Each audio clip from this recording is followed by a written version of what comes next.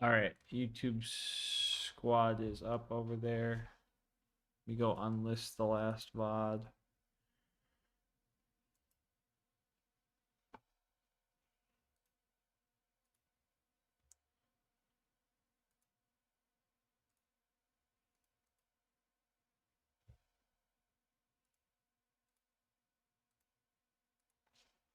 Good.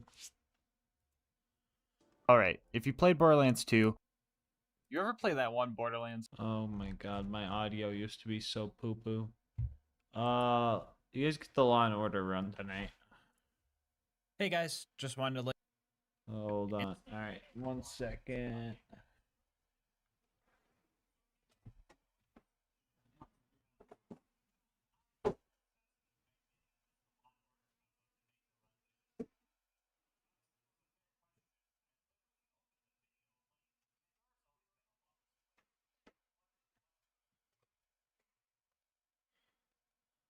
All right, then give you guys audio. It was because I wanted to make a challenge out of the combo on its own. So here we are. Today sure we we ask, loop the can you beat playlist. Borderlands 2 with All right, only chat. the Law and Order? Checklist. Before we start, let's Flip go over to the YouTube rules. VOD. Or should I say laws? We'll be playing on Change the overpowered 10 time while ultimate I'm vault hunter mode. sleeping. If you're new to the game and not sure what that means yet, it just means that everyone has 4 times health, health regen, and they're all 10 levels Angle higher the than us. camera. No big deal. Look Bar will not be this. allowed for this run. Added and of course, the Law the- and Order are the only gun and shield I can use. Actually, we Shooting had the another Law is 10 allowed, minutes. but we're going to mainly And we'll focus add on it the melee tomorrow. aspect of the combo, because, how do I put this? This thing sucks. I just Even though gotta it pull does out the more bed, damage use the than the bathroom, purple all rarity that good non-unique stuff. version of itself, the bullets are practically useless. So I'll only be shooting to activate Be Like Water for more melee damage, to kill any enemies I cannot melee, or to get second wins if needed. Spoiler alert, I think that last one only happened twice. Challenge runs for the other Borderlands gear are already slots, I'll be up. using Someone the already Vault Hunter posted relic one? as a placeholder and the legendary who Ninja posted class one, mod for Alistair? obvious reasons. This being a melee 0 run, you might assume I'll be using the lightning bolt to strip my shield to get access to that juicy Roy damage. But come on now, when do I ever use meta strats? Max So screen instead, this I'll for be you. using a slag grenade. Yeah, you heard that right. I'll be throwing a slag grenade at myself and also be calling it Oh, that was a strategy. mixed stream, Why a Alistair. slag grenade, That you was the ask? 3-hour Well, stream 2 reasons. of him 1, trying it. It masochism wasn't is a that hell of fully a edited drug. VOD, And I 2, don't think. Zero's kunai are great for applying deathmark, but the slag chance is very inconsistent. So when I'm using a grape Kool-Aid jammer as a smoke bomb, I'll have another chance at making the bad guys purple before I go in for the kill. Alright, gang, Here's a hold quick peek at my build. I am very confident that this was the best setup I could give myself skill-wise, but I'm probably still going to have people in the comment section tell me I should have spec'd in the money shot, but whatever. Anyway, let's hop into the run. We start our journey in Liarsburg because UVHM has you skip the whole claptrap optometrist appointment section of the game, and we started clearing out Tutorial Town. It's been years since I played Melee Zero, so it took some time to get the setup down. That setup looking a little something like this. First we activate Deception and throw our kunai at the baddie we want to attack. This will apply Deathmark to him and hopefully slag. Then we set up ourselves behind the target so we get the backstab damage boost. And then we wait for the last 2 seconds of Deception before throwing a grenade at ourselves and going for the kill. If we got the kill, Many Must Fall would let us possibly get an extra kill or at least get a decent chunk of damage before we ran off and hid. The timing for this might be a little bit more precise than you think. So when I set up for these runs, I usually make all my gear have matching parts to the manufacturer because, well, aesthetic reasons. But for some reason, the Order Shield cannot spawn with Bandit parts, so I opted for Hyperion parts instead. Reason number 1 for this is because Hyperion parts have the second best stats for special damage, and this being OP10 and all, we kinda need that damage in order to, exist. Reason 2 is that they have the best recharge delay stat out of them all. But GASMASK shield recharge delay is bad for roid shields. Yeah? And? The extra challenge of timing my melee strike in a 1.79 second window was a fun added challenge for this run. And the third reason for this decision was because the Order actually uses the Hyperion accessory model instead of the Bandit one, so we still got those aesthetic points. Anyway, we cleared out Tutorial Town with 1 casualty and headed towards Boom Boom. Mobbing along the way was simple enough. After I got rid of all the gun guys, 1v1ing the Ironclad Psychos was a piece of cake. Them being 10 levels higher than me and all meant that one slap would health gate me instantly.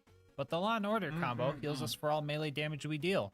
Quick math says 0 melee It build ain't plus over till it OP10 over, raid boost GG trying to Max. heal a level It 80 ain't zero over is till just it full over. health on every swing. Yeah, you would not want to be in a slapping contest against Zero in this build. Anyway, after we made it to Boom Boom, we decided to target Boom first, and well, homie just got outplayed. After that, we jumped up on Boom's turret and started his operation. Things weren't looking too good at first, but luckily, my trusty operating assistants were there to help. Psycho, scalpel please. After a successful operation, Boom was dislodged from his turret. After our first use of deception, he was one hit away from being finished off thanks to Killing Blow. But this game being made out of spaghetti, he just wasn't taking any damage from melee hits. I'm pretty sure it has something to do with his armor pieces or backpack, because scavengers also have this issue, but we managed to shoot him down not too long after this mishap. Boom and Boom both dropped a bonus package, and I thought that was pretty cool because that's never happened to me before. Anyway, we mobbed our way up and made it to the Flint fight. The main issue of this fight was closing the distance and getting close to Flint. And even if we did manage to get close, the amount of enemies shooting at us would leave us very low on shields. And in order to strip our shield without blowing ourselves up entirely, we need at least 85% of our shield left. It also didn't help that Flint would run up to our hologram and spam his AoE slam move, making it practically impossible to get close. So if we wanted to deal significant damage, we had about 5 seconds after throwing out our decoy to close the gap, throw kunai, strip our shield, and land the melee within the small window where we still had roid damage. Which I did. Oh! This is a historic day in Gas Mask Challenge history. Today, we defeated Captain Flint without any cheese whatsoever. Our next goal was to make it to Sanctuary. To get there, we needed a car, so we stealthily stole one and dripped it out. Our character skin, gun skin, and car skin were all matching, and this boosted our confidence stat by a solid 100%. After that, we found Corporal Reese as he was skillfully fending off hordes of psychos without even breaking a sweat, but we decided to help him anyway. Alright, Reese sent us to go grab this power core. This should be a piece of cake. Oh, look at this clown. He actually fell for it. You stinky. Oh, wait, no, we needed that power core, didn't we? Guess we could just kill the 20 bandits for Reese while we're here. Well, in that case, now is the perfect time to talk about our partner, Instant Gaming. Instant Gaming is a website that gets you set up with deals on the games you love. I'm willing to bet a good portion of you guys have a huge wish list of games. And from my experience, that wish list can end up being a graveyard. You either have to wait an unknown amount of time to get a deal that might not even be good, cave and end up purchasing a game for full price, or just completely forgetting that game ever existed. That's where Instant Gaming comes in. No waiting for deals, no full price games, and no missing out. It's not just for PC gamers either. They got deals if you're on Xbox, PlayStation, and even Nintendo Switch, so they've got everybody covered. You could see the deals for yourself right now. Just think of a game you've been wanting to play and use the link in the description. And if you like the deal you see and end up making a purchase, just know that on top of saving yourself money, you're also helping the channel a lot. Heck, if you want to take your savings and support even further, make sure to bookmark the link so that your gaming is always instant. Anyway, let's see how the run's going. Oh, it looks like the power core just checked off. Weird. What were we doing again? I don't know, I forget. Let's get out of here. We got back to Sanctuary and did all the not dangerous at all tasks. It's pretty much impossible to die here, so I'll just skip to Frostburn Canyon. As per usual, we just ran through this place, bobbing and weaving through bullets, jumping over spikes, doing some things we aren't very proud of, and doing some things I am very proud of.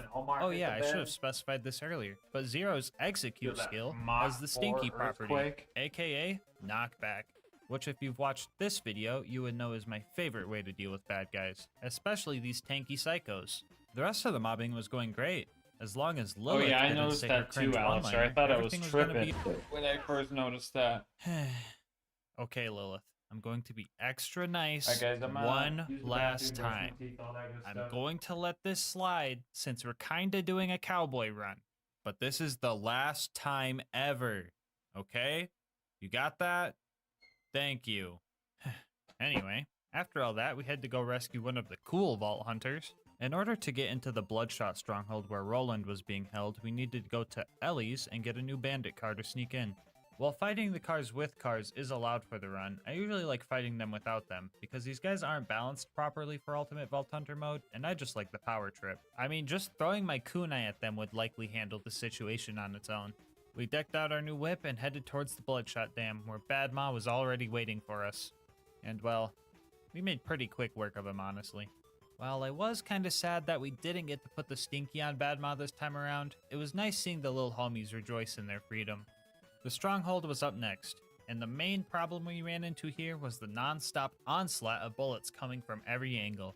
Usually the Law and Order's healing can keep us alive in one-on-one fights, but against a horde of crazed marauders, you know, the bandits that run really far away after they down you for some reason, we run into some issues. Here we got our first second wind from an actual bullet. To be fair though, I'm pretty sure they forgot to balance these turrets past normal mode, so literally anything can one-shot it, so it wasn't really that impressive. After struggling through the first part of the map, we made it to the toilet room. And this place is usually the hardest part since the bad guys all have the high ground. But Zero's deception kinda turns the tables in our favor, since we could get some great strategic positioning. Oh! Angry Michael showed up, and well, he just straight up started flying.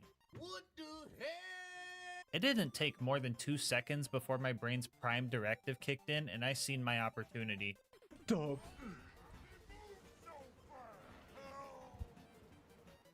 I was so baffled that this man just alley-ooped himself, it somehow triggered my flight reaction. After that, Roland managed to escape his jail cell, but in probably the worst way possible. The blue toaster, known as the Warden, took Roland, and that was a big problem for us. If we don't kill Warden fast enough, he can actually take Roland to the Hyperion Friendship Gulag, where the fight can be even harder. So we needed to make sure we were focused and got this fight done here and now. We fought our way through the chaos and started our fight against Warden with a good amount of confidence, but then things started to take a turn for the worst.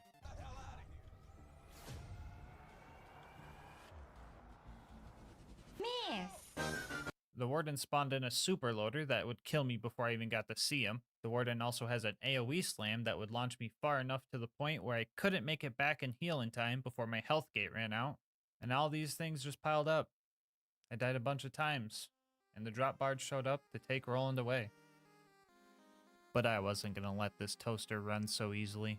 Moments away from losing this fight, I had a Jimmy Neutron brain blast type moment. If I couldn't heal because I couldn't stay close to the Warden, I would just have to make it so I couldn't get knocked back. And thus, a new strat was born. I'm talking about wedging. Using the ramp that is so conveniently placed behind Warden, we can absorb his slam attack and take little to no knockback. This way we could stay close enough to keep our healing up. We even went down close to the end, but Killing Blow came in clutch.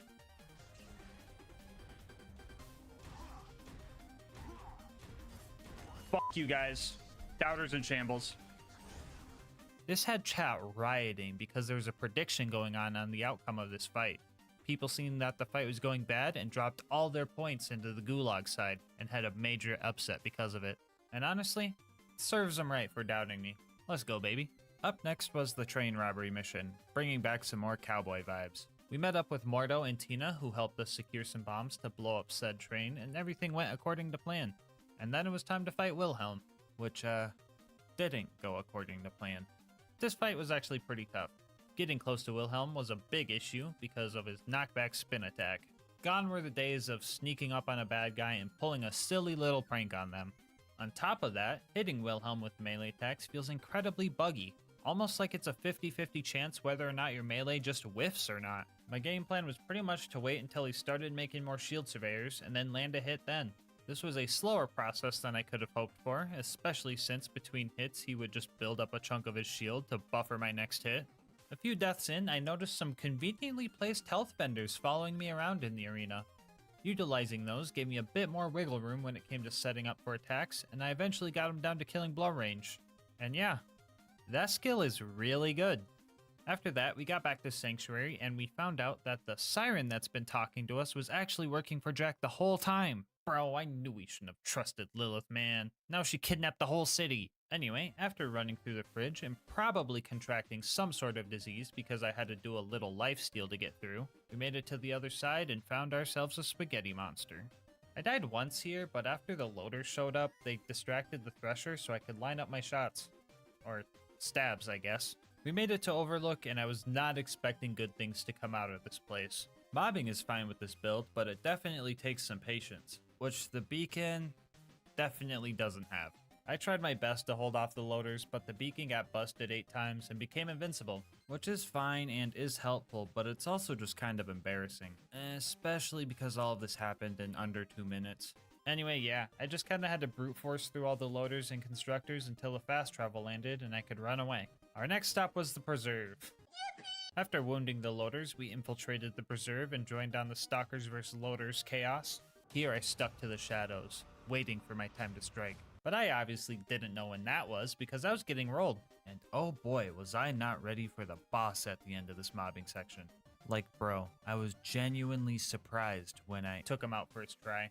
Yeah, I'm not sure why this was so easy. The bull loaders were way more of a threat, honestly. Anyway, we started fighting the loot homies and also started getting bodied again. The warloader loot dudes have an AoE slam. Jeez, man, this is like a recurring issue, isn't it? Anyway, we died a few times, but we started using wedging strats and eventually got them all. And they didn't drop anything cool. After petting some puppies and experiencing the most unsatisfying thing ever, we made it to the Bloodwing fight. Early testing showed that this fight could be doable. I just had to wait for the skags to be released because Bloodwing usually lands when they come out, and then just go to town swinging. A few mishaps in, Bloodwing adapted and decided to, well, stop landing. I'm pretty sure I waited for a good half hour for it to land, and I just didn't think it was gonna happen. And instead of resetting the map, I just dealt with it and brought the fight to her. Yeah, so the new plan was to wait for her to do her stationary fire breath attack, flank around, and go in for a hit. Eventually we got through fire phase and she started landing again. Shortly after she reached corrosive phase, the stars aligned and we got a satisfying finisher. I don't really have revives, so this is kind of scary.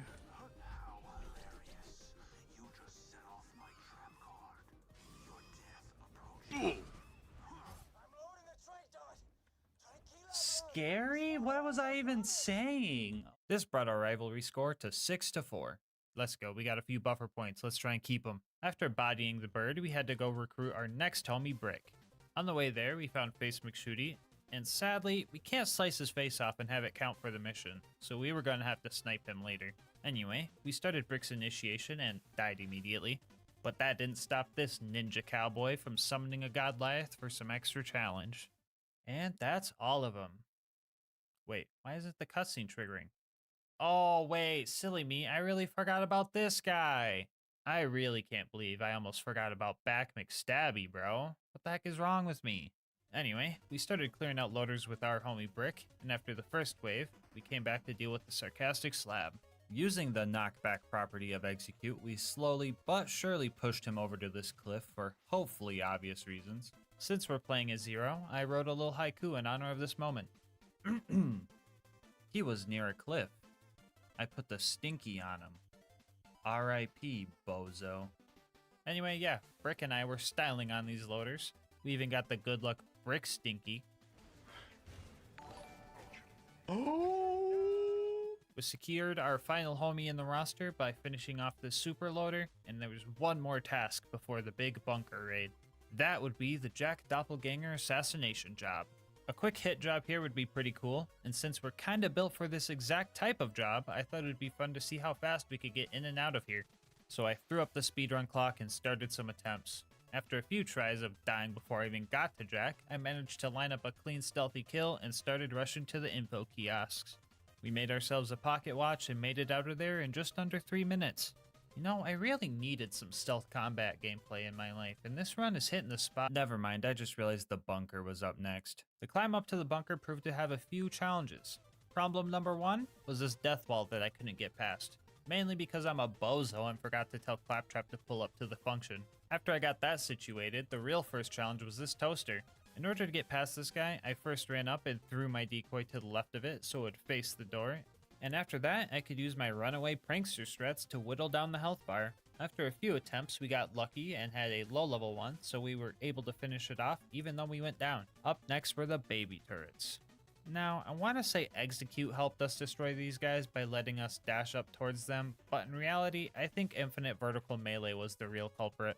On the way up to the super toaster, we found another bonus package, making that our third one for the run.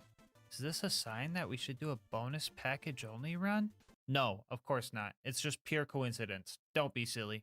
Anyway, the big toaster got me a few times before I realized I have bore, which allowed me to destroy a good chunk of the constructor's health by shooting the side turrets off. This also got us our second win with a bullet, while also putting the constructor within killing blow range. The last thing before the bunker was Face McShooty.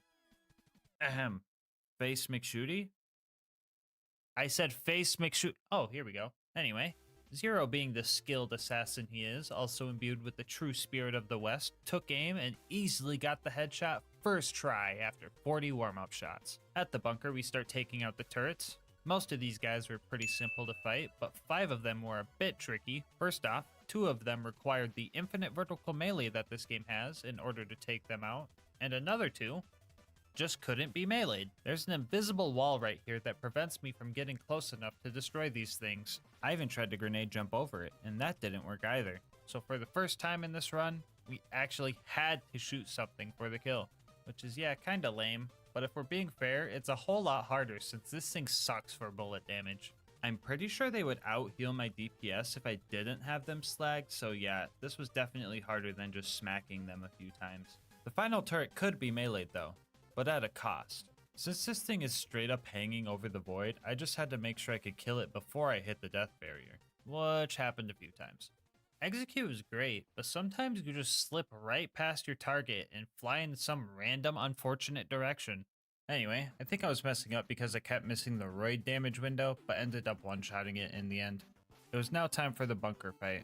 The bunker, being airborne and constantly hovering over a death pit, meant that melee combat was a pretty bad idea. So the best thing we could do was just use bore. But that's boring. You're watching this video, and that means you've seen the thumbnail, so you could probably guess where this is going.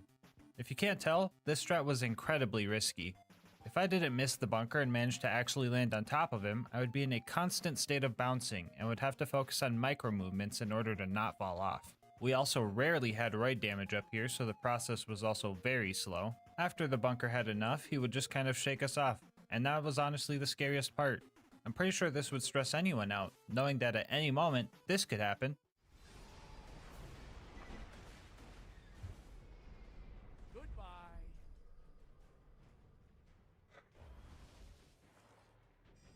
Parasite, you jinxed it, dude! Why is everybody jinxing it, dude? That was truly a heartbreaking death, but I wasn't going to let it deter me. I was determined to not take the boring way out. When a cowboy falls off the bull, do you think they just give up and forget about it? No way. They get back on the saddle and keep going, and when they inevitably fall off again, they learn how to land. Oh god, no, not this again. Someone find a loader. Okay, right there, right there.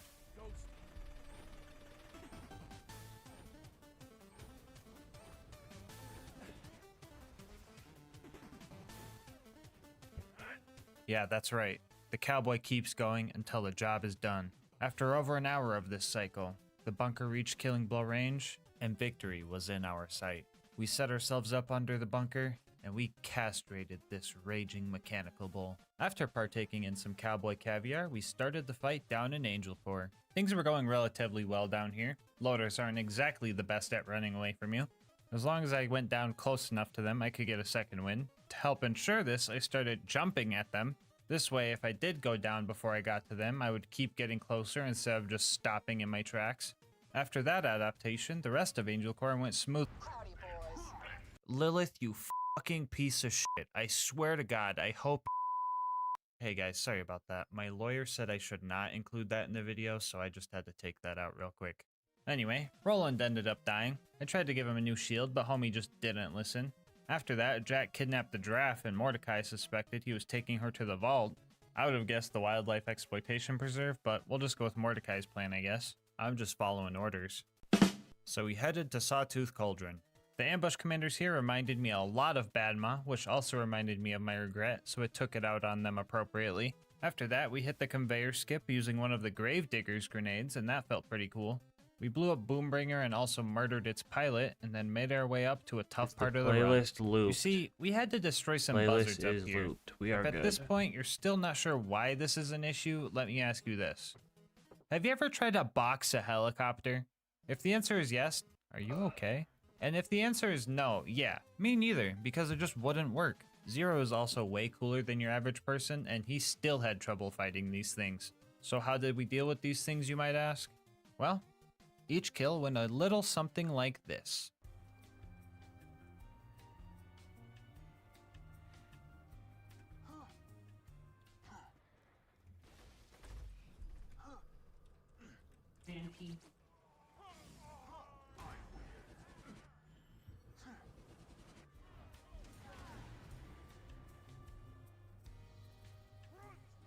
Yeah, if I wanted a chance at taking these things out, I needed to get them right as they were taking off.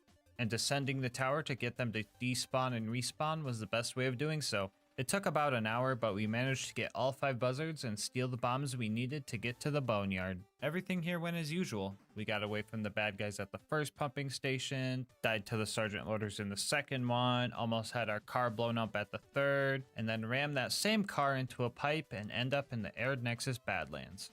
Now, I could just run through this area, but I seen Saturn, and I thought, yeah, I could take him. Okay, maybe not in a fist fight alone, but I had some ideas. I started shooting at his turrets and letting Boar deal some damage. I wasn't completely killing the turrets off with this, so I was able to keep boring them by letting them heal a bit in between shots. This also staggered Saturn every time, and it felt very weird being able to bully him around like this. After I got him low enough, I figured I'd go for his Achilles heel and deliver the finishing blow. The only other thing I had to worry about here was the big toaster, but I ended up killing that thing on accident by barring both turrets at once.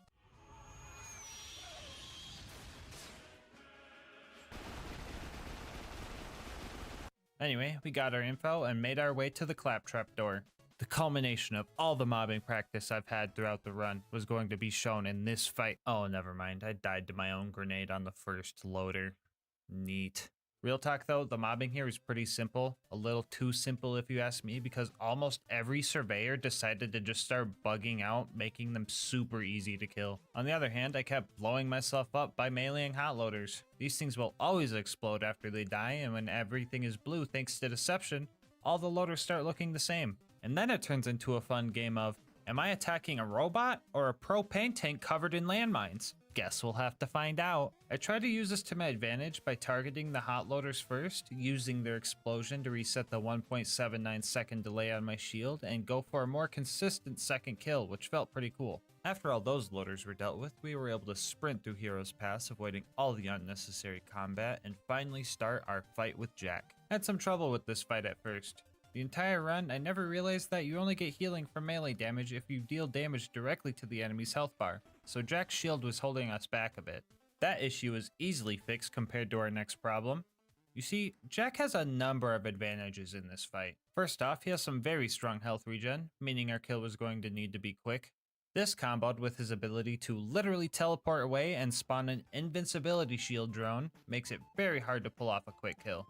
And to top it all off, Jack is extremely hard to slag, meaning if we executed our setup perfectly, no pun intended, it was still up to chance. During our first attempt, we got lucky with slag and found out how much damage we could do in one hit to his health bar. This wasn't going to be a one-hit kill, but we could for sure get him down to killing blow range and finish him off. So what happened here, you might ask? Well, he cheated. I was literally 1/3 of a second away from finishing this guy off first freaking try, and he just leaves. And after that, things just started falling apart. Jack managed to keep getting more and more shield surveyors, which were kinda hard to kill because they moved around so awkwardly. At first I thought I was just whiffing a lot of hits, but I found out that landing a hit on this specific surveyor doesn't end your deception for some reason, and you could just get big damage at no cost. Learning this, I got used to landing consecutive hits on it and destroying it quickly. At this point, I had been playing for a while, and after several deaths, I decided to continue the next day. What's the likelihood you're gonna do this the first time? The first try? Yeah. 1 in 20, please.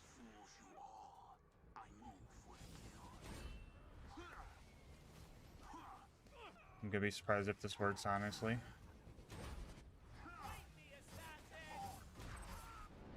Melissa, I did it first try. Well, I guess that just leaves the warrior now. This final boss was definitely a worthy one. The fight was nothing but back-to-back constant risk-taking. Getting close enough to the warrior to melee him also meant I was in the worst possible spot if the warrior decided to do a slam attack. On top of this, if a Crystallisk, Rack, or the warrior somehow landed a hit on me right before I tried to strip my shield, the whole attempt would just be lost. I had some strategies to combat these issues. First off, I made sure to always know where the nearest Crystallisk was in case I needed some quick health and or a second win. I would utilize the wedging strat we learned earlier to maximize damage when the warrior was in this spot, and use this bridge to stop us from flying when he was in the other two spots. Our first attempt made it pretty far before we lost to our own mistake. Usually breaking all the crystals on a Crystallisk would be enough to kill it, but since I let this one live for so long, it managed to regen enough health to survive having all its crystals broken. If this happens, the only way to kill is if you have enough explosive damage, which we didn't. Attempt number 2 also ended pretty far into the fight. But just like before, we kept hopping on that bull, learning every time. After 20 minutes of fighting in our third attempt, we managed to get him down to killing blow range, and victory was in our sight. We landed one last power move and finished him off with one final blow to the heart. Which means, you can beat Borderlands 2 with only the law and order. Bonus content time, woo! So Jack might be dead, but there's still a lot of crime on this planet, so our work isn't done yet. We're going to investigate the 2 sanctuary crimes and also go take down the outlaw Nisha. First off, let's talk about the gutter quadruplets. If you're impatient like me, you probably figured out who did the crime by accusing someone, and if you were wrong, just saying, oh well, guess I'll try again in the next playthrough. But today, I actually wanted to crack this case. Talking to Marshall Friedman, Moxie, and Zed, we found out the murder was from a single bullet. He has a shield and took some damage, but then Zed patched him up good as new. So the one who has a sniper, shield, and full health is the only person who could have done this crime. Case closed. Let's move over to the other case in Sanctuary, where we gotta find out who stole the cash from their homies. Marshall Friedman told us that only one of these guys will tell the truth and the other 3 are liars, and using that info, we can easily find out who took the money. Jim pretty much said it wasn't me, Lindy says Sam took the cash, Sam said it was O'Cantler, and O'Cantler just says Sam's full of crap. That last one was actually verbatim too. So if we factor in our 3 liars and 1, truther rule, we can quickly find our answer. Sam and O'Cantler's responses both contradict each other, so we can deduce that one of them have to be telling the truth. And in either case, that would make Jim a liar, meaning his response of I didn't do it is proof of his thievery. So yeah, you could solve the case in this convoluted way, or you could just look at Jim's back and see that the money is literally right there. Anyway, let's move on to Lynchwood and Nisha. The first mission here was pretty easy. We pressed a few buttons and then a train blew up, so that was pretty cool. And after that, we put the stinky on Mad Dog while also managing to keep the dynamite from falling off this time. And then we robbed Nisha's bank and set off to hide all the money. Oh boy, I sure hope Nisha doesn't sick her posse on me. Oh my god! After all that, Nisha was mad, and now she wanted to challenge us to a pistol showdown to see who came out on top. But honestly, screw all that noise.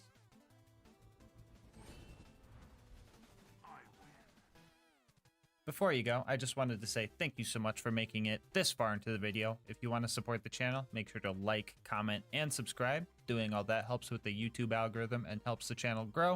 If you want to support the channel more directly, consider becoming a channel member. 99 cents gets you emotes and videos a day early, and also helps me get videos out earlier for everybody. You could also check out my link in the description to Instant Gaming. I am partnered with them, and they have some great video game deals over there, so definitely go check them out and save some money. I'll leave my Discord and Twitch channel where I stream these runs live in the description as well. And last but not least, I wanted to give a shout out to our thumbnail artist, Mango Soda. They do commissions and will also be linked below. But until next time, breathe easy, homies.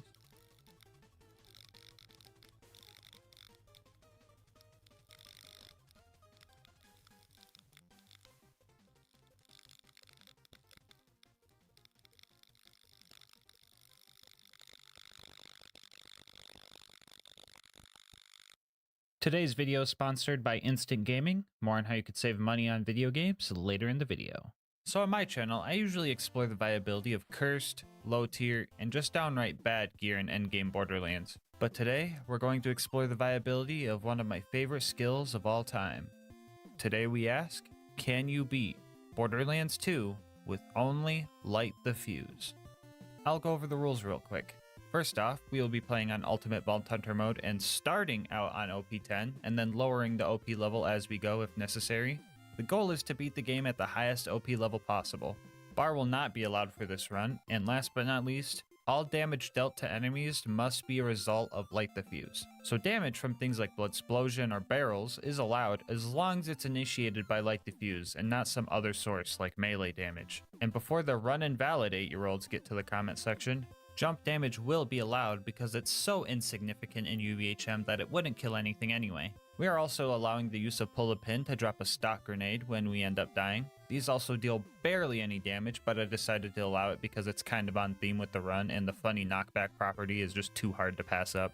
Damage done to myself can come from any source. So things like hitting myself, throwing BuzzX bombs, throwing stock grenades, and punching barrels are all fine as long as I don't hurt the enemy in the process. As for the gear, we're only going to be using an explosive relic and a flesh crunch class mod. Both these things together gives me an extra 166% explosive damage. I should mention that if I do end up dropping my OP level,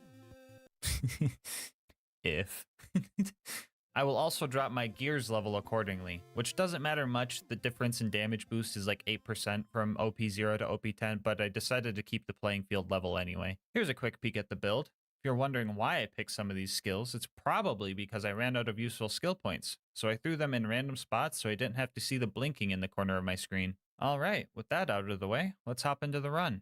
Right off the bat, we get a nice taste of gas mask luck. We got good starter spawns. Okay. Yeah, so surprising nobody, Light the Fuse was not working in OP levels. The first set of Bullymongs already had us drop down to OP7 before we could chain together a kill. Using this knowledge, we could play a fun game. You should comment down below what OP level you'll think we'll be at by the end of the run, and see if you're right. Anyway, the bandits in Tutorial Town are usually the really squishy kind, but even so, we still needed to drop down to OP6 to get through this part. So yeah, OP6 is possible, but I definitely couldn't have done it without. So if you're using Light the Fuse and you want to make sure you throw as many dynamite sticks as you can before you inevitably blow your arm off, make sure you're not spamming the click button. Instead, time your clicks for right when Krieg is touching the bundle of dynamite, and you will throw them a lot faster. This allows you to throw 22 sticks of dynamite instead of the usual 14 per Light the Fuse duration. After repairing Claptrap, we started fighting our way to Boom Boom. After ignoring some major wannabes, we hop in and start our first boss fight. Light the fuses, bitches! He said the thing! I'm ready to blow! Our first attempt ended near instantly since my bleed out timer was still scuffed from the last fight. Our first real attempt made it painfully obvious that OP6 wasn't gonna happen. OP5 was better, OP4 was close, and OP3 was just barely doable. We were able to kill Boom, which triggered Psychos to start spawning, and these guys were vital to our victory. The plan was to stay close to the Psychos as I was chucking my evil candy canes at Boom's turret. This way, when my timer ran out, I would get a revive off of them and potentially deal some extra damage via Bloodsplosion. This strat worked well for knocking him out of his turret, but not as well when it came to actually killing Boom. Boom's AI makes him run pretty far away from you when you go down, and it's kinda hard to hit him when he just jumps out of range. But lucky for us, we know about... If you're sick of the bad guys running away as you're trying to feed them the scary looking candles, totem trolling is just what you're looking for. When in Light the Fuse, you won't bounce off enemy heads. This allows you to effortlessly keep close to them and deal your damage. The bad guys are also so dumb that they literally don't even know you're up there. Anyway, after we killed Boom and Boom, we blasted Claptrap and made our way towards Flint. Along the way, we saw some bad guys bullying Claptrap, so I decided to join in, and then we made it to Flint. And yeah, this didn't go good. I spent 2 hours trying to set up a Bloodsplosion chain using all the mobs provided, but it just wasn't happening. It also didn't help that he would just light himself on fire and get some goofy damage reduction. Oh, not to mention that every time I failed an attempt, I had to save quit to get all the bandits to respawn, which meant running all the way back over to Flint. Well, since we still have a minute before we get back up there, I guess now is a good time to talk about our partner, Instant Gaming. Instant Gaming is my go-to place for getting deals on games I want to play. Just recently, I decided to try to get Fallout 4 and replay it because it's been a while. And I managed to snag the Game of the Year edition with all the DLC for under $9. The best thing about it is there's no waiting for deals here. Sure, you could just wait for Steam to have a sale, but who wants to wait? And even if you did wait, the odds of their deal beating Instant Gaming's deal is pretty slim. I just checked the price on Steam, and even with it being 75% off, it's still cheaper on Instant Gaming. And now I may be on PC, but Instant Gaming also covers all of our console homies. So do us both a favor and think of a game you've been wanting to play, and use my link in the description to see if you like the deals they've got. And if you end up making a purchase, just know on top of saving yourself money, you're also supporting the channel. Anyway, let's see how far we made it. Oh, we are resetting again already. I guess I should have expected that. Anyway, blood explosion chains are really hard to get without slag tripling your damage on every explosion, so I decided that OP2 was going to be necessary. This was still hard even on OP2, but after a while, we got a god chain.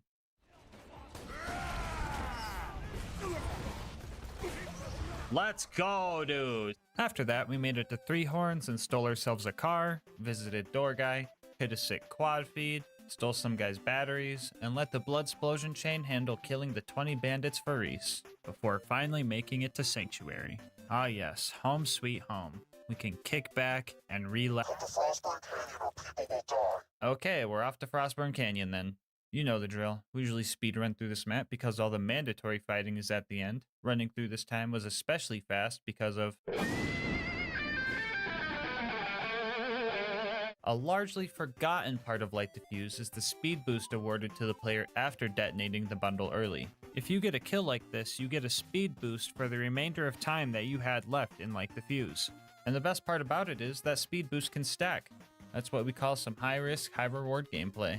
Anyway, after making it through the bandits and spike pits, we found Lilith and happily revived her. Psych! Real talk though, it didn't take Lilith long to utter her cringe one-liner. It was literally her second phase blast, and I just wasn't having it. At this point, some of you guys might be thinking, I thought Light Diffuse was bad. How the heck is this man AFK eating chips and French onion dip and still winning? And yeah, fair enough. I've heard a lot of people say that this skill is terrible, and while I could agree that this skill is definitely not optimal, terrible is kind of a harsh take. Ironically enough, I think that Light Diffuse excels in the third playthrough. Did you know that this skill receives a 600% damage boost in UVHM? Because it does. If we take the health multipliers from each playthrough, we can see that Light Diffuse has the best potential in UVHM. I also find it kind of funny that TVHM is the worst time to use this skill. Anyway, yeah, Light Diffuse isn't bad. It's just not as strong as swapping to a Norfleet. What the f, amigo? Vos estás re loco. For example, I still can't kill these big psychos, so that sucks. I had two options for these guys. I could wait for Lilith to take care of them since they don't have health regen, but relying on Lilith plus waiting on Lilith isn't something I want to do. So I just lured them over here and let Pull the Pin handle it. You can't see it in the clip, but they definitely got launched off the cliff here. After all that noise, we set off to Ellie's to get a car upgrade. I couldn't afford a new car, so I got a local job working on a food truck. They put me on hot dog duty, we destroyed the competition, and I managed to make enough money for a new car, and then we set off to the Bloodshot Stronghold. Bad Ma was waiting for us, and I had a plan for this fight. Come closer. Come closer, big man.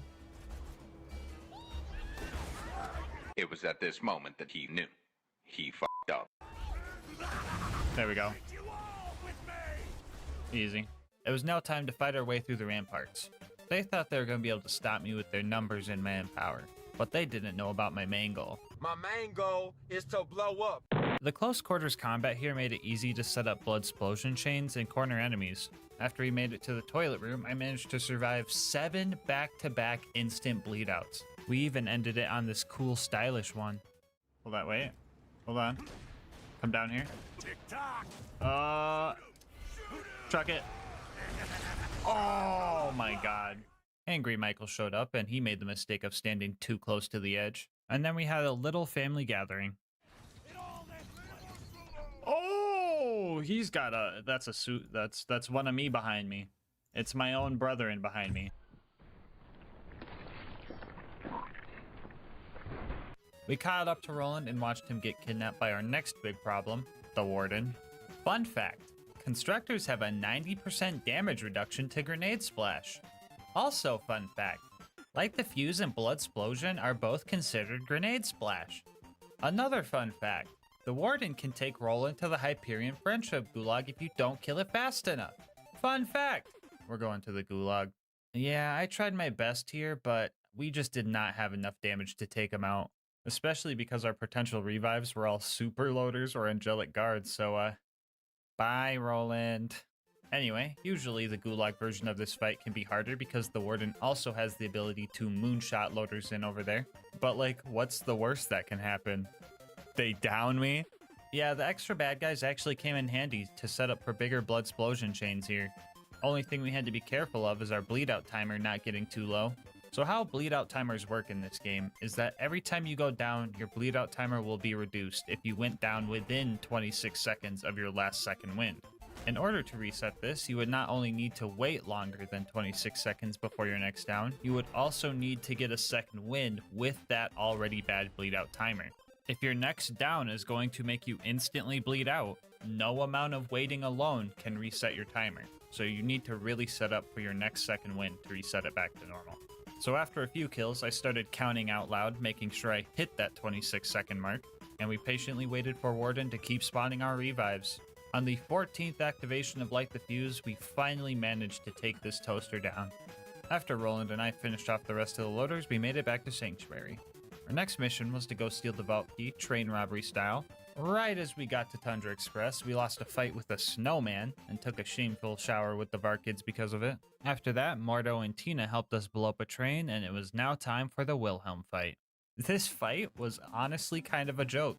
Homie straight up just spawns 2 surveyors every 20 seconds, and that makes it way too easy to just Blow up. Altogether, it took 7 full detonations and 1 beef stick to take Wilhelm down.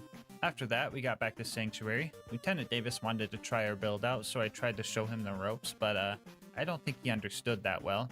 Oh no, I got all of Sanctuary doing it now. What have I done? What the f***, Lilith? On the way to the fridge, we found a tubby skag and blew his cute little head right off of his body. He dropped an Unforgiven, so that's pretty cool. Which reminds me, I've got all these save files on my Discord channel. If you want to try any of the runs you've seen me do on YouTube, there's a link in the description. Anyway, after almost surviving the fridge, we fumbled again and forgot to hit the fast travel objective. After we got that fixed, we started our fight with the hungry moon squid. Yeah, this one didn't go good at all. I had no hope of killing this thing, especially since it can just hide underground as I try to detonate or just say, I have a shield now, and ruin everything. So I decided to hire some friends to help me out. Except, they weren't my friends at all, actually. It was really hard to get them to stay mad at the Thresher because as soon as it went underground, their lack of object permanence kicked in and they just started blasting me. After like an hour of trying to figure it out, I got to a spot where they would just leave me alone and fight it out themselves, and I just took my hands off the keyboard. About 2 minutes later, the Thresher kicked the bucket and I made off with the contents of its stomach. Overlook was up next, and with the hordes of loaders, you would think this wouldn't be too bad. Only problem is, they really just didn't want to target me. Shoot me! Shoot me! Shoot me!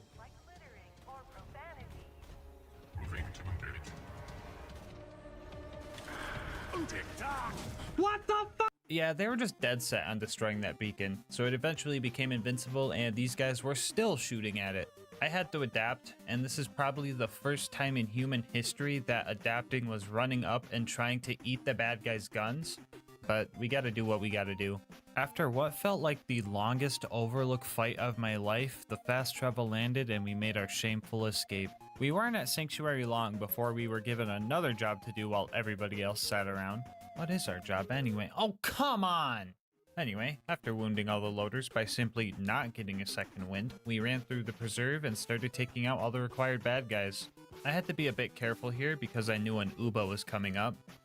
That's an acronym for this, by the way. And in order to take this thing out, I was going to need to really utilize the 2 loaders it spawns with. I was really scared that I was going to have to farm map RNG for this barrel to be slag for the kill, but I was lucky enough to kill him without needing to do that. And I was even lucky enough to do it a second time because I forgot to grab Doctor's orders. We started fighting the loot dudes, and this time around I figured bunching them all up would increase my odds of surviving. I died anyway, but on the bright side, the corrosive skag killed all the jet loaders for us, so that was cool. We ended up getting a legendary Psycho class mod and an Infinity, so that's pretty neat. And after playing fetch with the local puppies, we made it to the Bloodwing fight. At face value, you might think this fight is just not possible. She has 3 phases to fight and resets if I end up dying, and that math just doesn't add up to me winning. But lucky for us, right about the same time she lands and gets into our range, she also spawns a bunch of skags. Those skags are also getting slagged by Mordecai. I think you guys know where this is going.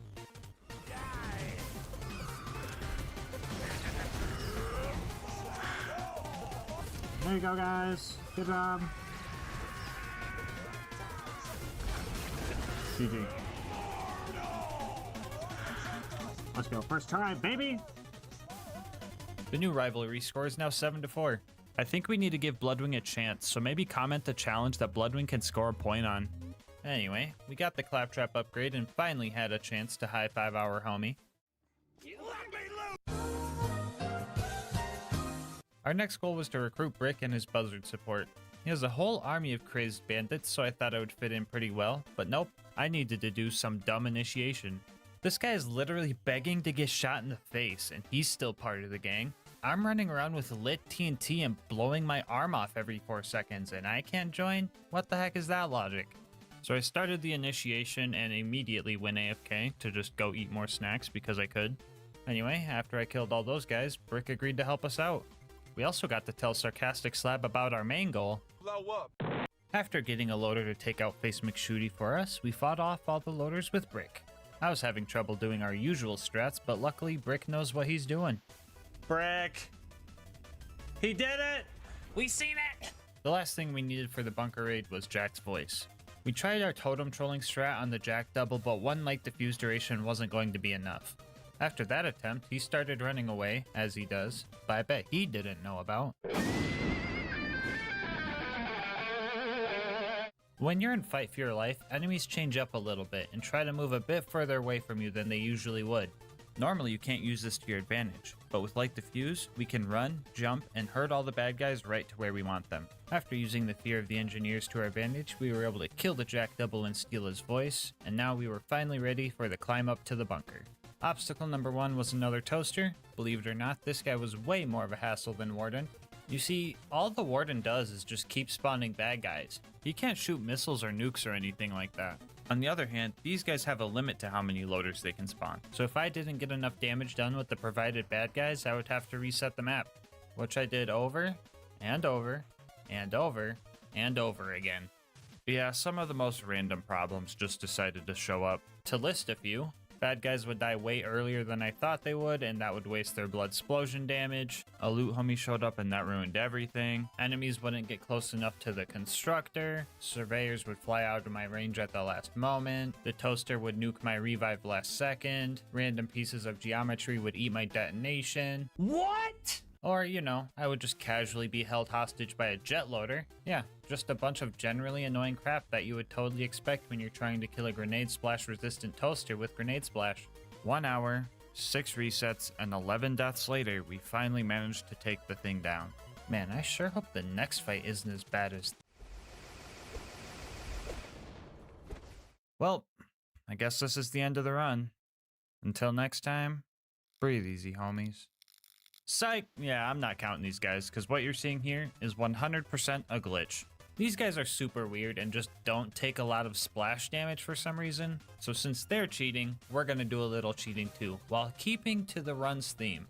If we allow ourselves 2 very specific grenade mods, a long fuse sticky homing slag bouncing Betty, and a short fuse sticky homing corrosive transfusion grenade, good god that was hard to say and record, that took like 18 tries, we could kill these guys with pull the pin. First off, we die right about here with our slag grenade equipped. We want to die as far away as possible, but still have the grenade be close enough to home into the turret. The sticky property is important here because the grenades would just bounce off otherwise. The slag Betty will now get stuck in the turret and slag it with bullets while we respawn. After we come back, we need to quickly go equip the corrosive transfusion we dropped on the ground, take enough damage to get health gated, and then open and close our inventory to get rid of the invincibility window from health gate. And then we would instantly bleed out and hope that we were fast enough. And also hope the grenade went for the right turret. This was a pretty tight window. It probably took about 15 tries before we nailed this kill. For the further turret, we had to get a little creative.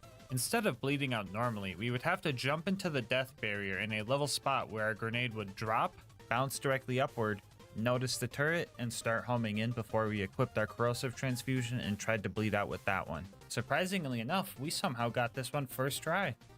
Well, glad that fight is out of the way. Can't possibly get any worse than...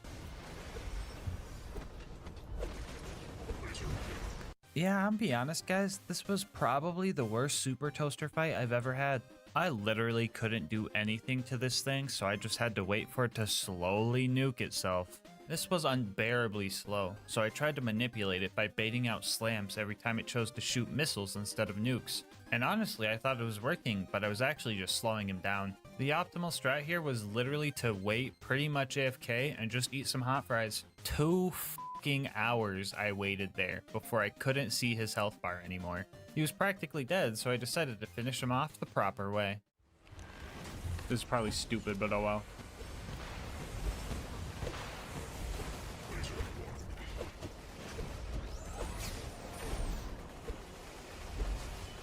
Just do it.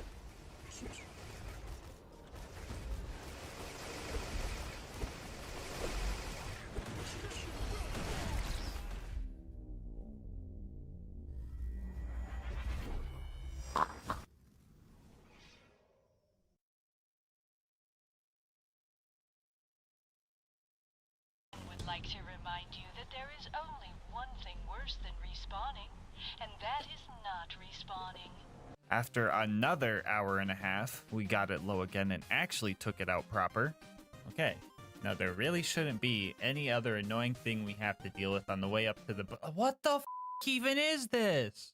All right, we're finally at the bunker now. Step 1, blow up some turrets. Step 2, blow up some more turrets. So in order to destroy the bunker, we were going to have to be patient and wait for him to stand still on the edge of the arena and blow up his turrets to get second wins. Now this is some tricky stuff to land consistently, but we had a trick up our sleeve. Alright guys, it's time to teach you about my favorite light the fuse tech, short fusing. How many of you guys have tried to jump last second in order to reach a surveyor or rack, but in the end just landing before the dynamite has a chance to blow up anyway? I'm willing to bet a good portion of you that have tried this skill. But with short fusing, this problem will be no more. As long as you're not throwing a stick of dynamite as this animation starts, you can click at any moment to detonate the bundle early. My mind was blown when I found this strat, and honestly, it was the tipping point to starting this run. Anyway, by short fusing, we can jump at the bunker and detonate early enough to destroy the turrets and deal a little bit of damage to the bunker in the process. We lost our first attempt while we were still warming up, but on our second try, we got the bunker all the way down to his deathbed spot. It got a little trickier here because he was way higher up than I felt safe going for, so after I got second wins from the turrets, I lured a backup plan closer and started chucking. 3 loader sacrifices in, we secured our win. Our next objective was to survive the Angel Core fight. I was so hyped to see all the dumb loaders run towards their silly little ion loader homies, not knowing they grouped themselves up and gave me a free way to down myself and blow them all up at once. But then like maybe 2 ion loaders showed up, so that was kind of lame. But honestly, that was fine compared to the rest of the stuff I had to deal with down here. 10, 11, 12, shut the f up, Lilith! 14, 15. Alright, I've been getting a lot of comments lately asking why I despise Lilith so much, and honestly, it's more than her just dropping that cringe one-liner. She just constantly blinds me and is of no use in combat. You would expect her to deal some type of fire or even slag damage in combat, but no, she just doesn't deal damage in Angel Core. All the other Vault Hunters are cool. Roland can actually kill stuff and his turret gives you health and ammo. Mordecai understands UVHM and slags everything for you. Brick puts the stinky on loaders? And, what does Lilith do again? Fuck you, Lilith. Get stepped on. No, Lilith, what the fuck are you doing?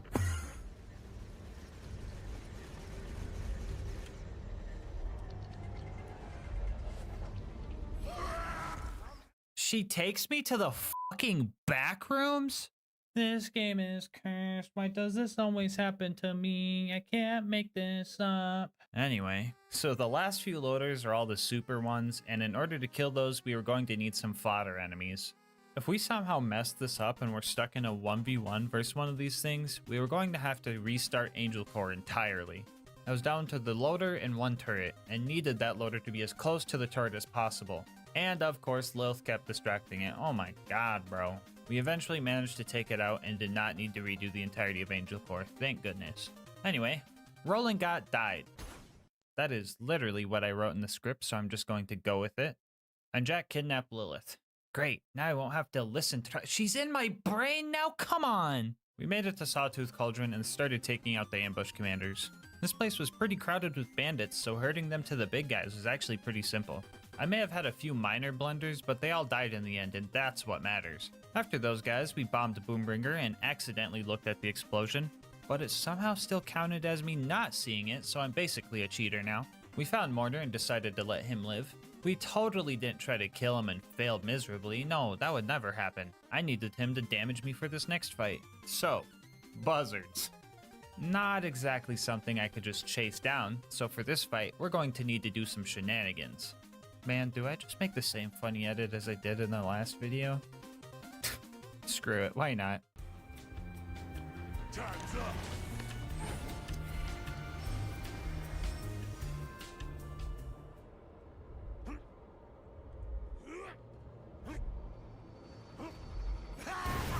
Explosions of life!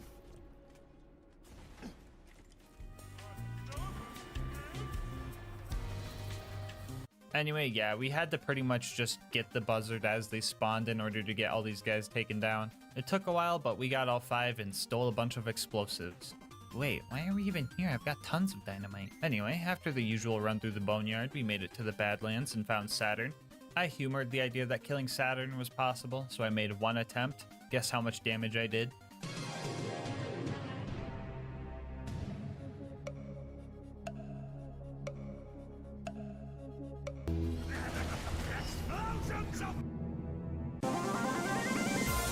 Anyway, yeah, we got the data and it was time for the final stride towards the vault. The mobbing at the claptrap door? Easy. Skipping Heroes Pass? Even easier. Fighting Jack?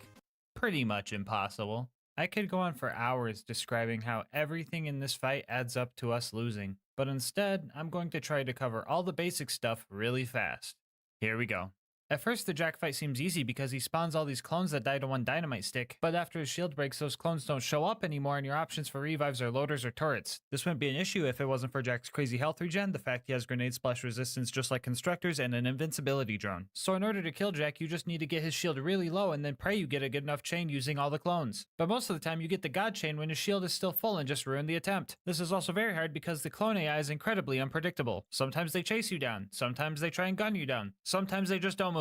Which isn't helpful considering that we have to lure them all over to the spot for the blood explosion chain, because when Jack's shield breaks, he instantly teleports to the console, meaning the chain has to end here. But getting an actual chain is super hard because if you have too many runners, they clump up and it doesn't actually chain and it doesn't stack any damage. And if you have too many gunners, they're not close enough to get hit by the explosions. So you have to deal with their already buggy AI and spread them far enough to make the fight work. Also, apparently if multiple enemies die at the same time, only one of them will blood explode, and 99% of the time is the one that wasn't near any of the other bad guys. Yippee. I was honestly lucky to even enter Light the Fuse because these guys barely deal any damage. I could slag myself using Lilith's laser, but she can't slag Jack or any of the doubles because she's a She could slag the rack though, so maybe we can add those to the chain. Nope. You have to hit them with a stick of dynamite to get them mad, but that usually just kills them. And even if you do get them mad, they usually only do one swoop before forgetting about you again. We also need a bunch of bloodlust stacks for the chain to work, so we have to make sure to activate BuzzX Rampage after our initial detonation so that Taste of Blood gives us 45 stacks per kill instead of just 1. And then we have to try to keep these stacks by jumping on the bad guys' heads. That didn't go good. Jump on him, I swear to God, thank you. Jump, jump, jump, you fuckers, I hate you. Just give me my 100 stacks, please. Oh my god, this is fucking Sisyphus! Sisyphus! Other than the actual fight, there were some other things that slowed me down. Like when the mailman sent me this picture saying my 24-pack of monsters was delivered, that's not my front door. So I ran around my apartment complex and discovered that's nobody's front door. This was actually just a picture of a package that wasn't even my monsters delivered to the back door of the main office. Why? Back to Borderlands, I also had Shift telling me I couldn't connect to my account even though I was in offline mode, which wouldn't be an issue, but they decided to tell me every time I paused to save quit and again in the home menu. It was messing up my fast save quits and I was getting really tilted. Insert dramatic sigh and pretend that I did all that in one take. Wait, hold on. Anyway, after 6 hours, I decided that OP2 Jack just straight up wasn't possible. So this fight is going to have two endings. The normal ending and the stinky ending. If we allow ourselves to use pull the pin with a singularity grenade, we can win the fight like this.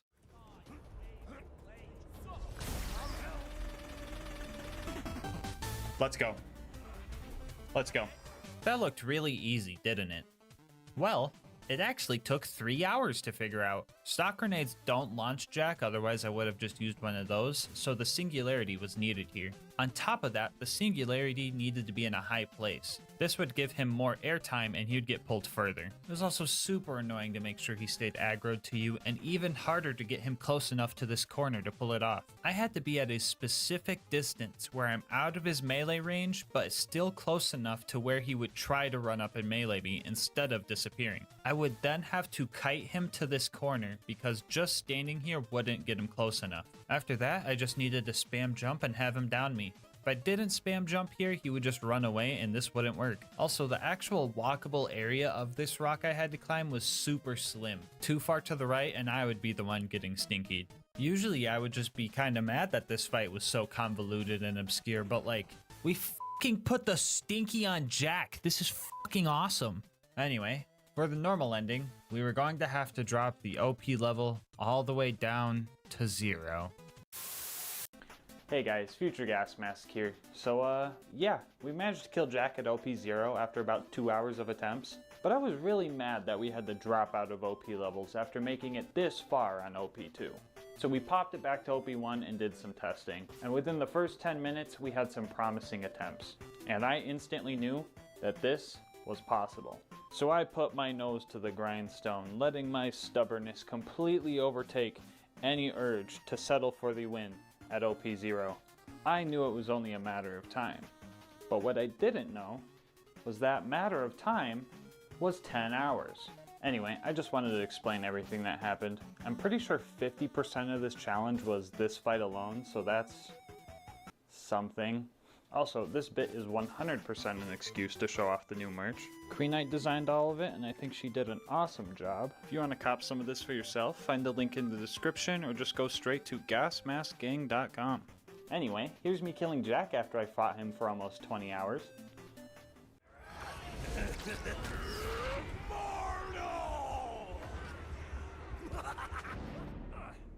That it? Huh?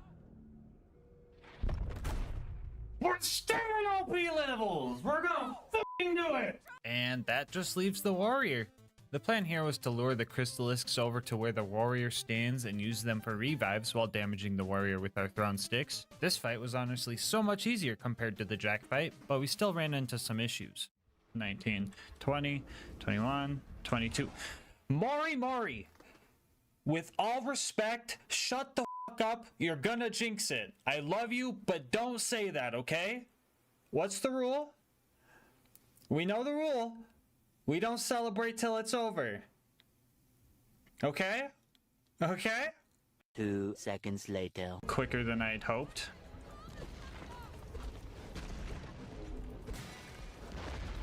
What the fuck? Whoa. Hold on.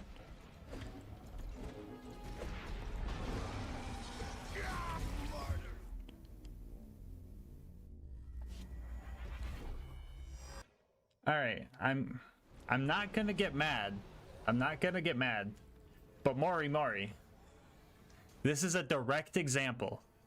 Anyway, our other issue was that the crystalisks just straight up disappear when he enters his deathbed spot, leaving our only options for revives being rack or blowing off his chest pieces. So after a few failed attempts, we devised a strategy. When the warrior was close to entering his deathbed, we would make sure not to put him under that health threshold while he was already sitting in that spot. That way, when his health did get low enough, instead of standing there with no chest pieces for revives, he would dive under the lava one last time and regain his chest armor so we could guarantee at least one revive in deathbed phase. Using those chest pieces and this rack that luckily glitched out, we were able to take down the warrior and finish this run. Which means, yeah, you can beat Borderlands 2 with only Light the Fuse, even at OP1. Bonus content time, woo! We faced many hardships in this run, and we prevailed over every fight we were faced with. All except for one. And I think revenge is a dish best served cold. So we started blowing up snowmen. All these bandits and frosty dudes were no match for me. I was in a constant state of instant bleedouts, but they just couldn't escape me. Oh, the delightful sounds they made when their existence came to an end.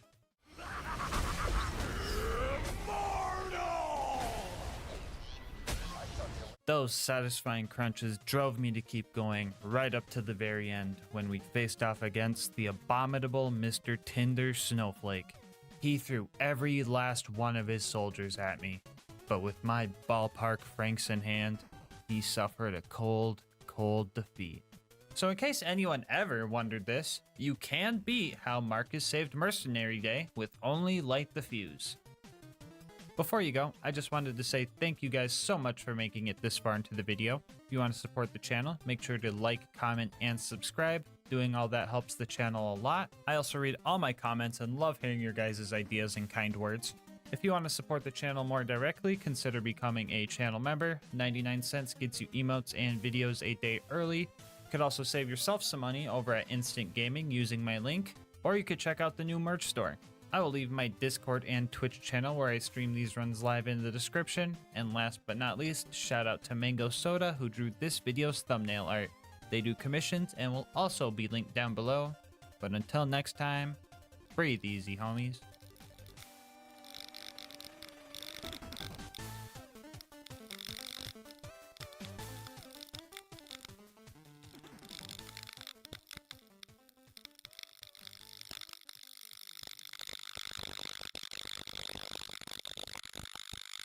This video is sponsored by Instant Gaming. More on how you could save money on games later in the video.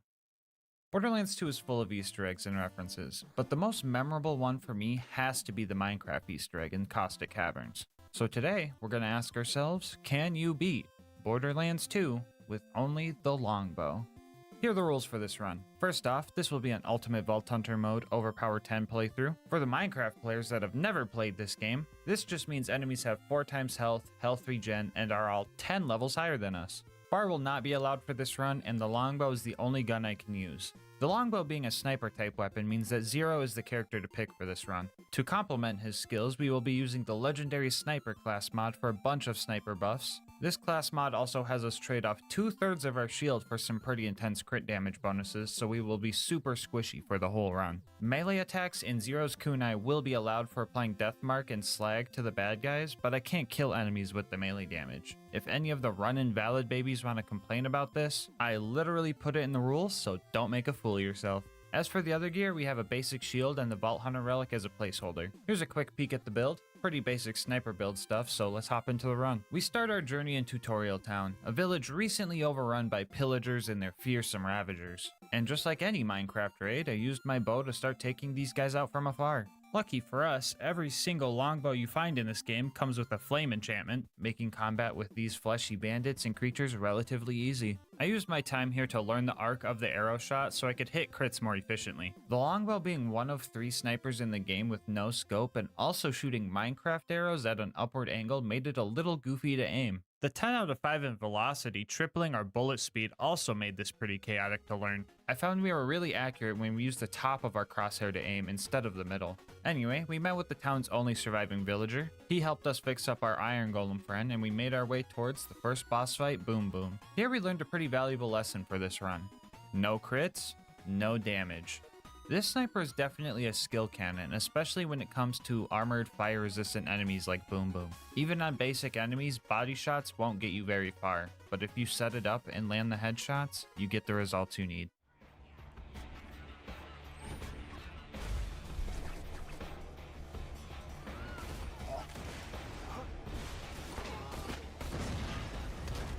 Oh god, that hurts, that hurts, that hurts, that hurts.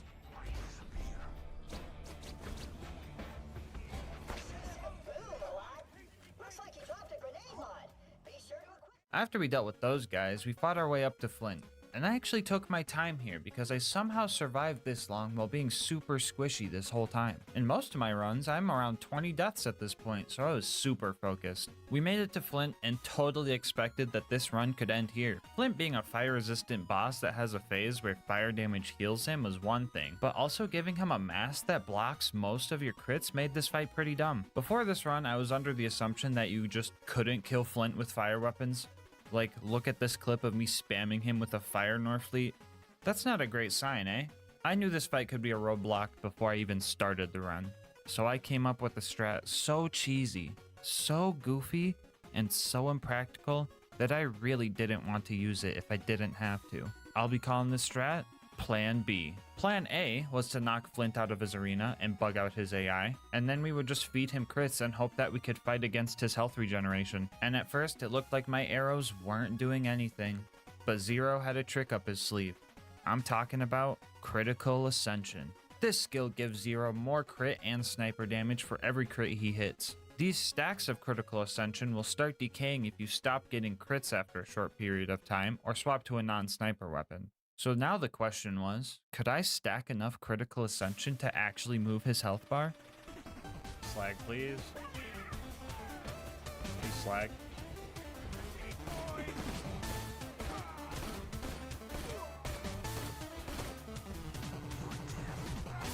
Oh? Oh, what the f? Oh, that was a grenade. We're good.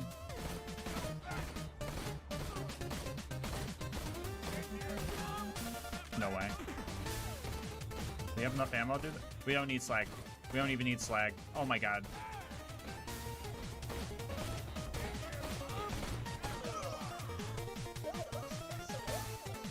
Well, I could be wrong, but I think I might be the first person ever to kill Flint with a fire weapon at OP10.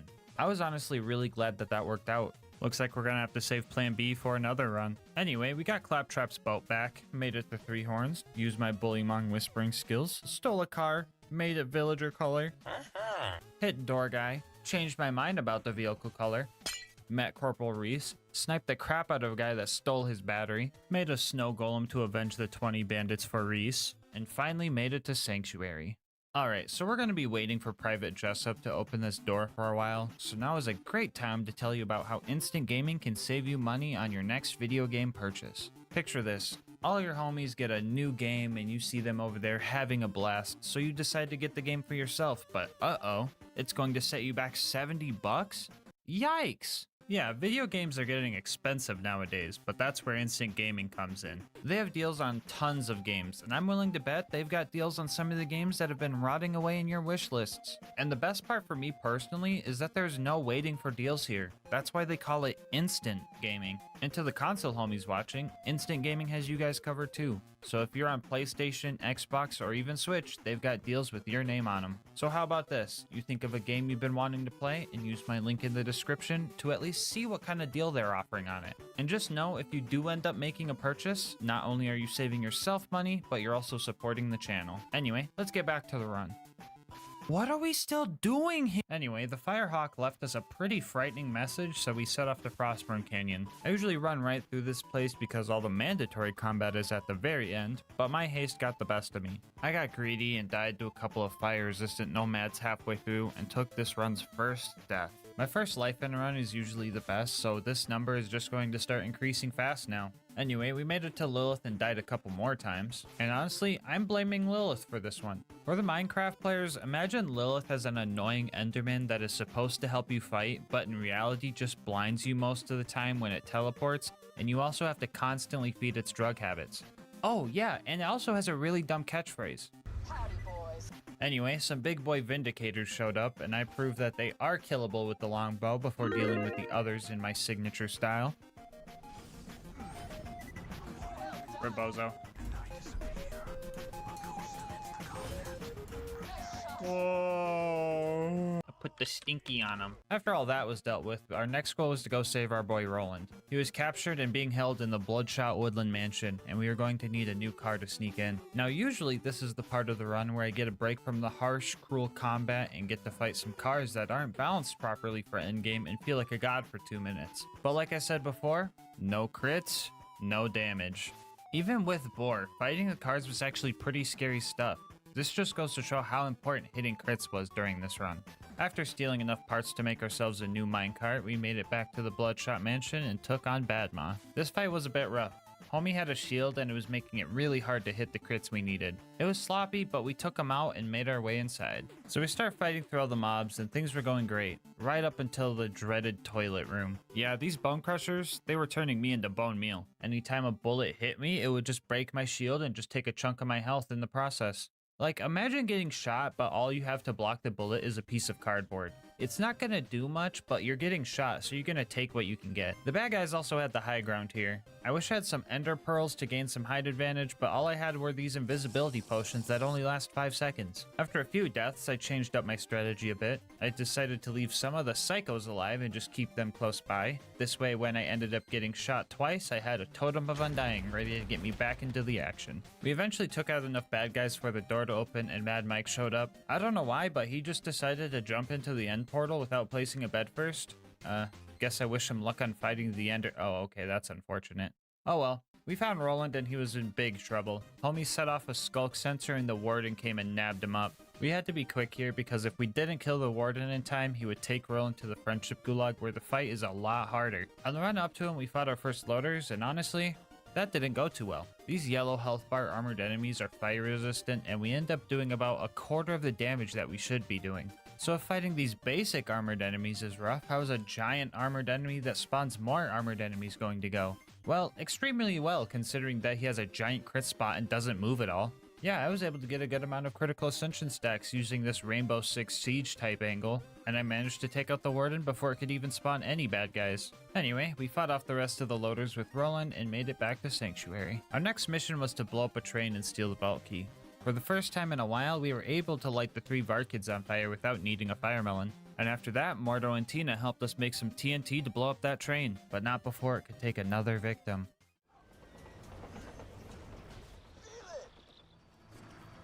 Okay, maybe a couple victims.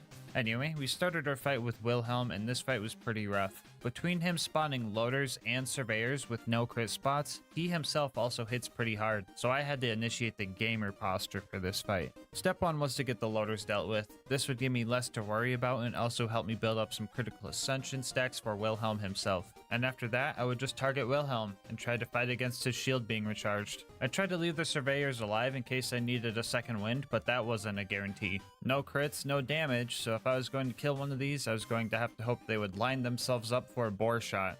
For the Minecraft players, think of boar as the piercing enchantment, but the bullet doubles its damage every time it hits something. This skill can one-shot some enemies if their hurt boxes are overlapping because the damage just keeps stacking, so that was something we prayed for during the fight. This was actually a pretty close fight. I was running out of ammo towards the end of it. Gosh darn it, dude, I knew mending wasn't worth it. But we had plenty of critical ascension stacks, so we had just enough ammo to finish this fight. Anyway, we stole another battery for the city's shield system, but turns out it had a virus planted in it, and now Herobrine is hidden somewhere in Borderlands 2. I guess please leave a comment if you end up seeing him in the video. I'm kind of scared right now. Yeah, so Sanctuary turned into a giant end island and then disappeared. I forgot to place a bed up there, so now we need a new way to get home. I found a route through the fridge where all my other skeleton brethren live. Us bone boys need to stick together, so they didn't do me any harm as I passed through. We made it to the outwash and found the beacon we needed to get back to Sanctuary. Only issue was an angry glow squid ate it, so we were gonna have to kill that thing. Our first attempt went pretty bad, and I thought this fight was gonna be tough. But then I came back, beamed it in the eyeballs, and killed it in like 5 seconds. Now that we had our beacon, all we needed to do was set it up and defend it. I didn't have 164 iron blocks to get any stat boosts, so when Jack moonshot 50 loaders at me, I was pretty much beat right there. After struggling my way through another 15 deaths, we were finally able to make it back home. Our next mission was to prep for the big bunker raid, and step 1 of that was getting Claptrap's upgrade from the preserve. We started trying to wound the loaders to get the front door open. Emphasis on trying. Like, we could wound the loaders, but by the time we wounded the next one, they would just heal and not be classified as wounded anymore. Lucky for us, this game is spaghetti coded, and if you end up dying while one of the loaders is still wounded, the game doesn't realize that they heal back to full health, and they still count towards the 3 wounded loader requirement. So after a few tactical respawns, we made it deeper into the preserve and started fighting Pomone and Toomba. I didn't really need to fight these guys, but I just kind of felt like it. That was until I actually started trying to hit Pomone's crit spot and instantly regretted it. Those guys died eventually and I continued on. The first mandatory mobbing section here was, well, it was fine until the stalkers started throwing the loaders around, making it really hard to hit crits.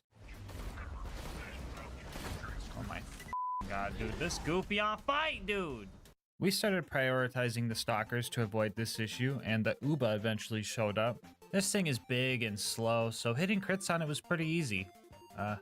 Right up until both of his arms fell off and no longer had any crit spots. Honestly not sure why his eyeball is in a crit spot just like literally every other loader, ever. But at least these guys are one of the few enemies that don't have health regen. So we just had to be patient. But this still took a long time. Long enough that the loaders we previously killed hit their 25-minute respawn timer right as we were running out of ammo, so that was a bit scary. We managed to clutch up though and made our way to the loot dudes. Much like the baby zombies in Minecraft, you want to fight these guys one at a time because having 4 of them on you would be pretty bad. I think our gear had looting on it because this time around we got 3 legendaries. A Logan's gun, a Shred-a-Fire, and a Maggie. Pretty good haul. Which reminds me, if you want any of this cool loot or to try this challenge for yourself, I have the save file on my Discord server.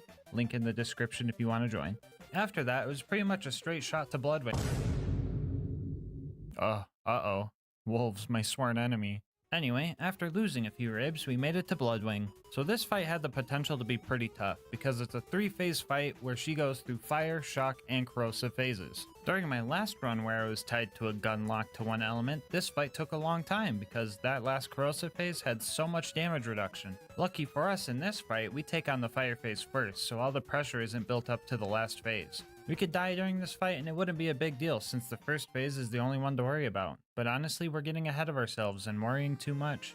This gun killed Flint, and I fought the Ender Dragon before. So you think some spicy bird can stop us?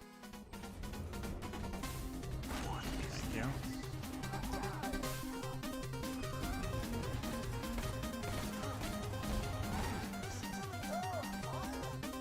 No, stop.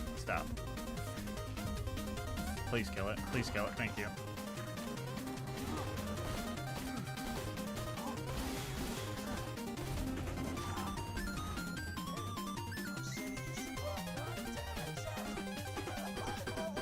Cool.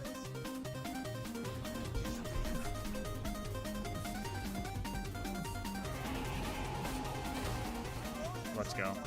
Let's f***ing go, dude. Alright guys, Bloodwing is starting to get bodied. I've got a feeling she won't back down easily though. Anyway, after stacking a bunch of critical ascension off of Bloodwing, we grabbed the Claptrap upgrade and made it back home.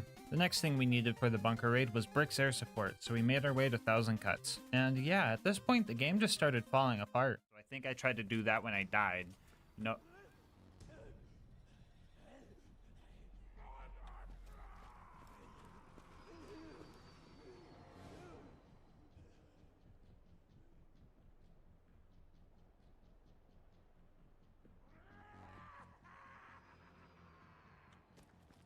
Anyway, we made it to Brick's initiation and decided to make all the Goliaths mad. We eventually got one to go full Godliath and we had to take him on. But for some reason, I just couldn't hit any crits on this guy. Sure, his head flails around a lot and that makes it harder to hit, but with the amount of rounds I shot in that general vicinity, I should have at least hit a few. I ended up dying and just summed it up as an anomaly, because as soon as I got back, I just bodied him, so I guess that's kind of funny. After that, we put the Stinky on Sarcastic Slab, put the Stinky on a loader, Brick put the Stinky on a loader, and then Brick and I used the power of friendship to put the Stinky on a loader together.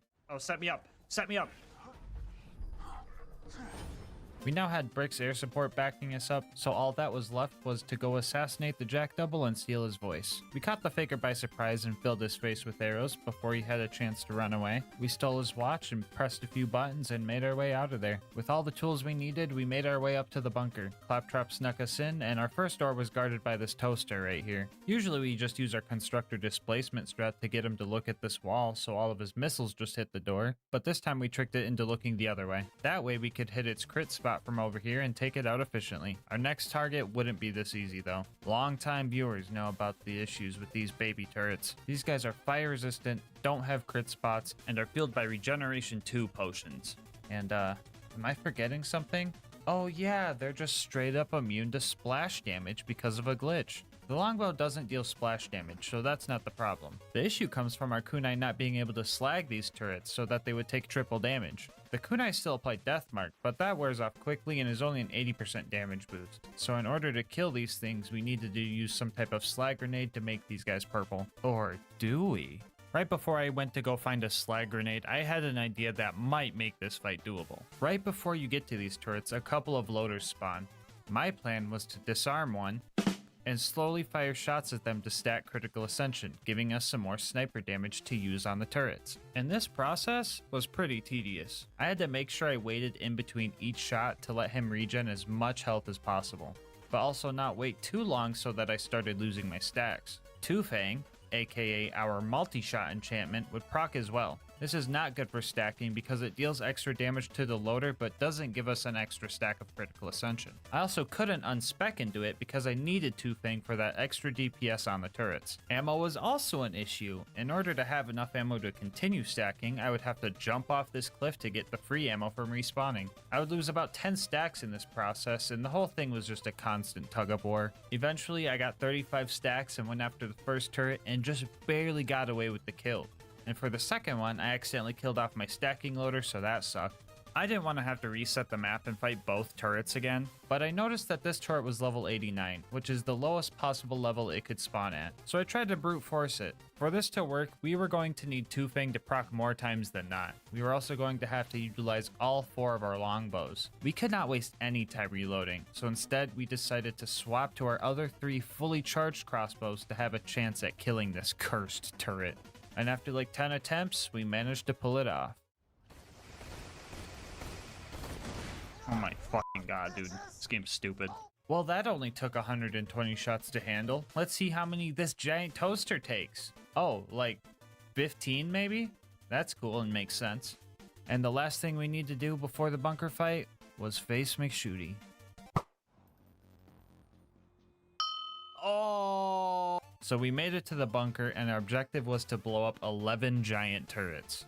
And if the tiny ones went bad, you can only imagine that the big ones would be worse, right? Nope, they have a crit spot conveniently placed on the back of them. After that, it was time to fight the bunker, aka the greatest defense spot ever built. If some tiny turret ate up all of our ammo, I can only imagine that this fight was going to be impossible. Oh yeah. Alright, for the Minecraft players wondering what the heck just happened, this boss has multiple hurt boxes that overlap on each other. So if you know where to shoot this guy, Boar just lets the bullet get stuck, bouncing back and forth and practically one-shotting this boss. It leaves it at 1 health since it has to die in this spot, so I decided to finish him off with style.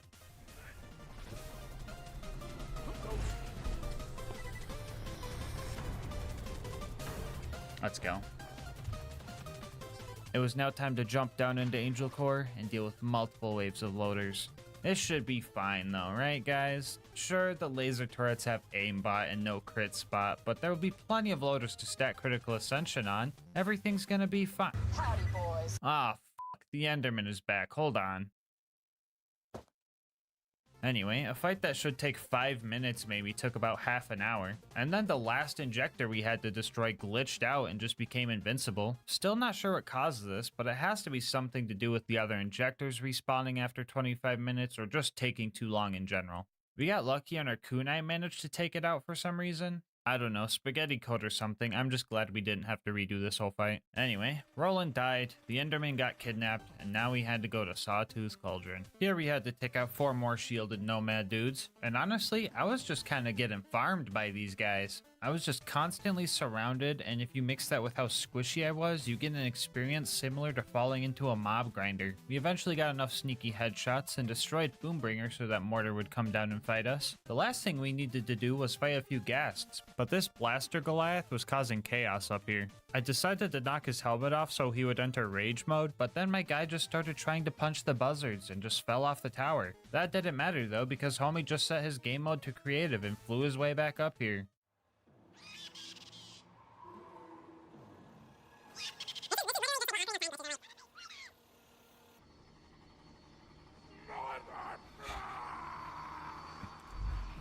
Round 2. Mark those crates for pickup, and my boys Honestly, I don't even want to talk about killing the buzzards anymore. Just know that I did. I was way too invested in this guy's journey. He was launching other bad guys around and I wanted to see what happened. But tragically, he ran off too far before I had a chance to put a name tag on him, so he despawned. We'll miss you, Blaster Goliath. Anyway, we used the bombs we stole to get to the boneyard and spun a bunch of valves before crashing our car into a pipe and Tony Hawking the thing. We made it to the Badlands after that with the goal of sneaking in, getting the data we needed, and getting out. And if you thought I was gonna fight Saturn, the giant, tanky, fire-resistant, no crit spot having scary robot of death, yeah, right. This guy is optional. Maybe when Skags fly. What the? Oh, come on, dude. So the plan to kill Saturn was to use his little turret attachments to rack up bore damage. These turrets have separate health bars and have health regen, while Saturn doesn't. So after hitting one of these turrets, I would let them regen a little bit before continuing to use them against Saturn. After one heartbreaking fail, we managed to get the kill, sneak in, steal the data, and make it out. Were you expecting me to stay alive? Well, that's your own fault. We were finally ready for the final stride towards the vault. Combat at the claptrap door was going to be pretty scary because super surveyors spawn. Normal surveyors are an issue because they don't have crit spots, and now imagine one that's 5 times tankier. The plan for these guys was to lure them into a trap by wounding other loaders and hoping we could slag them with kunai and just brute force it. Or, you know, it could just fly too close to another surveyor and just get bored. We managed to stack a good amount of critical ascension during this big fight, and that helped us finish it relatively well. After that, we did the parkour map known as Heroes Pass and made it to our fight with Jack. The first phase of this fight isn't anything too special, but when Jack's shield breaks, 2 things happen that could cause some issues. First off, he's got some crazy health regen. And second, he spawns another one of those darn surveyors that gives him an invincibility shield. After 5 attempts, I managed to accidentally bore kill the drone, and then Jack just glitched out, letting me finish him off pretty much for free.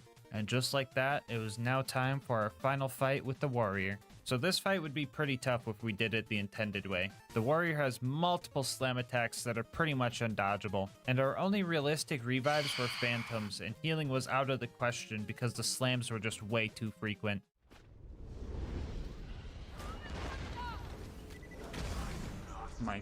Yeah, that's exactly what I'm talking about. I'm literally getting comboed in the air. I'm getting juggled. Now we could use one of the 64 different safe spots next to a respawning ammo crate on this map and just take him out the boring way. Or we could do something funnier and trick the warrior into stepping on a Lego and taking him out the boring way. As the warrior sat there with 1 HP left to spare, we set ourselves up and ended this run.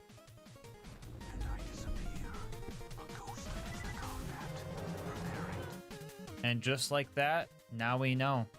You can beat Borderlands 2 with only the longbow. Bonus content time, woo! Alright, so we might have beat the game, but we didn't find a single diamond the whole run. So we headed towards Caustic Caverns to go mine some. We made it to diamond level and were ambushed by a horde of creepers, but we weren't going to let them stop us from finding what we came for. A trophy to commemorate this run, and some diamonds. Why are they purple?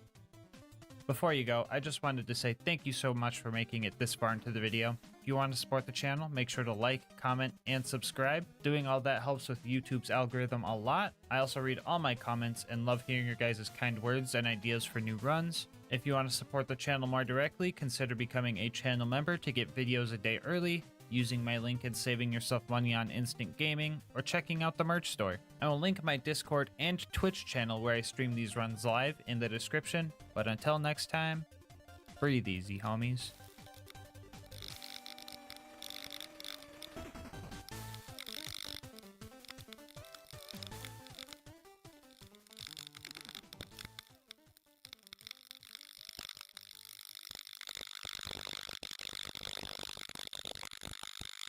The Alien Blaster is arguably one of the best weapons in Fallout New Vegas, but when you factor in its limited ammo, you realize it won't last forever. Which makes you wonder, can you beat Fallout New Vegas with only the Alien Blaster? The rules for this run are simple. The Alien Blaster is the only weapon we are allowed to use. Any type of environmental damage from other NPCs or traps is fair game, with the exception of companions. It would be too easy to let them do all the work, so we're just banning them outright. And to add some challenge, we are going to be playing on hardcore, very hard difficulty. For the Fallout newbies that are usually here for my Borderlands challenges, hardcore mode adds hunger, thirst, and sleep meters and makes healing broken limbs a bit harder, and the very hard setting makes it so I take double damage and only deal out half damage.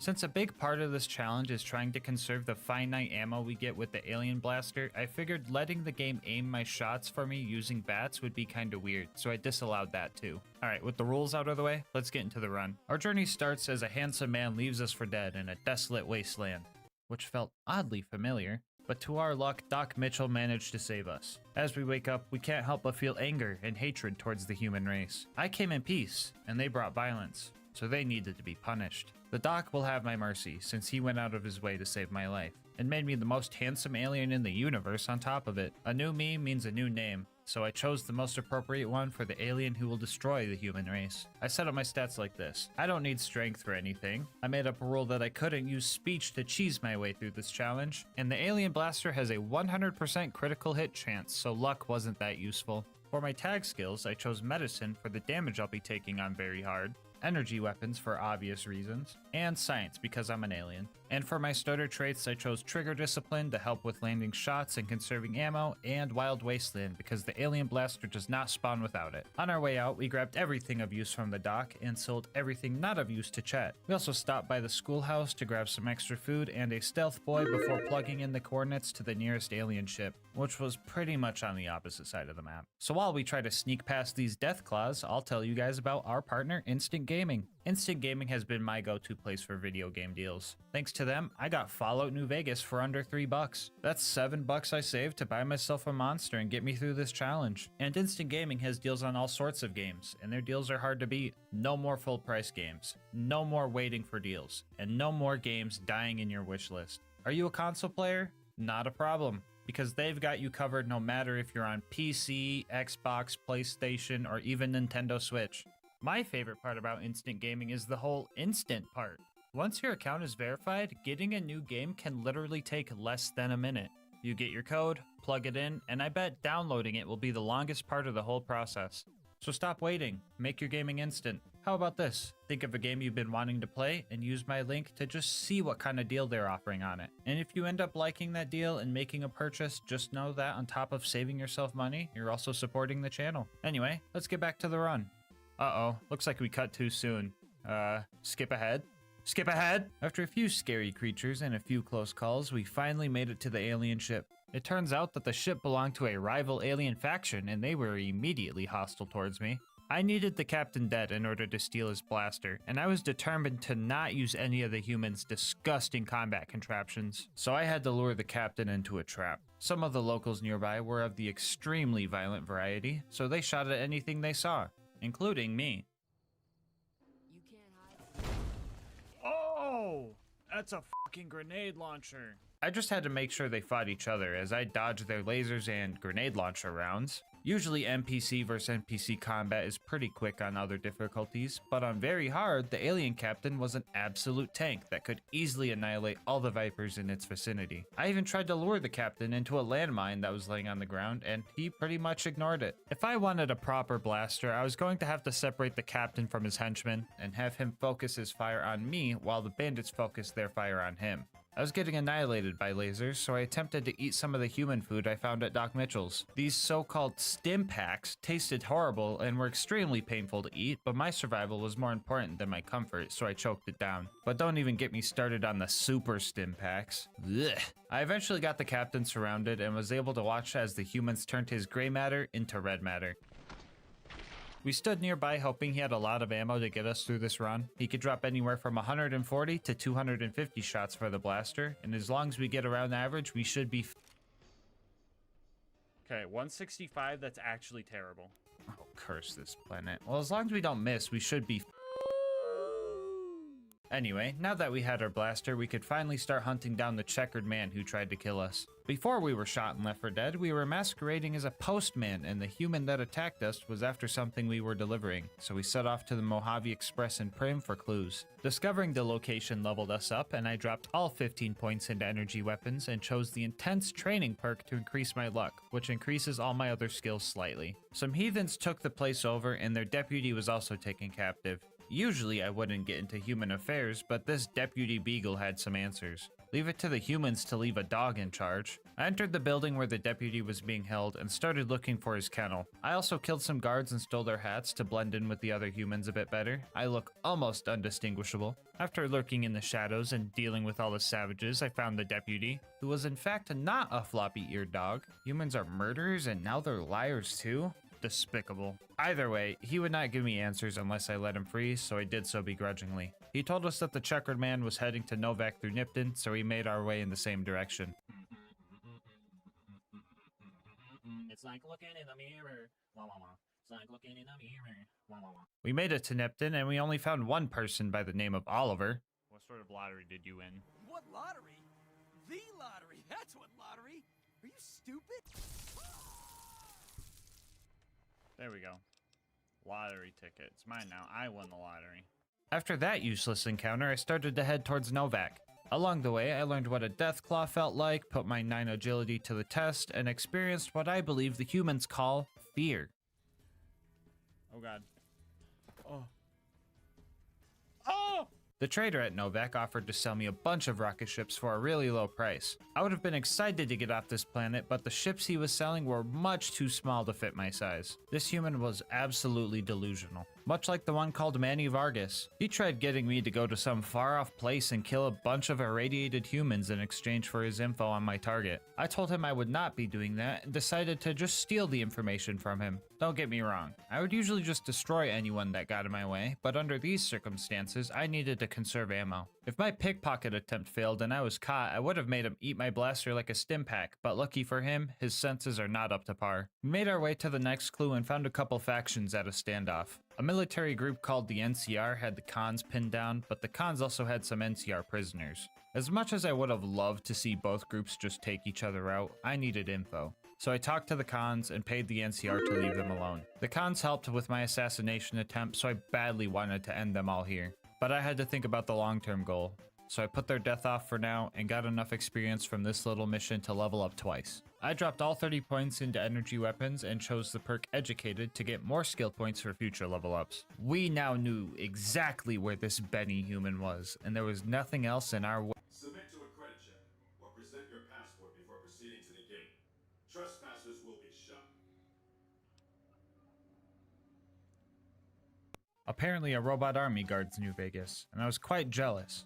Imagine the work I could do with my own robot army. I'm getting sidetracked. Anyway, we were going to need to find a passport. My instincts told me that I was going to need to find a leader around here, so I went to see the king. He offered me work and I took it in hopes of getting into Vegas. I was ordered to hire a bodyguard and pretend to need his help. It was such a degrading task to act so weak. Even more degrading when I found out that the bodyguard in question was an actor himself, who hired other actors to pretend to be dead to raise his own business up. We were all pretending at that point, and it just made it all the more embarrassing. But the king appreciated my work. After that, I had to investigate some conflict between the locals at Freeside and the NCR. Long story short, the humans didn't communicate well, so they resorted to just murdering each other. Typical. Either way, the king rewarded me for my efforts with a level up and a passport. I used my skill points to max out energy weapons and then threw the rest into science. I also took another rank of the intense training perk to up my luck to 4. We stocked up on supplies before we entered the strip. So far, hunger and thirst haven't been an issue for hardcore, but I'm assuming stim packs are just very nutritious. Speaking of human food, I quite enjoyed this Nuka-Cola stuff. I mean, the shell tastes kinda bad, but this caffeine stuff on the inside made me feel great. Anyway, we finally made it to Benny, and upon entering his base, his henchmen demanded my weapons. You know, I went through a lot to get this gun, and they think I'm just gonna hand it over when I see my target right in front of me? That makes me angry. I could murder everyone in this building right now. I could level this place. Ah, fuck, I think the caffeine is kicking in. Cola for the fun, I guess.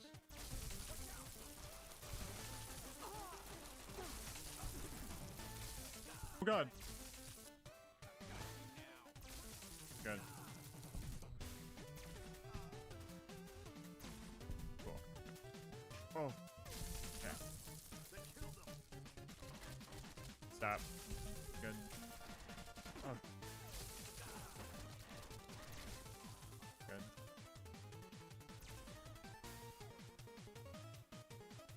Dude, what the f***? Did I knock them down? Holy shit. Oh my god. They actually do.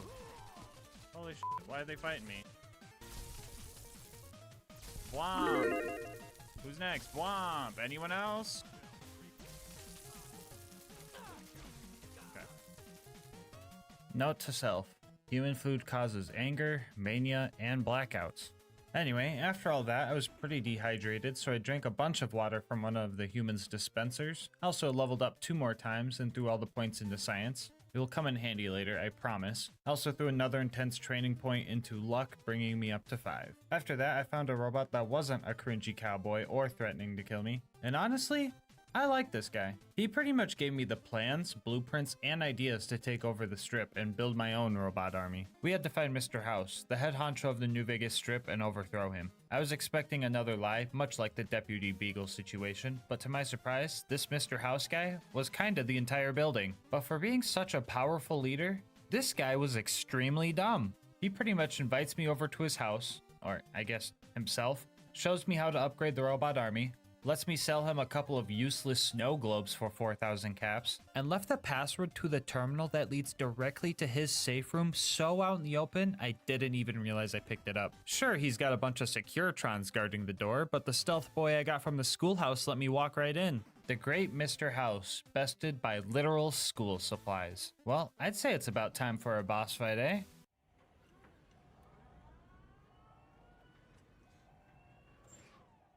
Man, what the fuck is this? I got catfished. Man, well, in that case, let's just end this guy with a headshot. Boo-wah.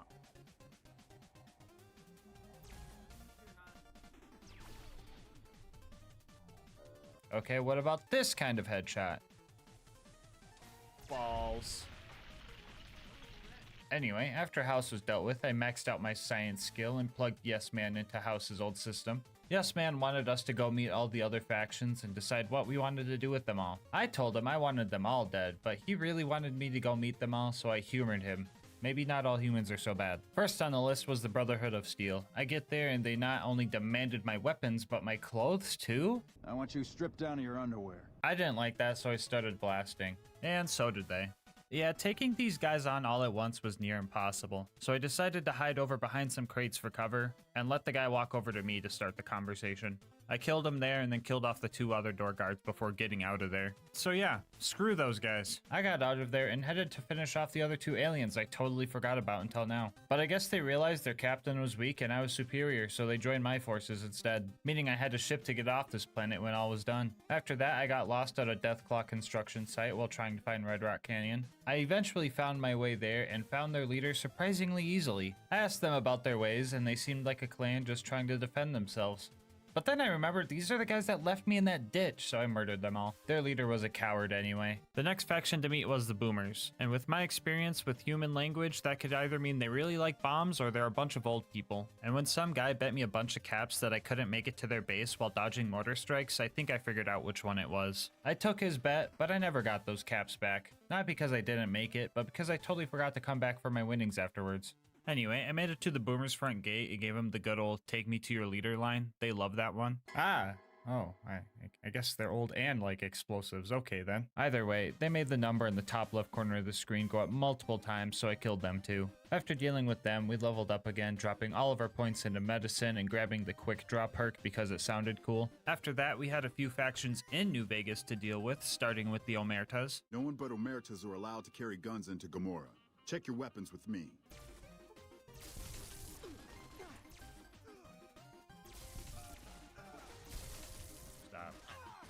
Stop moving. Good.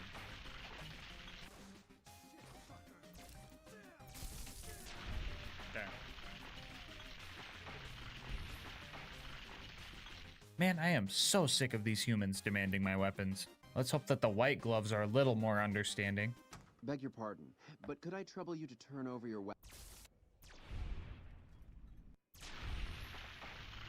Jeez, man, I don't know why people just keep demanding things from me. Is that just how humans work? In that case, subscribe to the channel or I'm gonna confiscate your weapons. Anyway, at this point, I realized that I killed all the factions leaders that I've met so far except for the Brotherhood, so I went back down to their bunker and burned through a lot of ammo dealing with these armored troops. I managed to hack into their turret systems and turn them against them so I could sneak by. I had quite a few deaths and resets at this part trying to assassinate Elder McNamara, but with a little bit of stubbornness, we eventually figured it out. Man, I told Yes Man this was gonna be a waste of time.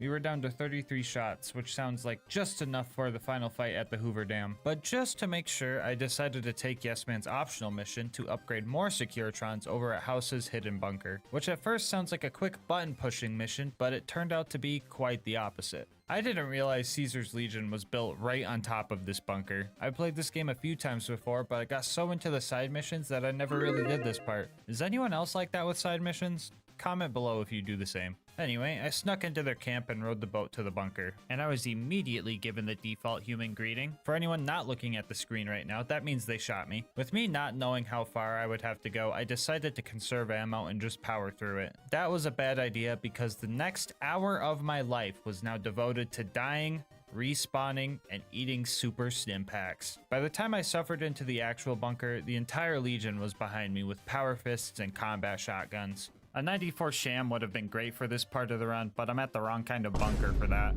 The defense system down here also hated me, but lucky for us, our 100 in science allowed us to hack a few terminals and shut the systems down. After that, it was just a matter of threading the needle and closing all the doors behind us. What you're watching now is every single death I had in the fort. This isn't even including the manual reloads when I knew survival wasn't an option. Starting now, the death counter is no longer accurate, so think of this number as a conservative estimate from here on out. We eventually found the right buttons to push and upgraded the remaining Securitrons. Now for the hard part, making it out alive. At this point, I had already eaten most of my food. Stim packs and super stim packs don't taste so bad when you use them to wash down gunfire. The medics in my system was working overdrive, and I used my last doctor's bag to make sure that if all else failed, my legs could still carry us out of here. I was tempted to take out their leader while I was here, water bottle at a concert style, but decided to let his brain tumor handle it for me. I was going to need all the ammo I could get for the final fight. Through sheer willpower, stubbornness, luck,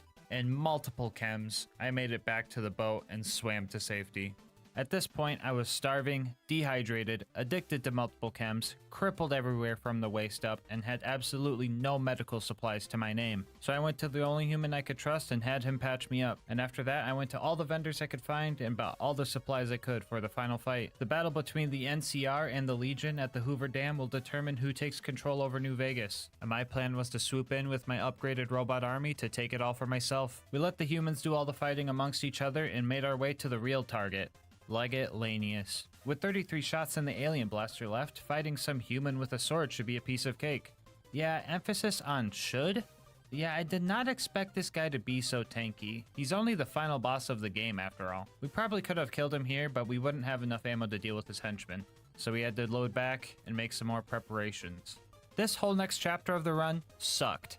Basically, I wanted to get a perk called Better Criticals that would make all my critical hits do 50% more damage. And since all my shots are critical hits, that would be a flat 50% damage boost for me. Even a human could do that math. I thought all I needed to do to get this perk was to level up one more time now that I had finally gotten my luck up to 6 with the intense training perks and met the requirement. But there were two issues with this I didn't think about. First off, you only get a perk every other level, so I'd need to level up twice. And the second issue that I just now noticed while editing, I would need to level up 4 times to hit the minimum level requirement. So my whole goal of leveling up one time was a complete waste of time, but I'll go over my struggles anyway. First off, we went back to Prim and made Prim slim the sheriff to secure some mission XP. We then picked all the safe locks in the storage room for a little bit more. After that, we decided to do the tutorial mission, but didn't want to waste ammo shooting a bottle and felt like punching them would have been against the rules, so skipped all that. So I just picked their locks and hacked their computers instead. I went to Novak and finally decided to sleep for the first time. While I was there, I also did this mission for Boone to get some extra XP. He was not a companion at any point during this mission, so this was still fair. My next set of jobs would be the most degrading yet. I tried to do the bodyguard job with the Van Graffs. They demanded my weapons at the door, and I begrudgingly let them handle it. but only because I needed this job, and at least these humans know how to use energy weapons. Simon was a little grumpy that I brought my own weapon to work, but oh well, he did all the violence for me. I just got to sit here for 7 minutes as humans awkwardly walked up to me in the slowest manner possible. I thought this was a pretty easy job, but it wasn't over yet. For part 2 of this mission, Gloria sent me on a delivery. This was a bit of a hassle because that horde of legionnaires from the bunker finally caught up to me and kept scaring the client away, and even after that I didn't get my experience. The mission still wasn't over. They wanted me to bring some human named Cass to them so they could murder her. They didn't even give me any coordinates or anything, but luckily I've played this game before so I knew exactly where she was. But still, there are 2 issues with this. First off, I wasn't persuasive enough to get her to follow me, and second,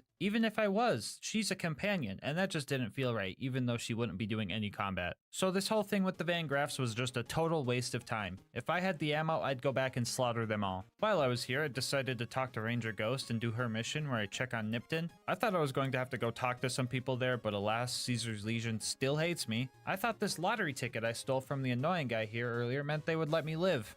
I guess that's what I get for trusting humans. Anyway, yet another waste of time. I was running out of ideas and decided to see if the king had any work. His dog was looking halfway upgraded and I offered to finish the job. Long story short, this was another issue where I would have a companion follow me. Yet again, another waste of time. These 3 failures led me to change up my plan. I couldn't trust completing missions, so I decided to hack my way to leveling up. And no, I don't mean cheating, I mean hacking all the computers I could find. Repcon HQ had 8 computers we could hack, and Camp Searchlight had a few too. The radiation levels here were quite high, and the lizards, ghouls, and scorpions all coming for my life didn't help either. The very last terminal here pushed me past the threshold, and we finally leveled up.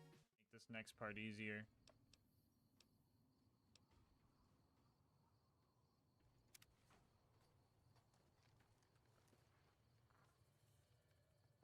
No, I need another level up for a perk! Fuck! Yeah, like I said before, I totally forgot that you only get a perk every other level. So I decided screw it, we don't need better criticals. We'll just eat some Psycho and hope it works. So we had Doc Mercy Gosh, dude, the amount of times I've said Doc Mercy instead of Doc Mitchell is not surprising, but still a lot. Anyway, we had Doc Mitchell patch us up one last time and we set off to the final battle. Dodging bullets was a lot harder this time around since my armor was broken.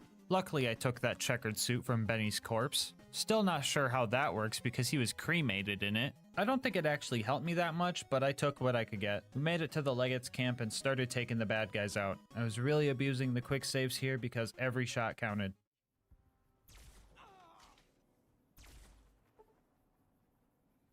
Dude, you can't make this shit up, dog. Somebody clip that, man. When we got to the Legate, I pooped all my chems. I'm pretty sure I meant to write popped all my chems, but that's what the script says, so we're going with it. Hit a sneak attack headshot and quick saved after every successful headshot because, well, just watch.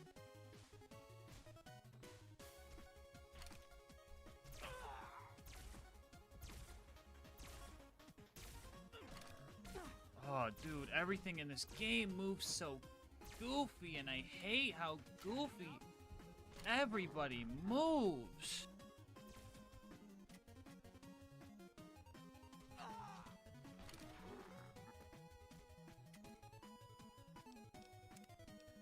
After a bunch of that, I found a rock that bugged him and his henchmen out and used that to my advantage. Halfway through the fight, he goes full coward and leaves to get more backup. When he returned, he decided to throw a bunch of grenades at me. He doesn't really care how close you are to him or his men, so I tried to have him blow himself up a little bit. That plan worked out as well as one would expect. That means it didn't. After I finally managed to survive his bombardment, we went back to our spot to finish the Legate off. At this point, I was worried that I wasn't going to finish this fight. I had 12 shots left, and it takes 2 to kill one of these guys. And I counted more than 6 bad guys, so things were looking grim. But lucky for us, it turns out we only needed to take care of a few of these guys before we could move on and deal with the NCR leader, General Oliver. The final faction leader on my hit list was right in front of me. And with my final few rounds, I secured the dam for me and my robot army. So yeah, it looks like you can beat Fallout New Vegas with only the Alien Blaster. Well, that's gonna wrap up this video. I know this is the first non-Borderlands video on the channel, so your support is very much appreciated. And honestly, this was a lot of fun. So if you want more Fallout videos sprinkled in, make sure to let me know by liking the video and dropping a comment. Also, don't forget to subscribe. It helps the channel out a lot. If you want to support the channel more directly, consider becoming a channel member to get videos a day early, checking out Instant Gaming's deals with my link, or check out GASMASK'Gang.com to get some merch. I'll have my Discord and Twitch channel where I stream these runs live linked down below. And last but not least, shout out to Mango Soda for making this video's thumbnail art. They do commissions and will also be linked down below. But until next time, breathe easy, homies.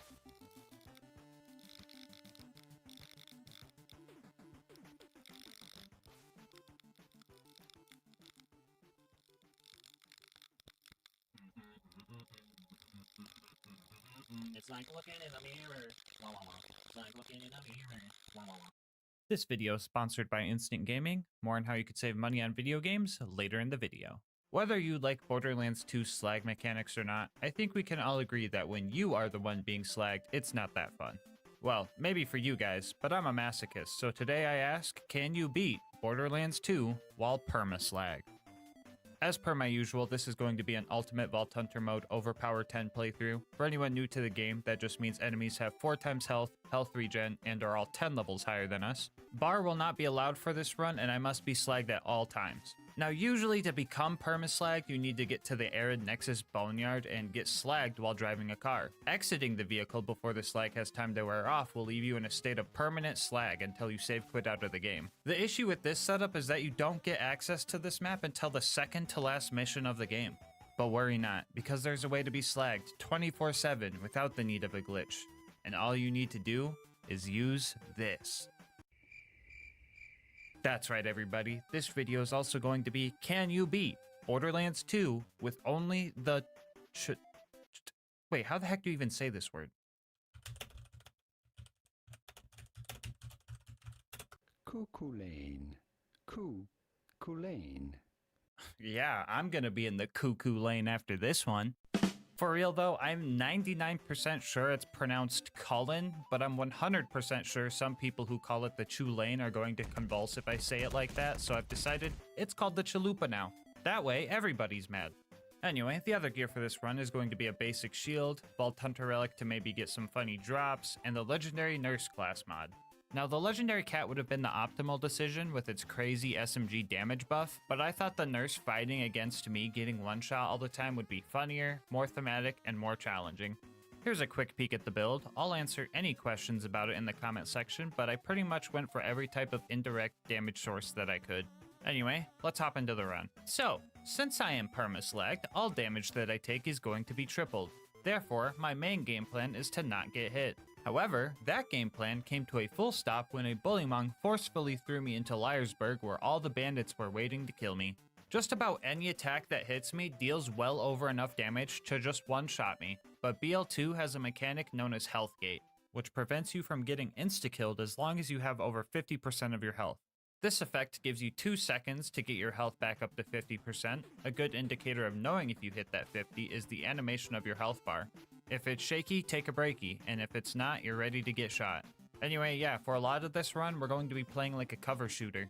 Oh yeah, you remember that shield I showed you? Fucking worthless. Any amount of damage would just health gate me anyway, so this was pretty much just a security blanket for me. Now that we've covered damage taken, let's go over damage given, which, there's almost nothing to talk about. Enemies that are slagged would be taking triple damage, but since I'm never swapping elements, I'm not getting the full bonus. Slag damage on a slagged enemy gives you a 50% damage boost in UVHM, which is cool, but not very helpful. To offset the bad gimmick of constantly slagging the user, the Chalupa also is a dual element weapon, dealing both slag and shock damage. But even with that shock damage, this gun is just straight up bad. Lucky for us, Maya has 2 skills to help with this. First off, we all seen it coming, Cloud Kill. This skill adds corrosive damage to the mix. If any buzzkills want to complain about Cloud Kill making the run too easy, here's my argument.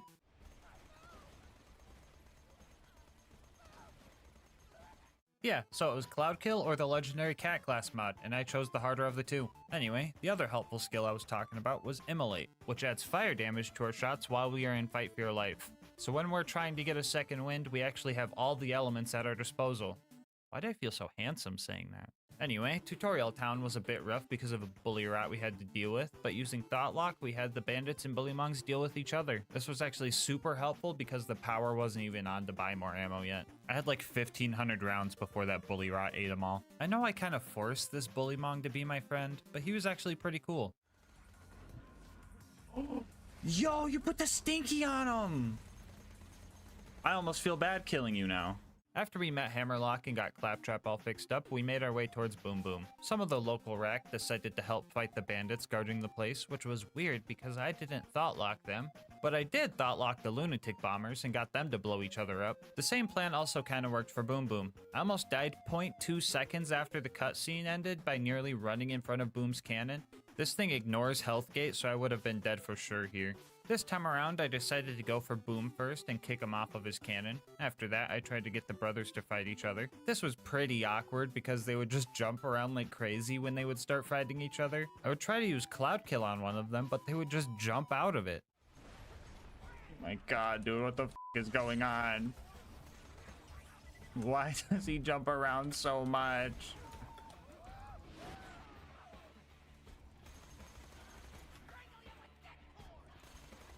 Oh my god.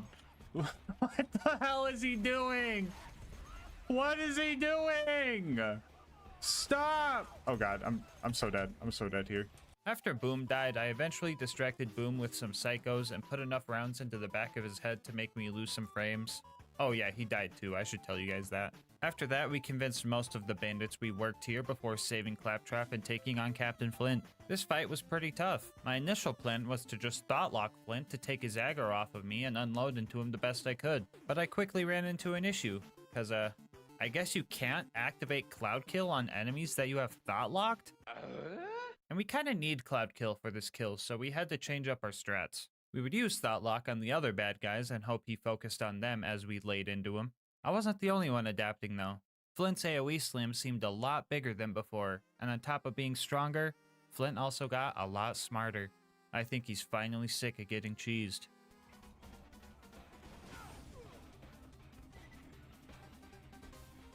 He's had enough! He's had enough!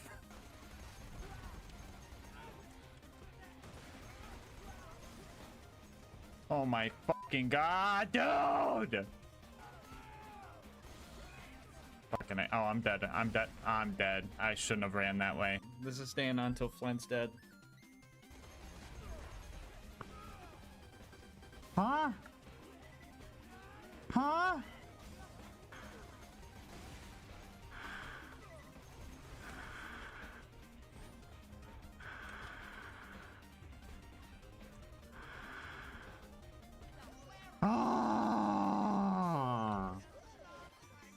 Well, that was obnoxious, but we managed to kill Flint with a f***ing grape shooter, so that's cool. Anyway, we made it to Three Horns and needed a car. I used my Bullymong whispering powers to have them deal with the bandits while I snuck in and stole the adapter. I got in my car and realized that I wasn't slagged while driving, so I made the rule of no cars right then and there. Instead of ramping over the gap, I just had one of my Bullymong homies throw me across and started our run to Sanctuary. We made it there and killed Door Guy in a solid 4 frames per second. I should probably explain why this is happening.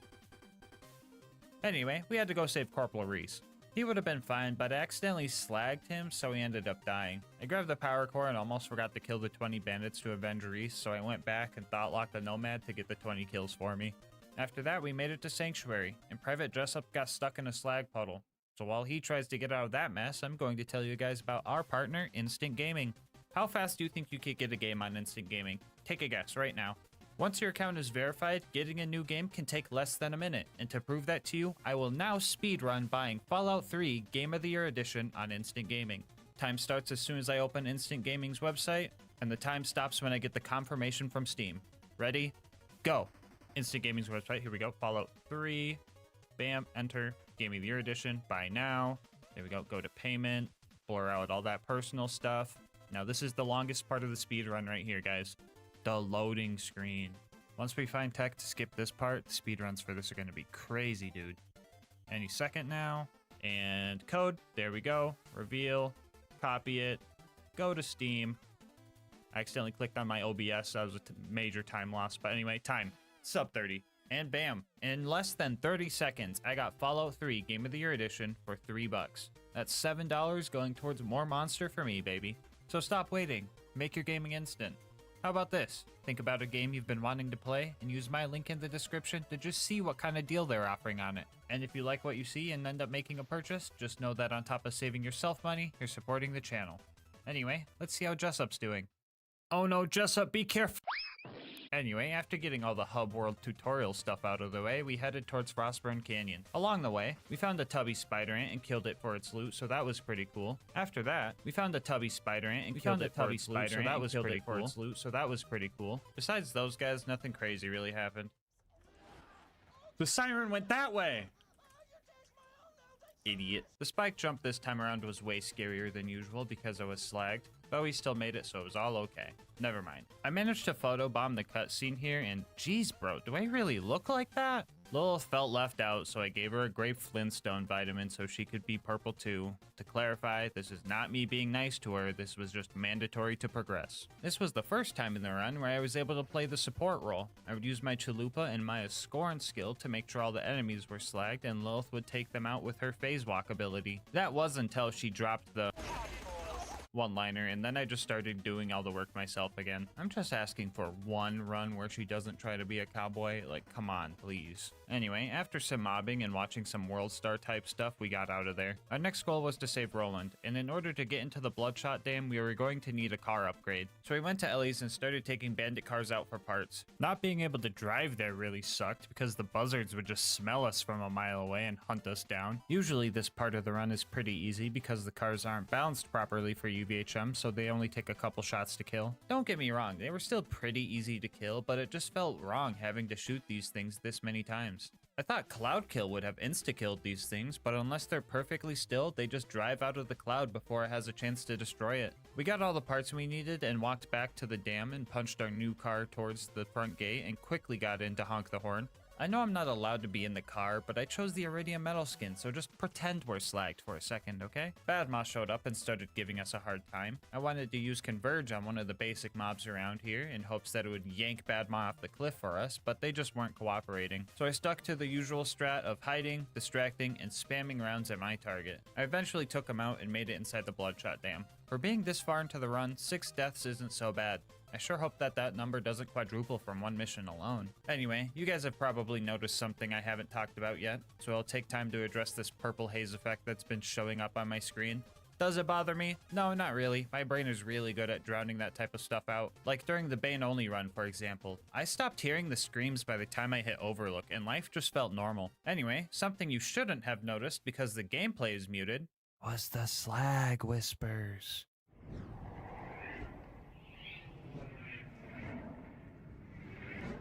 Yeah, that's what I was hearing for the whole run. They would tell me the silliest things, you know, like, become one with the purple, drink the grimace shake, subscribe to LilGasmask, yeah, and a bunch of other nonsense. Anyway, we pushed our way through the bloodshots and made our way into the toilet room. The bad guys in here were just absolutely wrecking me. There's not really any good way to push forward in here without getting shot, and Thoughtlock wasn't too useful because everyone was so spread out. I tried desperately to wash the slag off of my body with no luck, and after a few annoying deaths, I decided to step up my game a bit and get back to my roots.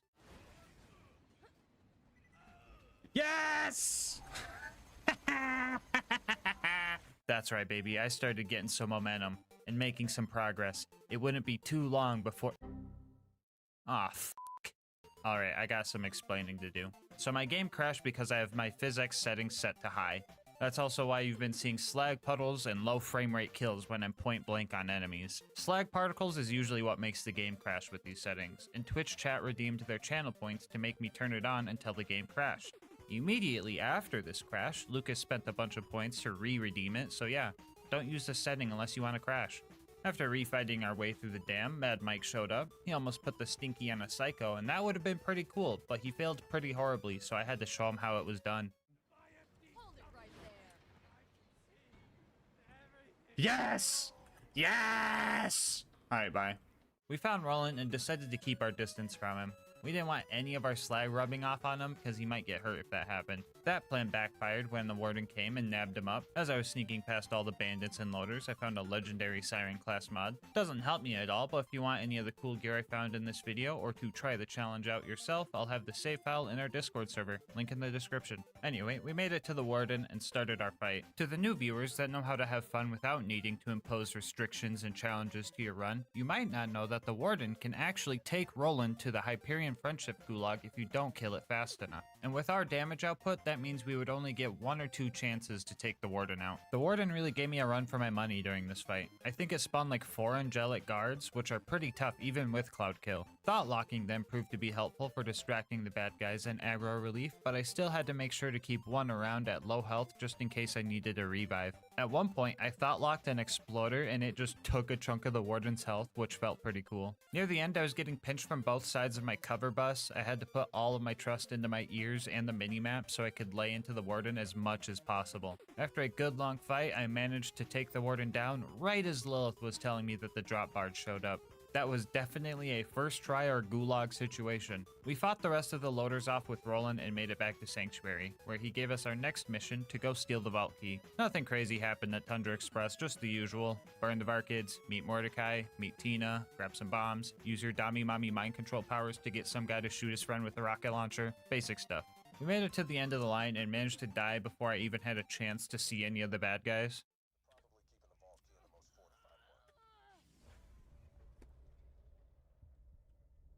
Did a fucking fire pit seriously just kill me? Oh, what the? After that, we found Wilhelm. This fight was honestly not bad at all. I was able to thought lock his surveyors, which got him all confused, and he would just spam his Beyblade move, which meant he would just kind of sit in my cloud kill and let me lay into him. I also tricked Wilhelm to put the stinky on one of his loader henchmen, and that was pretty cool. The rest of the fight went pretty smoothly, and we snatched up the power core for Sanctuary. As I carried it into town, some of my slag wore off on it, and Jack took the opportunity to take out Sanctuary. Sorry, guys. I made my way to the fridge and managed to burn myself to death again. Absolutely ironic and embarrassing. At least dying to the rats is understandable. Those guys suck. Anyway, we made it to the outwash and started our fight with everyone's favorite spaghetti squid. A one-on-one fight with this thing probably would have been a real nightmare, but lucky for us, loaders get moonshot down to deal with it as well. Unlucky for us, loaders get moonshot down to deal with us as well. After I got all the loaders to focus on the real threat, we all worked together to fight against the shield regen and took the squid down. I made it to Overlook expecting that dealing with all the loaders would be pretty easy due to Cloud Kill. Yeah, I couldn't be more wrong. The loaders here are just dead set on destroying the beacon, and I just can't Cloud Kill them because of it. One of the best skills in all of Borderlands 2 is countered by the fucking Cha-Cha slide of all things. Anyway, the beacon became invincible, I died a few more times, and managed to kill off the last loader before making it back home. The next stop on our journey was the Wildlife Exploitation Preserve, and for once, I felt like I fit in somewhere. The animals here were being experimented on with slag, and I too was also being subjected to the long-term effects of grape Kool-Aid. Wounding the loaders was tougher than I expected. Ironically enough, it was because Cloud Kill was doing too much damage and just killing them too fast. Pomone and Toomba showed up after that. The Pomone fight, as always, felt like I was in a boxing match with SCP-372. That reference might be a stretch, but if you get it, you get it. Toomba, on the other hand, decided to get as close to a cliff as possible and cause some neuron activation in my head. He's asking for it, dude!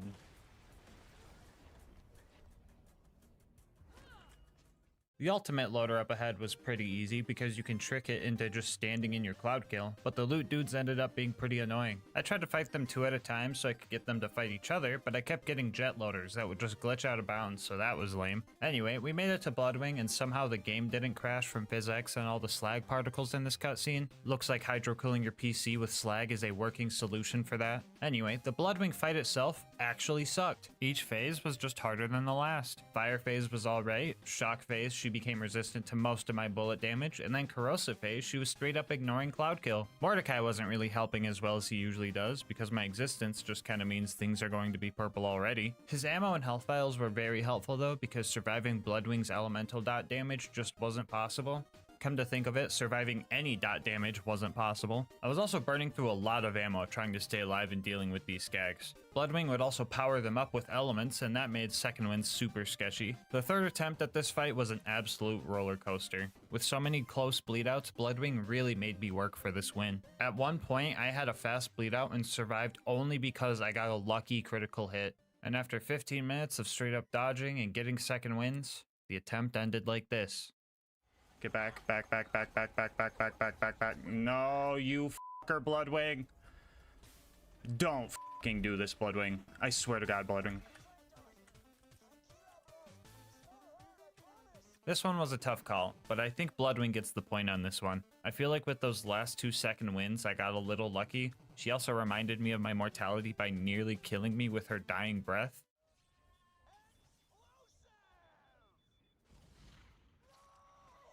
That almost fucking killed me! From one perma-slagged individual to another, GG Bloodwing. Anyway, with Claptrap upgraded, we set off to 1000 Cuts to recruit Brick and his air support. Things got off to a rough start as I blew myself up with a barrel because Converge just destroys any barrels in its range. Barrels are also considered environmental damage, so they just bypass health gate, so yeah, I was super dead. We eventually made it to the initiation and went back to playing the support role, helping my Godliath homie the best I could. Our homie started beating up some kids though, and that wasn't part of the deal, so I ended up murking him and finishing the initiation alone. I decided to let Sarcastic Slab live this time around, not before nearly killing him and leaving him slag so he knew how I felt. Yeah, you're not clapping now, are ya? After that, I played support for Brick. I don't know where he came from, but a little Goliath ended up putting the Stinky on a loader. I thought that was pretty cool, so I ate his soul Dragonborn style to absorb his powers. Brick disappeared after that, and I found him murdering Sarcastic Slab. This game is so incredibly cursed. What are you doing? Brick! Brick, what are you doing, Brick? Brick! Brick!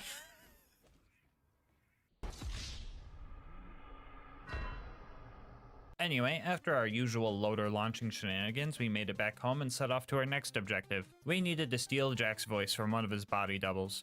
This guy is programmed to run away from you, so Cloud Kill wasn't too helpful. He is also considered a large enemy, so phase locking him just does damage without taking their mind over, so that didn't work either. Sometimes after a few attempts, he just bugs out, and this time around I noticed something extra cursed. If you watch closely, you could see that the Jack double is using a Hyperion SMG. But if you keep watching for just a second, it turns into this thing.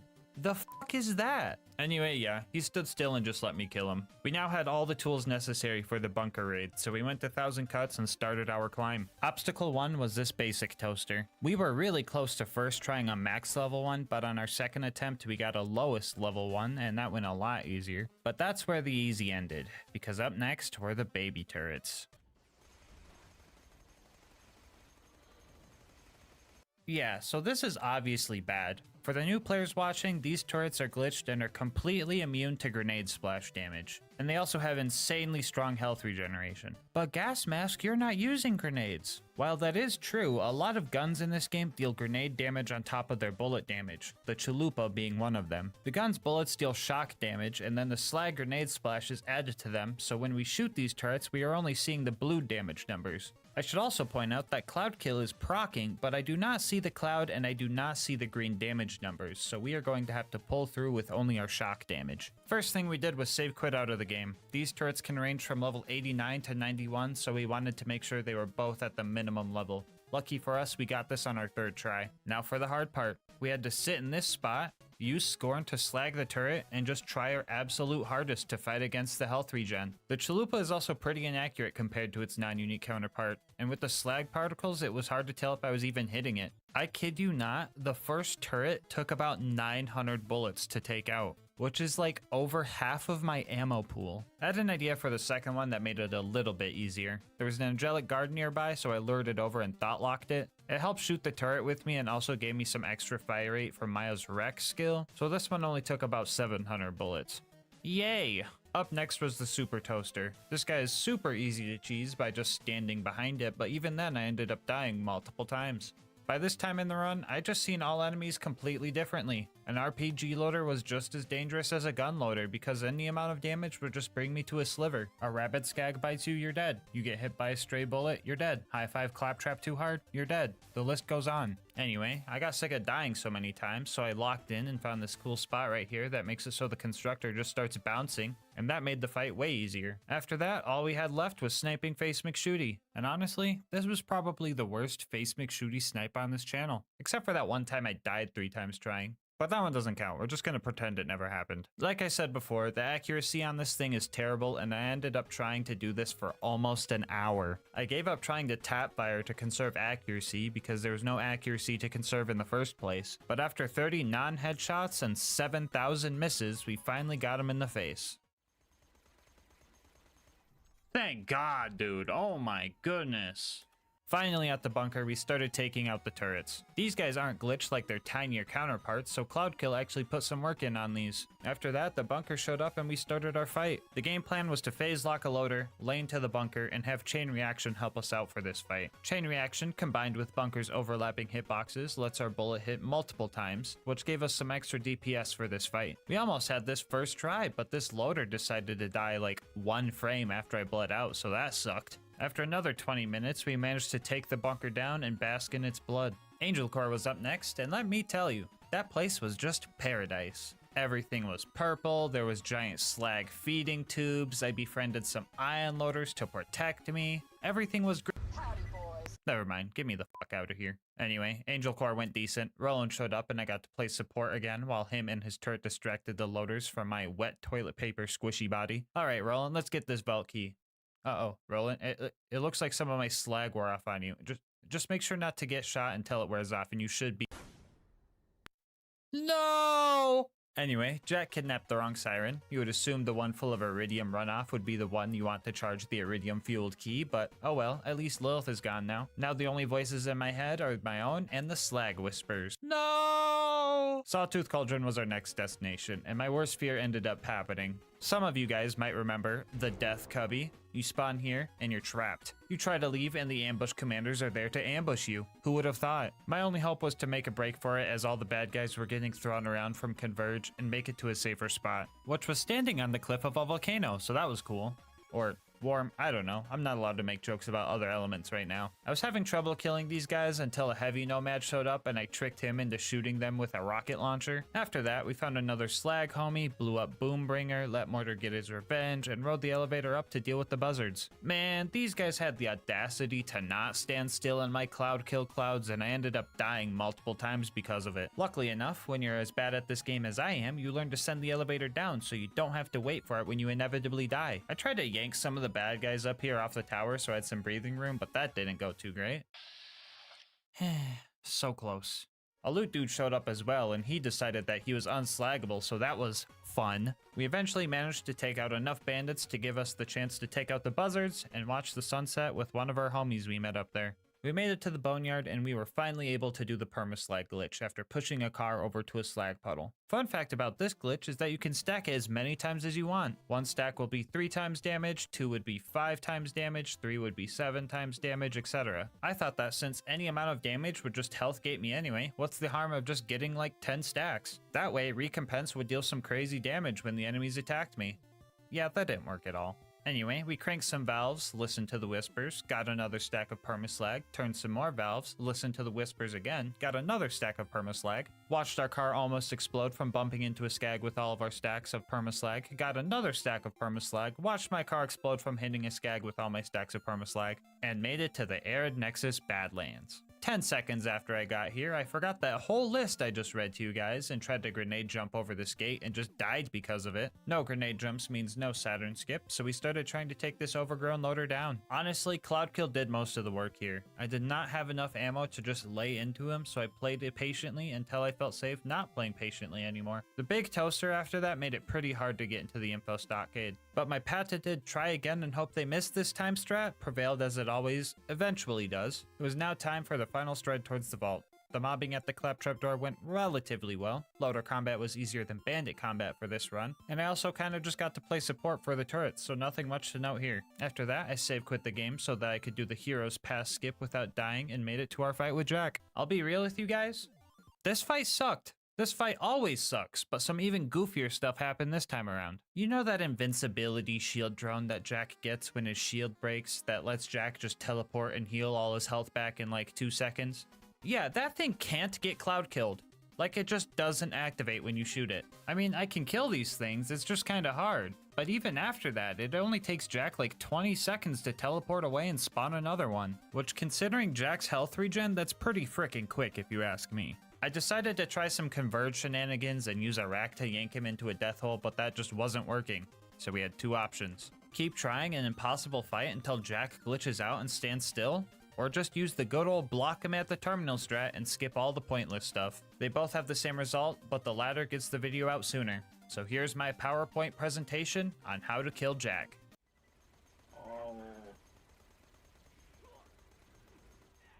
Yeah, so if there's any part of you that thinks we can win this fight without some cheese strats, you are incredibly wrong. Even doing this strat, I almost lost because Jack is super hard to slag, and if he's not slagged, his health regen matches my DPS pretty much exactly. With less than 200 bullets left to my name, the slag kicked back in and we were able to kill Jack just barely. Now all that's left is the warrior. My first attempt here ended real quick because the warrior just used fire breath 4 seconds after the cutscene ended, but the attempt after that, we managed to get to some safer spots and just ran between ammo stations. It took a while, but the rest of this fight played out pretty normally. The warrior usually health gates you in one hit at OP 10, so this fight was pretty basic. Heck, most things at OP 10 will just one-shot you. Wait, did being slagged even affect the challenge at all? Is OP 10 really that unbalanced? Have I become so used to its abuse that I didn't even realize I've been subjecting myself to this the whole time? Oh no, I gotta end the video before you guys see how low the death counter— You can beat Borderlands 2 while permaslag. Bonus content time, woo! So usually during these runs, I like to see if the gear I'm using can obtain itself. Yeah, that was a bad idea for this run. You get the chalupa from Mick Zafford at the end of the Clan Wars quest line, which was probably 80 times harder than you think? 81 maybe? We start off by blowing up the Hodunk's big tire because we hate them, and then we blew up the Zafford's distillery because they have an alcohol problem and we want them to get better. After that, Mick hired me to go blow up some of the Hodunk's race cars. The race car fighting was actually pretty easy. Dealing with the slag hallucinations was a bit weirder. After that, we went back to the Zaffords and had to kill their bagman. We're supposed to side with the Zaffords, so I tried befriending the bagman and chilling near the waterfall, but that didn't work, so I launched him off of it. Only problem with that is I can't reach the key if he falls down there. No biggie, I'll just kill him with a gun. Oh darn, where did I put that footage of me killing him with a gun? Okay guys, I triple checked and I don't think I could kill this guy with a gun. He just moves and teleports around so much that he doesn't even stay in the cloud kill long enough for me to even think about doing this. I'm pretty sure he's corrosive resistant too, but I wouldn't know since I can't hit him with cloud kill. So it looks like we can't continue. It'd be pretty cool if I spent like 3 hours of my life trying to do some extremely convoluted setup where I put the stinky on the bagman and tried to grab the key as he died. Wait, where did all this footage come from? What is this? Oh! Get some food in your system. This is my last one. Drink of water. You've been saying that. I know I have. On GASMASK, this is my last one for the day. Come on. Just grab the fucking key. Just grab the fucking key.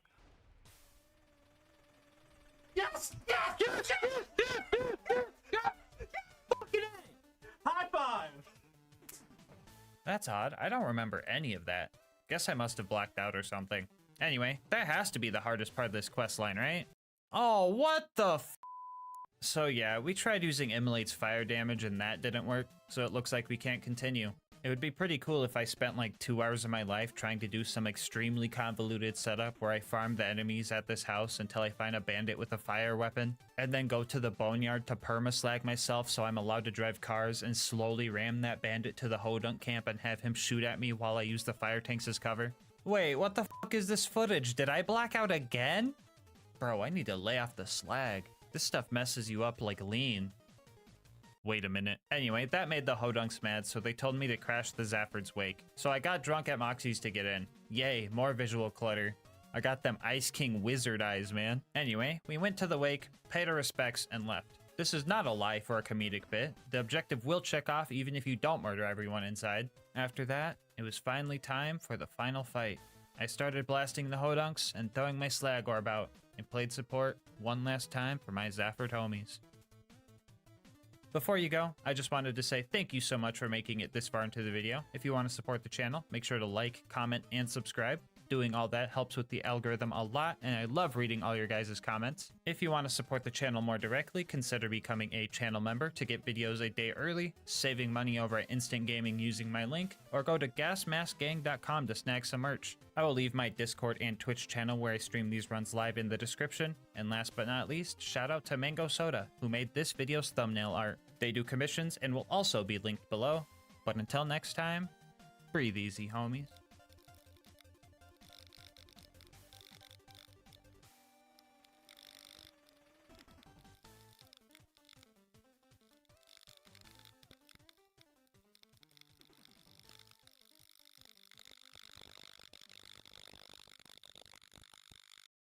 Today's video is sponsored by Instant Gaming.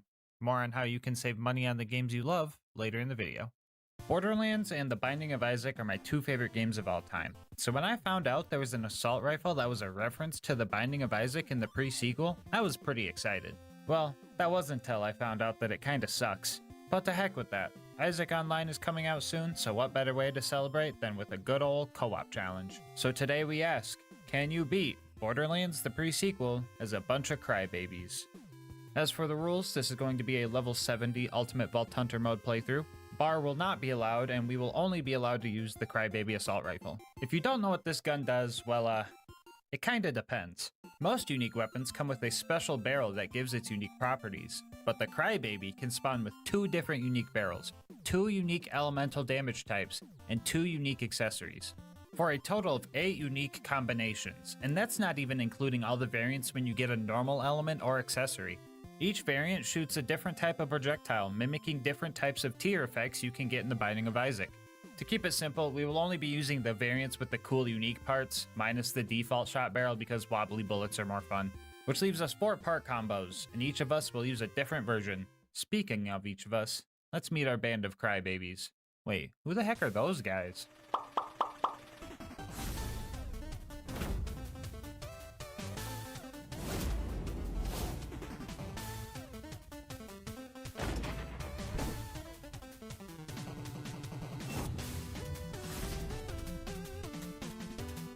Our journey begins on Helios Space Station, which is currently under attack by some insane doll military forces. Things were a bit rough at the beginning. We had to get used to the low to the ground POV, our unpredictable action skill getting us killed, and some very unclear mission objectives. Follow the claptrap unit. Which one? Oh no. Upon starting our first few fights, the chaotic nature of this run became apparent. Tears flying everywhere on top of the randomness of Claptrap's action skill make it so you can't really plan for anything. Since I'm pretty sure 80% of all Claptrap players are the people you see playing with me right now, I'll tell you guys about Claptrap's action skill, VaultHunter.exe. This ability causes your character to analyze the battlefield and chooses one of 15 unique action packages based on your surroundings, which is just a fancy way of saying it's fucking random. A good chunk of his action skills also affect all the other players. Some combos can be extremely strong, while others can be quite unfortunate, and I'll be tier listing them as we go. Also, there's your first Isaac joke. First among B tier is Blightbot, which causes Claptrap to throw out a siren-style minion that flies around and burns and corrodes enemies, which sounds and looks pretty cool, but the damage isn't that great. This still could be a blessing compared to some of the other ones we'll get to later. Anyway, after saving Jack, Tom almost cut the challenge short by killing Zarpedon during her intro cutscene using the pirate ship action skill. More on that one later. After that, we pushed through the moon base until we met our first boss, Flame Knuckle. We all activated our action skills and the true chaos began. I rolled Gun Wizard, which doubles the fire rate, reload speed, and mag size of everybody's guns. It also completely refills our ammo reserves, so we never really ran out of ammo because of it. Alone, this skill is an A tier, but when combined with others, it's probably the strongest skill out of the bunch, so it rightfully lands itself an S tier. Anyway, as you can see, this is a joke because you can't actually see anything. Our guns aren't necessarily melting the bad guys, so we had to work together and make sure we were reviving our homies through the fight. 10 minutes later, we busted his power suit and bullied Flame Knuckle into a corner, where we used our tears to put his flame out. Moments away from escaping Helios Station and our quotation mark escape pod quotation mark, Lucas ruined the One Life challenge by getting crushed by its door, so that's cool. After all that, we made it to the moon and met Janie, who was gonna help us get to Concordia. She told us the key to getting there was in Deadlift's hands, and the path to his hideout was filled with giant tanky Kragans. But that's nothing pirate ship mode couldn't handle. This action skill will be joining Gun Wizard up in S tier based on its awesomeness alone. The cannons deal great damage, and the way the shots sync up to the beat of the 1812 overture playing is truly awesome. Well, usually. I had to turn the music off for copyright reasons or whatever, because people hate fun, I guess, but oh well. After fighting through some goons, we made it to Deadlift and started our second boss fight. This boss fight was definitely harder than the last. Deadlift was a lot more tanky than Flame Knuckle. On top of that, he would bounce around on his beloved jump pads and electrocute the floors. We had to make sure we were reviving each other here, because second wins were tough even with our extended 5-year lifetimer from Best Buds for Life. But reviving each other also wasn't much of a hindrance, as you would think. The kick 'em while he's down skill made it so that the bad guys would just focus on shooting the down player instead of the one that's trying to revive them. Best Buds for Life gave us health regen and damage reduction for reviving our homies, and reviving was the perfect time to activate High Fives, guys, which lets you high-five your friends to gain some increased gun damage, fire rate, and health regen for a short time. Not to mention oxygen revives are a thing in this game. At the cost of oxygen, you can revive your teammates twice as fast, and Claptrap doesn't breathe, so it was just free. Not sure why oxygen helps get another Claptrap up, but we can literally turn into pirate ships, so I don't know if logic matters that much. Anyway, we eventually murked Deadlift and all started dancing on his corpse. Bye, Nene. Oh. Get Nene. During our escape from Deadlift's base, I rolled Rubber Ducky, which causes all players to bounce around and reflect bullets. This skill makes it hard to aim or revive your homies, so it should realistically go in D tier. But the fact that it allows you to abuse slam knockbacks better and makes putting the stinky on bad guys easier bumps it up to C tier for me. We managed to get the Moonzoomy station working with Deadlift's key and had a little too much fun with our new cars. The car, not the tow. Hey, hey! Why are you parked there? That jump's hard, Tom, by the way. Don't f it up. Oh, no! Okay, Rigged to give me my money. What? How are you? Wait.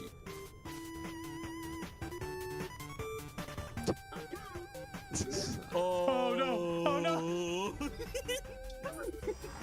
Anyway, we made it to Concordia, got arrested by a cop baby, gave him the crystal ball to bail ourselves out, met Nurse Nina, met Moxie, found another Isaac reference, had a few drinks with the boys, watched Lucas ruin the One Life again, flew around the town, and found out that Crisis Scar was our next destination. Red Belly was controlling the jamming signal blocking us from Helios, so we had to take him out. Scavtrap met us at the gate and told us we had to join Red Belly's gang if we wanted to get past, and our initiation consisted of just wiping out the entirety of their rival gang, the Darksiders. So we high-fived for the big fight, and I immediately rolled Clap in the box, our first F-tier skill. There are so many things wrong with this skill. You can't shoot while it's active, you can't revive your homies while it's active, the explosion can hurt your homies, the damage isn't worth it, and that's comparing it to the crybaby of all things. You can sometimes melee during it, but it doesn't always work, and finally, if you don't hit an enemy, you get downed. This skill is more hassle than help. Anyway, after that first fumble, we actually got some good combos for some maximum chaos, and Scavtrap was pleased with our work, so we got the password to get into Red Belly's base. Okay, wait guys, let's prank these guys. Prank him. Wait. Let's all throw a stock grenade at him. You ready? Hit at these people right here, okay? Funny prank. All right. Ready? Okay. Set. Go. Oh. Dang, why that roll Oh so my poor? god! This is where the difficulty of the challenge kicked up a notch by introducing these big guys. These guys are extremely tanky and required all four of us to focus on them in order to take them down. Tom and I both had triple shot crybabies, meaning we would have to get pretty close for all our shots to hit, and I was struggling pretty hard. But we had each other's backs, and that's what got us through this. After bringing a pirate ship to a playground fight and fighting another 3 of those ultimate mugger guys, we made it to the Red Belly boss fight.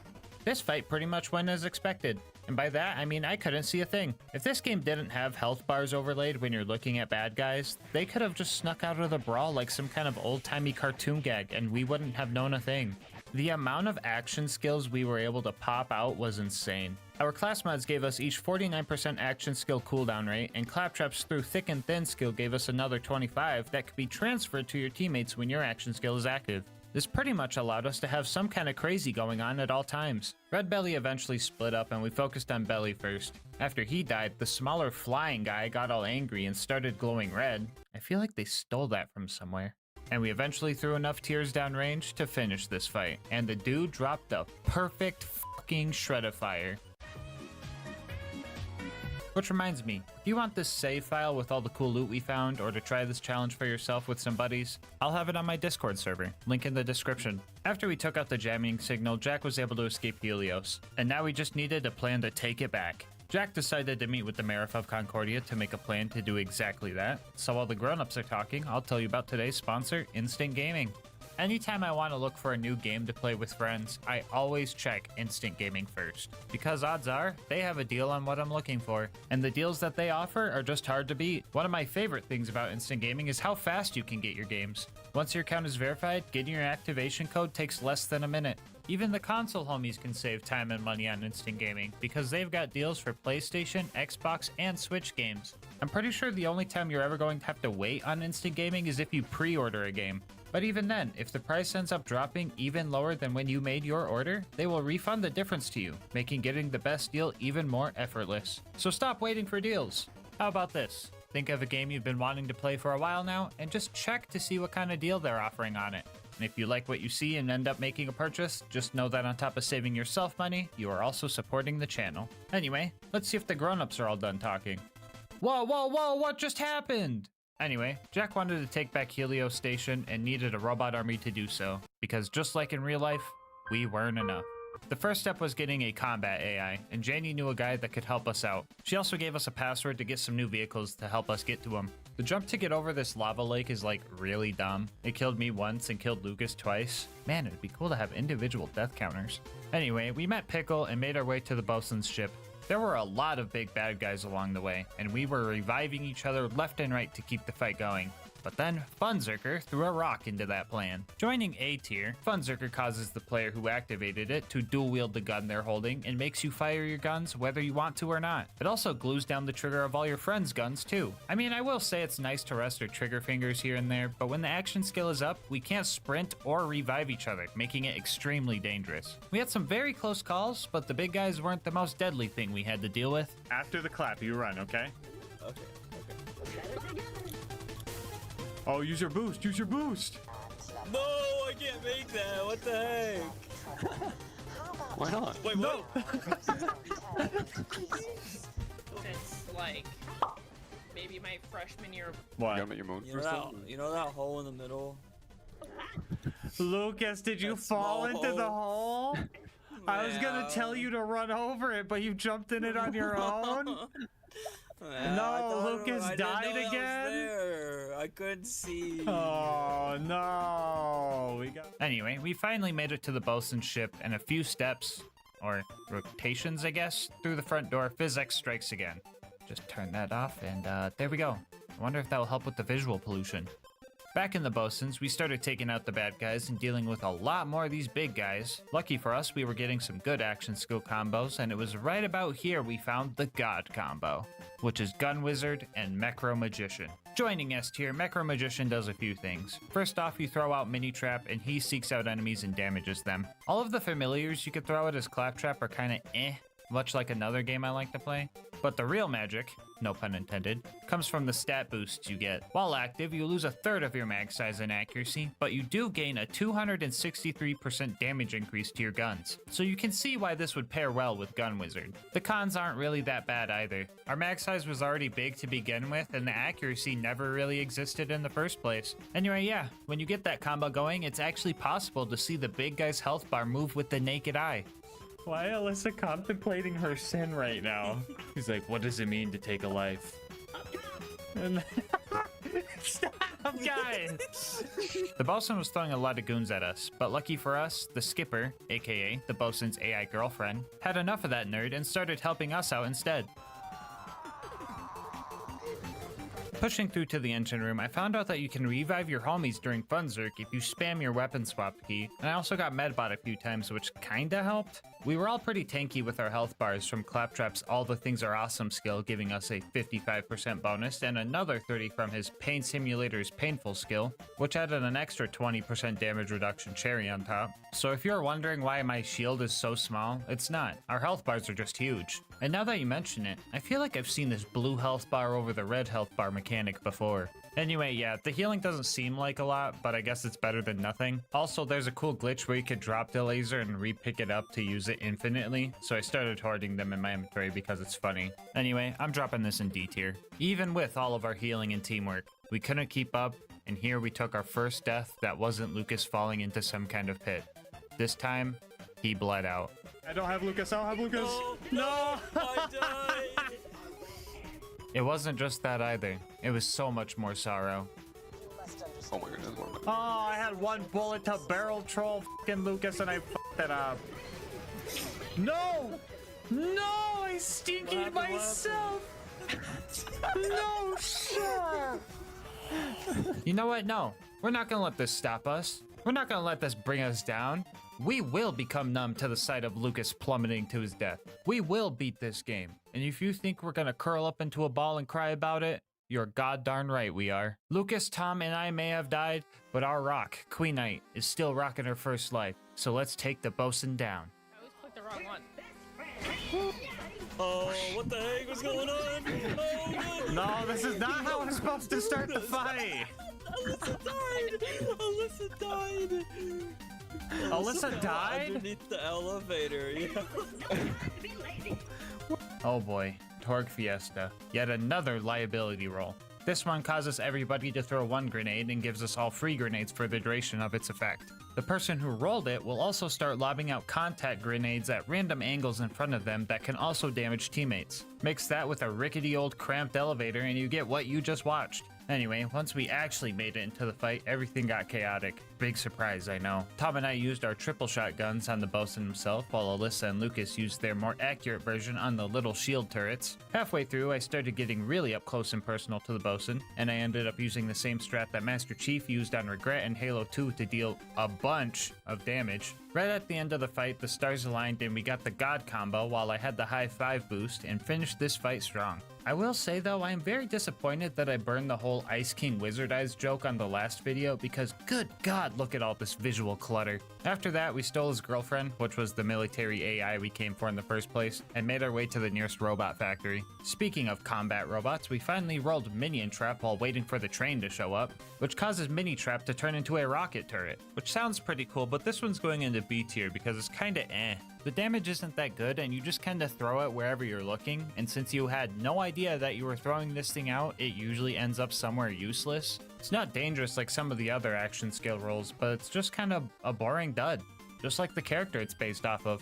Anyway, we found a friendly scientist trapped behind all the scavs and torques, and by sheer coincidence, he was working on a military robot that could create near infinite amounts of other combat robots, which was exactly what we needed, which warranted a little bit of celebration. Are you hitting the gritty?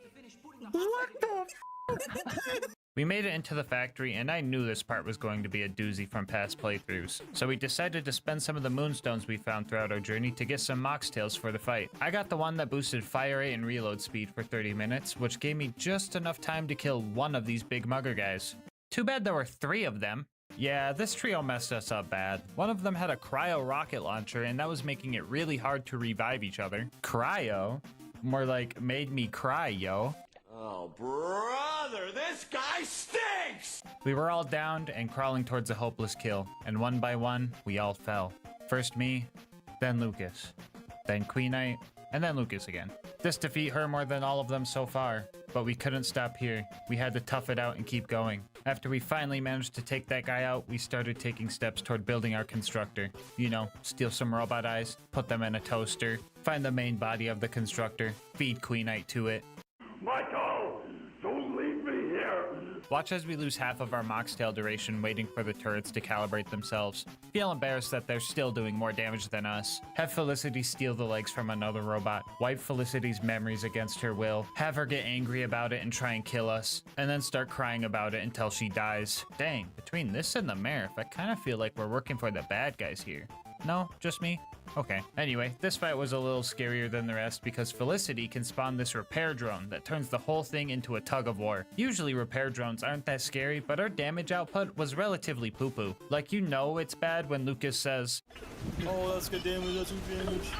But her health bar only moved down 1 tick. She also has a shield drone that gives her bullet deflection, causing us to straight up shoot each other at times. The drones themselves are also pretty tanky, so we had to prioritize these things in order to win. You can kinda see why I wanted to do this as a co-op challenge. Imagine trying to get second wins with this gun. In between dealing with the drone waves, Alyssa and I would try to focus on any bots that Felicity spawned so that we could activate the rage element in our gun and deal a little bit more damage.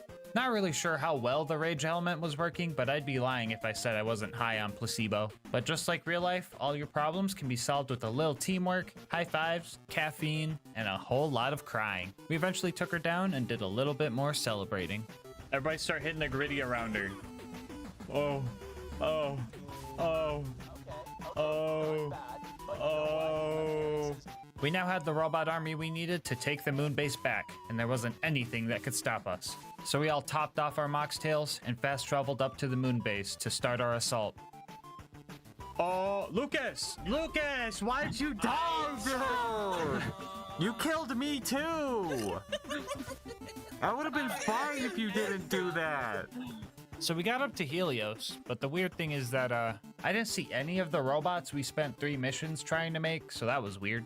Oh well, maybe we are enough. Just kidding, no, we can't even open a fucking door. We had to find another baby to do it for us. This one was blue, locked in a box, and had a neglectful mother nearby. Come on, guys, this one has to be an Isaac reference. Anyway, the scanner that would let us into Jack's office was a bit busted, and I'm not sure if this blue baby was fixing it or making it worse. Access denied. Scans reveal subject is a cat wearing a birthday cap. Yo, Lucas is a cat. Scanned or scammed? Scans reveal subject Whoa!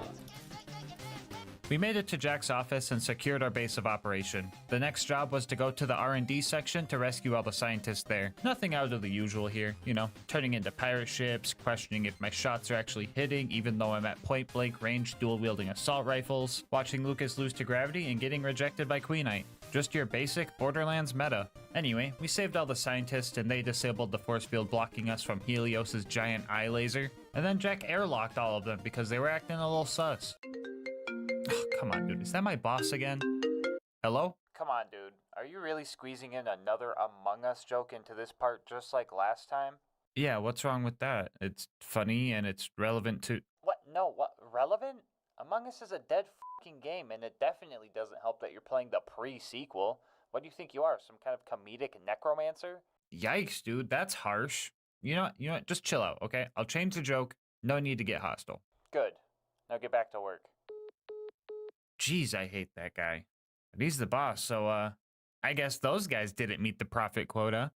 Anyway, we finally made it to the Veins of Helios, aka the jump pad parkour section. I really like this part of the game, but I know a lot of people hate it. And, I think I know what side Lucas is gonna be on. Mid-air high five, Lucas! Behind you! Wait, I'm already high five. Oh. Oh! No way! Again, Lucas? What are you doing? Lucas, you see those pipes over there? Yeah. Go stand on them. Let's jump it over here, Lucas. Oh, Are you trying to kill Lucas? What? No, not again. We had to fight some of these fighter jet guys, and while it looks super cool to see 200 bullets all flying at the ship at once, they were pretty hard to kill. Hopefully there isn't like a boss version of one of these things later in the game. That would suck. Anyway, we made it to the lunar launching station and started disabling the final force field in our way. I somehow found a Rheogenator in a locker, so that was pretty weird. But anyway, yeah, a little bit of survive until the timer runs out gameplay later. We made it to the Eye of Helios and started our super intense boss fight with Colonel Zarpedon. Honestly, this fight was cursed in so many ways, good and bad. First off, our first roll of action skills gave me pirate ship mode with a double gun wizard boost, which let us melt her shield super quick, and that would have been awesome if she didn't just get the whole thing back right away. All of our rolls after that just kept synergizing poorly. Like one time somebody rolled nonsensical sacrifice, which downs the user but revives everybody else. But none of us were down, so that was just straight up useless. I'm still gonna put it in A tier because it did come in clutch a few times during the run. Also, just watch this clip for me. Not needed. Anyone? Yeah, I got you, Tom. I'm gonna get you. Who the f just threw a pumpkin at Tom? What'd I just watch? So, did you guys see that too? Yeah, when I said pumpkin, I didn't actually think it was legitimately a pumpkin. At first, I thought Queenite or Lucas just accidentally shot a jack-o'-cannon they found, but from where they were standing and the angle of the pumpkin, that just wasn't possible. But slowing down the footage, we were able to see the real culprit. You see that orange? That is 100% the barrel of a jack-o'-cannon that is in the hands of that basic enemy. I had no idea that these guys could spawn with the unique blue rarity drops in this game, but there he is, causing more chaos, as if this run needed more. I didn't even notice this until I started editing this video. Numerous pumpkins flew across my face and into the faces of my homies, and we didn't even know. Anyway, we eventually took down her power suit, and that's where the curse shenanigans started being good. Before this whole second phase, we all hid on this ledge to lure Zarpedon over, and I went out to get her attention to bring her closer. I went down, but Lucas's dying actually kind of came in handy. I'm gonna get a revive by my action skill. Oh, no way! I died anyway, but when I got back, Zarpedon was in the prime position. Yes, come on. Come on. Here. Put the stinky So if you're ever having trouble with this fight, just know that all you need is a few stock grenades. We finally had the Eye of Helios under control and found out it was actually powered by the Eye of the Destroyer. Or another Isaac reference, I'm not sure. Anyway, Moxie said we could disable it if we overjuiced the thing to activate the failsafes, but that was a big lie, and she turned it into a giant black hole in an attempt to kill Jack because, plot twist, he's the bad guy. But we still survived somehow, and Jack was so happy that he started throwing it back on us, so that was pretty cool. All that was left to beat the game was to find the vault and secure the alien technology inside. This place was guarded by a bunch of these creepy looking alien dudes, but those guys weren't anything compared to the Eternal Doll Soldier guys. If you don't kill these guys fast enough, they just evolve and get all of their health back, and through conventional methods, there is just no way we would be able to kill these guys fast enough. But lucky for us, this is Borderlands we're talking about. There's always something we can exploit, and in this case, it's the slam attack from our level 1 Oz kit. Using our slam would stagger the Eternal guys and prevent their evolution, and as long as we could stun lock them like this, we could take these guys out relatively easily. One of the doll guys we found ended up surrendering, and we gave Lucas the choice in killing him or letting him go. Now kill him. Alright guys, let's see what's in this vault. Whoa, wait, did you guys see that? What the heck is that? Is it a bird? Is it a plane? Oh no. It's a giant boss version of the jet fighters. No. Alright, real talk guys, this fight was the hardest one yet. I'll give you a breakdown. First off, 90% of the time this jet was pretty far away from us, making it so we would have to lead our shots far in front of where we thought it would be, which is 10 times harder when your shots have a mind of their own, and they're literally children's tears. It would sometimes get low to the ground with some missile strikes, but that was so rare it might as well have just not happened. Our action skills were also just not that great. Anything except for Gun Wizard, Mecro Magician, or Funzerker were just straight up useless because we couldn't utilize them even if we tried. This wouldn't have been too much of an issue if we actually got those good ones, but all we would get is triple clap in the box rolls, or Queenite's personal favorite. No! Dude, how many Torque Fiestas was that? 3. No. Oh my god. Oh my god, not the Torque Fiesta. Rubber Ducky Fiesta. Fiesta. Oh my god. Fiesta. Yes. Fiesta. What the? Okay, Fiesta. Fiesta. Fiesta. I got Fiesta. I just keep getting to like bomb myself, punch myself in the face. Fiesta. Fiesta. Fucking Fiesta. I can finish up the tier list here. First off, shh, Trap is in C tier. This was the first time I got it during the whole run, and all it does is make you invisible to enemies. Not super useful when the giant airship decides to just nuke the whole arena, but I guess it's pretty nice if you ever want to revive some of your homies. And finally, for the absolute worst action package yet, Meat Unicycle, which causes you to switch out your gun for a Buzz Axe and start dealing fire nova damage. You can imagine trying to punch a jet fighter if you want. I'd be a liar if I said I didn't try, but even if I could, the damage from these melee attacks is just so abysmal. You know it's bad when the most optimal strat for Meat Unicycle is to not even try and just go high-five your homies so they can deal some more damage. Easy F tier. A couple of honorable mentions. We could not get One Shot Wonder or Disco Inferno because we weren't using the right skills for them, just in case any of the Claptrap mains say we forgot them. I don't want to make all 4 of you guys mad. Halfway through this fight, our Moxtail power-ups wore off, and Lucas had to go AFK for a bit to get his dinner, so we had to worry about protecting him now too. RK5 added 4 deaths to the counter by the time he reached his Fate Acceptance phase, where we could just lay into him. And together, we finally took it down. Necro Magician, that's it. Let's go. Yikes. Other bosses so far have taken upwards of 10-15 minutes to finish, but this one took over an hour. Anyway, we jumped into the giant scary alien hole and fought through some more of those tanky guys. We definitely took a wrong turn somewhere because we got super lost, and we were stuck here for a while too. There were a ton of bad guys we had to kill here just to get out, and they were all just absolute tanks. After a good hour of totally optional fighting we didn't have to do, we finally made it to the vault and we were ready for anything. It can't get much worse than these creepy guys. Oh no. What happened? Everybody close your eyes unless you want to witness childbirth. Ew. Ew. Oh my god, it got way worse.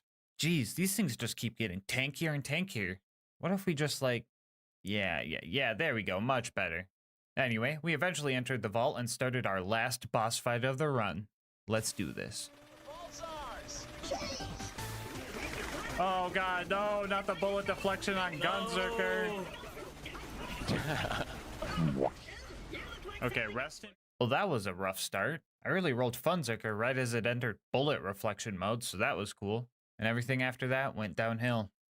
For the Sentinel, we started getting so many good action skill combos. We even rolled 3 pirate ships at the same time, which was just absolutely awesome. We started waiting for each other's action skills to be ready and just kept popping them all at the same time. Doing so let us take down the first 4 phases and spawned the true final boss. Imagine that, a multi-staged boss fight to finish the game. Who would even?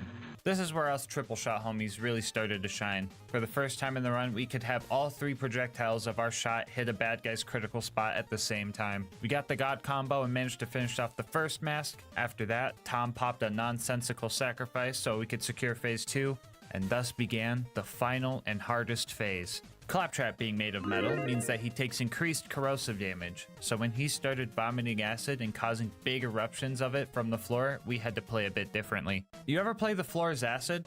It's a lot like the floor's lava, but it's for robots. Reviving teammates in the acid was pretty much impossible, so we either tried to set up a second wind enemy for them, or just catch them mid-air and fly them to safety. I got you, Tom. I think. We had a really close call when we all went down at the same time. If we all had to respawn and left the arena empty, we would have to restart the whole fight. At the very last second, one of those Sarah Guardian things spawned, letting Tom get up and prevent the full reset. And as soon as we went back in, we went guns blazing with a Funzerker Wizard combo, and another Mecro Wizard combo after that. Lucas came in clutch with another sacrifice, securing a triple revive from it right at the very end. And we finished the fight with pirate ship mode, leaving just enough rounds for some victory shots, signifying that yes, you can beat Borderlands the pre-sequel as a bunch of crybabies. Bonus content time, woo! So this run was a great balance of fun and challenge, but I felt it could have felt a little more roguelike to keep on the Isaac theme. You know, where death is a lot more than just a number going up, so I decided that we're going to tackle everyone's favorite DLC. 6 rounds of wave-by-wave combat where death means you have to sit on the sidelines, capturing that roguelike vibe I'm looking for. That's right, put on your blue light glasses because we're going to the Hollow Dome. Right off the bat, we met a ghost baby. Kinda feel like this one is required at this point. Anyway. Not much to say about round 1. This is pretty much just a warm-up. Flame Knuckle made a return, but we threw him into the big hole, so that was cool. Round 2 was pretty much the same. We had some more of these creepy Opha things show up, but again, the giant hole made them pretty easy. Lucas got Queen Knight killed. You can clearly see that I'm looking at her, trying to revive her, but Lucas somehow snuck in between us, causing her to fall into a million pieces. On the bright side, we were able to test the individual death counter Tom coded. Thanks, Tom. Other than that, though, the Eternal guys started showing up again, and you guessed it, we used the hole. This round introduced the giant spinning blades of scary death and stuff, but if you know anything about patterns, you would know that we use this to our advantage. This is where things really started to devolve. Most enemies were extremely tanky, and it would just be more optimal to put the Stinky on literally any enemy that wasn't a basic mob. Also, Lucas could not follow the bonus objective and fucking died on wave 1 of 6. Oh! Lucas! What'd you do, Lucas? It sucked me in. Oh. Good God. We put the stinky on everything. And on our first try, we got way too comfortable, and we all went down against an enemy way too tanky for even all of us to kill, and all died on wave 4. On our next attempt, things got really dicey. Queen Knight and Lucas both took a dive about halfway in, so Tom and I had to lock in and stick to each other like glue. It kind of worked out because Queen Knight and Lucas had the more accurate long-range crybaby rifles, so they could just kind of distract the enemies from afar and use their action skills to juice us up. We fought hard, and it came down to one last enemy. This alien that glitched out.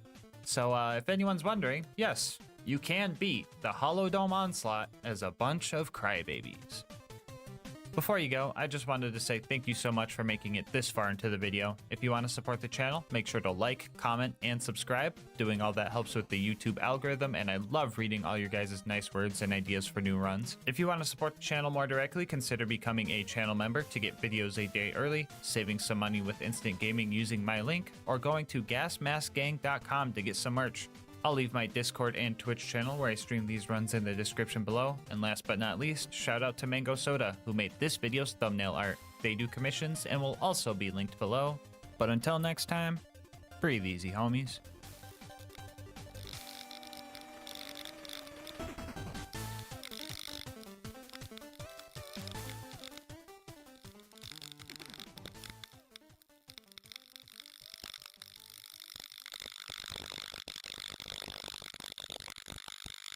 Burger screwed up my light up. I'm not Craig, you're Craig. Anyway, we got the skip eventually, and honestly, I don't think it could get much worse than oh, I forgot about Lilith, never mind. The bright side to this challenge is that I don't have to see Lilith, but the downside is that I can still hear the one-liner. Oh, Lilith, why? Even though Lilith loves to torment me, she did manage to give us our first class mod. It happened to be the best one we could have gotten for this run, which was a blister comm with a +6 grenade count. I didn't know this until editing though, so it probably didn't matter that much. Up next, we had to save Roland, and in order to do that, we were going to need a car upgrade. And honestly, destroying the cars proved harder than I anticipated. Half the time, I was just trying to figure out if the red dot was a buzzard or a car. I bet you guys can't tell the difference. My first plan was trying to tail the technicals while aiming up and down and hoping that enough bullets would hit. That didn't work. I then tried to hold all the way down because I knew the cars couldn't look too far down. That didn't work. And we also tried the good old pull the pin kill. And that didn't work. What was the game-winning strategy, you might ask? Well, I got one word for you. Explosions! With the rocket launcher runner and the looking as far down as possible strat, we were able to more consistently take out bandit technicals, and we eventually got enough parts to sneak into the Bloodshot Dam. Badma was up next, and let me tell you, I died so many times trying to fight this guy. Death after death just kept piling on, and there wasn't anything I could do about it. I mean, I guess I could have tried to survive the fight, but then how would I get the double XP from pull the pin? You guys think I'm gonna farm up to level 16 and not take the twice as fast option? Come on now. Alright, real talk. We farmed Badma up to level 16 so we could get the most important skill of the run. Light the fuse. Now if we end up falling into fight for your life, we will have an extremely useful tool for revives. No more lack of movement and no more estimating how high I'm aiming because the splash damage means I could just get close and throw them at the ground. And if I'm feeling extra confident, I could just hold E to go full Minesweeper mode and murder everything around me. Doing this made the Bloodshot Stronghold relatively easy, right up until the toilet room, where my arch enemy, Verticality, found us yet again. It was back to being an absolute guessing game. And boy, am I glad that I took the time to get Light the Fuse here, because even with it, closing the distance between me and these crazed marauders was harder than normal. Anyway, Mad Mike eventually showed up, and I decided to use my out of sight, out of mind card here and just ignore him. I hit the next new U station and planned to run away after I came back, but my Skyrocket murked him without me knowing, so I'll be taking that card back, thank you. After finding Roland, I got stuck in this hole and just could not find my way out of it. I ended up having to die to get out, which felt pretty cringe and embarrassing. And after that, we made it outside and I put the stinky on myself. Actually, guys, this was 100% on purpose. You could tell because I got a pull-to-pin kill. Yep, After I paid the toll, I started fighting my way through the bad guys. Nothing too crazy, but I did put the stinky on this loader, so I'm glad we got at least one this run. After fighting through all those loaders, we made it to our next fight. If you're new here, you probably don't know that the Warden can take Roland to the Hyperion Friendship Gulag if you don't kill it fast enough. Yeah, and with our current setup, I estimated that chance was pretty high. I went in for my first attempt and got a few second wins before dying about halfway through his health bar. It honestly felt like a tough fight, and I had no idea how close or not close I was to killing the Warden, so I scrambled to get one more good attempt in before it was Gulag time. Can't tell if I used my BuzzX Rampage or not, and I burned it or not, but...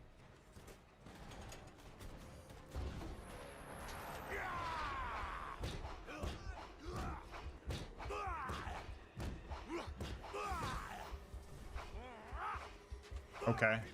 Yeah, the Warden is weird. I feel like its shield gets weaker when the surveyors decide to start juicing it up or something, because that was pretty baffling. After saving Roland, I replaced my first shotgun with a sniper before realizing that didn't make any sense, and then swapping to a TU SMG I found and heading back home. At this point in the game, my memory of enemy levels is a bit skewed, so I decided to do the Marcus dummy missions for a little XP boost and to secure a slag pistol for future fights. It's not the best option, but it's the only guaranteed slag weapon I could get realistically. Anyway, I also missed Michael Mamerl right here. I never see this guy, and this challenge run made sure to keep it that way, but oh well, off to Tundra Express. Burning the Varkids here was kind of annoying because I messed up and lost my free tinderbox, and my skyrocket was just way too strong. I could have used this fire shotgun I found, but alas, I didn't know it was fire. I eventually got stuck on the fire melon and managed to wake up Mordecai, meet Tina, dodge a train, and grab the badonkadonks. The first one was pretty easy to grab, but for the second one, I needed to do a little bit of parkour to bypass the confusing staircase system. On the way to blow up the train, I gained the title of only person ever to unintentionally die to these giant cartoony proximity mines, so that was pretty cringe. I also had my first fight with a ladder and my second fight with a train. We made it to Wilhelm, and this was probably the toughest fight yet. Every challenge about this run piled on right here. I had no idea what level he was, so I had no idea how much damage I was dealing, or if I was even beating out his shield regeneration. I couldn't see incoming attacks, so I had to use audio cues to kinda guess where to dodge. And to top it off, Wilhelm is pretty hard to melee because he kinda has this spike shield effect when you get too close. I gave it a few attempts before almost calling it quits for the day. But on my last attempt before that, I heard Wilhelm start doing callouts, indicating his health was low. So I gave it one more shot, this time with a newfound strategy I will be calling menu leveling. I found that opening and closing your menu put your crosshair at a consistent eye level, and using that we found our combat loop. We would run around, dodge, and throw pos shots until we heard him or seen him start spawning surveyors. At that point, I would pull out my slag pistol and level my crosshair to hopefully get some slag. I would then run at him with BuzzX Rampage if it was charged, or just my plain self and intentionally get downed. After that, I would instantly detonate my bundle. This would damage Wilhelm, stop his surveyors from giving him too much shield, and give me a second win, all at the same time. Once I started hearing his low health callouts again, I threw any skyrockets that I had and finished Wilhelm off.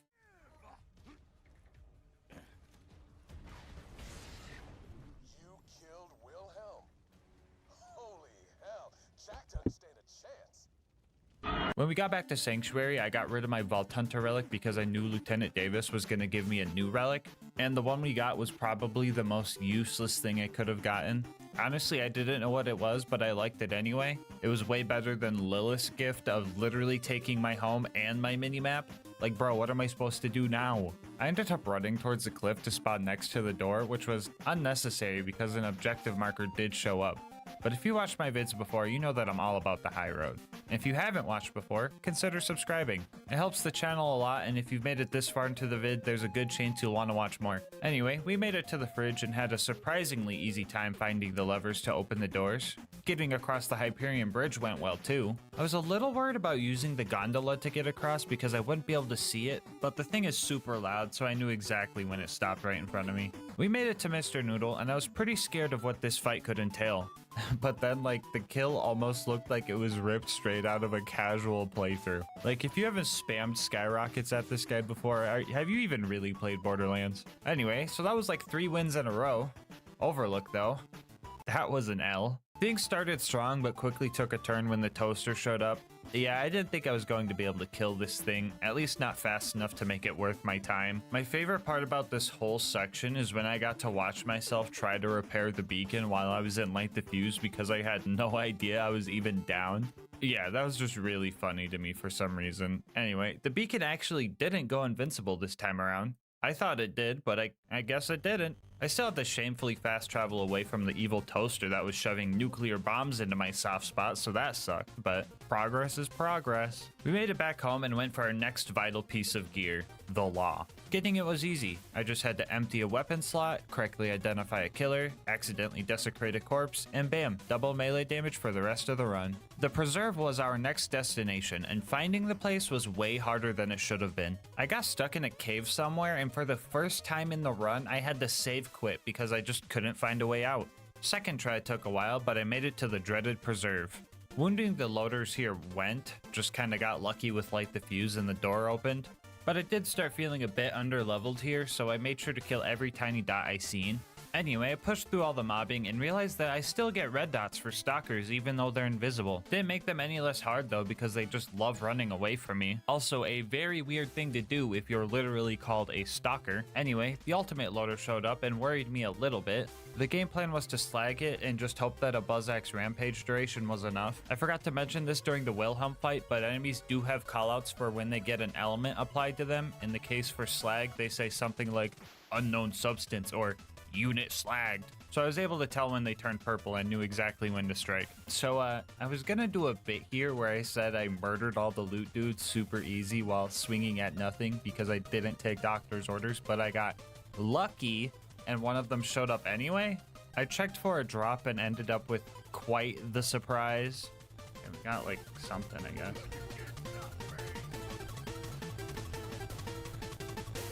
Don't tell me it was a grenade.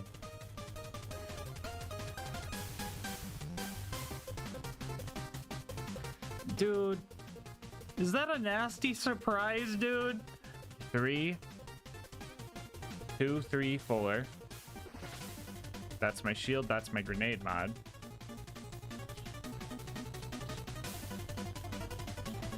Skyrocket's back, okay.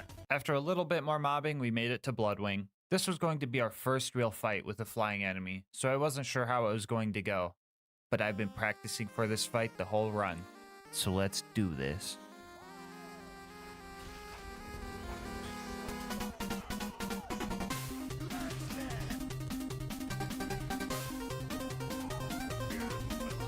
Okay, yeah, no, that's fine.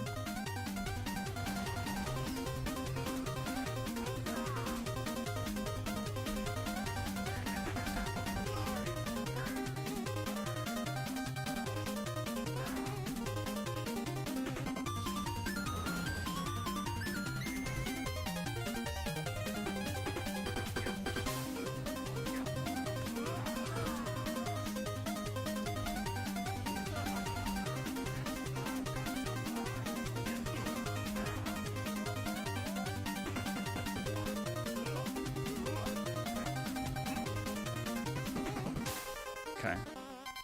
Tab menu.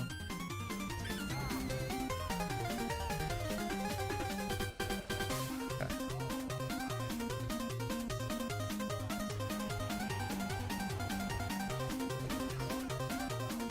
Let's go. Let's go, dude. All right, Bloodwing, you had me in the first half, but you gotta step up your game again. I'm about to hit double digits. After the fight, I made the mistake of trying to upgrade my gear and ended up losing my +6 grenade count class mod for something pretty much useless. But on the bright side, at least we got the high five our homie Claptrap. Up next was recruiting Brick and his air support. The initiation was pretty much just handled by the Skyrocket if I'm being honest. Apparently, I wasn't supposed to use this thing indoors, but like how the heck was I supposed to read that? I can only see the mini-map. Sarcastic Slab could have survived this time around because he didn't show up as a red dot, but his loud clapping let me find him using echolocation. Get it? Because the minimap comes from the echo. Oh, come on, please laugh. Fighting the loaders with Brick was pretty simple. I was mostly slagging bad guys while he fisted them. I'm pretty sure every single mortar strike killed me here, so that was rough, but hey, Brick is on the squad now and I can finally get rid of my level 1 shield. What the fuck is Michael doing here again? Whatever.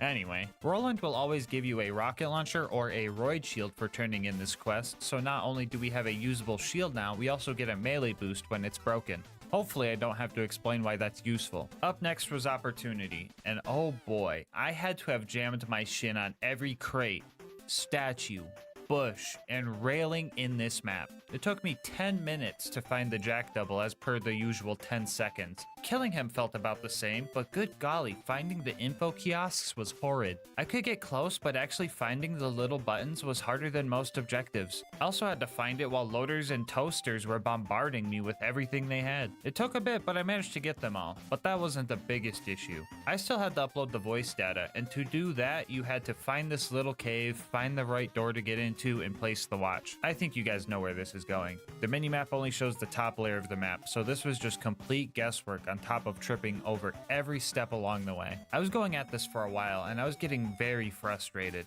but then my salvation arrived. I've never been so excited to hear about a hot loader in my area, because I knew that this loader always spawns in the room I needed to get to, so I found my way in and took a big sigh of relief. That breather would come in handy because up next was the climb up to bunker. Things started out really rough here. I absolutely butchered the ravine jump, I got pranked by Claptrap, and then I just got absolutely decimated by the loaders. I was positive that I was super underleveled at this point, and forcing through this would have been way too hard. So I had to do what I was regretting, and decided to farm some XP. I was hoping that farming the mutated VAR kids would be some quick XP, but that proved very inconsistent and I had to find this door valve every time. So regrettably, we had to do the entire Clan Wars quest line. Instead of just walking you guys through the missions, let's just count how many times we needed to interact with a small object.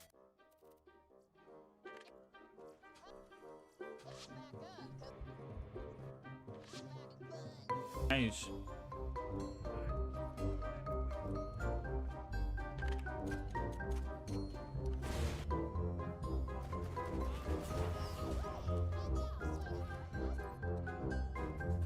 Clarify.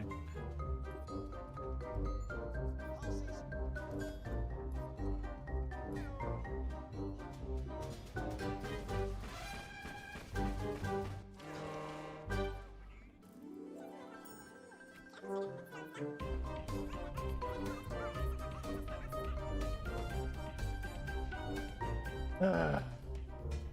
42 painful interactions, not including fast travels and car spawns. And what do I get as my reward? I get to do this for the next hour. I was hoping Mick was at least level 22, but he was only level 20, and the experience falloff was rough. So this last jump from 24 to 25 was a majority of that hour. How many Maggies did I miss? I have no idea. I couldn't see. And rewatching an hour of footage to give you guys one number seems like a silly thing to do. Hey, whoa, editor, don't show him that. Get that out of here. Anyway, after accidentally going to the Hammerlock DLC, we made it back to 1000 Cuts and tried climbing the mountain again. Things felt a lot better this time around. The toaster only took a few tries, the baby turrets were a pushover, and the big toaster got cheesed the good old-fashioned way. And all that was left was Face McShooty. This is gonna be so cringe if I'm way off.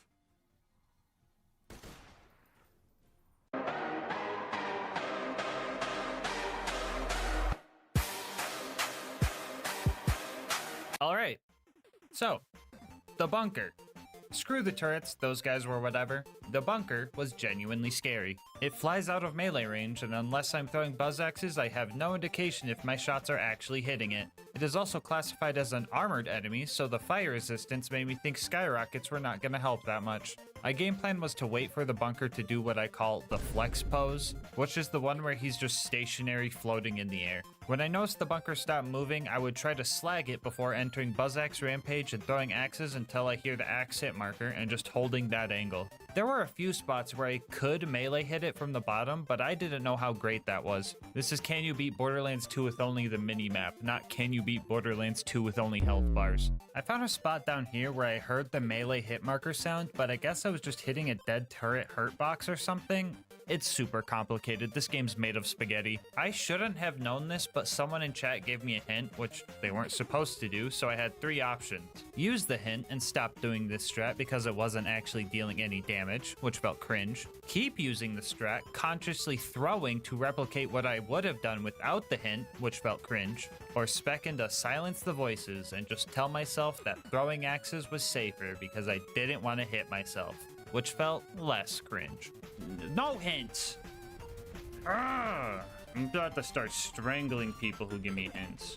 You guys are getting cooked the f up in the video. It's a joke. I know this was not intentional, and I'm just probably being like an asshole over arbitrary challenge, arbitrary rules. Here's the lore, okay? I spec'd into silence the voices, so I did not feel comfortable meleeing the bunker in the way that I was. That way, I can lie to myself, instead of having to lie to myself through throwing. There's the lore. Exodeagle! What are we literally talking about? My fucking god. Oh my god. No hints! No hints! No hints! Someone sacrificed Exodeagle! Oh my fucking god. We love you, Exodeagle. Don't forget that.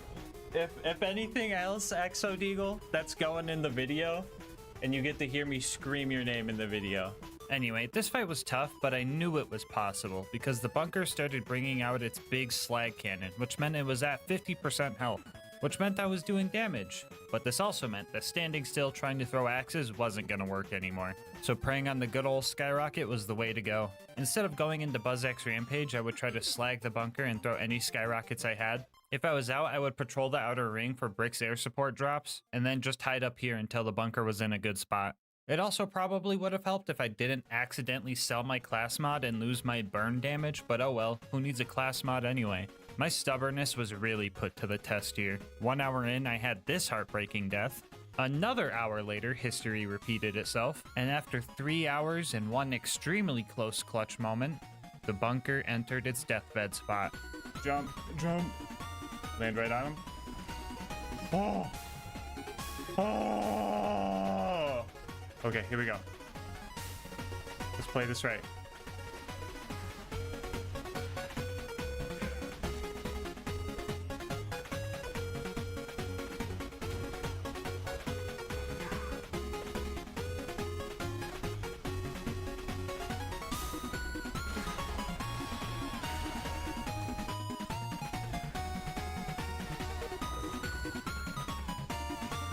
Oh, thank God, dude.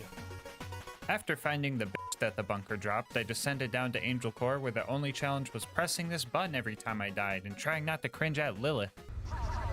I couldn't really tell where the injectors were, but some trial and error with my skyrockets was all I needed to fix that issue. Some other stuff happened that I couldn't really see. I think Roland's fine, but I know one thing's for sure.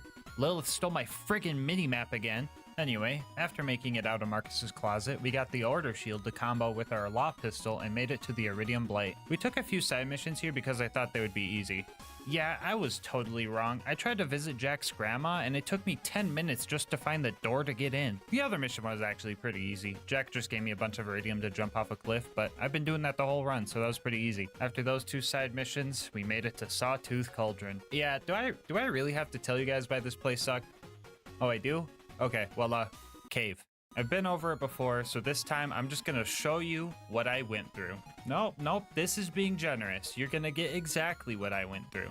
This whole cave system was full of stairs, railings, boxes, bad guys, and lava pits, and it was completely untraversable because the map was displaying the top of the buzzard nest instead of the cave where I needed to be. My only hope was to go around to the west entrance of the cave where I knew the surroundings a bit better and try to take out the ambush commanders there. For once in my life, I was actually glad to constantly respawn at the Death Cubby. After I got there, I pretty much roleplayed like I was playing one of those games where the objective is just to completely dismember yourself to make the score go up. You would have thought I had a Mountain Dew addiction with the amount of double XP I was getting down there. Alright, so guys, how was that? Was that fun? Did you guys have a good time watching that? That was like 30 seconds of only being able to see the minimap. Okay, now try doing 22 hours. Okay, hopefully that gave you guys a little taste of what this was like. Borderlands players hate Sawtooth Cauldron anyway, so I bet this was therapeutic for some of you. After I killed the ambush commanders, I got lazy and save quit to go to Boombringer to blow it up. The game said I looked at the explosion, which was a fucking lie. I'm looking at cardboard, so that got me a little angry. So I took out my anger on Mortar and took the elevator up to the buzzard's nest. It was very important that I sent the elevator down before leaving it, because finding that other button without an objective marker would have been horrendous. I died many times up here trying to kill the buzzards. Throwing skyrockets and getting lucky with light the fuse was pretty much my only hope with these guys because I had no way to tell how elevated they were. I lost track of how many times I had to take the elevator up trying to kill these things, and the last one survived my stormtrooper aim for quite a while before I managed to take it down. Oh, I forgot to mention that we grabbed $9 off of Kai's body while we were here. It will come in handy later, I promise. We made it to the boneyard and leveled up. I didn't realize we leveled up, so get used to the skill point blinking now. I'm still surprised how much easier driving was compared to walking. Like, this shot through this narrow gap made my jaw drop while I was watching through the footage. I'm also surprised that I didn't perma-slag myself a single time here. I have trouble doing that when I can see. The tunnel pumping station, aka the Sergeant Loader Gang hideout, was another one of those places where the minimap just told me nothing. I was stuck in this little corner I didn't even know existed for such a long time, but we eventually hit all the levers, rammed the pipe, and somehow climbed the ladder sideways to make it to the Badlands. This part was concerning.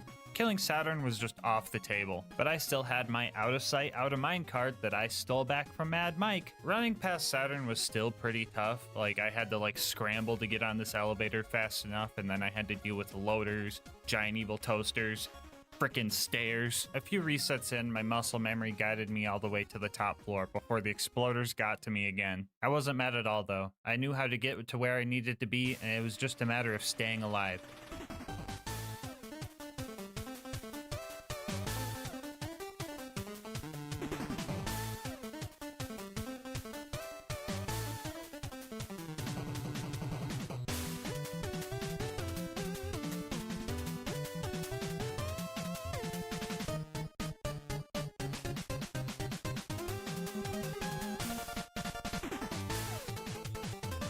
Focus. Okay.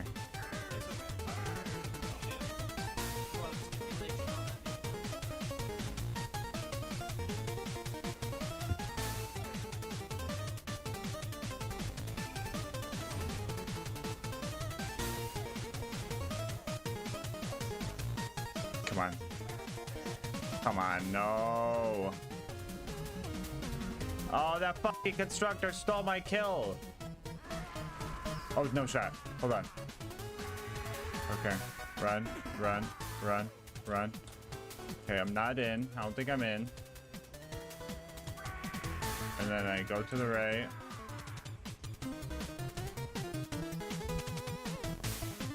Holy shit. Okay, guys, I genuinely think that was going to be the last hard part. It was time for the final stride, and to prepare, we upgraded that useless sniper relic we got earlier with a damage resistance relic that Tannis gave us, and we gave that $9 back to Marcus to get the evil smasher. I know what you're thinking, just trust me on this one, okay? The claptrap door combat went fine. It actually went pretty fast, but Heroes Pass, on the other hand, took a bit longer than usual. I didn't think I was going to be able to do the skip, and taking my skyrocket off to do grenade jumps sounded risky, so this time around I fought with Brick and Morty until the path was clear. If I do this skip, I'm just saying, if I hit this skip,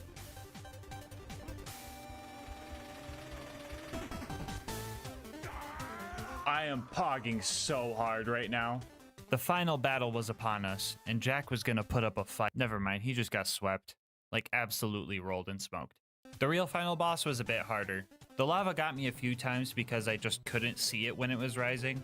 But GASMASK, just listen to Lilith's warn. Oh, shut the fuck up. No, shut the fuck up. We hate Lilith around here. The Chrysaliks were decent revive fodder here, but I had to trust my ears because their red dots would just disappear often. But as long as I could find one, I could usually get a second win. The warrior took my life 6 times before I found a working strategy, and this is how I did it. I positioned myself where the rising lava, crystallisk projectiles, and warrior's fire breath couldn't get to me, and I pulled out The evil smasher. Guys, stop laughing at me. I'm being serious, guys. Just listen. Anyway, for the people who haven't used this since 2013, back before the nerf, this gun has a 7% chance to proc a bunch of stat boosts every time you reload. So while I was waiting for the warrior to show up in my line of sight, or route of sight, I don't know. Someone tell me a better map joke, please. Anyway, while I was waiting, I would just keep spamming the reload until I heard the activation sound. If it did activate, I would dump my mag into him when he got there, and if it didn't, I would try for slag and throw buzz axes instead. The evil smasher is widely regarded as a terrible weapon nowadays, but I think it's actually pretty good. 7% of the time. I still had no idea how much damage I was doing or if I was even shooting the warrior sometimes, but I had faith in my strategy. And eventually, we noticed something. He's not moving. He might be in deathbed.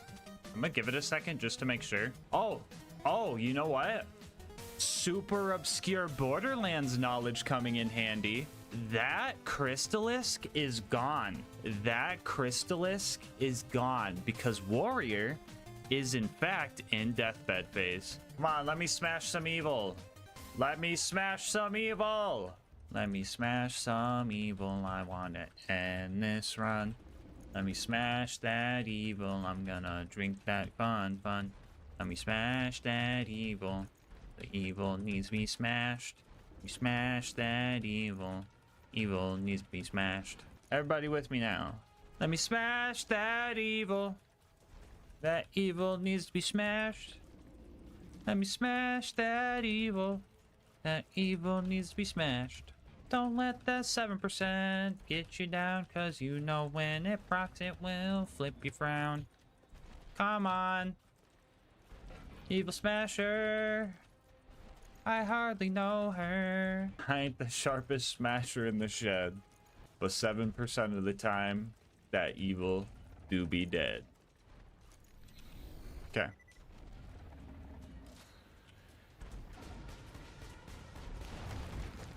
Get nay. Let me smash that evil. That evil needs to be smashed. Let me smash. Ah, fuck. Bozo. No, I was the evil all along. Oh, first try. You want to know why it was first try? Because it knows that we're about to be smashing some evil. And just like that, now we know. You can beat Borderlands 2 with only the minimap. Bonus content time, woo! So we managed to conquer every challenge that this run threw at us, all except for one, so I decided that it was time to go back and snipe Face McShooty. This is how we're gonna do it, okay? Everyone think of a number right now, but you pick 1 or 2. Everyone think of the number in their head. Don't say it in chat. Everyone pick 1 or 2. If you picked 1, you're gonna give me hints. If you picked 2, you're gonna lie to me and pretend you're giving me hints. Bit more left? I don't know about the left, guys. I think you guys might be fooling me. Yeah, left down. You're too far up. Right there. The moment when everyone picked 2. Get out of here. Up. Okay, everyone saying up is a fucking liar. I've caught you. More left cheeseburger, more. How about that? How's that? Okay. No Mask Jr. First time chatter. No, okay. I can trust No Mask Jr. They weren't here for the rules. Oh, No Mask Jr. Let's fucking go, dude. Yes! Holy shit! Oh my god! Before you go, I just wanted to say thank you so much for making it this far into the video. If you want to support the channel, make sure to like, comment, and subscribe. It really helps with the YouTube algorithm, and I love hearing your guys' kind words and ideas for new runs. If you want to support the channel more directly, consider becoming a channel member to get videos a day early, saving yourself some money over at Instant Gaming using my link, or going to GASMASK'S.com to get some... Editor, what is that? No, fix it. There we go. Or going to GASMASK'S.com to get some merch. I'll leave my Discord and Twitch channel where I stream these runs live in the description. And last but not least, shout out to Mango Soda, who made this video's thumbnail art. They do commissions and will also be linked below. But until next time, breathe easy, homies.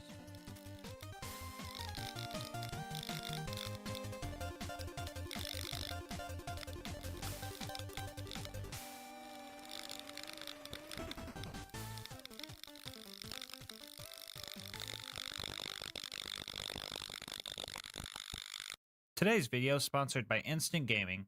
More on how you can save money on the games you love later in the video. The date was April 2nd, 2013, and Gearbox just released the patch that would drive the Evil Smasher into an early grave, never to be taken seriously again. 10 years have passed since then, and archaeologists have rediscovered the remains of this once powerful weapon, and instead of letting it rot away in some museum, they gave it to me, because the world needs to know. Can you beat Borderlands 2 with only the Evil Smasher? I'll go over the rules for this run really quick. This is going to be an Overpower 10 Ultimate Vault Hunter mode playthrough. For the new players, or the players that never touched this game since the nerf, that pretty much just means enemies have 4 times health, health regen, and they're all 10 levels higher than us. Bar will not be allowed for this run, and the Evil Smasher is the only gun we are allowed to use. Also, just for clarity, the Evil Smasher glitch will not be allowed. This might be common sense because it was patched out, but the way we use it kind of makes it seem like I'm using a glitch, but I'll explain that more later. And finally, we are going to be playing as Krieg, but melee will not be allowed for this run. I know, not letting Krieg do his favorite thing is a war crime, but the run would devolve into a pure melee run really fast. As for the gear, I'll be using a basic shield, Vault Hunter relic for funny drops, and a low-level slag grenade because Krieg has no slagging skills.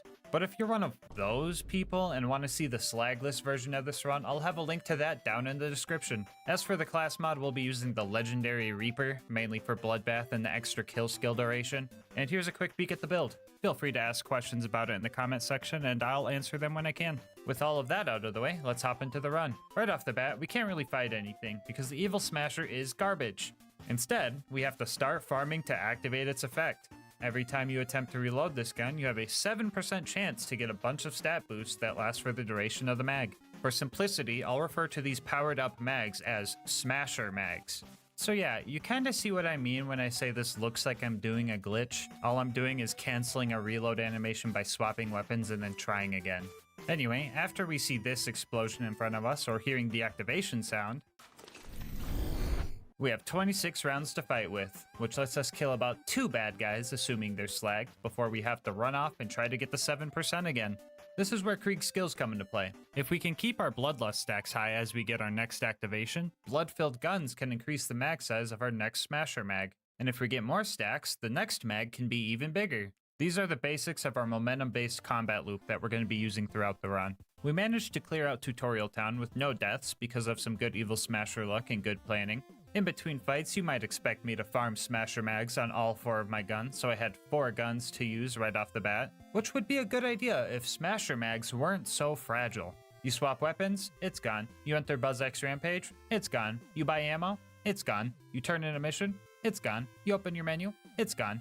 Back before the nerf, you could stack this effect infinitely and then just apply it to other weapons, which allowed you to just one-shot anything. It was so busted that speedrunners downpatched their game for the AllQuest speedruns to kill Terramorphous 20 levels under-leveled. It made sense to nerf the ability, but leaving the Evil Smasher in the state that it is was just criminal. Pushing towards Boom Boom, we took our first death after messing up and losing a Smasher mag to reload spamming too fast. Fight for your life was extremely hard to survive without a Smasher mag. You would think that I could maybe kill someone without the boost, but the damage, accuracy, fire rate, and literally every other stat listed on the item card makes it just not worth it to go for a kill like that. Even with the 150% assault rifle damage boost from Bloody Revival and the 30% explosive boost from Strip the Flesh, you couldn't hurt the enemy even if you managed to land a shot. We made it to Boom Boom and started shooting at Boom's cannon, which looks like it was just straight up pointless, but damage wasn't our goal here. We wanted Bloodlust stacks. After I got max stacks, we started looking for our Smasher mag, and I got one pretty quick. We had 80 big boy Evil Smashing rounds, so I decided to slag Boom and take him out. After that, Psychos started spawning in, and that was good for us, because now we had some Bloodbath fodder. Getting a kill with a grenade would activate Bloodbath, which gives us gun damage based on how many Bloodlust stacks we have. With 10 out of 5 in this skill and 100 stacks, you get a solid 500% damage boost to all gun damage. Mix that with our extended kill skill duration, and the momentum-based combat loop really starts to take off. The only issue with this is getting a kill with a grenade. Lucky for us, we don't have to get a kill with an actual grenade because a lot of guns in Borderlands 2 deal bonus grenade splash damage, the Evil Smasher being one of them. In addition to the damage on the card, the Evil Smasher gets an extra 90% damage as grenade splash. giving us about a 47% chance to activate Bloodbath with each kill. Alternatively, I found that shooting the ground near the bad guys made it so only the grenade damage would hit and give it more consistency. Anyway, nerdy Borderlands mouth out of the way, we used the Psychos to activate Bloodbath and dumped a huge Smasher Mag into Boom's cannon. All of that worked just for mediocre damage output. Yay! We managed to take out Boom Boom with no deaths, and then we were immediately bodied by the basic mobs afterward. We pushed our way through the mobbing to save Claptrap and made it to the Flint fight. The plan for Flint was pretty much the same as Boom Boom, but this time with a lot more dying. I was specced into a few skills in the Hellborn tree, including Flame Flare, which made me stay on fire for longer. This is good if I can light myself on fire using delusional damage, but not good if Flint puts his OP10 Fire Dot on me. I burned through a lot of mobs here trying to get second wins, no pun intended, so I had to reset the map and reclimb the ship so that I had some weak guys to get Bloodbath off of.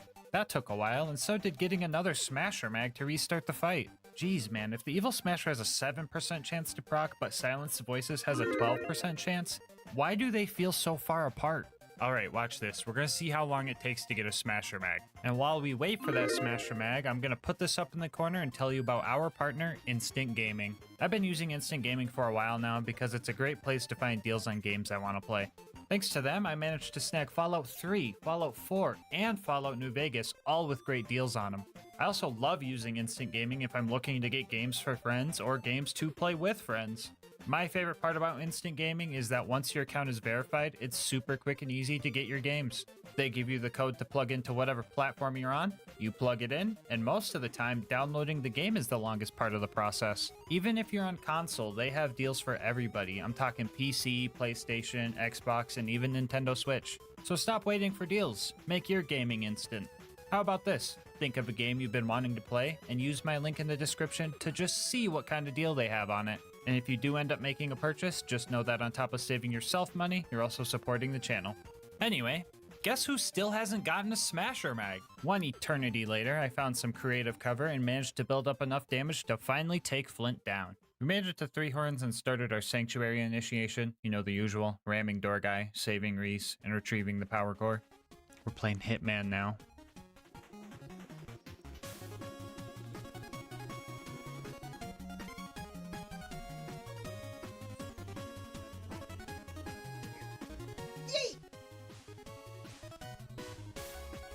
Put the stinky on him.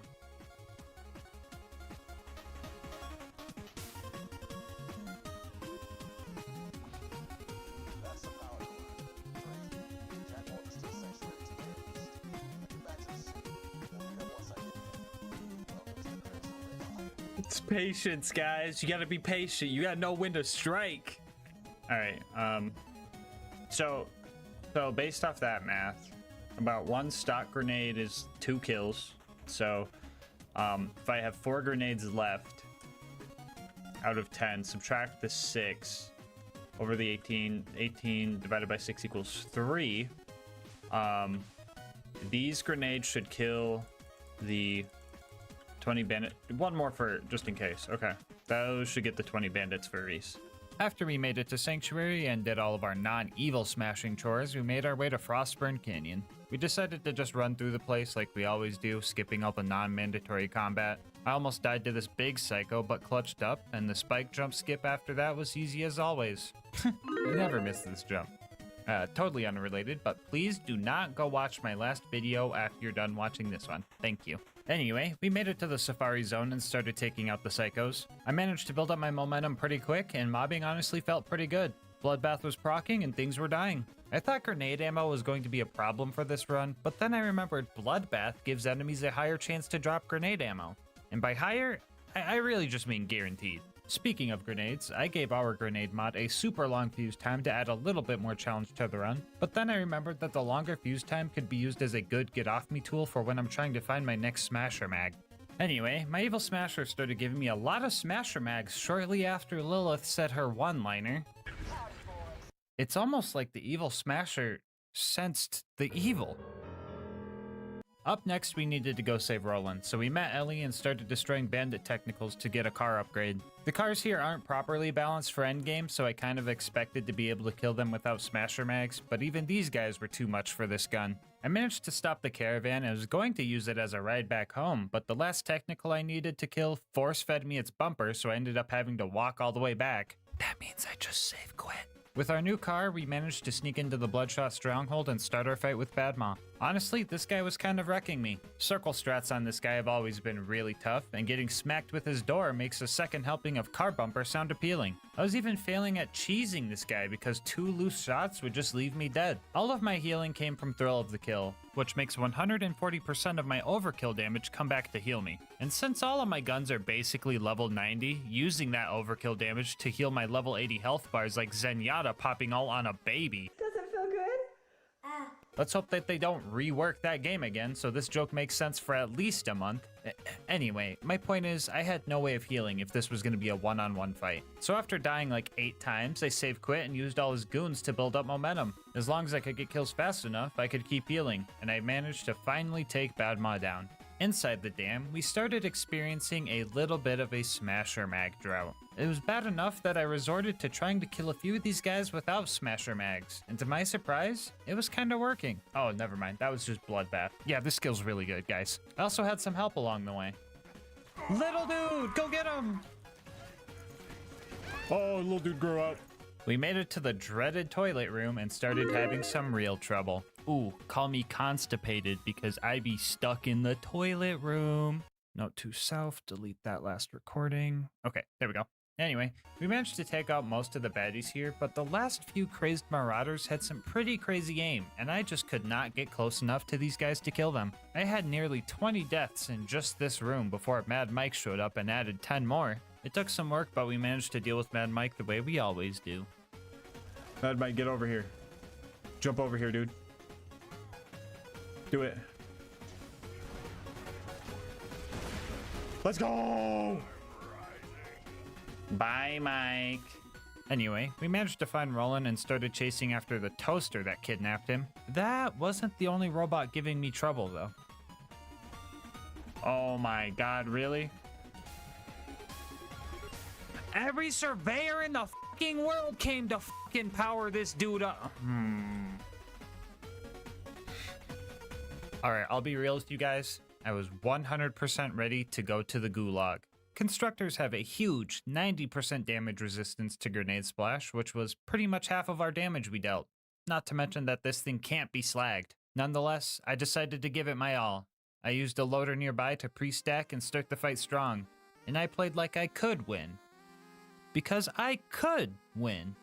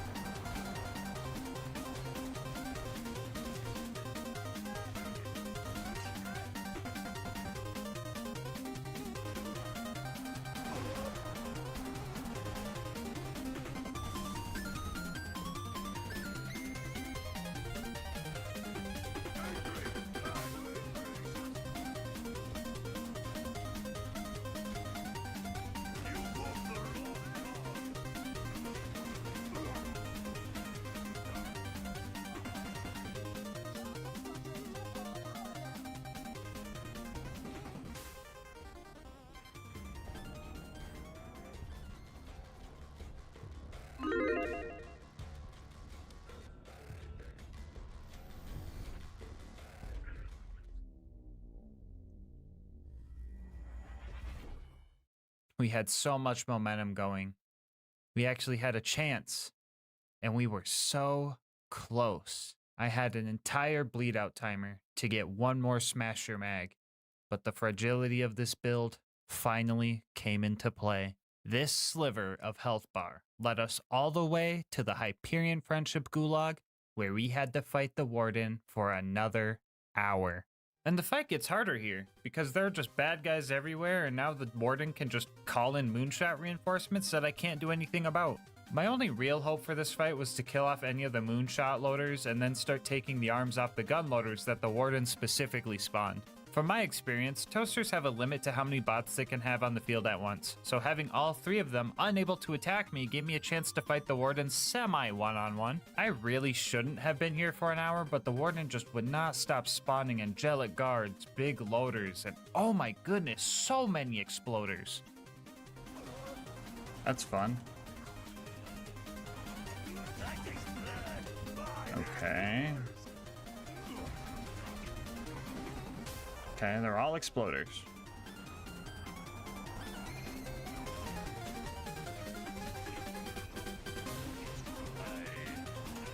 Alright. Fuck the exploders, whatever. Anyway, we eventually took the warden down and saved Roland. After that, we headed towards Tundra Express to burn some bugs, meet Mordo, meet Tina, and blow up a train. There isn't any mandatory combat here, so not much to mention. I did find out that ladders can destroy smasher mags, which really just says something about society. Wilhelm was up next, and I just killed him. Like, first try even. All I had to do was keep my distance and kill off the loaders quickly so they didn't kill me. You can dodge all of Wilhelm's attacks pretty easily, so I just shot the bad guy until he was dead. Easiest Wilhelm I've ever had. Not sure why the Destroyer of New Haven was easier than Warden, but I won't complain. First try Wilhelm? What the f? Why is a toaster stronger than Wilhelm? Like, try to imagine if like Wilhelm was like easy on purpose, right? And the power core we got was actually like a trap causing sanctuary shields to go down. And then like Lilith does something like crazy, like phase locks the town so everybody doesn't die of mortars. But she also like kicks us out for some random reason. That would just be wild. Oh. We made it to the fridge and ran through that joint. I died a few more times than usual because rats have the most sporadic and goofy movement I've ever seen in a carbon-based life form. I hate rats! What the? Oh! I mean, even Mr. Noodle moves like a normal person, and he's a giant space whale squid. Anyway, even with Slag and Bloodbath, this guy was pretty tanky. I had the loaders helping me out a little bit, but I just had to keep running around this building to avoid being walloped until I could get the beacon. We made it to Overlook and started protecting the beacon. Mobbing was where the evil smasher in our build thrived, and this part of the game really let that shine. This was the first part of the run where the Hellborn skills we spec'd into really started to come into play. Using Fuel the Fire and Delusional Damage, my Slag grenades had a chance to light me on fire, giving me some more stat boosts. Being on fire would give me 50% damage reduction from numb nerves and an extra 50% gun damage from Pain is Power. No idea if the damage reduction did anything for me, but I took it anyway. Being on fire would also trigger Raving Retribution, which would send homing fireballs at any enemies that would try and damage me, potentially lighting them on fire. And that fire damage over time would then chain into Elemental Elation. With every stack of this, it gives me more mag size and fire rate, and you know we love that mag size. Slagging the huge groups of loaders being moonshot in really helped build up the secondary set of momentum, and everything was going great. I was getting second wins, I could kill the loaders pretty quickly. The only issue was that they could kill me pretty quickly too, making instant bleedouts my true enemy here. But I mean, it's just a few loaders, so there's not really anything really to worry. Oh, come on!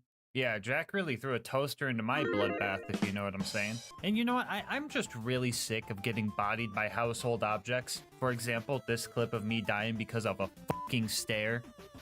Oh, I can't climb up the stairs, dude.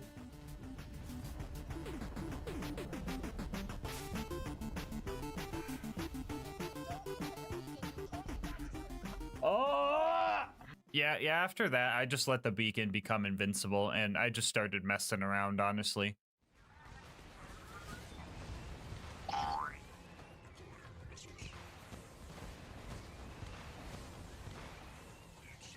Anyway, yeah, the fast travel landed, but the constructor was camping it, so I just save quit and used a different one. We have now entered the bunker prep chapter of this run. First up was getting an upgrade for Claptrap over at the Preserve.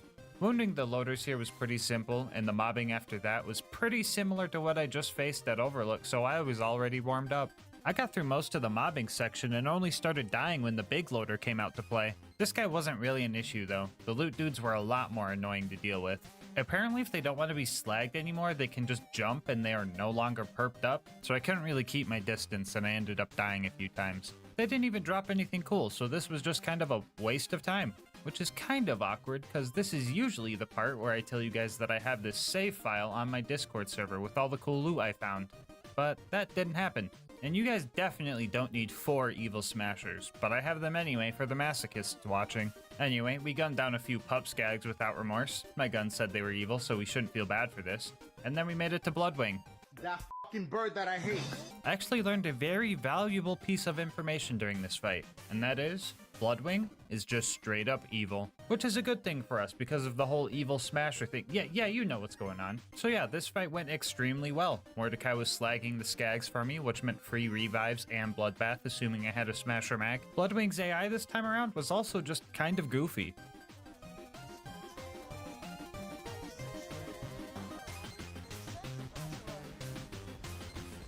This game is so cursed. I don't even know what to say anymore. Anyway, Bloodwing took less than 5 minutes, and the whole preserve took less than an hour. You know, when I went into this challenge, I really thought this area was going to be tough. Oh well, I guess Bloodwing is just weak to explosive damage. Ooh, that's 10 to 5, double digits. Let's go, baby. Up next on our to-do list was recruiting Brick and his air support. The evil here felt a lot more scarce. In a desperate attempt to distract the bandits, I tried to knock a Goliath's helmet off with a non-smasher mag and couldn't even do that properly. We started our initiation and got some of the Goliaths angry so they could deal with all of the non-evil bad guys in there. It also helped take some of the aggro off, which helped their survivability. I still went down quite a few times, but it was right about here I started tap firing or burst firing to conserve accuracy for long distance kills. Even with the accuracy bonus on smasher mags, this thing can still get out of hand. I only wanted to get one Goliath angry, but if you've ever tried to kill a Goliath with a Torg weapon, you know you don't really have that choice anymore.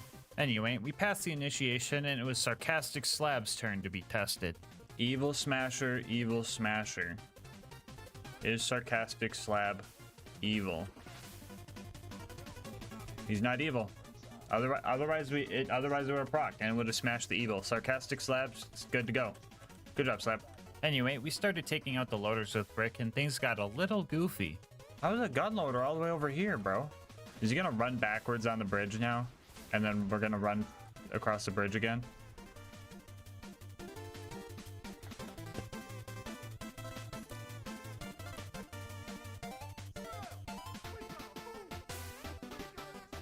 Why do I know this game so well? After all of that, we joined Brick's gang, Brick joined our gang, and the last thing we needed was for you to join the GASMASK gang. If you made it this far into the video, odds are you're enjoying the content, so you might as well sub and stick around for a while. You could always change your mind later. The last thing we needed for the big bunker raid was to go steal Jack's voice, so we went to Opportunity and found one of his doppelgangers. I found a decent strategy where I would try to land on his head as the 19 other enemies I ran past to get here downed me. That way I could just spam crits into his head. One smasher mag wasn't going to be enough though. The first try I was super close to getting the kill but accidentally fell off. The second time around, I had no luck and couldn't get a second smasher mag. And on the third try, an ion loader shot me in the face with one of its shock lasers, making it look like I had the explosion effect of a smasher mag, tricking me into wasting time and reloading into nothing. I have never had my metaphorical ankles broken this hard before. After I tried that a few more times, I created a new strat. This time, I did the exact same thing but had it work. That way, I didn't fail. The rest of this place was just running through, pressing buttons, and getting second wins when I needed. So we got Jack's voice and got out of there. Up next was the bunker raid, and surprising nobody, the toaster on the way up gave me some issues. Now that's on some bullshit.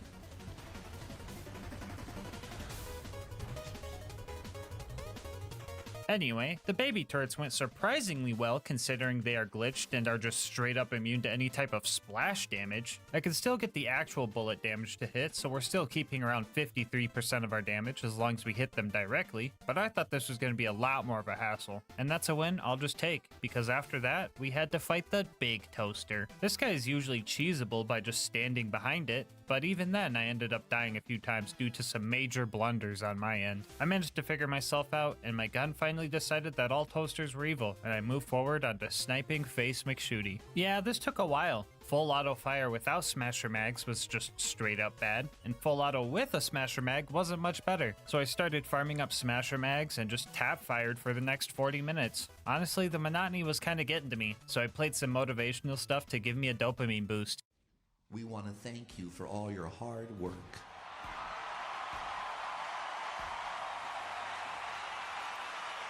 You're the one who steps up and gets things done around here. dream you're going for, that career you want, that recognition you're seeking, it is yours! You can't do anything right. You're a hopeless, miserable waste of space. We all hate you. We think you suck. We believe you'll fail. We guarantee you'll be feeling worse about yourself and your life, or we'll give you a concussion. Call 1-555-478-25682. Is your shoulder strap too tight and annoying? Introducing the Titty Bear, the cute little guy that eliminates all those problems. Move the pressure wherever you need it. My shoulder strap used to pull so tight I could Why hardly the f did I get it to Titty Bear, bro? Passenger seat and fits all makes and models. Just snap it on, slide it where it relieves the pressure, and drive away. We made it to the bunker and dealt with the turrets before taking on the bunker itself. I had a lot of stuff going for me on this fight. Plenty of cover, big large bad guy that's easy to hit and stack on, and weak auto turrets that could activate our whole fire setup to get 20 elemental elation stacks. It was here I found my maximum mag size of 117, and I felt powerful. Sure, the bunker was pretty tanky and I had a long fight ahead of me, but I was feeling good. Maybe a little too good though, because I ended up letting my guard down. Turns out the bunker wasn't the only enemy in the sky I had to worry about. 15 minutes into our first attempt, one of my favorite enemies, the jet loader, unleashed this long shot grenade throw. I had no time to react to it, and blam, the slag bomb set me up for death. After that, one of the bunker's missiles sneaks up on me and gets the finishing blow. I had no second wind in sight, and the bunker flew off, securing my fate. I just couldn't get my momentum back for the next 2 attempts. I would get about halfway before one tiny mistake set me back to square one. And on attempt number 4, the bunker decided to play dirty. Oh my god, he's kidnapping that buzzard. No, my ammo! After one more close call, we managed to take the bunker down and made our descent into Angel Core. Honestly, this place went great. Roland showed up and he came with his own Torg assault rifle representing the Evil Smasher squad. And when Lilith showed up, the Evil Smasher detected a disturbance and I was getting Smasher mags left and right. It wasn't too long before we secured the vault key. Whoa. What's wrong, Evil Smasher? You sensed something? No, don't worry, that's just Lilith. She can't... No! Jack killed Roland, kidnapped Lilith, and the entire bunker raid was in vain. We now had to find Jack in the vault before he had a chance to take the warrior for himself. Our first stop was Sawtooth Cauldron to steal some explosives, and the ambush commanders here were giving me a rough time. It was quickly apparent that we were going to need to have some existing momentum going in order to take these guys down, which is kind of a hard thing to do when you're getting curb stomped as soon as you spawn into the death cubby. My only hope was to abuse the 3.6 fuse time on my grenades to keep the bad guys back and just pray that I could get a smasher mag before they could get to me. Even with momentum, I would get absolutely slaughtered, and every kill was a second wind. Now, normally when you're in Fight for Your Life, your kill skills get canceled out. The cool thing about Krieg, though, is that he has 3 kill skills in his Bloodlust tree that don't get canceled out while in Fight for Your Life. I call these the Bloodlust trio, but I hear them more commonly called the fake kill skills. Anyway, Bloodbath is one of these skills. If we stack that with the Bloody Revival bonus and the Strip the Flesh bonus we talked about earlier, you can actually get second wins without a Smasher Mag. Well, assuming they're slagged, you already have high stacks, and you're within spoon feeding distance of them, of course. After a few attempts with some questionable tactics, we managed to take out the ambush commanders, Blast Boombringer, Merc Mortar, and rode the elevator up to the Buzzard's Nest. Fighting the buzzards up here was kind of annoying. Trying to match up timings with smasher mags, high bloodlust stacks, and buzzard flight patterns, all while not dying, was no simple task. It was all pretty RNG dependent, and before you say, oh no shit Sherlock, that's been the whole run, it's the evil smasher, that wasn't the issue. Getting the buzzards slagged was very inconsistent. I pretty much needed to slag them with the initial explosion of a grenade or the first or second bullet the Betty shot out, because after that, they would just fall out of the sky. Now this might not sound that bad, but for reference, I had 12 grenade sticks in a row fail to make the evil metal pigeons purple. I didn't even need momentum to kill these things. A basic smasher mag and slag was enough to take out 2 buzzards, but I was still here for nearly an hour praying for slag. But after a few dozen elevator rides, we took them down and made it to the boneyard. The main scary part of this place is pumping station 2. I managed to crank all the valves in there, but the loaders had me on the edge of death. They absolutely thrashed my bleed out timer, and I had a close call on the way out of there. The rest of the boneyard went as expected, and we made it to the Badlands. Oh, great. Just a bunch of ugly, rusty old junk loaders to deal with here. That's a piece of cake.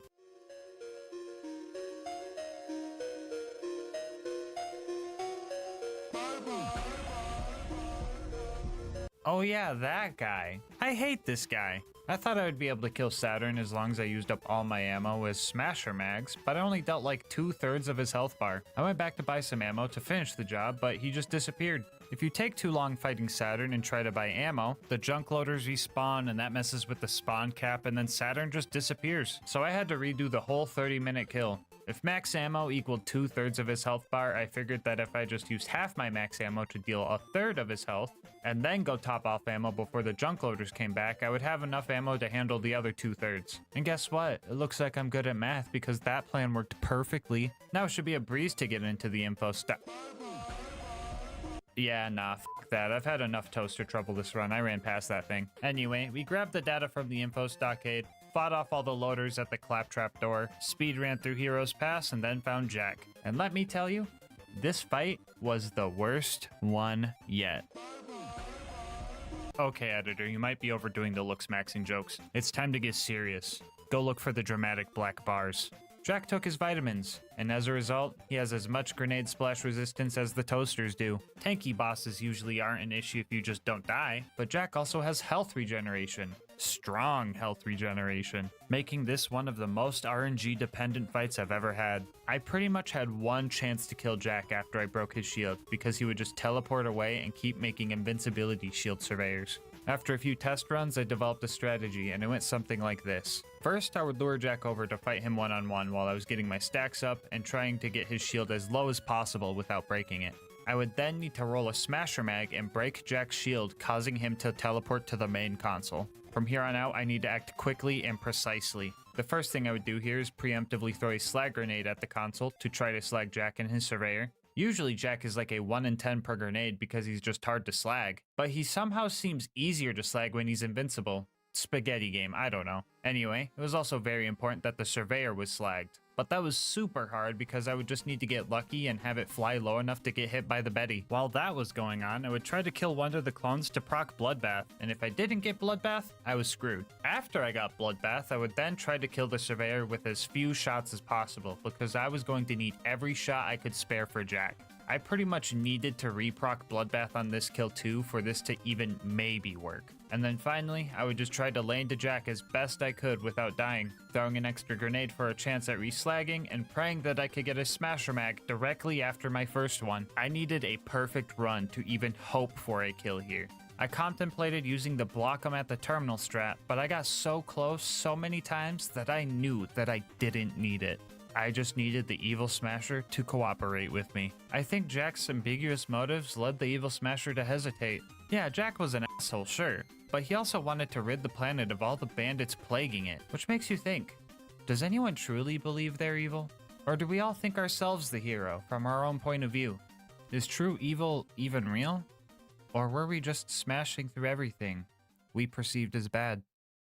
Well, if you're asking me, nah bro, Jack's the worst. He was the last thing preventing me from victory. The last thing preventing me from my sweet reward. After every run I complete on this channel, I allow myself one of the last few original monster assaults as a reward. My own personal ambrosia that they just don't make the same anymore. To me, it's pure joy in a can. And Jack decided to prevent me from that joy. And if depriving a person of their happiness or joy isn't evil, I don't know what is. Hey editor, did you find those dramatic black bars? Awesome. Come on, here we go.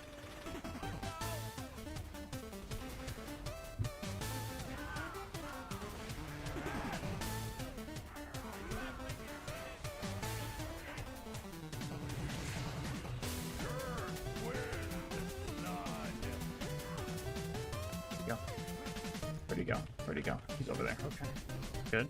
Give me Bloodbath off of this. I don't know where that nade went, but sure. Where's the surveyor, dude?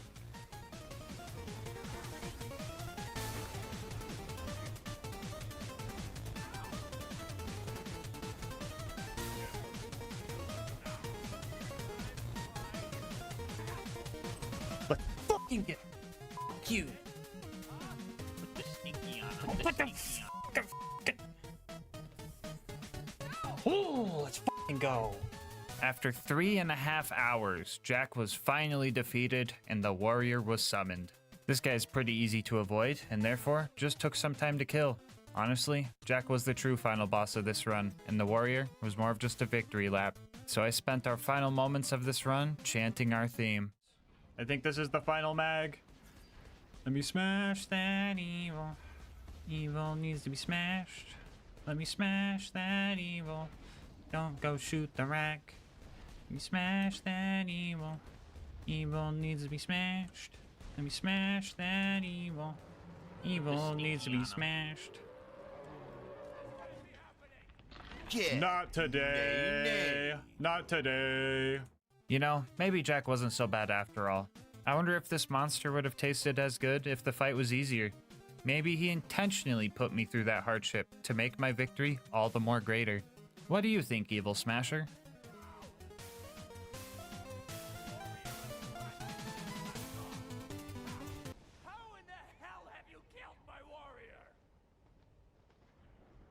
Okay. There we go. Yeah, that's what I'm talking about. I'll do a flip. Before you go, I just wanted to say thank you so much for making it this far into the video. If you want to support the channel, make sure to like, comment, and subscribe. Doing all that helps with the YouTube algorithm, and I love hearing your guys' kind words and ideas for new runs. If you want to support the channel more directly, consider becoming a channel member to get videos a day early, saving money over at Instant Gaming using my link, or going to GASMASK'S.com to get some merch. I'll link my Discord and Twitch channel where I stream these runs live in the description. And last but not least, shout out to Mango Soda, who made this video's thumbnail art. They do commissions and will also be linked below. But until next time, breathe easy, homies.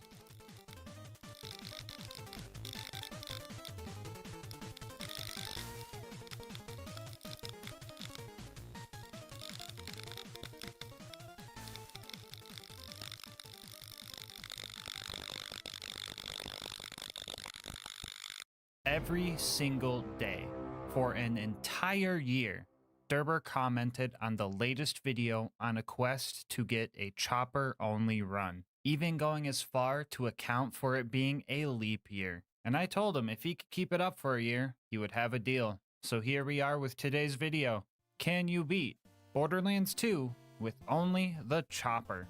I'll go over the rules for this run really quick. This is going to be an Overpower 10 Ultimate Vault Hunter mode playthrough. For the new peeps, that pretty much just means the hardest difficulty. Bar will not be allowed for this run, and the chopper is the only gun we are allowed to use. Our other gear will consist of a Vault Hunter relic, a basic shield, and the legendary Hoarder class mod, because I want to get this video out by the end of the year. Salvador was the best in class for this challenge, but I still made 2 mistakes with our build. I will honestly be very impressed if any of you guys could guess which 2 skills were completely useless before I talk about them later in the video, but feel free to ask questions about the build in the comment section. With all that out of the way, let's get to it. We're going to use Tutorial Town as a bit of a lesson for you guys. First off, if you don't know what the chopper does, it shoots 4 pellets per shot at the cost of 6 ammo. It has a mag size well over 1,000, which means even with all the ammo upgrades and filled to the brim letting us hold even more ammo in the reserve, we can't even fill the mag on this thing. And yeah, I think that's pretty much it.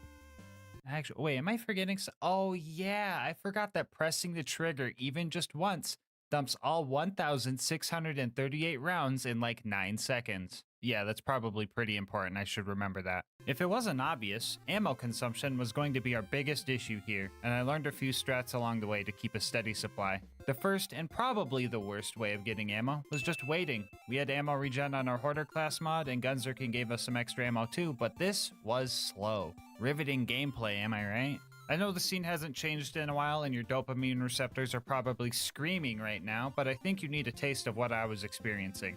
This waiting was the sole reason I opted out of making a rule against canceling the chopper's fire via melee, swapping weapons, or giving them the bird. Because while not stopping the chopper from, chopping does sound really cool, all it would really do is just make more of this. Anyway, Tutorial Town was slow. I was learning how to play around this gun and experimenting with different skills. Like 5 shots or 6, which is a kill skill that gives us a chance for ammo to be added to our magazine instead of removed. which sounds great, but in practice it wasn't that good because we already had to spend half of our ammo just to activate the skill. This skill also just kind of lies to you. It only adds ammo to the mag if your gun consumes 1 ammo per shot. All it was doing for me though was reducing my ammo cost from 6 to 4 sometimes. And on top of that, it only works for the gun in your right hand. So instead of 9 seconds of fire, we got 9.5 seconds of fire before it was back to the waiting corner. Tutorial Town took a whole 25 minutes to clear, and after that I decided I was not going to be waiting around like that for the whole run. So we went to Wham Bam Island, maxed out our cash, and filled our inventory with a bunch of high-priced items, which would bring us to our second source of ammo, just buying it. This strat was most useful for bosses that had vending machines near them, but the money farm was mostly just overkill because our third source of ammo was just way better. And that source is just dying. With OP10 ammo prices, we calculated that if I had less than $64 million, it would be more cost effective to just die, get 600 rounds added to my backpack, and take the 7% loss. I kind of found this by accident because I died on accident. So after that, I decided that every death from here on out is 100% on purpose. Anyway, we cleared our way to Boom Boom, and for a brief moment, I thought we were going to fail the run very early on.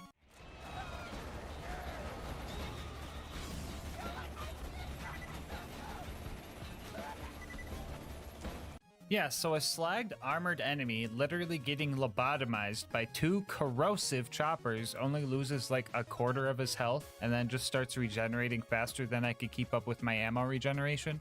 What the f, Gearbox? I did everything you taught me to do. Long story short, this guy is not a robot. He's just armored, so landing any shots on his body is still great with corrosive damage, but if we're putting 1,000 bullets up his fleshy nostrils, fire is actually the optimal choice here. Look at the difference. There's the DPS we needed for— oh, we still ran out of ammo.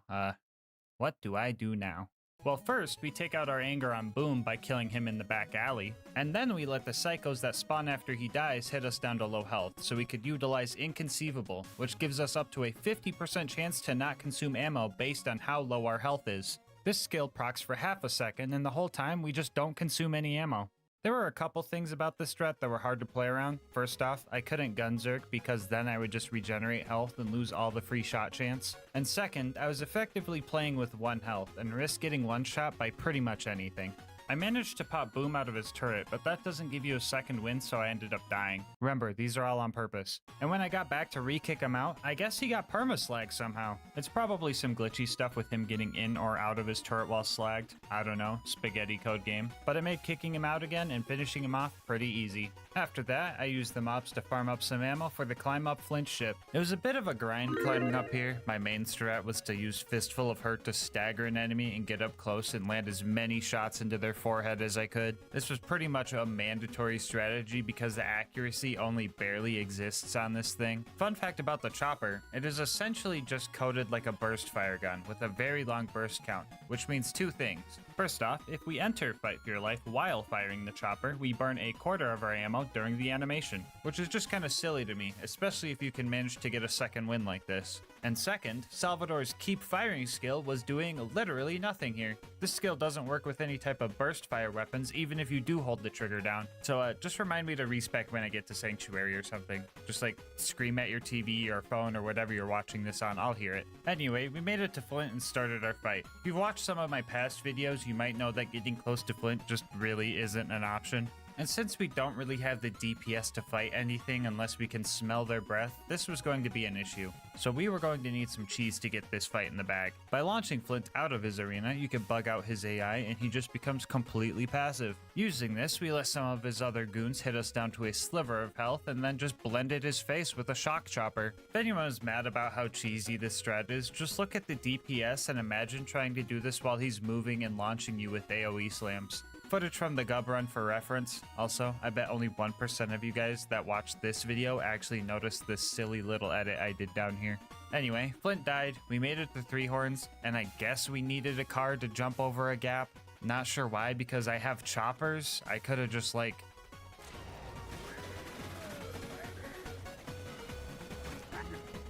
Anyway, we threw some sick flames on the car, rammed door guy, blended door guy, got stinkied by a rack while trying to save Reese, watched Reese die because of that fucking bird that I hate, rebalanced the world by getting a stinky myself, I put the stinky on him, and made it to Sanctuary. If you're wondering about me killing the 20 bandits for Reese, I unloaded like 1,600 bullets in the camp, so statistically I probably killed more than 20.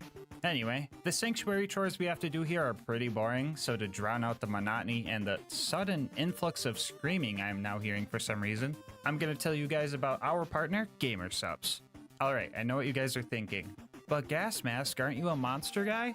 And yeah, I do like monster, but ever since they turned Assault into Assault, let's just say I've been broadening my horizons. Lucky for me, GASMASK'S reached out and set me up with this starter set, no strings attached. And honestly, I was pleasantly surprised. My favorite flavor I got to try was Copium. It's got an awesome cranberry flavor, and look at this little dude. He just like me for real, for real. I also got to try Raw Meat, which is a watermelon and cantaloupe flavor combo. Now, normally I'm not a fan of melon flavored things, but holy moly, this one was good. And last but definitely not least, we got to try Lean, a peach tea and lemonade flavor, which is super delicious. I actually have to hide this flavor from Melissa so she doesn't hog it all, so if she asks, just tell her I ran out. The shaker they sent me is also super high quality. Shakers I've had in the past tend to leak on me when I shake them, which like, dude, you had one job. But this one does its job, and it has an anime baddie on it. Win-win. Don't like anime baddies? No worries, they've got you covered. Sensitive to caffeine? All of their flavors come in caffeine-free variants. They've got you covered. Want to try a few flavors before full-on committing? GASMASK'S offers free samples. They've got you covered. Also, starting July 26th, GASMASK'S will be starting their big Xmas Came Early sale, where you will get a bonus gift with every tub you buy. So if you want to try GASMASK'S for yourself and support the channel at the same time, head on over to gamersubs.gg/LGM or use the link in the description, and make sure to use my discount code LGM to get 10% off of your order. Anyway, let's see if Sanctuary is over with. Oh, still working on that door dress up? No, it's cool. That's cool. That's fine. Anyway, Frostburn Canyon time. I said screw it and ignored all the bad guys on the way up to the giraffe exhibit because I was going to do plenty of mobbing up there. The psychos were pretty easy to handle with the chopper, and we even let them get a few hits in for more free shot chance, but the armored psychos slowed us down a little bit. So I opted for the good old put the stinky on them strategy in order to save some ammo. Well, that, and I was really sick of my 8-year-long reload time and really sick of Lilith.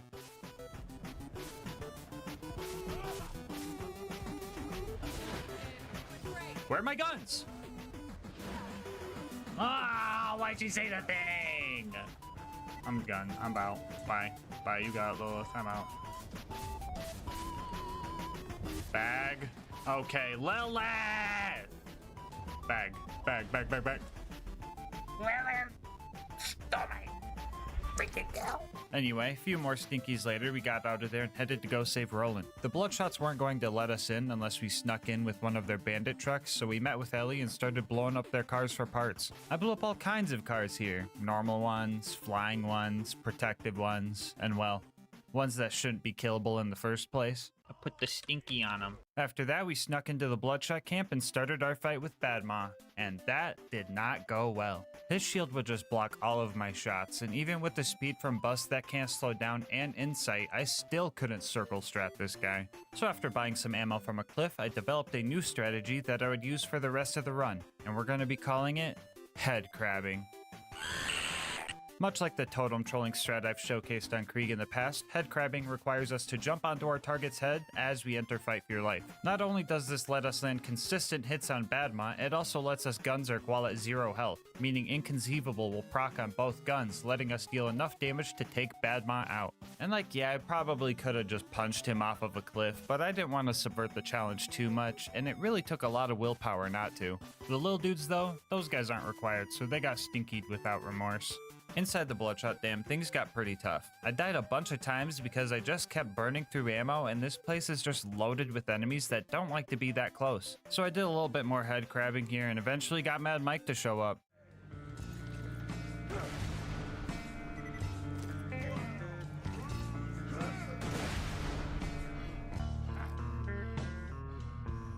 Anyway, we found Roland, and then the toaster found Roland, and then we found the toaster, and then we tried to fight the toaster, and then bad things happened. I managed to interrupt its construction process, but the exploder it was making blew up and downed me, which absolutely confused me. That didn't really matter though, because this run was destined to go to the gulag. So then we found the gulag, and then we found the toaster again, and then we tried to kill the toaster again, and then we failed again. Yeah, this fight sucked. We had to resort to the age-old strat of hiding and waiting for ammo regen. While I have you alone in this back alley where no one can hear you scream, I just want to say I think you should consider subscribing. If you've made it this far into the video, you're probably enjoying the content, so you might as well sub. You can always change your mind later.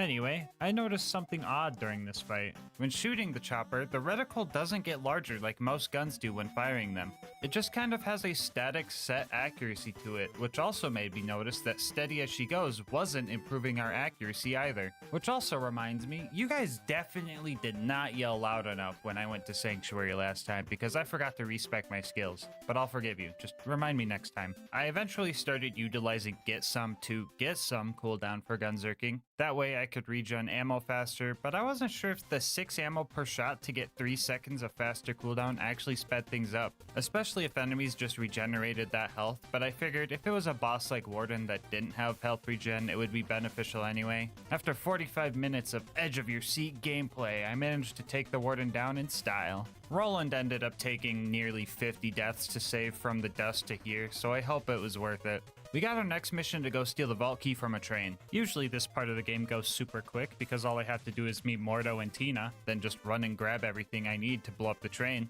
But this time around, a Goliath blaster shot me down with some Stinger missiles, so that was pretty wild. But we still managed to blow up the train and started our fight with Wilhelm. Our first attempt was honestly going pretty good, right up until the part of Fabled Tortoise popped out of a bullymong pile and Wilhelm killed me while I was mid-neuron activation. That thing distracted me. What was that? I got killed by this thing. What the fuck? After that though, I started getting kind of sloppy. We pretty much had to just wait for ammo regen over in this corner to win the fight, but Wilhelm's surveyors were just not having that. C-mag, I can reload.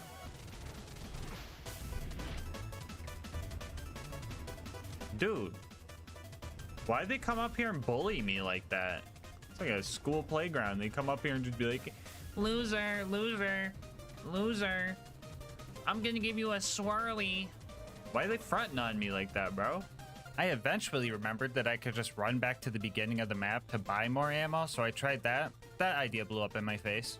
I just kept fumbling during this fight because it was a balance between being patient and killing Wilhelm fast. I could have just waited for ammo regen and made sure my health was always full to kill him in one go with some time, or I could run around with low health, risk getting one shot by loaders and kill him faster. I just couldn't make up my mind, and the loaders that Wilhelm spawned eventually hit their respawn timer and started causing even more trouble. Eventually, Wilhelm decided to make the mistake of launching me off of a cliff, and then I really locked in. Alright, he's dead now. He's dead. Put the stinky Okay, on him. hold on, hold on.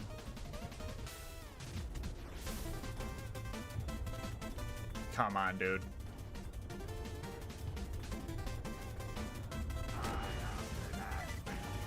Just fucking die.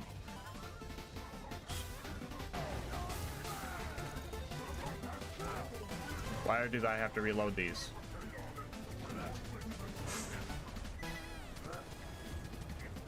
Oh, dude. Oh my god, seriously? Dude, so fucking close. Dude, just fucking die. He's right there! I'm getting edged. Fuck you. 2. Gun. Reload. There, god. Jeez, that took way longer than it should have. But at least we get to go back to Sanctuary. Oh, never mind. It's stressful here. Everyone is panicking. People are telling me to bring rocks to Lilith, and the screaming was just so Wait, screaming? Was I supposed to do something when I hear scream? Oh yeah, I need to respec my skill points. I'll just go do that real quick.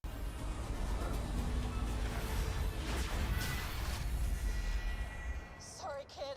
That was an accident. Oh! After a quick sprint through the fridge, we found Mr. Noodle and started our fight with him. Things were going good. I found a spot where he couldn't get to me, so I had the ability to regen ammo in peace. And we almost had him, but his shield regen ability just barely saved him. Oh. I'm getting edged. Fuck, I'm safe right here. I gotta pee again, bro. I think I'm safe. 2 seconds later.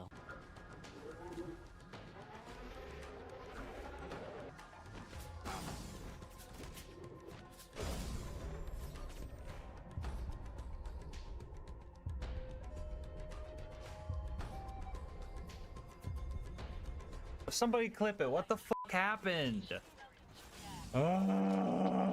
Anyway, the loaders helped with round 2 and we made it to Overlook to start our beacon defense segment. I did stop by Wham Bam on the way to top off my money so I could just force buy like a Counter-Strike silver the whole time, but honestly, that was working great. I was mowing down loaders and surveyors non-stop. Sure, the toaster showed up and made the beacon die enough times to become invincible, but by the time I made my escape, the toaster was the only bad guy left on the field. We made it back home and Roland gave us our next mission to go get a claptrap upgrade from the preserve. Wounding the loaders to get in wasn't bad. I almost even got them all on the first try, but a rock got in my way and the only hint that I had to where the loader was its health bar, so that was kind of funny. After that, we died and pushed our way through the mobbing section just to have enough ammo to finish off the ultimate loader. And then I killed the loot dudes, but that's lame, whatever, who cares? Look at this little chonker. Oh, look at those little cheeks. Are you hungry? Anyway, the preserver was actually going pretty well, and all that was left was Bloodwing. I honestly don't remember the last time I had trouble with Bloodwing. She's been kind of lacking lately, so... Whoa, wait, why is there an hour of Bloodwing footage here? Oh, no. This fight seemed easy, and I really thought I was gonna first try this. Sure, I would have to wait for ammo, but Salvador can move pretty fast, which let me dodge Bloodwing's big attacks. And even if she did hurt me, I could either gunzerk or use come at me bro as panic heal buttons. Mordecai would also slag the skags for me, which really helped, but I started to crutch on Mordecai's help, and that was mistake number 1.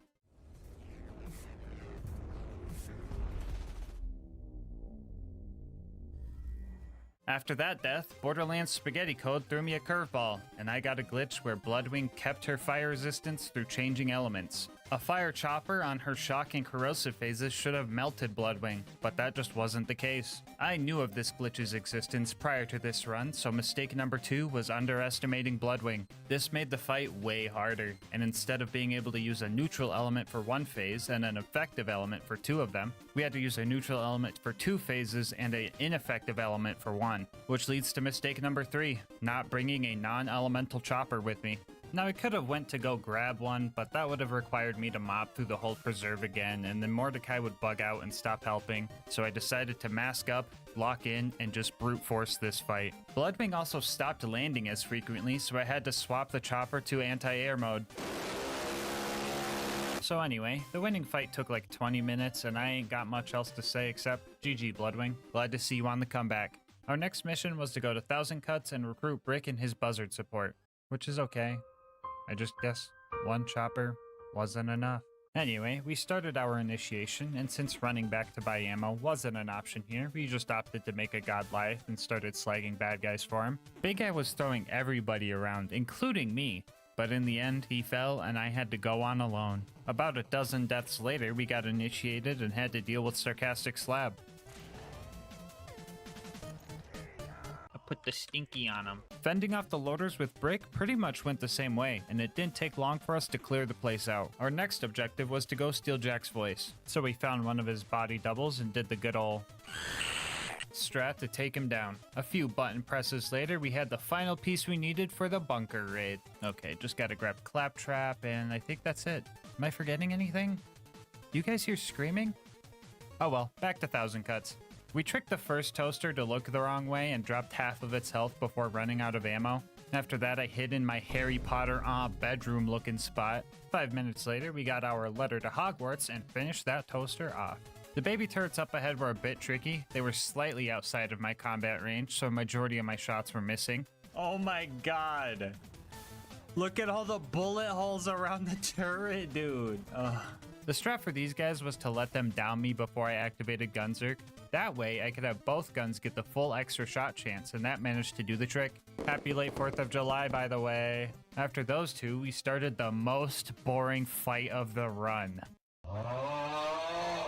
Yeah, this was just a waiting simulator. I would just sit behind it, shooting it every 3 seconds for Gunzert cooldown rate, and 20 minutes later, we finally took that thing down. And the final thing before bunker was Face McShooty, which was actually a lot more interesting than you would think. My plan was to throw my 1,000 rounds downrange, and if I didn't hit him, I would just read-only farm to keep me from having to slowly regen all my ammo. But on the first attempt, not only did we hit him, we actually hit a crit. But we didn't notice this right away because the objective didn't check off, so I kept going because I thought my eyes were messing with me and continued for another 20 minutes. After that, I started to get suspicious. I knew I could hit him because Get Some was activating, but even the body shots weren't registering for the mission. I did some testing and everything seemed normal, and the chopper could in fact kill him with crits. We also reviewed the footage and there was a crit on the first attempt. I had a theory that this could have been some type of range-based thing, so I tested that for like 40 minutes before I finally found the answer.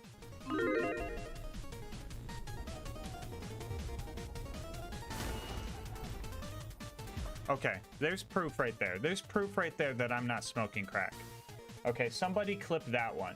So yeah, turns out that in order for the objective to check off, you need to actually hit a certain damage threshold on a crit, which one pellet of the chopper just didn't manage to do. We further tested this by using a level 1 starter pistol and... Stop writing run invalid in the comments. Come on now. You're not as funny as you think you are. Anyway, yeah, this thing couldn't do it. So we had two options for the Face McShooty snipe. Manage to hit 2 crits by waiting for ammo regen, or just switch to a fire chopper and let the fire on flesh bonus one-shot him. We obviously did the latter. Took another 50 minutes, which is what I expected, but it hurts knowing that I could have saved 2 hours if I just used the fire one in the first place. Anyway, that was the most eventful Face McShooty snipe I've ever had, but at least we made it to the bunker. The strat for the autocannons was to suck on the barrel until I got down to low health, that way I could have the free ammo chance. Yeah, so I feel like I've described this strat enough times, just assume that's the plan for everything unless I say otherwise. The first attempt at bunker was going great. I got him down to half health and decided I wanted to take this combat to more of an aerial level. Yeah, that didn't go well. The next few attempts after that ended pretty deep in. 2/3 of the way through the second attempt, I tried to fly again, and the attempt after that, I just got Hail Married by a random landmine. Very ironic for a chopper to do if you ask me, but oh well. After that, I used the chests outside to top off my money supply and locked in for attempt number 4. 20 minutes of paranoid gameplay later, I got the bunker into his deathbed phase, and then I realized I forgot to switch the chopper to anti-air mode. Down in Angel Core, I mentally prepared for my death counter to make a huge jump, because dying was going to be my main source of ammo. Actually, you know what? It was pretty much my only source of ammo. My prime directive for the next 50 minutes was going to be press button, kill loader, then die. Something sped up the process. Angel was dropping ammo crates for us, and Roland's turret gave us some crazy ammo regen. Saving him was definitely worth it, even though he is only here for like half a wave of loaders before Lilith takes his place and does literally nothing. I was just thinking, I had a feeling it was coming. Roland was the MVP down here, and for that reason, I made the plan to change history, to save Roland from his demise down in Angel Core. I was going to take Jack out before he had a chance to take Roland out.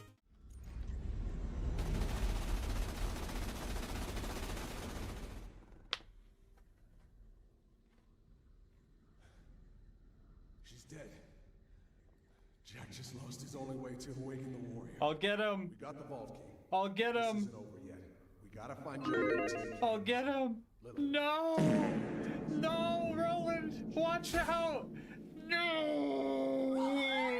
Anyway, Sawtooth Cauldron is up next. We needed to steal some bombs to blow up a bridge because Brick's buzzards can't just fly us across because... Actually, wait, why can't I could just fly myself across? What am I even doing here?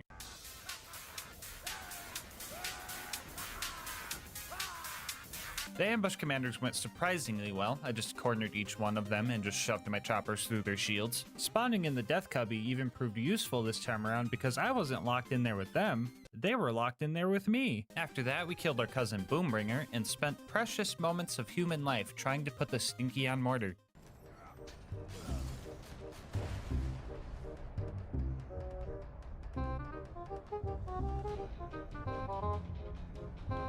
can't.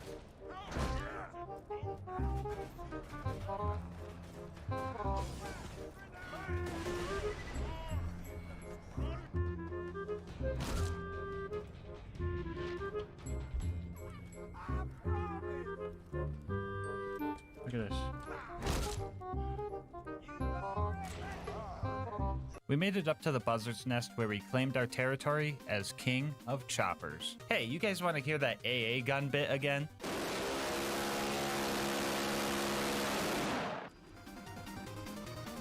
This on some crazy shit. Oh! Anyway, we flew out of that joint and made our way to the boneyard to turn a bunch of valves and blow stuff up. And then we made it to the Badlands to completely ignore Saturn. Before you start booing, this is how much damage I could deal with max ammo. Keep in mind that it takes 5 minutes to regen back to full ammo after each burst. This wouldn't be challenging at all. It would just be 3 hours of waiting. And I also don't have enough hard drive space for all of that. Alright, fine. How about I make it up to you guys by, I don't know, adding the Hammerlock DLC to this challenge instead?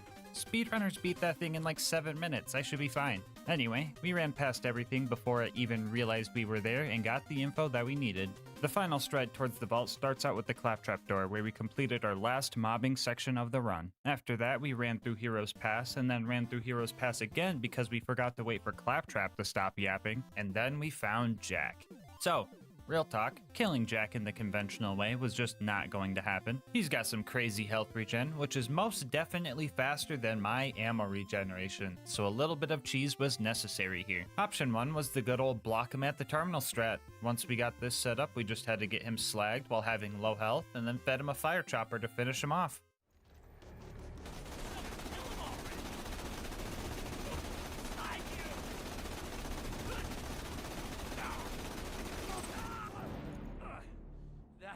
That looked like something straight out of hell. Or there's option 2 if you prefer more of a stinkier cheese.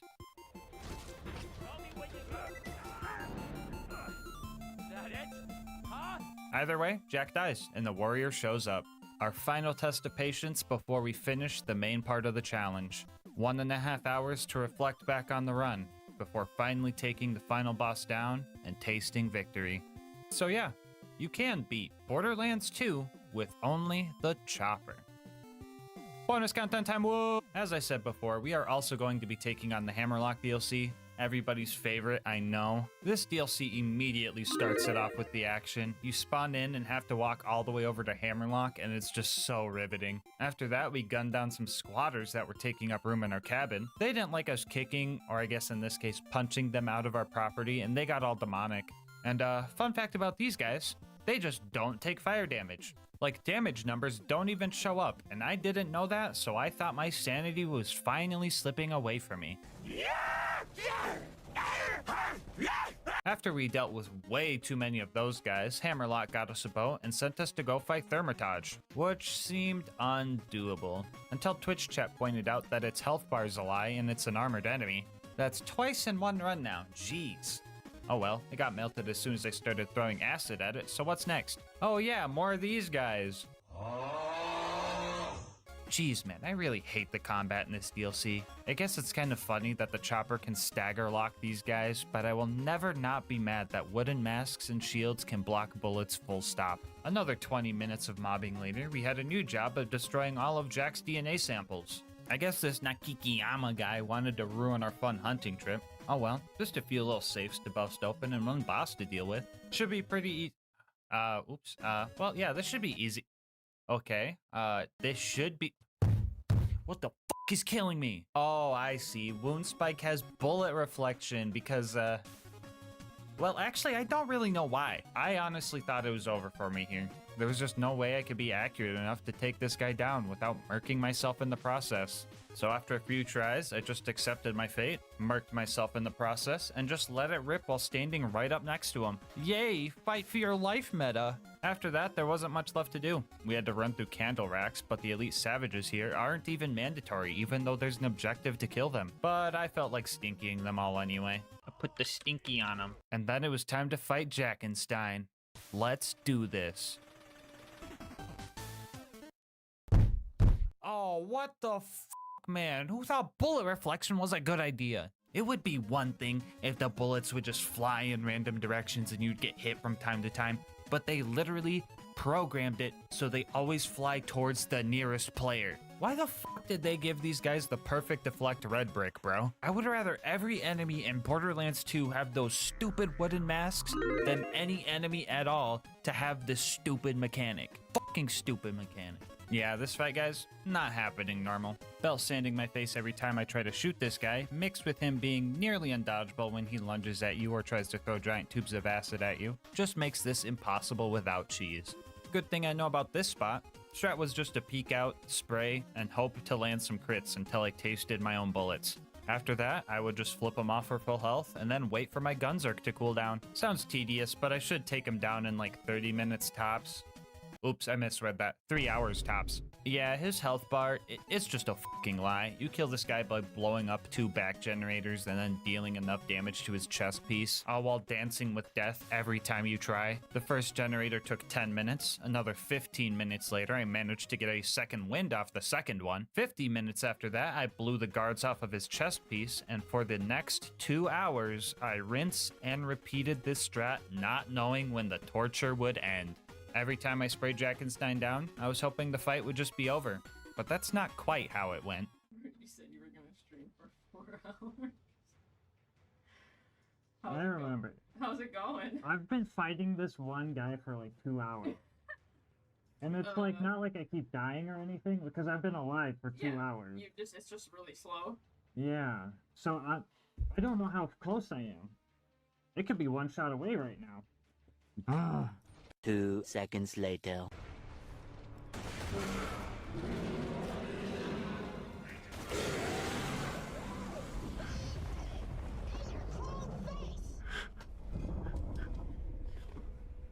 Well, in case anyone wanted to know, it looks like you can beat Sir Hammerlock's Big Game Hunt with only the chopper.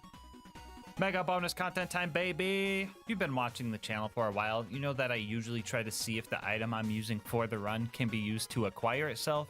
And if you don't know where the chopper comes from, well, it comes from Dexidius, the Invincible. To spawn this guy, you need to run around the grotto and put a total of 96 iridium in these 4 furnaces. Go pull this lever, get your ass handed to you for an hour while you kill off waves of demonic savages because you couldn't kill the witch doctors fast enough. And then this giant fucking stick bug comes out and you have to roleplay Dr. Pimple Popper until this thing dies. And trust me, there's no head crabbing this Strider. And yes, this video does have 2 Half-Life references because I practically spent half my life trying to kill this thing. Uh-oh, hold up, I'm getting a call. Change your skill points. Yeah, that's all your points. Change your skill points.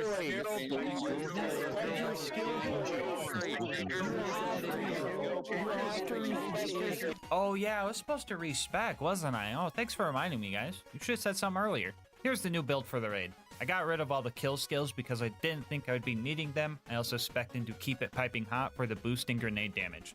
I'll explain more on that later. I promise it makes sense. All right, let's talk about this fight. To survive here, I would need constant, and I mean constant, vigilance. One mistake, and I could get hit with one of his giant corrosive bombs, and the dot would seal my fate. I gathered up all the high-priced items I could, so I didn't have to wait on all my ammo to naturally regenerate, but even buying it was scary because his attacks could hit right through walls. I developed a strategy where I would mark stuff as trash in my inventory so I could sell it faster, and when I would buy ammo, I would spam enter and left click to get my ammo faster and get the heck out of there. Usually if you're attempting this fight, you would be here for 10 minutes maybe using the Lady Fist B combo, but instead we are using a gun that doesn't even deal enough damage to one-shot face McShooty, so we had a long and stressful fight ahead of us. Another fun fact about Dexy is that the amount of damage he takes when a pimple is popped is amplified by any grenade stat buffs you have. So more grenade damage equals less pimples to pop. That's why we spec'd in to keep it piping hot. We only get the buff while Gunzerk is on cooldown, but if Gisum is constantly being activated, that still gives us the boost. I could only deal real damage if Dexy was distracted by spores. Usually the spores get murked in one shot, but the corrosive spores were actually very helpful because they could survive like 50 hits from Dexy. A lot of our downtime was running to spawns and hoping to see some green cauliflower homies and getting them not to follow me across their map with their insane persistence. On my first attempt, I actually made it pretty far. I took out 7 pimples before I got snuck up on by one of Dexy's attacks that dotted me to death. This wouldn't have been that devastating for a first attempt if it hadn't taken, 6 whole hours. With an estimated kill time of 12 hours, I pretty much had 1 try a day to get this kill. Attempt number 2 ended because PhysX decided to crash my entire PC, and attempt number 3 ended in a game crash even without PhysX because Borderlands hates me. And yeah, this was pretty rough. 12 hours of Dexy attempts and 2 crashes really had me second guessing my life decisions. I mean, is anyone really going to be mad that I didn't fight a whole OP10 raid boss, notorious for having hard to hit crit spots, with a gun that has 1 accuracy? I don't think any of you guys would be mad if I just didn't do this fight, but I can think of one guy that would be pretty mad if I didn't take this stick bug down. And I see him in the mirror every day.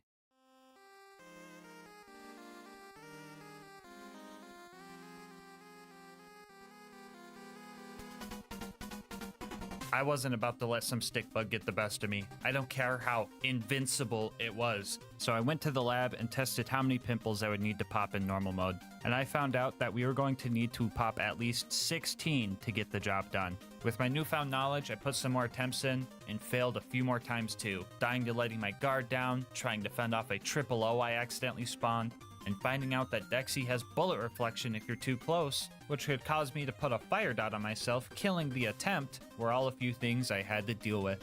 A few more fails like that happened before I made it back to my PB of popping 7 pimples. I was locked in and ready to go for another 6 hours.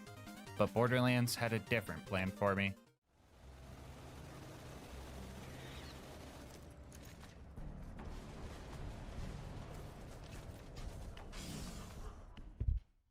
What?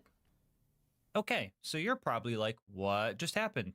Which, fair. Me too. I played the footage back and seen that Dexy's left chest pimple popped without any damage numbers and then just died 6 hours into what should have been a 12-hour kill. So I contacted my local Dexy expert, Abrupt Dusty. He's made some cool videos like this or like this, so go check him out. I'll have a link to his channel in the description. But I asked if he knew what happened, and sure enough, he did. Apparently, some random no-name triggerman managed to get the last hit on that pimple. And when that happens, it does a huge chunk of damage, around 50 to 60% of his health bar huge. I was honestly so shocked and I wasn't really sure how to feel. On one hand, this was going to be super great to put in the video because it's super interesting, but on the other hand, my satisfaction of earning this kill was kind of taken from me. So I took some time to think it over and just processed everything going through my head. And now that I've thought about it, I think that kill felt rewarding just enough. Psych, that Triggerman 12-hour stick bug fight round 2, here we go. He didn't drop the chopper anyway. So, major attempt number 4. The good news is we hit a new PB of 11 pimples. The bad news is this is Borderlands we're talking about, the spaghetti game. No, I was playing great. I was playing awesome even. I really got my combat loop down. I was really focused, but then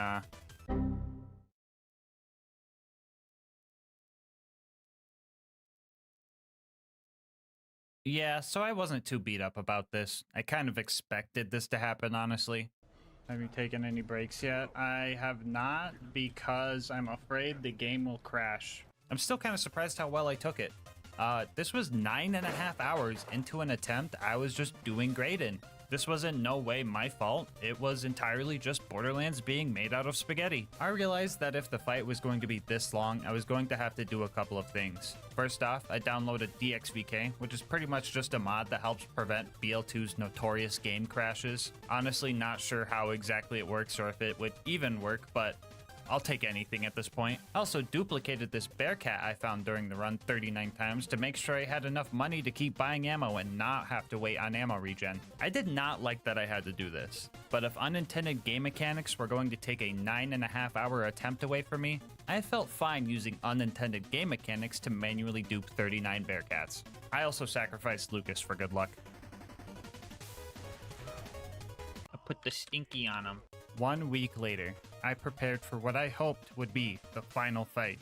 I was improving on every attempt. I learned how to take out the initial savages in half the time. I was able to take out Dexy's first 3 pimples really fast using high-risk strats. I learned all of the spore spawning locations to maximize my chances for corrosive spores. And I really learned how to read Dexy, allowing me to get closer than I was before. Our strategy was becoming well refined. It almost felt like I had 30 hours of experience fighting Dexy or something. On day 4 of Dexy, I hit a new personal best of 12 pimples popped before this rock ended my 7-hour fight. Ah! That's fucked up, dude. That's real fucked up.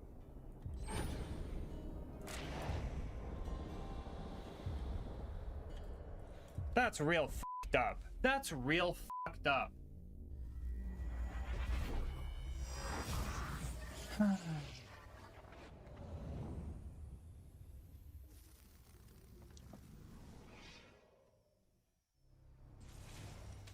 think of your death as failure. Think of it as fun.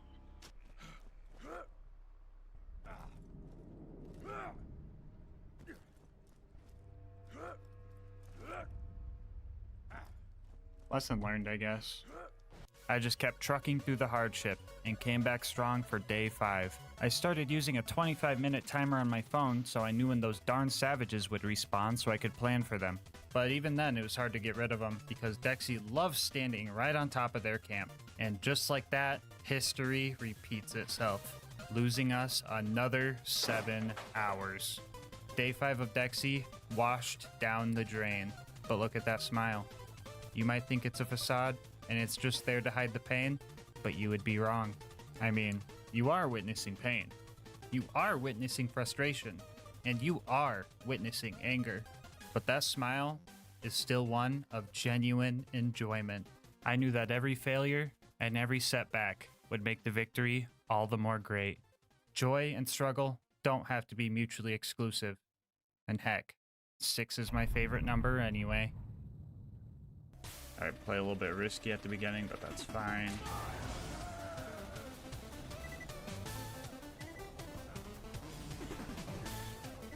Alright, so it looks like we got every element except corrosive on this first wave. That's fine. Alright, if you're on the believer side of the prediction, you guys better be manifesting corrosive spores. If you're on the doubter side of the prediction, you guys better be manifesting corrosive spores.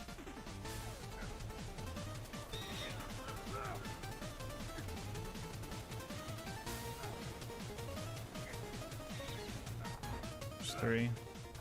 Okay, we're getting good at getting the first 3. And now we let the patience kick in.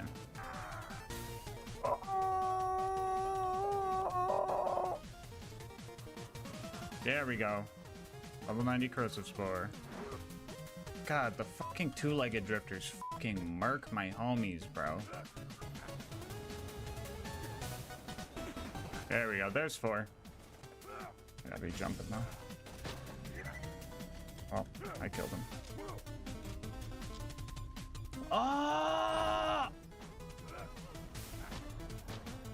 Oh, fuck, I thought that was a drifter, dude. I got scared by a fucking branch. Nobody clipped that into 4. Oh, shit. Oh my god, dude. That fucking rock almost killed me, dude. I can't. Okay, 5 out of 16.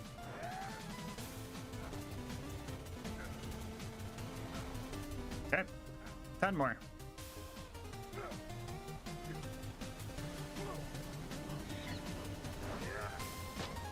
Cool. 9 more to go. Okay. 8 more.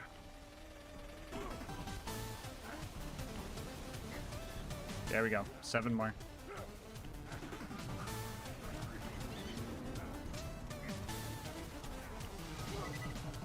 Dexy, help me out, dude. I don't have health for this. I really don't. Dexy, you gotta fucking get those fuckers. There you go. And we're good. Okay, new timer. Okay, dude. Okay. That fucking shock, dude. is getting on my nerves, and I'm about to kill him myself. Stop, you fucker. Oh my god, I'm killing this fucker. I don't care.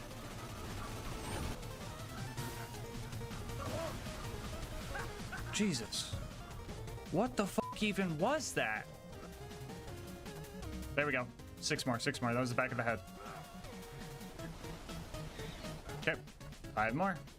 I see you. I see you, though. That was a fucking big brain play, Dexy. I will fucking give you that one. Oh, I did not mean to bird there. Oh, I'm throwing. I'm so fucking throwing. Okay, we're good. We're good. I need to get the fuck out of here, though. 4. 4 left. Jot her down. Headshot. 3 more. 3 more. That was his head. What's he doing over here? Dude, this is freaky, dude. This is like foreign territory. I don't like it too much. It stresses me out.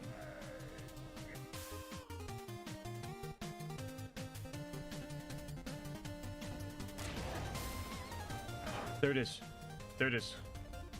2 more question mark? Why are you over it? What is in this corner that you want? What mystical powers are you seeking from the waterfall?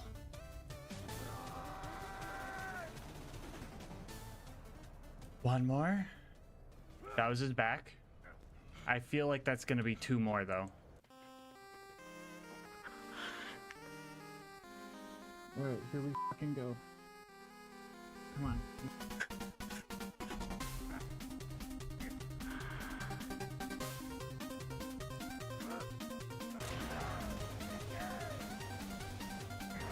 One more. We got 1 more, guys. 1 fucking more. 1 guaranteed.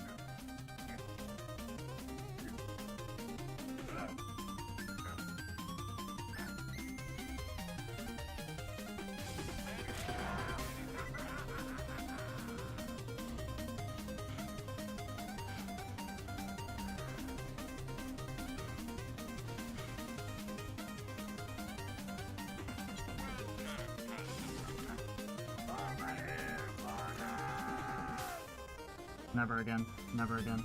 Never again. Oh, dude, my arms and fingertips are going numb.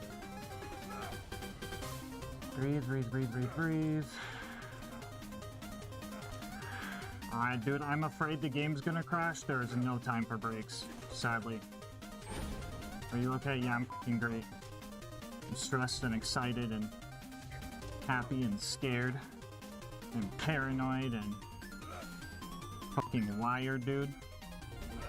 Congrats on the kill. No, Quad. No, no, no, no, no, no. Rule 1, rule 1. Don't do that to me, Quad. Rule 1. Can we get another exclamation point rule 1 in the chat? I think we need one. We got some silly geese in the chat.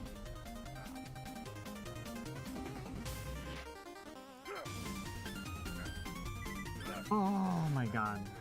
We almost fucking lost it there. We gotta fucking get a Gunzerk now. If we got dotted there, we would have fucking lost it. How'd that fucking hit me, dude?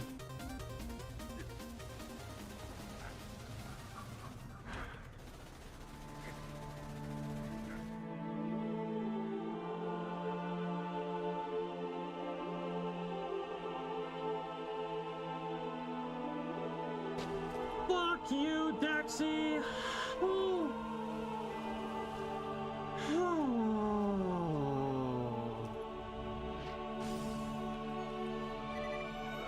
Oh, let's go, dude.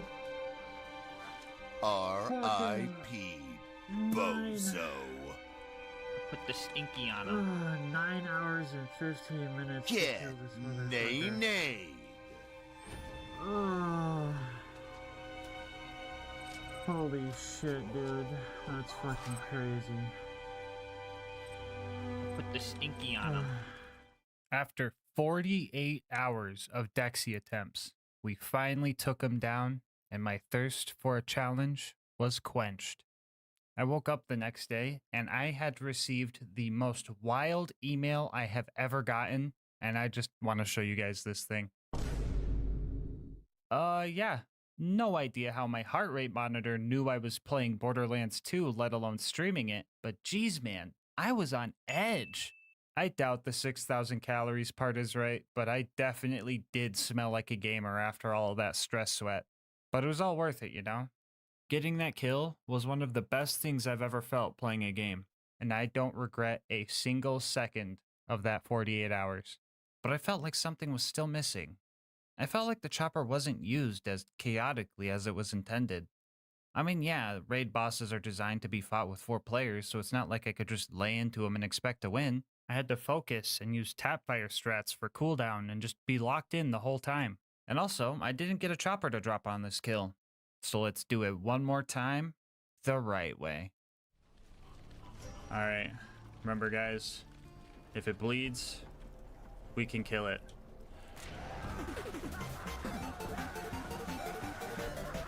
Get him! Get him! Get him! Oh, there's the butt.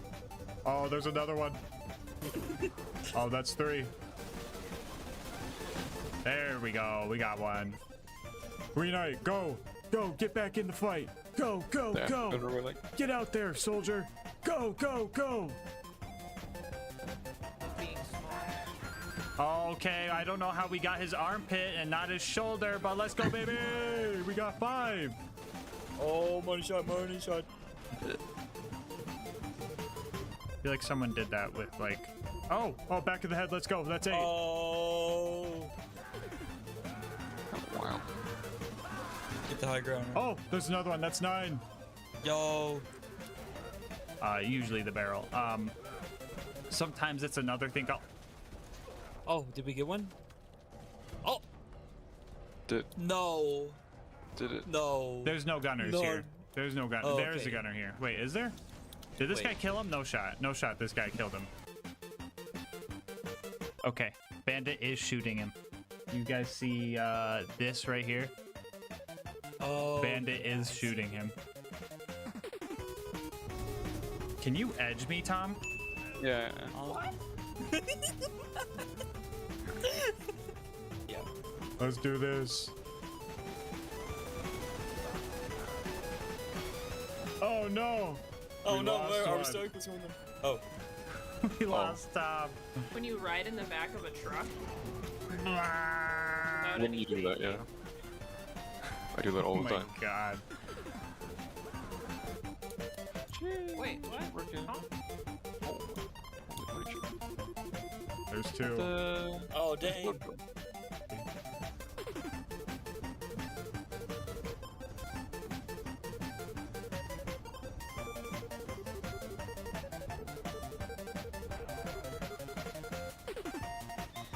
Time though.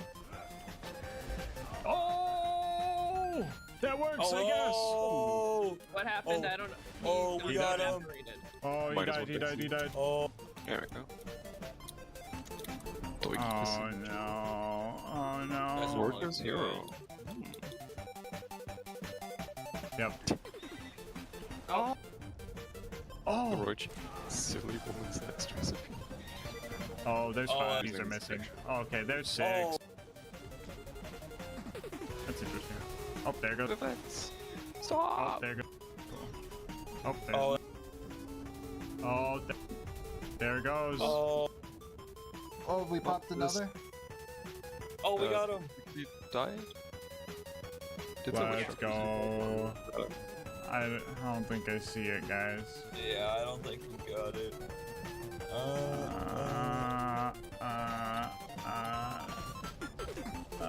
Well, that was a 50-minute kill. Nope. Well, okay, so I tried where you would do. Wait, why didn't you? Because I feel like knowing what. I just see a dead. Oh.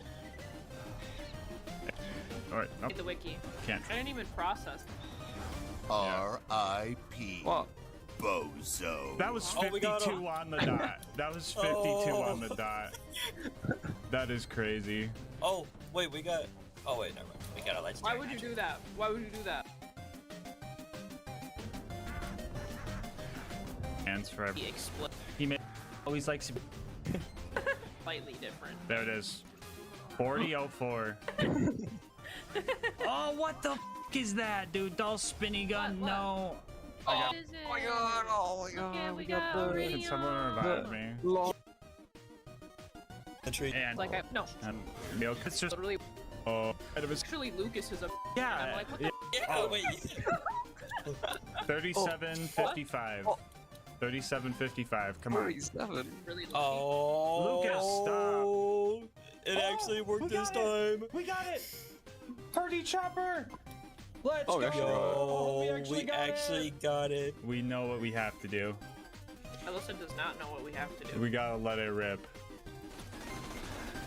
Well, Derber, I sure hope that was worth the wait, especially considering that this whole run took 80 hours. Before you go, I just wanted to say thank you so much for making it this far into the video. If you want to support the channel, make sure to like, comment, and subscribe. Doing all of that helps with the YouTube algorithm, and I love reading your guys' kind words and ideas for new runs. If you want to support the channel more directly, consider becoming a channel member to get videos a day early, grabbing something over at GamerSupps using my link, or going to GASMASK'S.com to get some merch. I will link my Discord and Twitch channel where I stream these runs live down in the description, and last but not least, shout out to Mango Soda who made this video's thumbnail art. They do commissions and will also be linked below. But until next time, breathe easy, homies.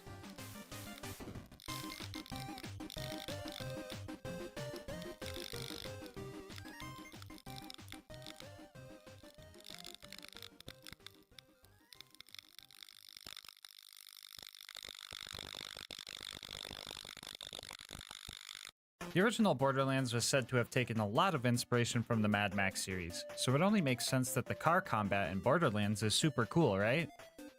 Right?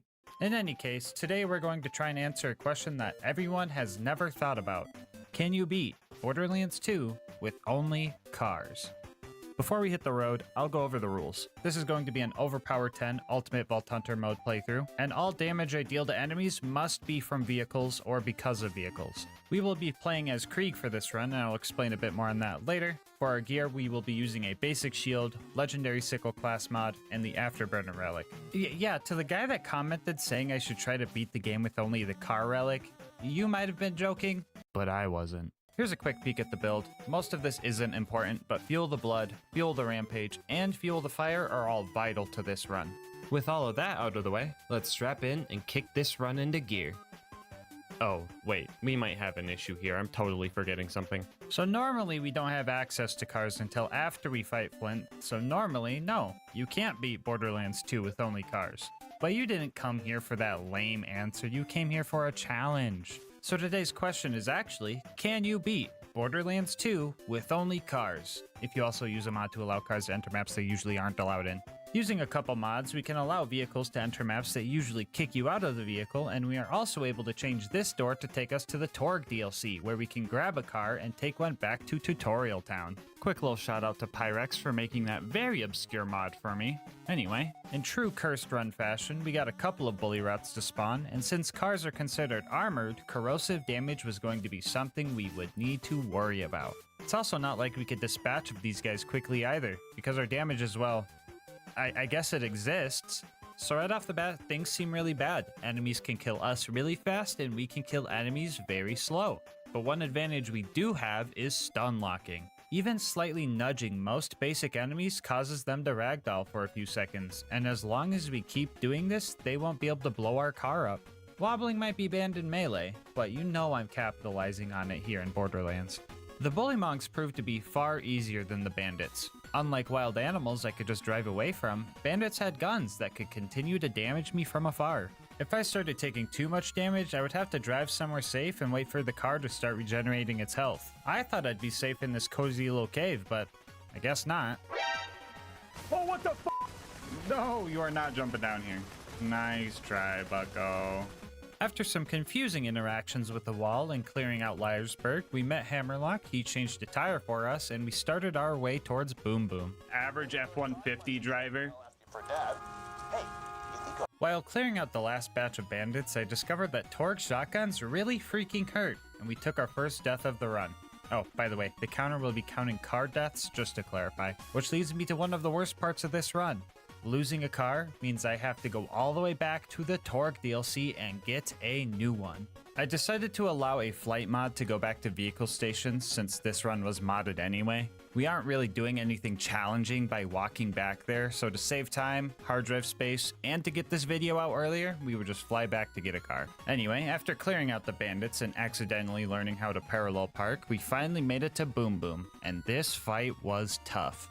You might think Boom's cannon was the scary part, but to my surprise, I was actually able to take multiple hits from this thing. Busting him out of his turret got a little weird, but that part was relatively easy. Dealing with their health regen and my lack thereof was the main issue. I could stun lock them, but repetitive collisions would slowly wear down my vehicle. I could definitely handle a one-on-one fight, but if I kill Boom first, I still have to knock down a few psychos to try and focus on Boom. I would also pretty much need constant crits to outpace Boom's health regen, but Boom was a lot easier to deal with. So I decided that killing Boom first would be best because he was the harder one of the two. And well, he just kinda died. I guess if you hit a guy really hard with the car, they just end up dying a few seconds later. I think this has something to do with his get-up animation not being able to go through because he was stuck in some weird geometry. He actually died like this twice because Lil Boom was using a torque shotgun. I told you guys about those earlier, right? Anyway, after 1 hour and 4 car deaths later, we finally beat out Boom's health regen and were able to continue the run. We were able to drive past a lot of the bad guys on the way up to Flint, but we still ran into a roadblock. My car was just way too big, and I could not get any further than this part right here. So it looks like no, you can't beat Borderlands 2 with only cars. Unless you guys want to allow one more mod.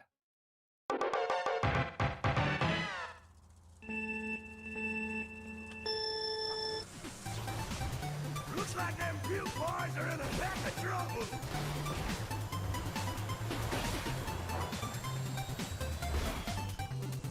Alright, can you beat Borderlands 2 with only cars if you use a mod to allow cars to enter maps they usually aren't allowed to and the cars are 50% smaller? I sure hope so. Using our new go-kart, we were able to clear out the bandits, save Claptrap, and ascend to the Flint fight. I decided to leave my car in the elevator to get it up to the top the same way I was going to get Claptrap up there, but that was a mistake leaving those two together. Why is my current objective to find Flynn? Oh, I'm blocking Claptrap. Hey, yo, what the Claptrap! Bro, that is inappropriate, dude. There are kids watching my guy. Oh my bro. Dude, what the... Dude, no way Claptrap was giving back shots to my car, bro. I'm half ready for my car to just fly into the air, into the ocean even.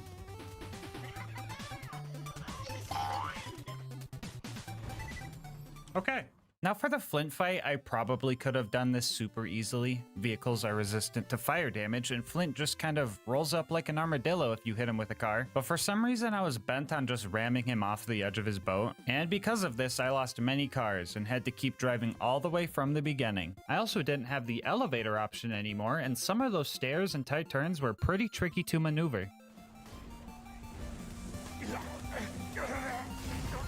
Okay, fire barrels hurt. Lesson learned. After way too much wasted time, I finally got Captain Roly-Poly to fall off the edge and took care of his goons from afar. After that, I just laid into Flint until he died. Cool. Rock out. Yeah, jam. Oh my god.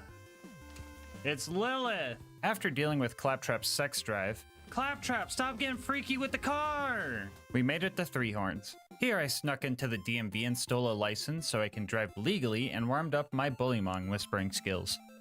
Bullymong, stop. Ramming Door Guy was probably the most normal thing about this run, and then after that we had to deal with our first AVEF, or Anti-Vehicle Entry Field. Oh brother, it's my boss again. I freaking hate this guy. Hello? Yeah, we're not calling it that. Just call it a car wall, okay? What? Why would I call it that? The wall isn't made of cars. Bro, what are you on? You're just complicating things, and AVEF doesn't even roll off the tongue. It's just an invisible wall that doesn't let cars pass through. Yeah, so it's an AVEF. No, it's not a fucking AVEF. Just call it a car wall or you're fired. Man, one day I'm just gonna be my own boss, so I don't gotta deal with that frickin' buzzkill. Anyway, yeah, I couldn't find a way to get through this wall, so I was going to have to get creative, because I had 3 psychos I needed to kill to save Reese. Those bullymongs I met earlier were nearby, so I decided to have them help me out by relocating the psychos to a place I could reach them. There we go. There we go. Yeah, that's what I'm talking about. That's what I'm talking about. Yeah! Yeah, my bullymong brethren! Hurt them more. That works for me. So the guy that's down here.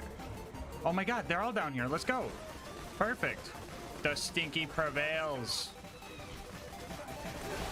Good job, guys. Proud of you, bullymongs. Love you. I managed to save Reese by watching him die, but then I remembered I still had one more psycho to take care of. I needed to get the power core, but their camp was in a spot where having the bullymongs relocate him was not an option. So I had to get a little bit creative.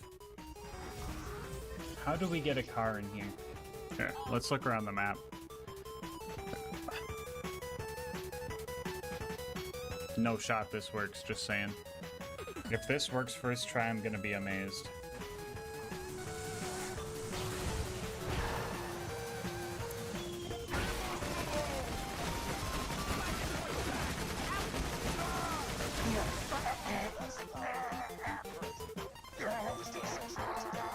After I got my bullymong homies to kill the 20 bandits to avenge Reese, we made it to Sanctuary. Nothing too crazy happened here. I pushed Jess up into the button to speed him up, which was cool, and the only place I couldn't get my car was the fucking garage, because that makes sense. So while I'm here doing all the boring Sanctuary chores, I'll tell you guys about our partner, GASMASK'S. So for the past few months, I've been drinking GASMASK'S and I've been loving every second of it. I used to be downing 2 monsters a day, but now with GASMASK'S, I'm not drinking 400 calories in a day. I'm able to control my caffeine intake since all their flavors come in caffeine-free options, and I'm saving money since GASMASK'S is only 40 cents a serving. They have tons of flavors to pick from too. One of my new favorites is Goof Juice, which is a nice strawberry kiwi flavor. They also have their signature waifu cups, comfortable merch, and dang could I go for another cup of their gamer soups right now. I mean heck, they made crickets taste good with their sus snacks. Yeah, you heard that right. There's crickets in this. But if you're worried about buying something you won't like, GASMASK'S offers free samples, so you could try it before you buy it. So if you're looking to find a healthier alternative to energy and want to support the channel in the process, head on over to gamersubs.gg/LGM or use the link in the description, and make sure to use code LGM at checkout for 10% off your order. Anyway, let's see how Sanctuary's going.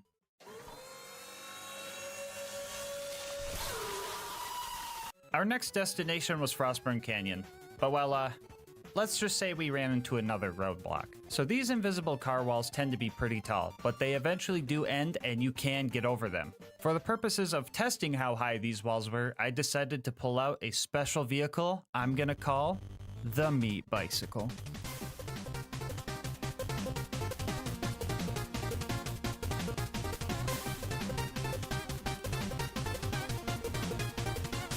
Yeah, this thing would make the challenge pretty trivial, so I will only be using the tiny sand skiff for wall testing. But who knows, maybe one day I'll try beating the pirate DLC with only boats. So if you end up liking this run and want to see that run, you should leave a comment and maybe you'll see it in your subscription feed one day. Just saying.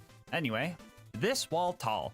There was no way we were going to be able to clear this thing normally. Good thing this isn't a normal run. And also good thing that we're playing a game from over a decade ago and there's some jank that can help us. Introducing scroll boosting. By setting our boost key to scroll wheel up or down, we can use the free scroll mouse to do this. Okay, well, my game just crashed, but that doesn't happen every time, I promise. I messed around with this for a while, trying different frame rates, different angles, etc., and I got close so many times that I knew this was possible. And after 2 hours, we finally made it over the wall.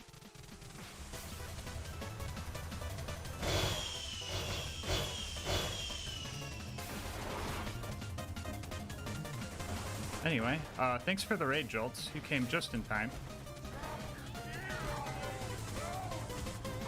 2 hours later, everybody! Now that we made it to Frostburn, we could drive past all the bad guys, do the skip, and... Well, Alright guys, don't worry. I found another way to get into Frostburn that was pretty consistent, so I didn't have to spend another 2 hours on this wall. Second time around, I actually hit the spike jump skip and found Lilith. Surprising nobody, I immediately tried to put my bumper into her forehead. Sadly, she survived, and everything that normally happens during this part of the game happens.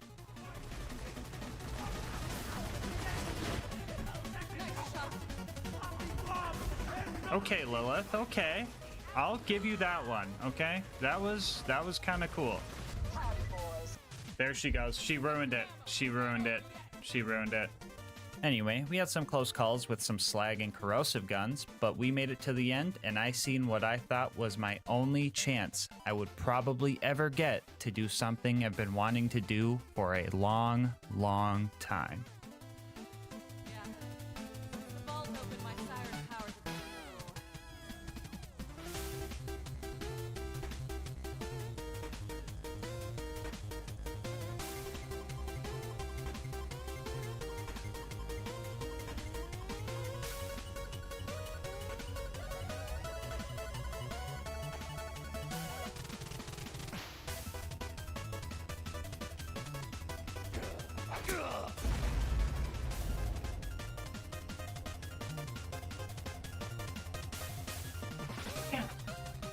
In this house, bro. I can't have shit in this fucking house.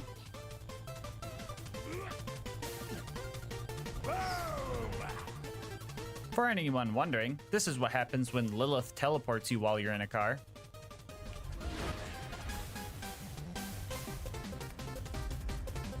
Yeah, I don't know what I was expecting either, honestly. Our next mission was to save Roland from the Bloodshots, which meant it was finally time for a car upgrade. So we met Ellie, found the second garage of the run that doesn't work properly with my cars, used my Honda Civic to destroy a few Ford F-150s, and finally got an upgrade. So, for most of the rest of the run, we'll be using the Saw Blade Technical. A lot of you guys might think the Barrel Technical is better and know that it is the fastest vehicle in the game, but do you see these saw blades I'm shooting? Yeah, those get melee damage boost, because that makes sense. Do you know who has good melee damage boosts? Krieg does. Not only is our car now tankier, we also have some significant damage to handle the rest of the game. After we got the Bloodshots to open their door, we pulled a real power move by not even using it, and then started our fight with Badmaw. I really wanted to ram him off the cliff, but nomad-shaped enemies have this bad habit of just folding under pressure. So we filled him up with saw blades and made it to the Bloodshot stronghold. Cue the foreshadowing. The lucky honk sound, the Bloodshot's gonna go fine. And if we don't, Bloodshot's gonna go terrible. Yeah, so at first I decided to be patient and careful because not only did I have to get through the entire stronghold, I would also have to make it all the way through the dam without my car blowing up. Things were working right up until the part where I perma-slagged myself with this barrel. How this barrel hit me and not the Marauder that was blatantly closer to the barrel absolutely baffles me. After that, I was pretty much screwed, so I reset, patiently killed all the bad guys, and made a plan for Mad Mike. The idea was to sit right next to his door so that when he showed up, I could knock him over before he had a chance to shoot me with his rocket launcher and insta-kill me. I was checking for his spawn after every kill, but he still caught me lacking.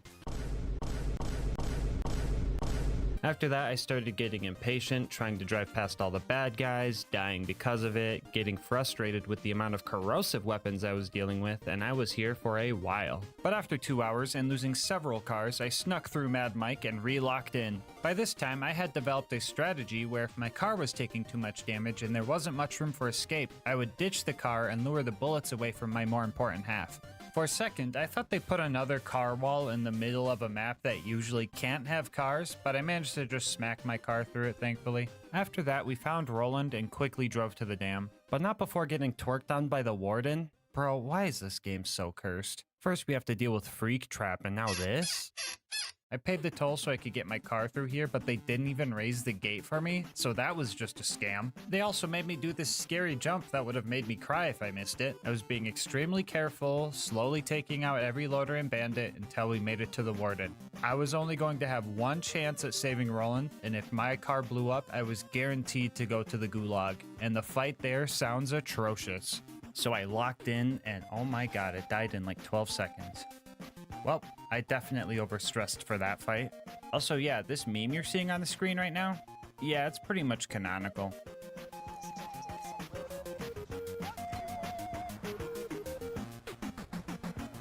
Put the fucking money in the bag. Put the fucking money in the bag.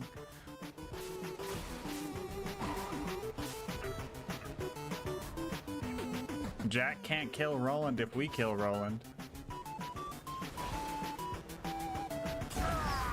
Anyway, Roland was saved and our next job was to go rob a train in Tundra Express. Upon arriving, I had a little bit of a scare. Yeah, cars definitely weren't meant to be here. I was a bit worried about lighting the VAR kids on fire, but I bumped a fire melon and it just worked, so that was cool. After that, I met Mordo and Tina, had a minor fender bender, got the badonkadonks, watched Tina turn them into bombs with her mind, practiced my vertical parking, had another minor fender bender, and made it to the end of the line. So the Wilhelm fight was pretty, normal, actually. Ramming into Wilhelm sometimes staggered him, which felt illegal to see, but I couldn't get him to fully ragdoll, sadly. So I just kept my distance and laid into him until he was super low on health, and then I decided to try to finish him off with my front bumper, and that's where things got a little goofy. Oh no!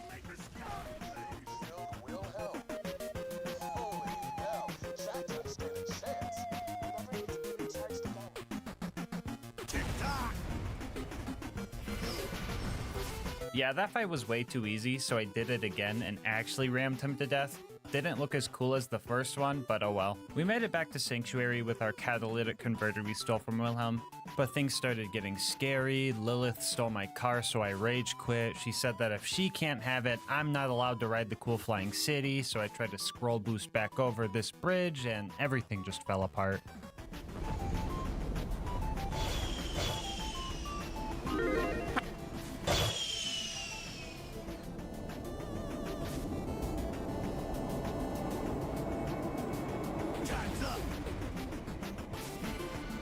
Time's up! Our next goal was to drive through the fridge so we could get back home. And yet again, we are faced with another car wall. And this one was a doozy. We pulled out the meat bicycle again and found out that the wall was pretty much the same height as this building right here, meaning we were going to need a scroll boost to get over it. I was here for a long time trying to find a good angle or ramp to make it over, but every time a jump looked promising, my game would just crash. At this point of the run, my total crashes far surpassed my total deaths. A couple of homies in the Twitch chat kept saying I should try and hit the jump with the runner instead of the technical, but I was being stubborn because I thought that I was going to need the technical for its speed. Speaking of Twitch, you should go check me out over there if you want to watch these runs live. Anyway, I did eventually break because it seems like the technicals crash the game way more often when scroll boosting. And when you mod them to be this tiny, trying to boost with them gets a bit squirrely. As soon as you press your boost key, the bandit trucks pretty much wheelie 90 degrees up, and unless you're on flat ground and just going straight, it's really hard to actually get speed out of it. So I caved and swapped back to the runner. And then I found that I could get my car up onto this section of the camp. But that doesn't really help. Only if I could do some grenade jumps, I could get up there and then like up there easily and... Never in my life have I ever thought I would have to perform a double grenade jump for a car. Because of their smaller size, these things also fly a lot further when hit with nades or punches. And after 4.5 hours of trying to scroll boost over this wall, I managed to blast my car onto the roof and over the wall.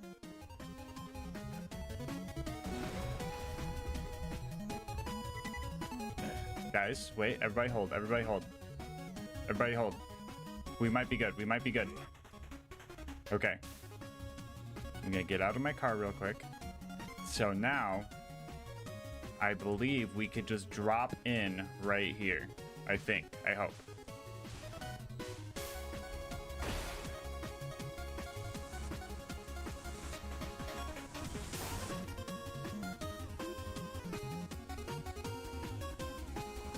Don't do this to me. Don't do this to me. Don't do this to me. Don't do this to me. We see it. It's right there. Oh.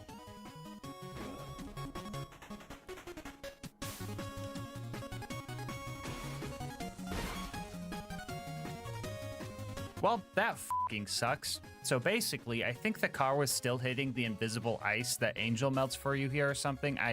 I'm just guessing at this point. So I was going to have to figure out a safe way through that. But I seen the option to travel, so I knew it was possible. The only issue was trying to get it back in there was really annoying, and I think I was kind of losing it.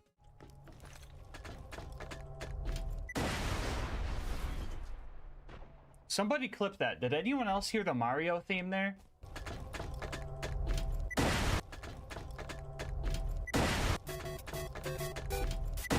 Anyway, it didn't take much longer before I managed to get my car back over the wall and through the invisible ice. Car in the fridge. So we made it to the fridge, and then we drove through the fridge, and then we made it to the outwash, where I discovered that I could have just ran through the fridge because there's no mandatory combat, use this door to travel to the Highlands, get a car here, and then go back to fight Mr. Noodle. So you're telling me that 4.5 hours was pointless? Wouldn't be the first time. Alright, real talk, I'm just messing with you guys. I knew this door was here the whole time, but I felt that it'd be cool to get the car into the fridge anyway. It just felt right since I knew it was possible, even though the challenge didn't require it. Anyway, we were having some issues dealing with the constructor before Mr. Noodle. I felt really squishy and felt like my damage was starting to fall off, but my brain didn't think, maybe it's the squishy low damage car you forgot to swap out. But I did remember that I had something the constructor didn't. Tires. So I drove past it, slowly fought off the thresher that ate my new alternator, and made it to Overlook where car walls stopped us again.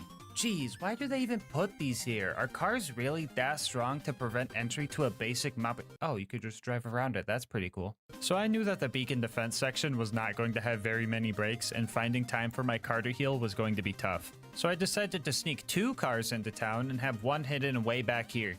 That way, when one car is taking a beating, I can make a little pit stop and swap out cars so they could heal. And that strategy was honestly working super well. That is not the pit crew I was looking for. I mean, the beacon still got messed up, but I didn't lose any cars in the process, and for the first time in a while, I was actually able to kill the constructor instead of just rushing the fast travel to escape, so that felt pretty good. We made it back home and got our next job to go to the... Oh, brother, this is gonna be obnoxious, isn't it? So, even getting into the preserve is a bit annoying. Pretty much needed to climb the mountain and cross the waterfall to get in. I talked to Mordecai and started wounding the loaders. That was going fine, but I did have to deal with some saw blade technical jank.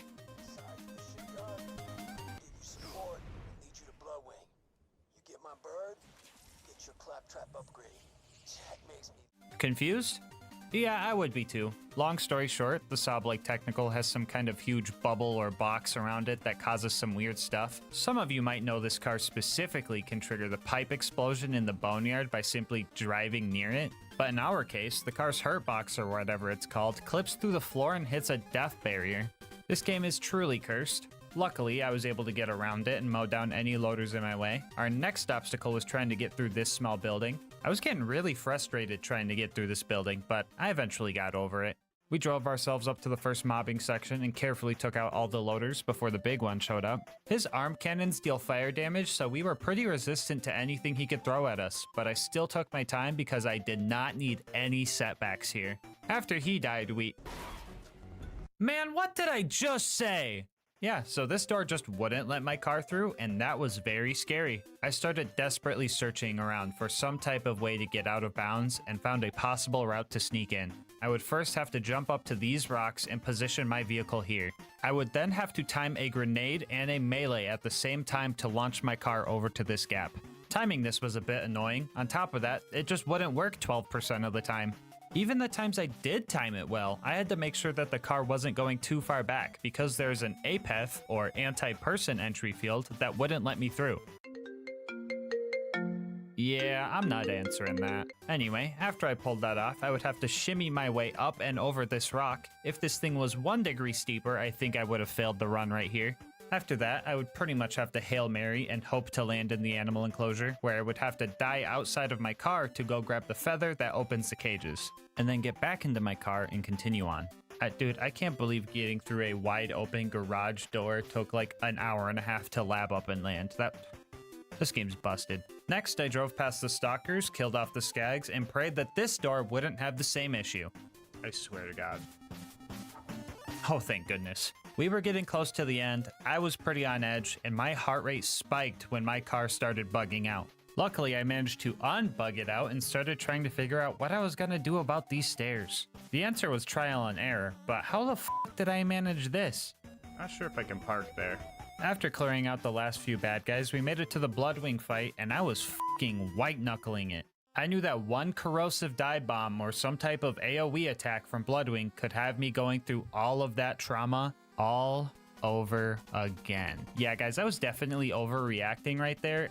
In reality, she only managed to do one claw attack in fire phase, one claw attack in shock phase, and in corrosive phase, she only got one claw attack and one corrosive ball off before the 84 saw blades I put into her appendages finally grounded her. That was an extremely easy fight that I definitely stressed over for no reason. I can't feel my fingers right now, bro. That fucking looked easy, but that was fucking nerve-wracking. Driving into her automatically picked up the claptrap upgrade, and I started doing donuts. GG, Bloodwing. Another point for me. I realized I forgot to do the loot dude, so I redid the whole scare you out of bounds jump again, and all I got was a freaking gub. Wow! Anyway, with another scary part of the run done, it was off to recruit Brick and his air support. Huh?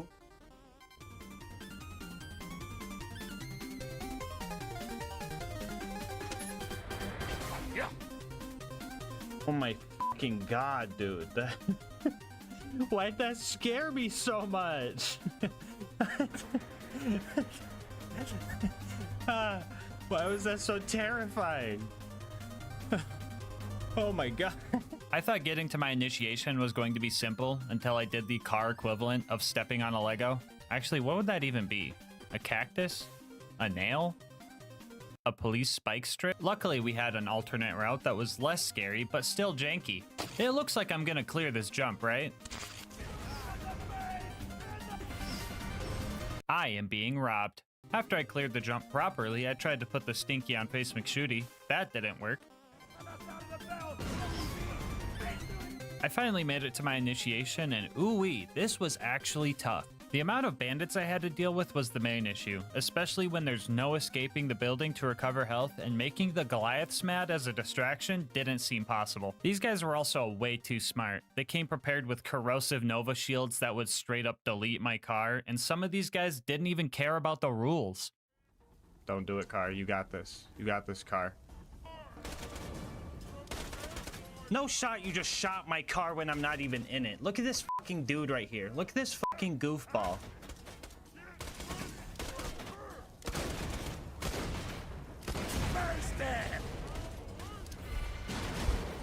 I'm suing, bro. I'm suing. After totaling way too many cars in there, I managed to get past the first wave of big guys and mowed down the little guys until we finished the initiation. Then I hugged Sarcastic Slab with my car, I gave Brick a ride, and we started taking out the loaders. And that was going well until I forgot about the previous no parking area. After grabbing car number 42, we started launching loaders. I noticed that warloaders and superloaders would actually ragdoll when I ran into them. Usually these guys aren't affected by knockback moves, which also means they are stinky proof. So this being a once in a lifetime opportunity, I took it upon myself to stinky the unstinkyable. Yes!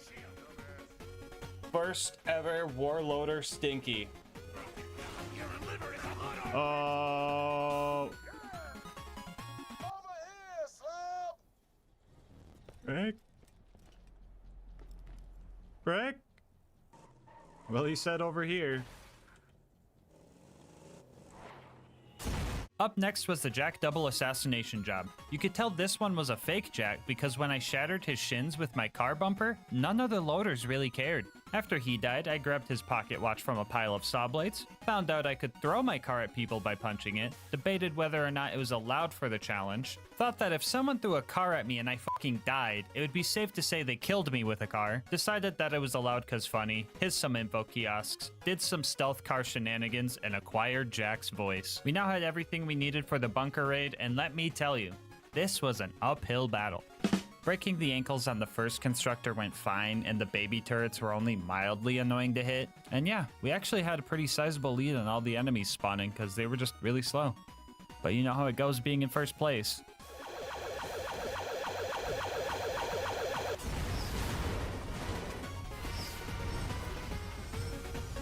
Now this was concerning, because fighting the bunker and doing the entirety of Angel Core all without losing a car already sounded pretty stressful. But having to do it with the barrel technical because the saw blade's negative aura hitting death walls made this extra scary. So I decided to try and find another way up, and I was met with even more jank.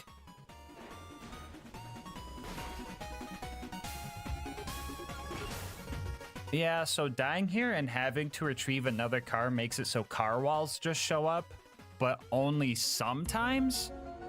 Yeah, I don't know, guys. I would either have to win a coin flip or just re-kill the toaster and turrets again to get past these doors, not to mention having to kill all the mobs on the way up as well. I was able to take out the big toaster from afar and managed to line up a jump to get up there safely, but the door still didn't open. This usually means something that the toaster created was still alive out there, so I had to go finish off the rest of its bloodline.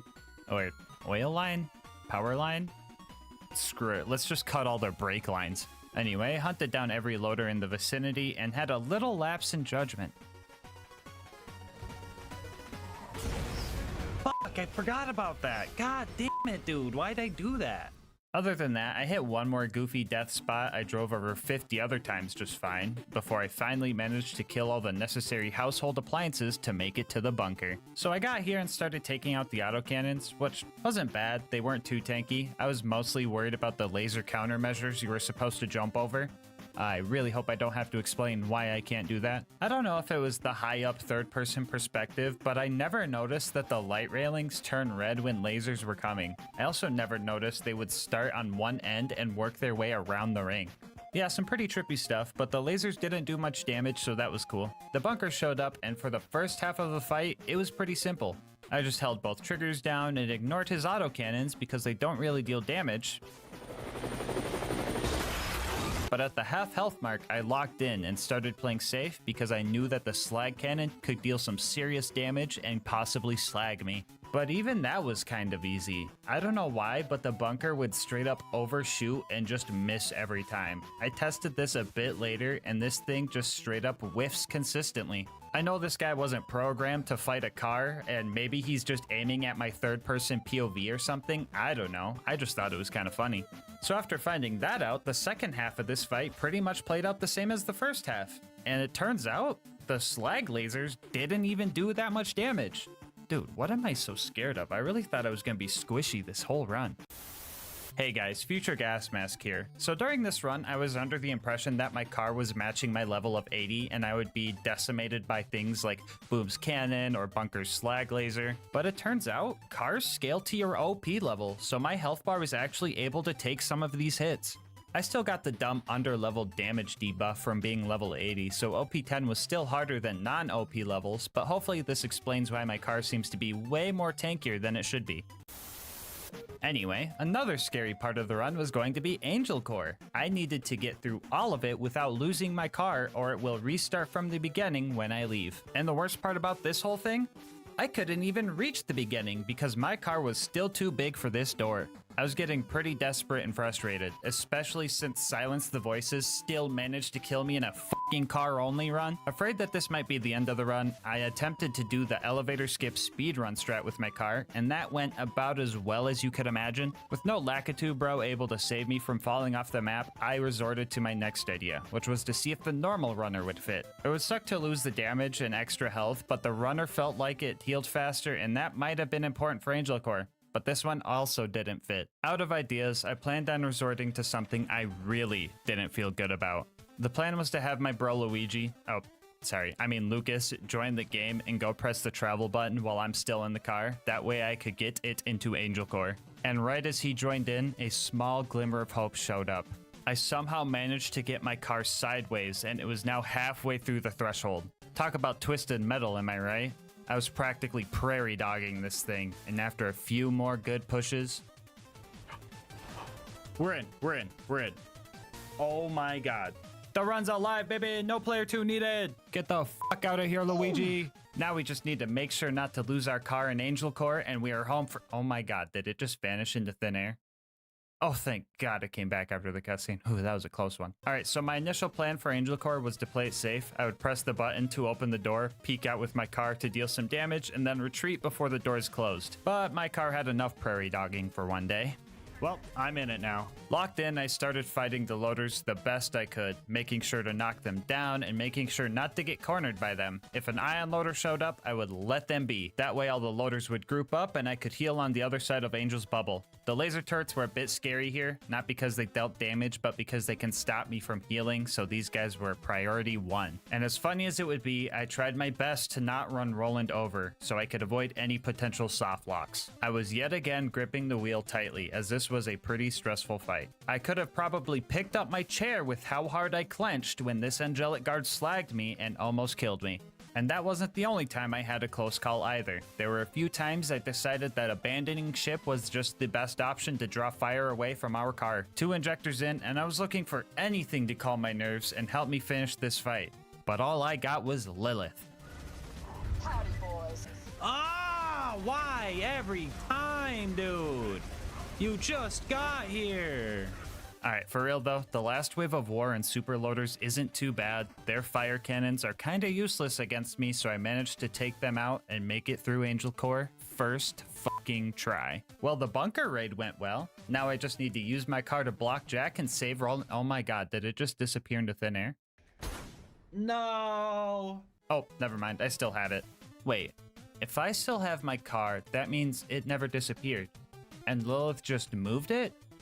Meaning that Lilith helped Jack kill I knew she was a bad guy, I told you guys! Anyway, I couldn't get my car out of Marcus's shop, so I left it there for him. He's gonna be so confused when he finds it. He's gonna walk in there and just be like, What the?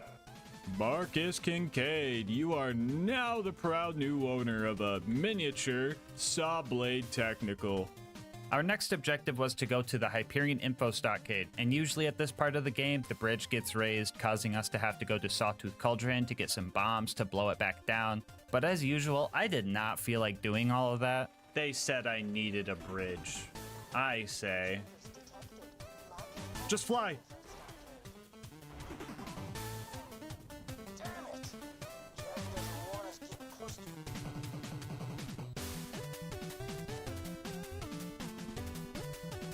Well, I had to go to Sawtooth Cauldron anyway because this game didn't expect anybody to break it. Traversing the cave system down here proved to be a bit annoying. I was hoping to drive past all of the unnecessary mobs, but the tight 90-degree turns and numerous stairs made that harder than I anticipated. My stubbornness got the best of me and I decided to keep trying to brute force it, and the cycle of spawn car, kill one ambush commander, lose car started. After 4 laps of that, I actually managed to escape the tunnel and made the drive over to Boombringer, where we blew it up for being a flying heathen. And after that, we gave Mortar the bumper special and prayed that our car would fit in the elevator.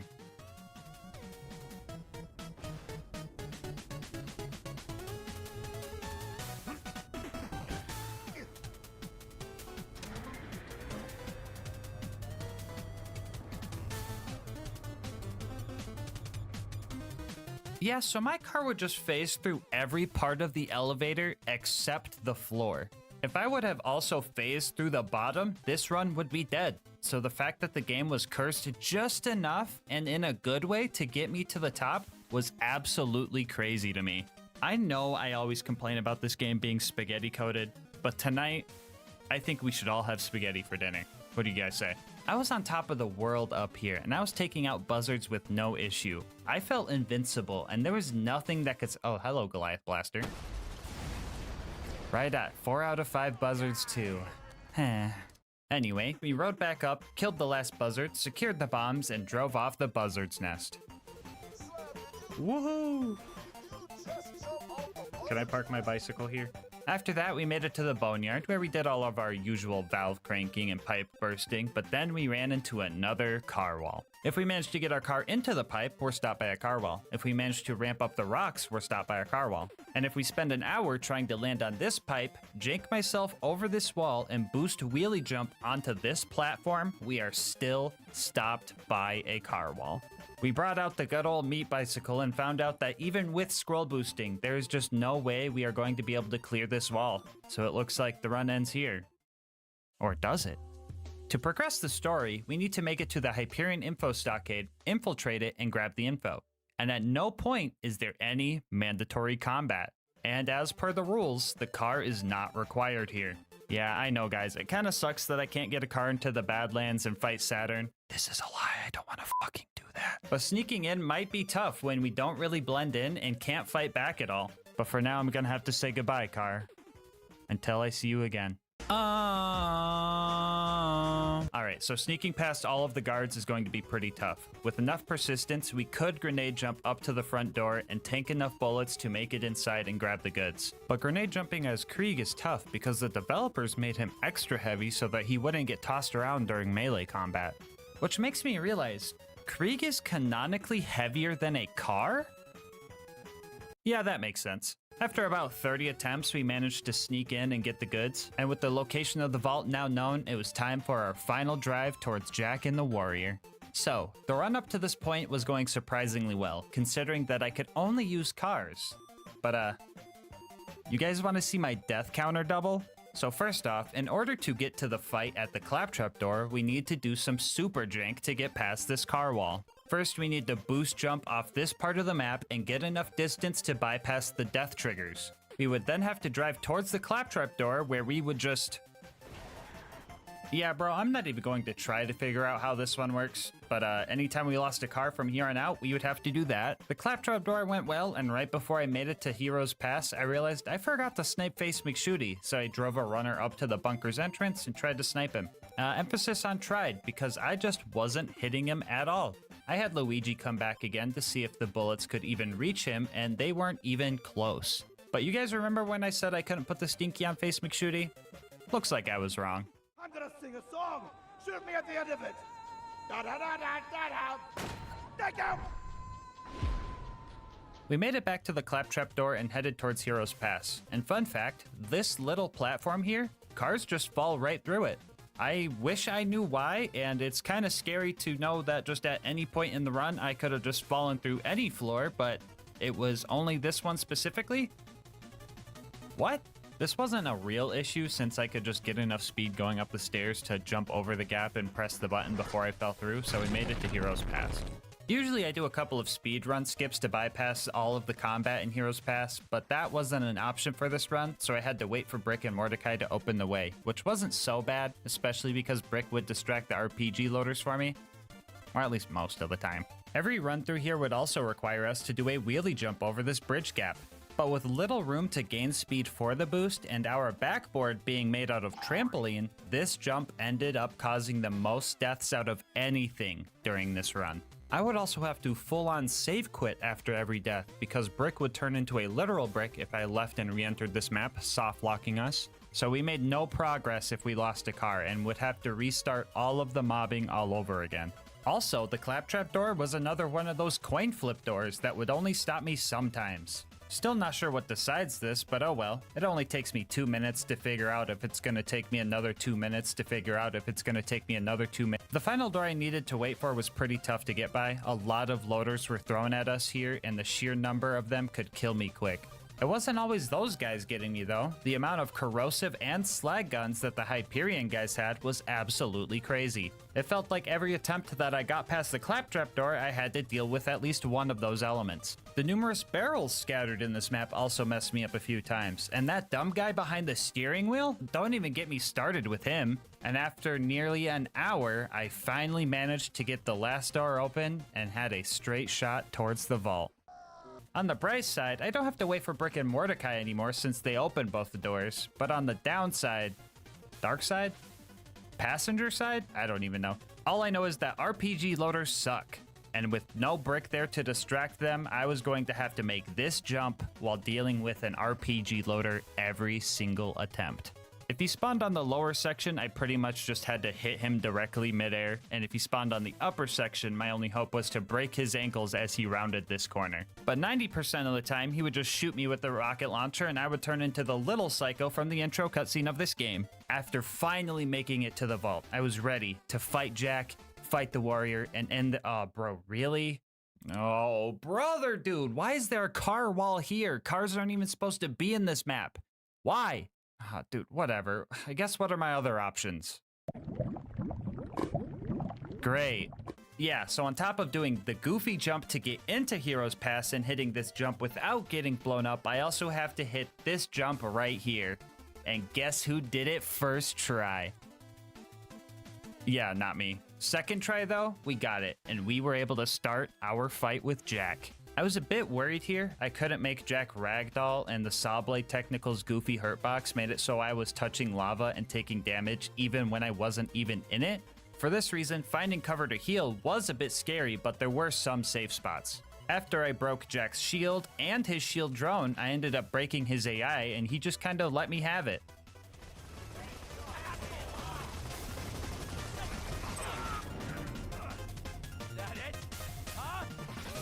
Yay!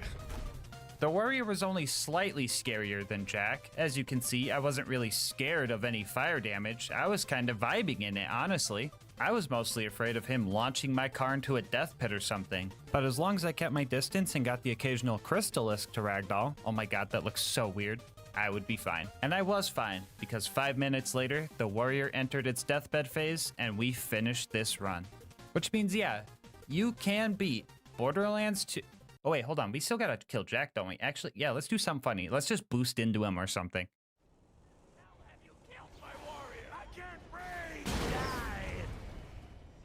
Yeah, I wasn't lying when I said I was gonna double my deaths, because for the next 2 hours, I was trying to get a car back to dying handsome Jack. Oh, but you could just let Lilith kill Jack. No, shut the fuck up. You know we're not doing that. No. So after dying to this jump, RPG loaders, and corrosive weapons 20 more times, and dying to this jump 7 more times, I finally made the jump again and found out that Jack can't even be killed by running him over. So I decided to just kill him with the goofy alternate fire saw blades that deal like 300 damage. So for real this time, yeah, you can beat Borderlands 2 with only cars. Bonus content time, woo! The last thing I wanted to do was thank Ellie for giving us the upgrade needed to beat this run. Without her, we would have been in so much more trouble. We would have been squishy, low damage, and I don't even know if we would have been able to make some of the jumps we needed to. So to show my appreciation, I stole a bunch of Ellie statues from the local bandits and decorated Ellie's garage before doing one last victory lap. Before you go, I just wanted to say thank you so much for sticking around for the full ride. If you want to support the channel, make sure to like, comment, and subscribe. Doing all of that helps with the YouTube algorithm, and I love hearing your guys' kind words and ideas for new runs. If you want to support the channel more directly, consider becoming a channel member to get videos a day early, getting yourself something from GamerSupps using my link, or going to GASMASK'S.com to get some merch. I'll leave my Discord and Twitch channel where I stream these runs live in the description. And last but not least, shout out to Mango Soda, who made this video's thumbnail art. They do commissions and will also be linked down below. But until next time, breathe easy, homies.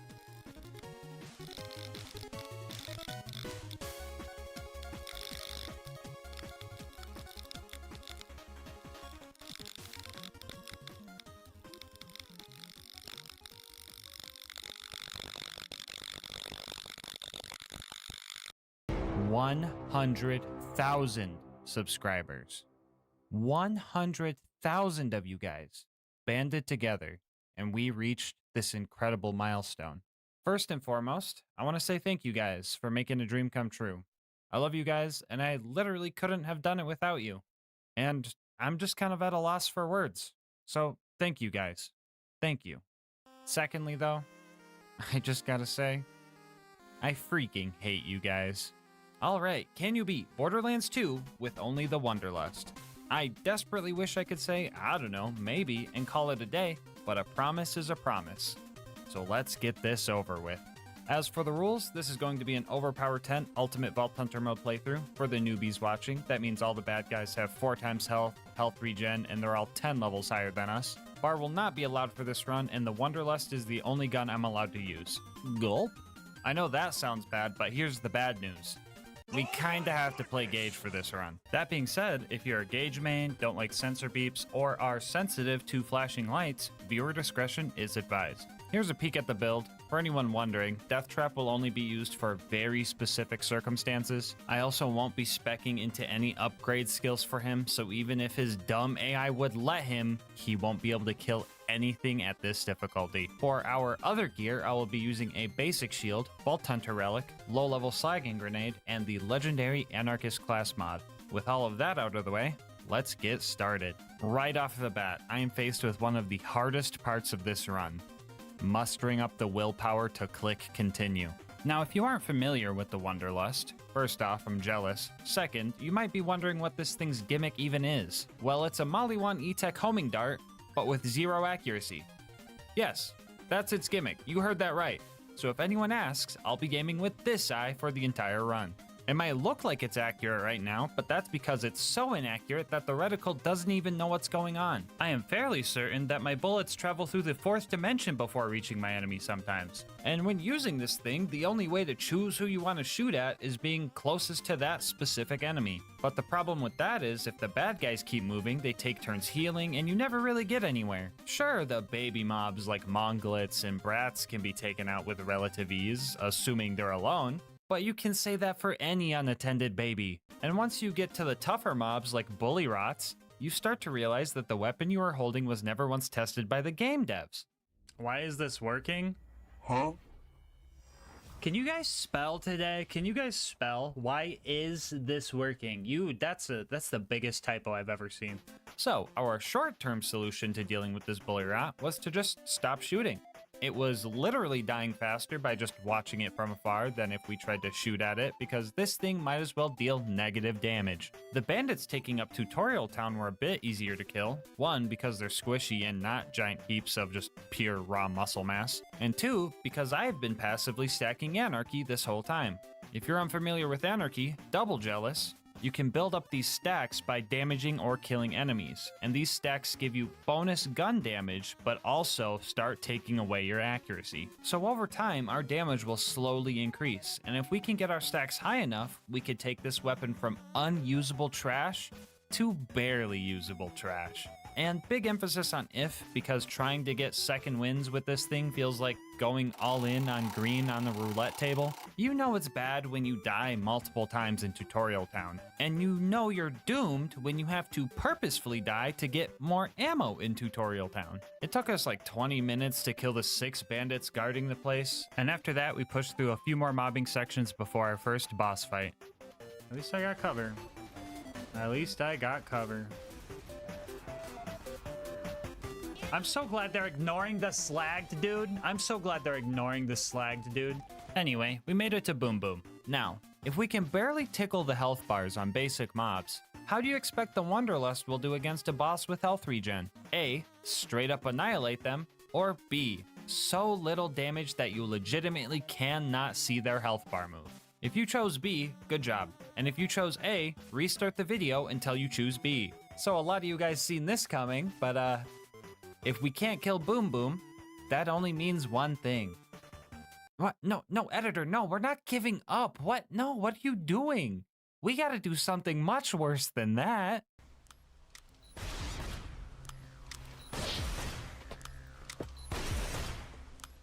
So if you're still unfamiliar with Gauge and you don't know what you're watching, triple jealous, but we are pre-stacking Anarchy using this Hyperion ammo box. The game registers hitting these as hitting enemies for some reason, so if we sit here and shoot the crate for 10 minutes, we can get to 400 Anarchy stacks. Usually you would actually have to hit the crate for this to work, but since I'm spec'ing to Shock and Awe, the Novas hit the crate for us on every reload. I also gave myself a stacking Wanderlust and a class mod to speed up the process slightly. I didn't want to go as far as giving myself a stacking shotgun because the time investment here would actually affect my playstyle. I won't be as risky if I know that a death means 10 more minutes of sitting here doing nothing.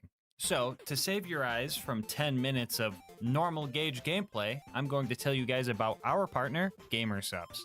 GASMASK'S has been life-changing for me, and that's no exaggeration. I'm saving money, I've lost 25 pounds because I'm not drinking half my calories in the day, and they're just really cool people to be partnered with.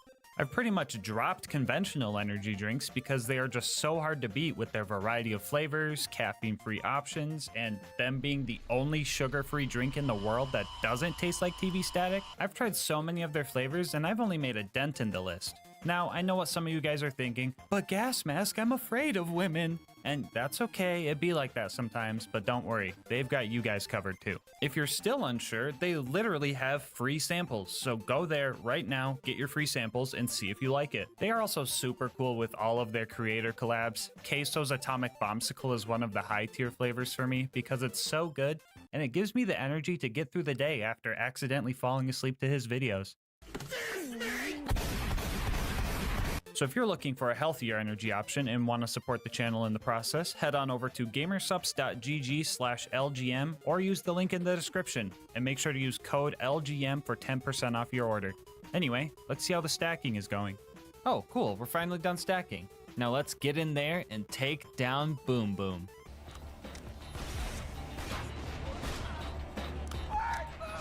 Well, fuck. So, to list everything wrong with this fight, first off, I'm using the Wanderlust. Second, I can't choose my targets efficiently, so if I'm trying to bust Boom out of his turret, I can't focus all my shots into him because they either try to chase Boom or the psychos that spawn after Boom dies. Yes, I managed to kill Boom, but even with the back alley strat and 400 stacks of fucking anarchy, that's a 700% damage boost, by the way. It still took 60 seconds of continuous fire to kill him. And third, even if my shots decided to go after Boom, sometimes they would just straight up start circling him and never actually land. This was concerning because I thought I was going to either have to use copious amounts of unique crutch gear that felt lame for the challenge run, or change characters for this one fight specifically. Creek could theoretically stack up enough fire rate and use Bloodbath to just spam Boom down, but proccing Bloodbath in the first place would be hard considering this gun doesn't deal enough damage to get the first kill reliably. All future one-on-one boss fights would also just be straight up abysmal with Krieg,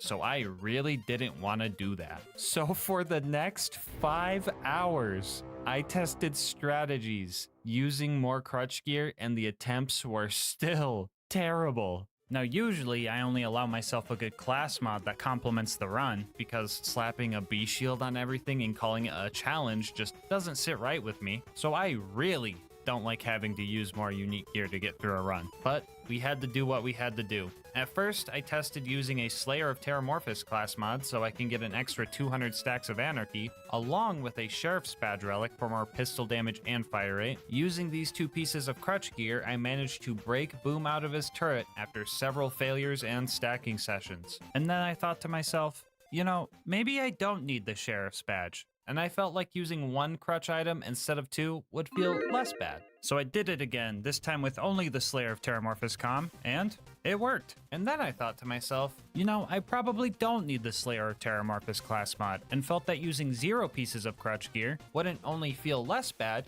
it was just the way it had to be done. And after 5 whole hours, I devised a strategy that would allow me to beat Boom Boom without any crutches. Step 1 was to lure Boom over to this side of the map and set up a little play date with him and Deathtrap. Deathtrap has 0 chance to kill Boom here, and by the time I went back to fight him, he would have healed any damage DT would have dealt, so he was purely there to distract him. After the bait was placed, I would run over to this spot and start laying into Boom's cannon with a corrosive Wanderlust. Now when Deathtrap inevitably runs out of time, or more realistically gets murked by Boom's Torgue shotgun, Boom will get confused because his target is no longer there, and for some reason won't try to hunt me down unless he has direct line of sight, leaving me to a one-on-one fight with Boom. And after holding the trigger down for 2 minutes, Boom was finally knocked out of his turret without any crutch gear.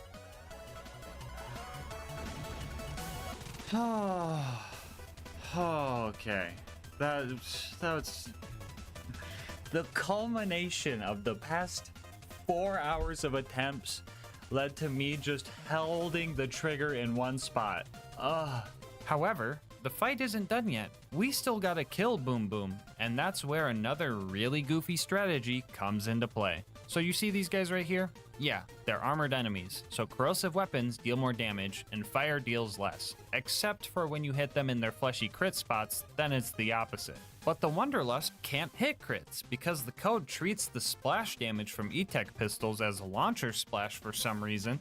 And no, before you ask, that does not mean it receives launcher damage boosts, even though they could really use it. And yeah, I know this game is confusing, but something that is interesting here is that no matter what element of launcher splash you use on Boom Boom, they will always take the same amount of damage. Now this might sound like no big deal, but we actually lose the corrosive damage bonus we should be getting because of this weird quirk. So, just this one time, and only this one time, shock build gauge is optimal.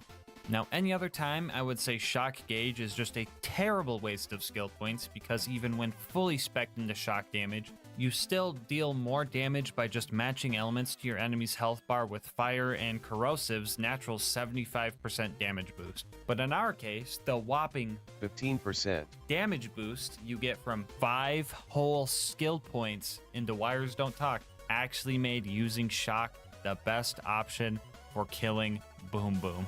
Shock gauge just this one time, okay? Alright, so the best way to kill these guys was to just straight up hide down here and start shooting. Now, one could argue the good thing about having homing bullets is that you can just shoot from cover. But to the average non-masochist, I can only guess you would not call this fun. Sitting here would also make the psychos run far enough away that all my shots would home in on Boom, and I just had to pay attention to damage numbers to know when I had to swap to my Slag Wonderlust to make sure I wasn't healing him with my bullets. 5 hours later, one boss down, 15 more to go. With the 400 stacks I already had, I managed to kill all the bandits on the way up to Flint. Don't get me wrong, this gun wasn't wrecking bad guys, but second wins didn't feel like going all in on green anymore. More like going all in on black or red. So we made it to Flint, and this fight was also terrible. With a nice little cheese angle, I could dent his health bar a little bit, but as soon as he entered his fire phase, his damage reduction and health regen would undo all the hard work I put in. So some high-grade sharp cheddar cheese strats were pretty much required here. First off, we needed to get Flint out of his arena, and the best way to do that was with a stock grenade and a little bit of luck. For it. It worked. Now hopefully he stays down there. I did manage to get him out of his arena, but at the cost of all 400 of my Anarchy stacks. So what do we do now? We pre-stack on Flint. At this point, I could not be bothered with holding the trigger down for 10 minutes every time, so I started using this marble coaster to hold my mouse down. Now, if I worked at Gearbox and it was up to me, a stacking coaster should have come with every copy of the Gauge DLC, just saying. Anyway, after we got back to 400 stacks, we topped off our ammo and tried to actually make his health bar move with our Shock Wonderlust. Fine, there are 2 reasons to use Wires Don't Talk, okay? But no more, that's it. So I'm gonna speed this kill up. Feel free to try and guess how much ammo we will have left out of the 900 we started with.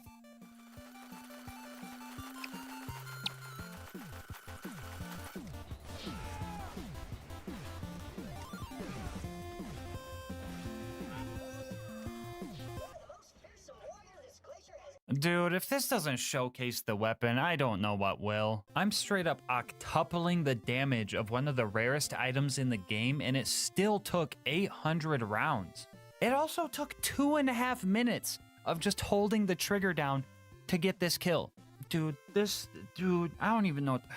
Okay, I need to take a breather. I don't want to do the Wonderlust rant this early in the video. You guys need to fully understand and experience this, and if not firsthand, at least by watching it secondhand, so I'm holding off for now. Okay, so we killed Flint, made it to 3 Horns, checked in with my Bullymong homies, accidentally shot my eyebrows off, got a car, and tried to save Corporal Reese. I managed to kill the normal psycho that was stomping his head in, but without 400 stacks of Anarchy, the Ironclad lads cause us issues. And this is where things start to get really cursed. That dude took his armor off for me. He seen I was using the Wonderlust and he took his armor off. There was 2 Ironclads here before. Do I just go pre-stack, dude? We do. Here's what we do. We drive around, get things to spawn. We drive over here, get these skags to spawn, get the local Bullymongs mad. And now they should have taken their armor off, hopefully. There we go. And all it took was knowing about spawn cap mechanics. Wild. Anyway, after spending 30 minutes dealing with 3 basic enemies, I killed the Power Core Psycho, shot a few rounds into the bandit camp so that they would home in and kill the 20 bandits to avenge Reese, and made it to Sanctuary where I did all the chores before going back to the stacking crate. Yay! what do I even do for this part of the video? I already did an ad read, but like, wait. You guys made me do this challenge. You guys should get an ad read every time we have to come to this crate. Well, in that case, go check out GASMASK'Gang.com and grab some merch. I'll have a link in the description. Anyway, we made it to Frostburn Canyon and started our sprint towards the giraffe. I was very careful running past all the non-mandatory fights because I did not need to risk losing my stacks unnecessarily. But after that, I hit the spike jump skip and made it to Lilith. So at this point, my mental was just kind of falling apart. I was playing as Gage, I'm using arguably the worst gun in the game, and Lilith was doing her usual cringe stuff. We're not doing this. Howdy, boys. Of course, thank you, Lilith. Very cool of you to say that. I definitely needed some emotional support, so make fun of me all you want, but I love Omar. It's Omar. It's Omar. Oh my god. I don't do it for you guys. I do it for him, Milty. I know at the end of my day, Omar's there. With the mental reboot complete, I started slowly taking care of the bloodshots using COD Zombies training strats. Honestly too bad, because Pack-a-Punch couldn't even save this thing. This might be a niche reference, but it's like the Black Ops 2 SMR, except like 10 times worse, if you can even imagine that. So this was originally supposed to be a damage comparison, but then I found out this thing also has the same accuracy as the Wonderlust 2. Shout out to Pumpkin King for letting me use this clip because this shit had me cackling.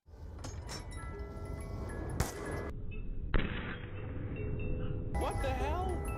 Anyway, I ended up dying when the bad guys started aiming at me with their guns. I really should learn how to do that one day. But that wasn't too bad because there was an ammo vendor here and I was able to just stack off of the bandits to get back to the edge of viable. Yeah, so I'm gonna be honest, I don't have much else to say for this fight. This gun is so boring to use because you literally just don't even aim it. It's like if Gage was a gun, minus all the damage. After we managed to kill all those guys, our next goal was to get into the Bloodshot Dam and rescue Roland. But first, we were going to need a new car to sneak in. So we met Ellie and started hunting down bandit cars. Cars don't get the 4x health multiplier from UVHM, so we should be able to one-shot them with our super cool and rare pearlescent weapon and nearly 300 stacks of anarchy, right?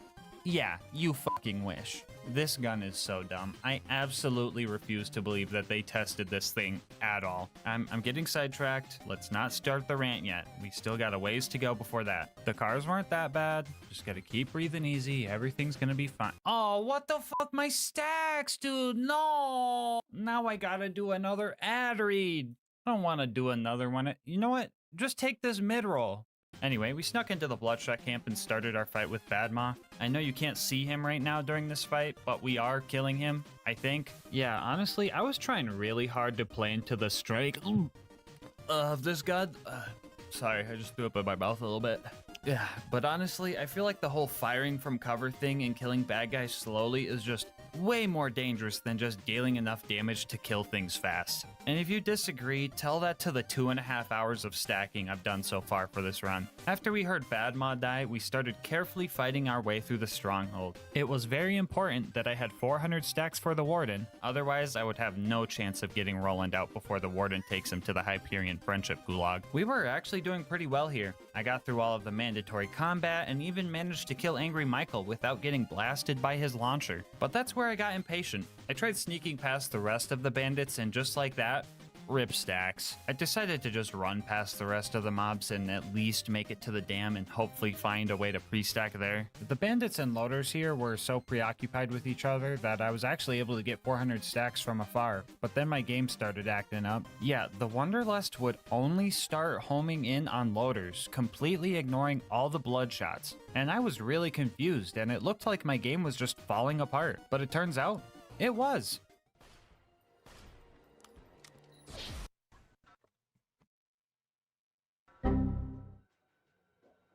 Stacking session 2 at the dam went a lot easier since this psycho helped set up this loader for us. We got 400 stacks there and made it halfway through the dam to just barely lose a second win and have to stack for another 10 minutes. I hate this gun, I hate this gun, I hate this gun, I hate this gun. This time around, I did make it to Warden and made my one and only attempt to save Roland from the gulag. And things immediately went terrible. Since I can't crit the Warden, I can't stop him from spawning bots nonstop. Mere moments into this fight, I get body slammed by an exploder and I'm forced into cover. I had two options here. Stop firing so cooking up trouble would slowly heal me and also use Discord for some extra health regen, or just risk it and not get hit. Option 1 would require me to stop shooting at the Warden, which would give me less time for the kill and allow his shields to regen, and healing with Discord would eat up my stacks and kill what little DPS we had. But option 2 was all risk, all reward. I stood under this ramp where the exploders wouldn't be able to pathfind me, and the gunloaders would have a hard time landing shots. The main problem with this strat was the Wanderlust would sometimes shoot at the loaders instead of the Warden, and in order to see if I was even hitting Warden, I would have to do some risky peekouts. Things were looking grim. I was low on ammo and wasn't going to have enough to finish the fight, so I had to run out from cover and grab as much as I could. I had to briefly hide behind the crates that were supplying me, and then I went in for the final shootout. And in this moment, all the blood in my fingers and arms left, and nothing but adrenaline was coursing through me. In one last attempt to win this fight, I put my Wanderlust directly into the back of the Warden's hull, and seen if the roulette wheel was on my side today.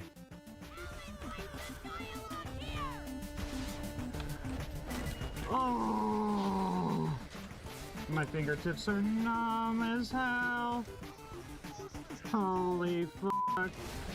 Oh, I can't feel my arms. I legit can't feel my arms. Up to my elbow, up to my elbow. I'm loving it, dude. I'm f***ing loving it. Oh. Oh.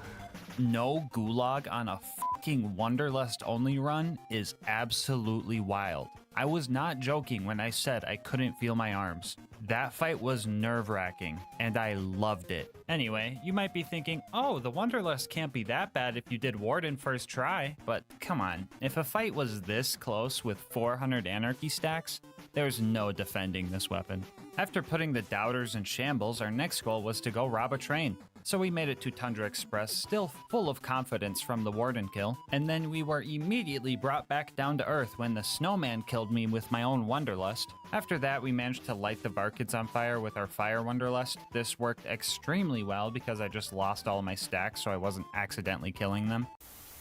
So I don't remember putting that in the script, but that doesn't actually make sense because even with 400 Anarchy stacks, I don't think I could even accidentally kill a Barkid. Like, I think I would have to be very focused in order to do so. Why did I write that? Anyway, we met Mordo, met Tina, died a bunch trying to sneak in and grab the Badonkadonks. Of fucking course. Of fucking course, dude. And made it to the end of the line. Yeah, so Wilhelm was a bit of a hassle. For some reason, I tried to fight a boss without pre-stacking, even though I can't kill a snowman, and that just wasn't working. Even if I could build up stacks over the duration of the fight, I would still run out of ammo. I was going to try some speedrun tech where falling into a death wall while in Fight for Your Life makes it so you don't lose your stacks to get more ammo, but this strat also prevents you from getting your free ammo, so after my stubbornness wore off 20 minutes later, we made our way back to the stacking crate. Alright, let's see what I promote this time. Ooh, I know. Go check out the second channel, LilGasmask Highlights. Our homie Lucas does the editing over there, and if you're looking for more Borderlands content, there it is. After stacking and some more mental prep, we started our fight with Wilhelm once again. And this time, it was different. I seen it coming too. I fucking seen it coming. Can I keep my stacks somehow? Or is it gonna ragdoll me? It ragdolls me. Fuck. Well, back to the stacking crate. So if you want even more GasMask content, go follow me over on Twitch to watch these runs live. Alright, this time around I was sick of dying, so I locked in and even found a cool new strategy we're gonna be calling Fast Hands. When firing something with an incredibly low fire rate, such as the Wanderlust, you could do this trick to increase your reload speed. Now usually, an empty gun will automatically reload itself without you pressing the reload key, but this has a delay and doesn't start to reload until a theoretical bullet would be fired. So instead of waiting that short time, you can immediately press your reload key to start reloading faster. Now this might seem like such a minute increase in DPS, but when you're using the Wanderlust, A tiny boost like this could make the difference between not being able to kill an enemy and just barely outdamaging its health regen. And before everybody says, oh, just drop reload, 1, that doesn't stack our anarchy, and 2, I try not to drop reload because console players can't do that, and I try to keep it a level playing field. Anyway, I really wish I figured this stuff out for Boom Boom and Flint, but oh well, still useful for the rest of the run. Back to Wilhelm. We focused on taking the loaders out, and after that, got about 1/3 of his health bar before we ran out of ammo. Up until that point, I forgot that I could just grenade jump back up here to go buy ammo, and after 2 trips to the vendor, we finally managed to take Wilhelm out. Oh, that was a tough fight. I think I'm gonna head back to Sanctuary and just take a little break after that one. Well, time to go to the fridge. Or, you know what? No, actually, we're not going to the fridge. I figured rats were already hard to hit with accuracy, so I decided to get back into my car, drive through the dust to the Highlands, and just make it to the outwash that way. This way, I wouldn't lose any of my stacks to the rats. I would instead lose them to the very first loader I tried to fight. Well, I lost my stack, so we're gonna wrap it up. We're gonna do that tomorrow. So I wrapped up stream and came back a few days later, and the fucking Wanderlust got me sick, bro. I already get enough comments saying I look like I'm dying inside already, but now I have to use this piece of shit, and it hurts to even swallow my own spit. Great. But joke's on you, I'm in my fucking element. Stream. Anyway, we're stacking again, so here's time for another advertisement. As an extra thank you for helping the channel hit 100k subs, here are 3 Steam codes for Borderlands Game of the Year Edition. I nabbed off Instant Gaming. And before, oh, but GASMASK, the channel members are gonna get to those first. That's not fair. I'm literally dropping 3 more in the live premiere chat right now. Comment if you got one. Anyway, we're fighting the spaghetti squid now. If you can't tell, we're losing. Just like Wilhelm, all of my ammo took like 1/3 of his health away, so I had to run all the way back to the ammo vendor twice. Also like Wilhelm, I had a few rip stacks moments.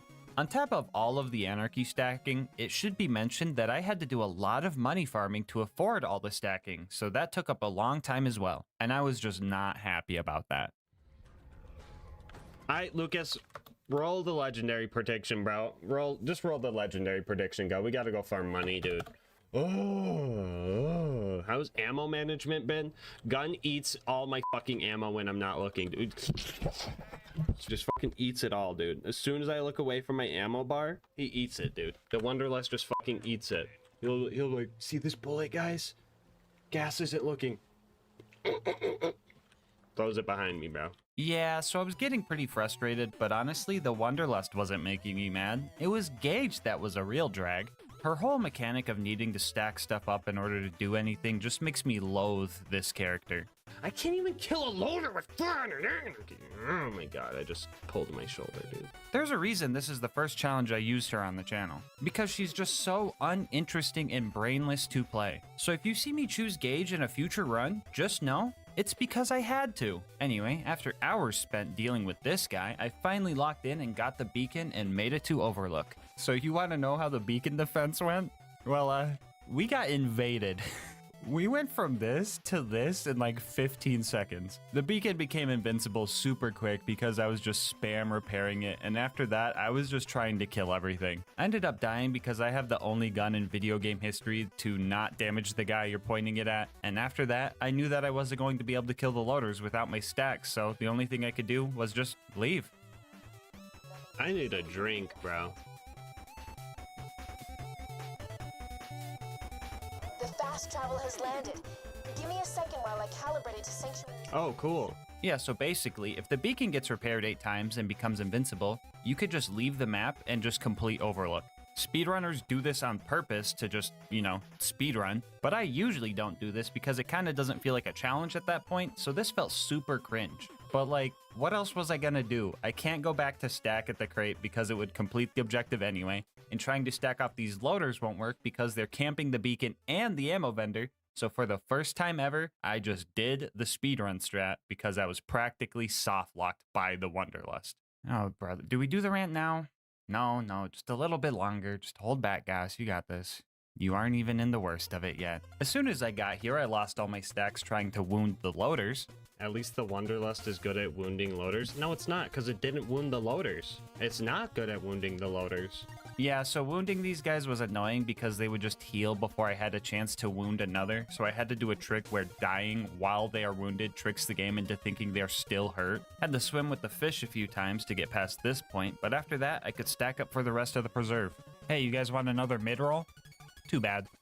Welcome back. Anyway, the mobbing here is going. I almost made it all the way back to the ammo vendor training the big loader back, but I ended up dying to the loot dudes right after. I didn't even have to fight these guys. If I went back to the stacking crate, the entire preserve would just reset, so I decided to just suffer through the rest by trying to stack on the loot dudes until I got my stacks back and then dying, and then trying to stack on the skags until I got my stacks back and then dying, and then just keep doing that over and over for eternity, really. We eventually made it to Bloodwing, and I was not ready for this. I fucking hate Bloodwing. At this point, pretty much every enemy I've killed in the preserve has hit their respawn timer, so trying to go back to buy ammo to restack for the dumb bird just wasn't an option. So I was like, screw it, I'll just stack on Bloodwing. So my first 2 tries ended pretty quick, but my 3rd try, I was actually kind of popping off. Mordecai would slag the skags for me, and the skags here are also programmed to spawn under-leveled, so my odds of getting second wins were actually pretty high. I just had to make sure I was conserving ammo for them. The whole thing was this weird dance between having enough ammo to survive if needed, but low enough ammo that Mordecai would keep sending me pistol ammo drops. And this 3rd big attempt was going well. I used a Shock Wonderlust for fire phase, and when Shock phase rolled around, she was still fire resistant. Well, fuck you too, Borderlands, not this shit again. Well, if this is gonna keep happening in my runs now, I'm gonna name this bug the Phoenix Glitch. I still have no idea what causes this to happen, but if someone could figure it out, I would totally give them a shout out in a video where it was useful. But for right now, I am screwed. If I save quit, Mordecai will bug out and won't help me with the fight anymore. And if I try to just fight Bloodwing, I'll have to kill her with Shock and give Gauge Mains a 3rd reason to use Wires Don't Talk. Oh, and I can't even pre-stack either, man. Dude, I'm screwed. This gun is so freaking... Even the skags were like, hey bro, you're better off trying to use the Logan's gun. Like, what? And at this point, I just felt doomed. This gun is so freaking bad. But then again, that's never stopped me before. Not that one though. Not that one though.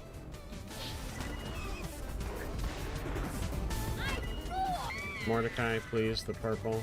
Thank you, Mordecai. Oh my god. Oh, that was scary. That's scary. That's scary. Just give me 2 health sticks. I don't care.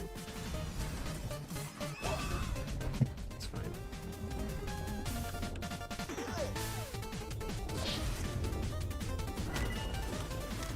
Ooh, I don't... We gotta go get this ammo over here. Oh, shit. Hold on.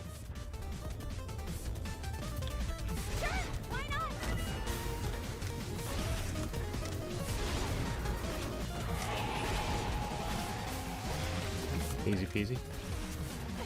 Perish Bloodwing. Right here for me. Let's go. Alright, so that fight fucking sucked, but I think I got the point on this one. Sure, I was struggling the whole time, but I did do it without pre-stacking, and she had the Phoenix glitch. And also, if you get killed by the fucking Wonderlust, that's just an automatic L. Like, how embarrassing would that be? So I will take the point on this one. I started this fight with 0 stacks of Anarchy, and when Bloodwing finally went down, I was sitting at a whopping 374 stacks. And to BM a little bit, I topped off to 400 on her dying body. GG, Bloodwing.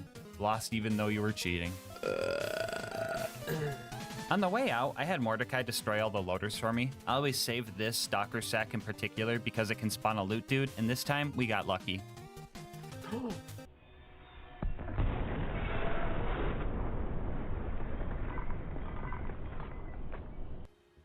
Yippee! Our next goal was to recruit Brick and his air support, so we went to 1000 Cuts, carefully carved a path to our initiation, just to down myself with a Wonderlust shot that was still stuck into a little psycho and die. I mean, this was fine because I still had a big old Goliath distracting and killing the enemies for me, which was working well until he ran out of bad guys to take his anger out on.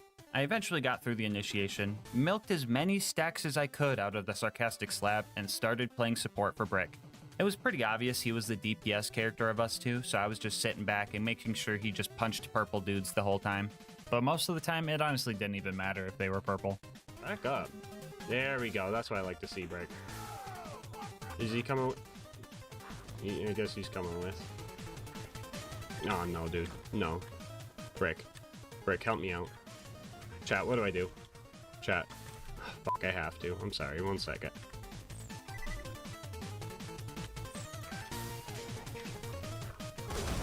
I had to, guys. I didn't want to deal with him. He ain't dropped shit anyway. I wish Gage had like a button she could press and just have like something aggro relief that, you know, could distract enemies or something.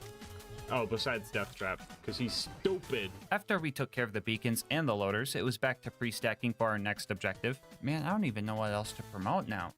Oh, you know what I could do? I could start a rap career and promote that. That's a great idea. Hey, yo, Cauldress, throw me down a beat. Yeah, I wander, and yeah, I lust, and I do both from dawn to dusk. 9 times out of 10, you can find me stacking, but the other 10%, I'm still lacking. One thing's for sure, I'm not to blame. I got precision, that's good aim. I can only think the fault, this dumb game, because every time I try, it always ends the same. I shoot, I miss, I clench my fist. The fuck even is this gun? This gun can't kill. I need NyQuil. Man, I'm sick of this thing. Don't worry guys, when that goes platinum, I will still be making YouTube videos. Anyway, we made our way to Opportunity to go steal Jack's voice. We had a scary clutch moment before taking on the Jack double, and as soon as one of my shots hit him, he decided to sprint as far away as possible. But I was tailing him the whole time, knowing that I had to take him out here and now or go back to the stacking crate. And with a little bit of bullet dodging luck, I managed to take the double down first try and ran around Opportunity to the info kiosks to acquire Jack's voice. That went relatively easily compared to the rest of the challenge, but this is where things really start to fall apart. It was time for the bunker raid, and the cold medicine coursing through my veins really started to mess with my decision making. Dude, 3 fucking times I pre-stacked at this crate just to fail this jump and have to pre-stack again. I literally could have just walked around, but for some reason my stubbornness was on overdrive, and I completely forgot how to grenade jump. Still gonna hit this grenade jump though. Well, let's get back to stacking. I decided to reboot myself like a haunted animatronic so I could finally make it over this gap and start our fight with the staircase. Took a bit to take it down, but after that we ran into a real problem. Now this entire run, I've been pretty used to dealing no damage, but when it came to these baby turrets, I was dealing no damage. For those who don't know, these wall-mounted turrets are glitched and can't take any splash damage, and since the Wonderlust does pure splash damage, we were screwed. But I mean, if they're gonna cheat, I'll just use Death Trap to get through this part. Oh, yeah, we're super screwed, aren't we? Because in order to pass this barrier, we're going to need a build that is only just barely more viable than Shock Gauge.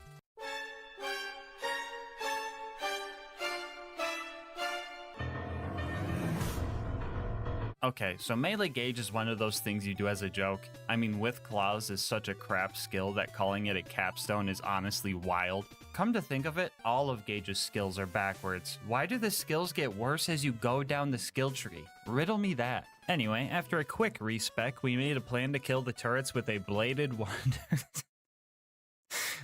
What am I doing with my life? A bladed Wonderlust and melee gauge.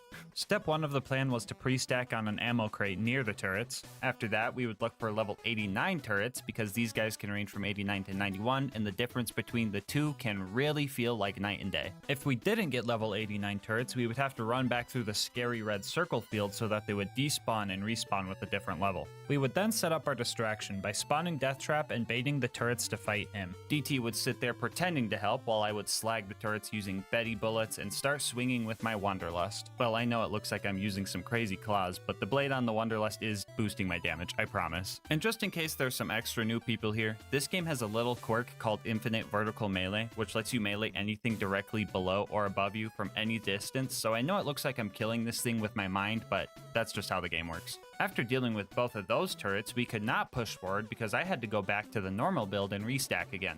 I don't know if I could plug myself anymore, so shout out to Bulby, They make all the cool music I use in my videos, so if you've been vibing with it, make sure to check them out. Link in the description. Anyway, after that, we ran our way back to the mountain and started our fight with the Super Toaster. Since I'm playing Gage, I find it appropriate to be a nerd and start yammering about a strat I did for this guy. So for the run up until the baby turrets, I've been using the binary version or the ×2 prefix on the Wonderlust to increase my DPS. Now usually, the double prefix isn't always the best option on pistols because it kills your accuracy and lowers your DPR or damage per round.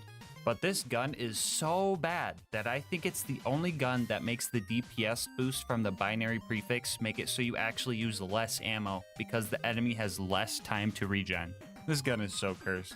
Anyway, this giant toaster doesn't have health regen, so for this guy specifically, I pulled out a Wonderlust with the damage prefix to make the absolute most out of my ammo. I knew that even with this strat, he was going to have a good chunk of health left over, that I would have to just wait for the constructor to slowly nuke itself to death for the final chunk. Full ammo with the damage prefix Wonderlust got it down to about 1/3 of its health left. And at that point, I started opening all the ammo crates I could reach safely, and after a few nukes, I found just enough ammo to finally take this thing down. And now we've only got one more thing before the bunker, and that is the Face McShooty snipe. Alright, by the way, I'm not moving my mouse at all. It's on the right, and then bam, bam.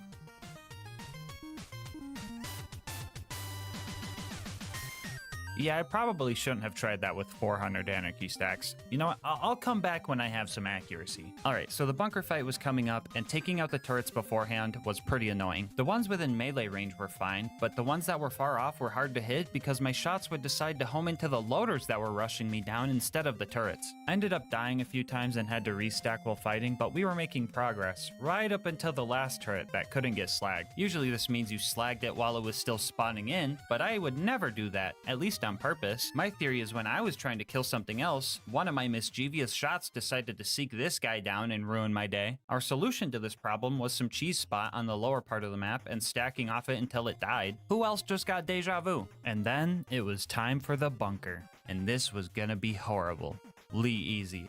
I camped the fuck out of this guy because there was no reason to get close to the loaders and make those guys angry when I could just sit next to the ammo vendor and let the Wonderlust do its thing. Which is cool that I first tried a boss for once, but dang was it boring. I can already tell my aim for the next time I play Borderlands is going to be terrible because I'm so used to not aiming, but I feel like Gage mains can just say that in general. Wait, conspiracy theory time.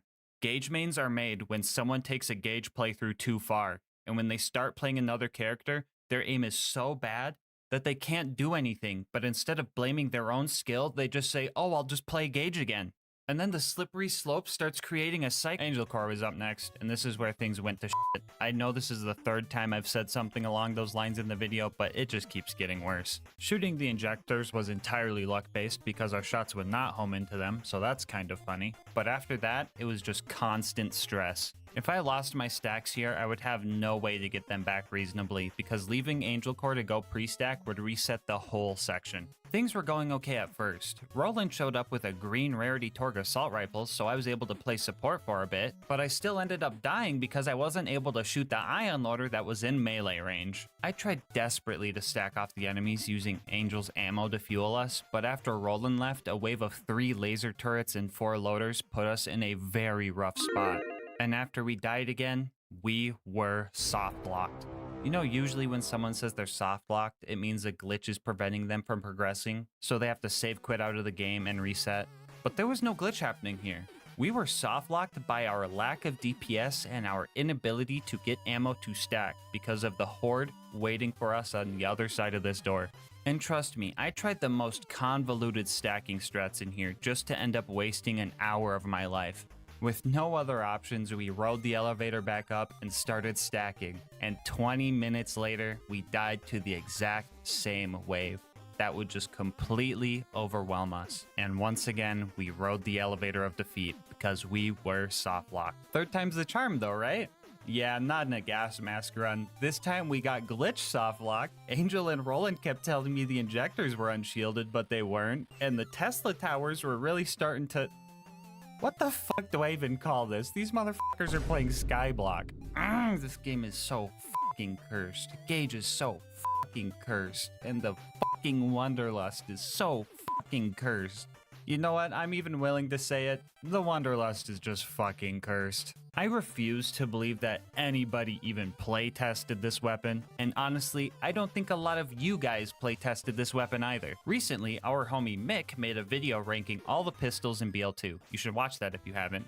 But yeah, in the video, he ranked the Wanderlust as the second worst, but only because the starter pistol can't go past level 33. What I'm about to read to you are real comments left on that video. When I read these to you, please think about all the struggles you've seen in this video so far.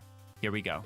Isn't the Wanderlust meant to be used on Gage? How did you not think to test that? Honestly, the Wanderlust is okay on Krieg and Gage. Krieg, it can activate Bloodbath, and Gage can have so much raw damage that it can kinda work. Breaking news, local Wanderlust hater doesn't know how to play Hellborn, Krieg, or Anarchy Gage. This thing on Gage would be actually fucking insane. The Wanderlust completely bypasses the downsides of Anarchy while still having just high enough base damage to kill stuff. Still not good, but does have this niche use. The Wanderlust in my eyes wouldn't be the worst pistol, mainly because Gage actually makes surprisingly nice work of it. Given how it is designed to be shot while taking cover, a 1 accuracy pistol that can get a massive damage boost from the 8 times damage of 400 Anarchy, yeah, it can be surprisingly useful on Gage. Guys, this will be the video that breaks me.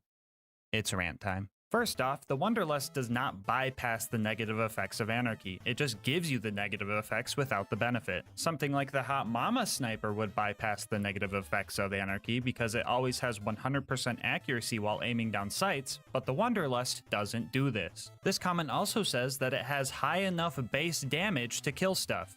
What? How about this? Let's compare the Wanderlust to its non-unique counterpart, a normal E-Tech homing dart. All of these stats are the exact same, and we already know the Wanderlust loses all of its accuracy.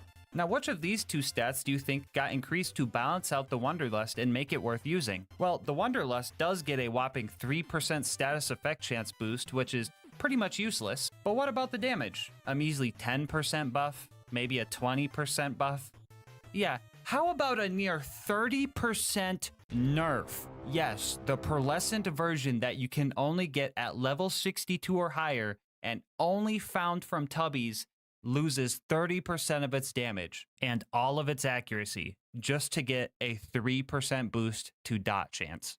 Just use a fucking dart at this point. Sure, the homing isn't as strong, but at least you can choose your targets, and I would say that's way more important. On top of just using a dart, use a different brand of dart while you're at it, because Maliwan is the only one that takes 3 ammo per shot and has probably the worst DPS out of all of them. Hyperion and Bandit ones don't need to reload every 3 shots. Flat up ones can actually spray down some damage, and T-tier ones have some of the best chuck damage in the game. This thing is hot garbage. But Gas, it's pretty good with 400 Anarchy stacks. Yeah, you know what else is good with 400 Anarchy stacks? Literally every weapon in the game. You know what's not good with 400 Anarchy stacks? The fucking Wanderlust. May I also remind you that this thing came with the same DLC that gave us Digistruct Peak and the OP levels. I think it's fair to say that if a DLC gives us a gun, it should be at least reasonable to use that in said DLC. So what kind of sick joke is this thing? I couldn't even beat the OP4 peak with an OP10 Wanderlust and 400 Anarchy stacks. Because the Wanderlust killed me. And I know it was the Wanderlust because I had full health right as Scorch rammed me, meaning there was a projectile in his forehead that bypassed my health gate. This thing does not go crazy with Max Anarchy. You go crazy with Max Anarchy. One of the arguments I did like was saying to use this on Krieg. Shout out to our homie Mr. TX01 for the gameplay, but with Bloodbath and Krieg gun build, you can do some really cool mobbing with this, since every kill will re-proc Bloodbath, giving you a constant 500% damage boost. But unless you jumpstart it with a fastball kill to get your first proc, you aren't going to do much with this thing. But also, just use a fucking dart. Here's a fun little challenge for you guys. I want you to comment down below and tell me why this is a perfect Wanderlust in my eyes. There are a few reasons, but I'll pin the most detailed answer. Good luck. I can't think of a good reason to use this thing. Really, TX? You think you got a good reason? Alright. But I find that this gun can be genuinely enjoyable in the right hands, just not Gage's hands. Oh, actually, good point. Games are meant for fun, and if you enjoy using the Wanderlust, that is awesome. I mean, look, I've made this channel off of using terrible guns, and the challenge that this gun has provided has been genuinely fun. So if you think the Wanderlust is fun, use the Wanderlust. I'm not here to tell you not to, but please, oh please, actually use the Wanderlust before you say it's good. The amount of times I see people go, no accuracy, it's factually busted on gauge, is the biggest hasty generalization fallacy I've ever heard. Too often, I see people not trying things and just assuming based on what other people have said. Please experience this thing firsthand. You've seen the struggle in this video, but I still encourage you to get the save file from our Discord server and test it yourself. And if you like it, that's awesome. I know I go pretty bare bones for my runs and don't optimize every little part of the build, but you can build around just about any gun in this game. And for some people, that's just the beauty of Borderlands. Fun is different for everybody, and part of the fun for me is that feeling when a hard fight is finally won. And that's where I find beauty in Borderlands. I personally don't like the Wanderlust and wish that a super rare item like this was worth the payout, but the challenge it possesses is one I have no regrets taking on. I love the beauty in the struggle, and honestly, I don't know if I would change anything about this game, because I always have fun with it. Well, you know, except for when I'm fucking stacking, ugh! Long story short, I hate Gauge more than the Wanderlust. Well, I think I got all of that out of my system and ended on a pretty wholesome note at that. But I bet you're wondering about Angel Core now. Well, after failing a few more times to that same big wave and the Wanderlust one-shotting me because it bumped the cover I was trying to use, I tried a new strat and got a little lucky. The plan was to start firing before the big wave started, so I had a bunch of projectiles in the air that would all home in at once. It was like some Netero 99th hand type of thing. This reference is also double funny when you realize the Wanderlust also can't kill an ant. I managed to take out all the turrets like this, and I also got an ion loader to spawn, which was helpful because now the loaders would group up instead of surround me. It was also here that I found out that the Wanderlust's projectiles can actually go through an ion loader shield. Wait, an actual reason to use the Wanderlust? I have to tell everybody. This is going to be groundbreaking. This is gonna change the— oh wait, never mind. Normal darts do that too. Just use a fucking dart. After that wave, Lilith showed up, and this was probably the happiest I was ever to see her. The aggro relief was honestly so refreshing, and I finally had some time to relax. But Lilith didn't like that too much. There it is. She said it. Good grief. I was just thinking. Imagine if this is the run of all runs. She doesn't say it in a YouTube run. This cursed, goofy Angel Core. Imagine if.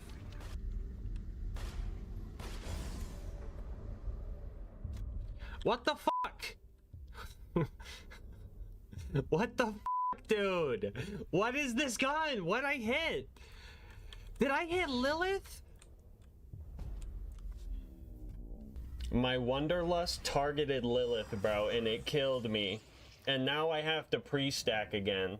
Well, what I was trying to do was I was trying to save Roland. Shoot. Shoot.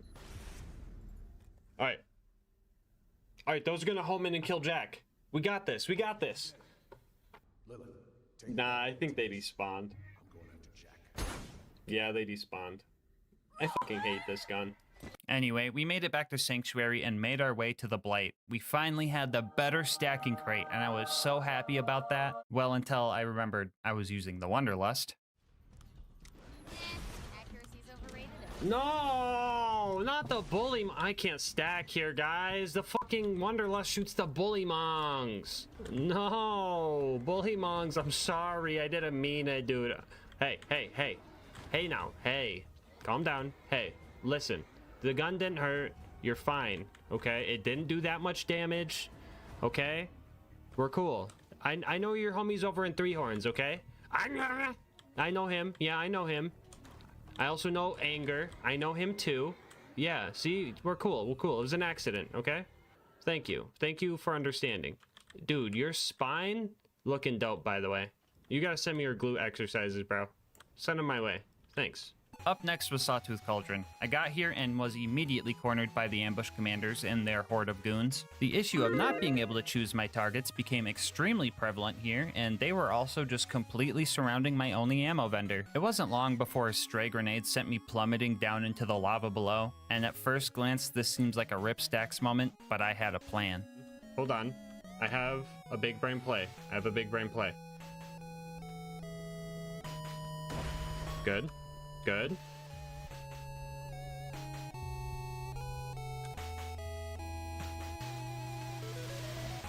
We still got all our stacks.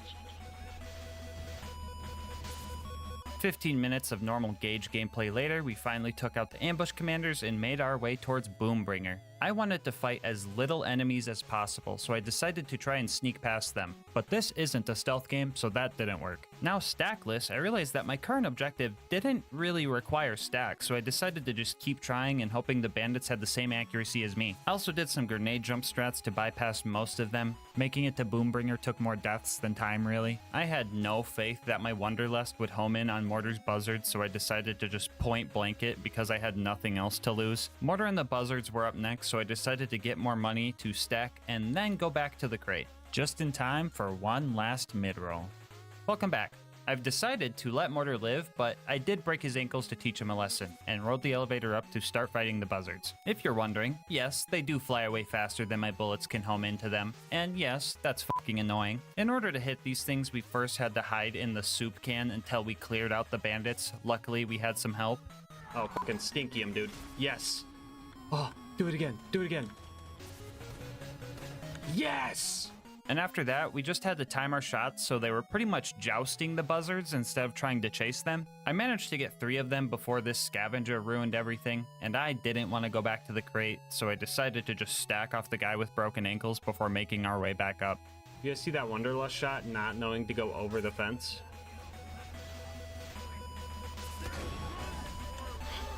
Thank you, Wonderlust. Very cool.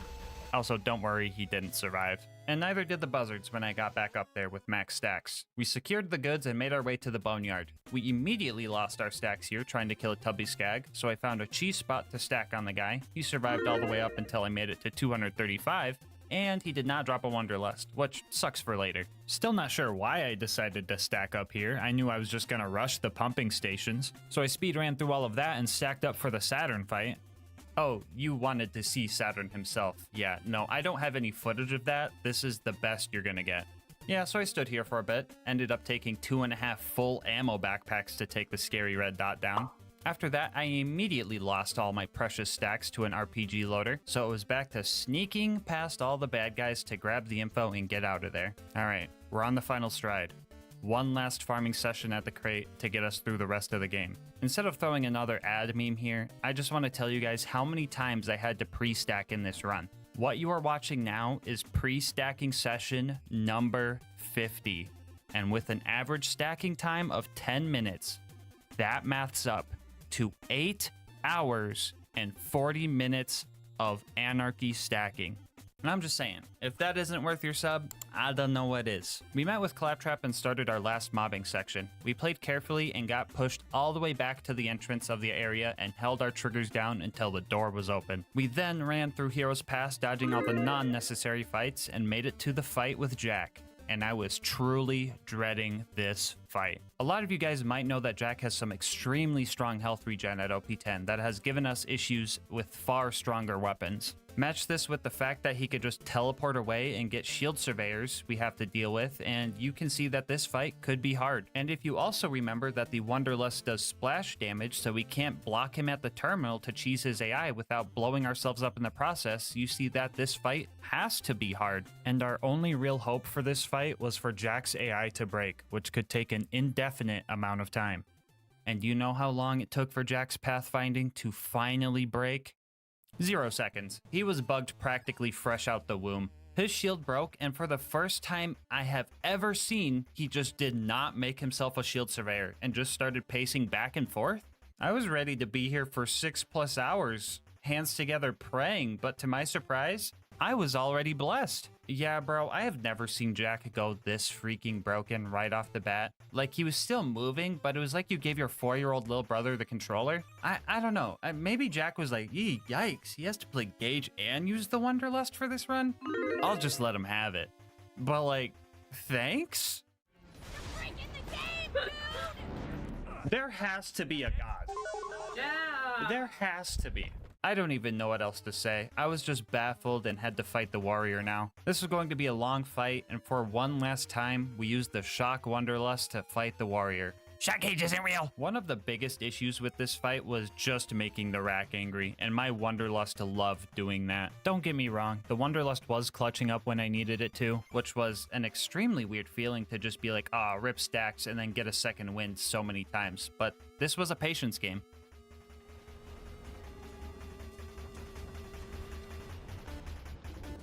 I offer you peace. You see this gun I'm holding? It can't decide who it fires. I'm a level with you, Volcanic Rack. I can't aim this thing, okay? You see the bullets chasing you? I have no control over that. This guy, I know, he came up in your house and he's ruining everything. I'm trying to get rid of him, okay? I'm trying my absolute best to get rid of this dude for you, okay? But I need you to evacuate the area. I see your homies over there, and I know you've taken casualties, and some of them are me. But let's be realistic here. If I don't take that thing out, you're all gone. That tail, I've seen it smack so many of you guys out of the fucking air, okay? So let's truce this out. Cool. Pal, is there something I need to give you? Do you want a high five? What's he trying to tell me, guys? I'm a bullymong whisperer. You want to front like that? Huh? Huh? Yeah, what are you gonna do when I keep running into you, huh? Got you by the throat. Yeah, get out of here. They didn't want peace. Anyway, after a few clutches and 1 hour later, the warrior entered his deathbed phase, and we won this fight. We decided to let the real MVP of this run deal the finishing blow to Jack. Shout out to the stacking coaster for being vital to this run and my mental health. And with Jack finally dead, yeah, you can beat Borderlands 2 with only the Wonderlust. And yes, you heard that right. Bonus content time, woo! So I quite enjoyed the challenge of this run. That being said, I don't think I will ever be happy if I get a Wonderlust drop from a tubby. So to finish this run, I decided that in order to complete it, I would have to farm a Wonderlust with the Wonderlust, so that getting one would bring me joy just one time in my life. As said before, this drop can only come from tubby enemies, which are rare themselves. And on top of that, the chance to get a Wonderlust to drop is roughly 1.67%, which translates to about a 1 in 60 chance. For this, we had 3 options. 1, farm tubbies in the Badlands and then just stack on them when we found them. This would be slow, and dealing with the whole pack of skags would make it extremely hard. 2, farm tubby Varkids on Wham Bam Island. If you get to the point where you're supposed to inject the first pod, Varkids will infinitely spawn, so you won't have to pre-stack on every run. But this can easily get out of hand. Already an ultimate? Wait, what? Yeah, I don't know if this would be a viable. Because if I can't kill the pods fast enough, then that would be an issue. What the fuck? No! Not you! And before you ask, I was gonna try, but she despawned. Sorry, guys. Or 3, use the Kleptocurrency Tubby Farm to find Tubbies optimally. Option 3 was regrettably our best option. And the issue with this option is that we had to beat most of the fucking Giraffe DLC to unlock this farm. But like, no way I would do that. Could you imagine having to go back to the stacking crate just to fight through all the tanky plant psychos and all the annoying doll guys beaming you with their E-Tech snipers? And then fighting more tanky plant dudes and even tankier doll guys? And fighting even more tanky plant dudes and even more tanky doll guys? Just to finally make it to a giant tanky Super Saturn and lose all my stacks because max ammo is nowhere near close enough to kill it. And then have to cheese stack off Uranus? Yes, I just said that. Spend $800 bajillion on ammo and sit there for half an hour watching your homing bullets fail to do the one job they were designed for, just to finally get the kill and get a bunch of cool loot you can't even use, and on top of doing all that, adding another hour of stacking to the run, and still have to farm tubbies for a 1 in 60 drop. Can you imagine that? Well, you don't have to, because you just watched it. So how did the tubby farming actually go? Well, anytime I found one of these cute little guys, I would have to pre-stack on them until my damage outdid their health regen. I mean, unless we just happened to fight our way over towards the doll guys nearby by accident, and they so happened to help kill the spider ants for me. Yeah, that was pretty cool when that happened. Tubby after tubby would fall, and I was prepared to be here for months possibly. I would see a pearlescent pistol and get so nervous just to find out it's a stalker or an unforgiven. But on tubby number 15, I ended up using the rest of my luck for the year.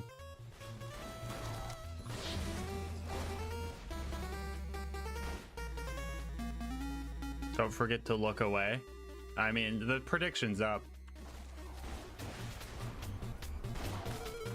It almost fell through the fucking floor. You guys see that? There's no way, right guys?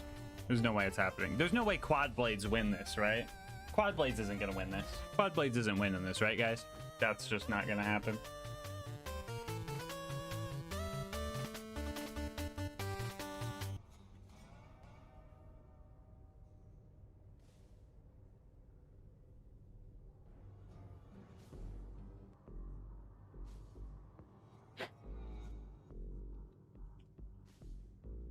Only 15 tubbies?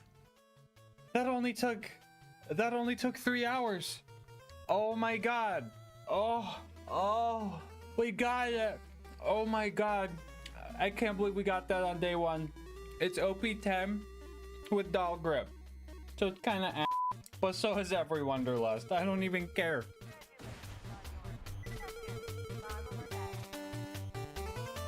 Oh. Let's go, it bounced in! Before you go, I just wanted to say thank you so much for making it this far into the video. And once again, thank you guys for 100,000 subscribers on the channel. You guys are awesome and I cannot express my gratitude enough. If you want to continue to help the channel grow, make sure to like, comment, and subscribe. Doing all that helps with the YouTube algorithm, and I love hearing your guys' kind words and ideas for new runs. If you want to support the channel more directly, consider becoming a channel member to get videos a day early, getting yourself something over at GamerSupps using my link, or going to GASMASK'S.com to get some merch. I will leave my Discord and Twitch channel where I stream these runs live down in the description, and last but not least, shout out to Mango Soda, who made this video's thumbnail art. They do commissions and will also be linked below, but until next time, breathe easy, homies.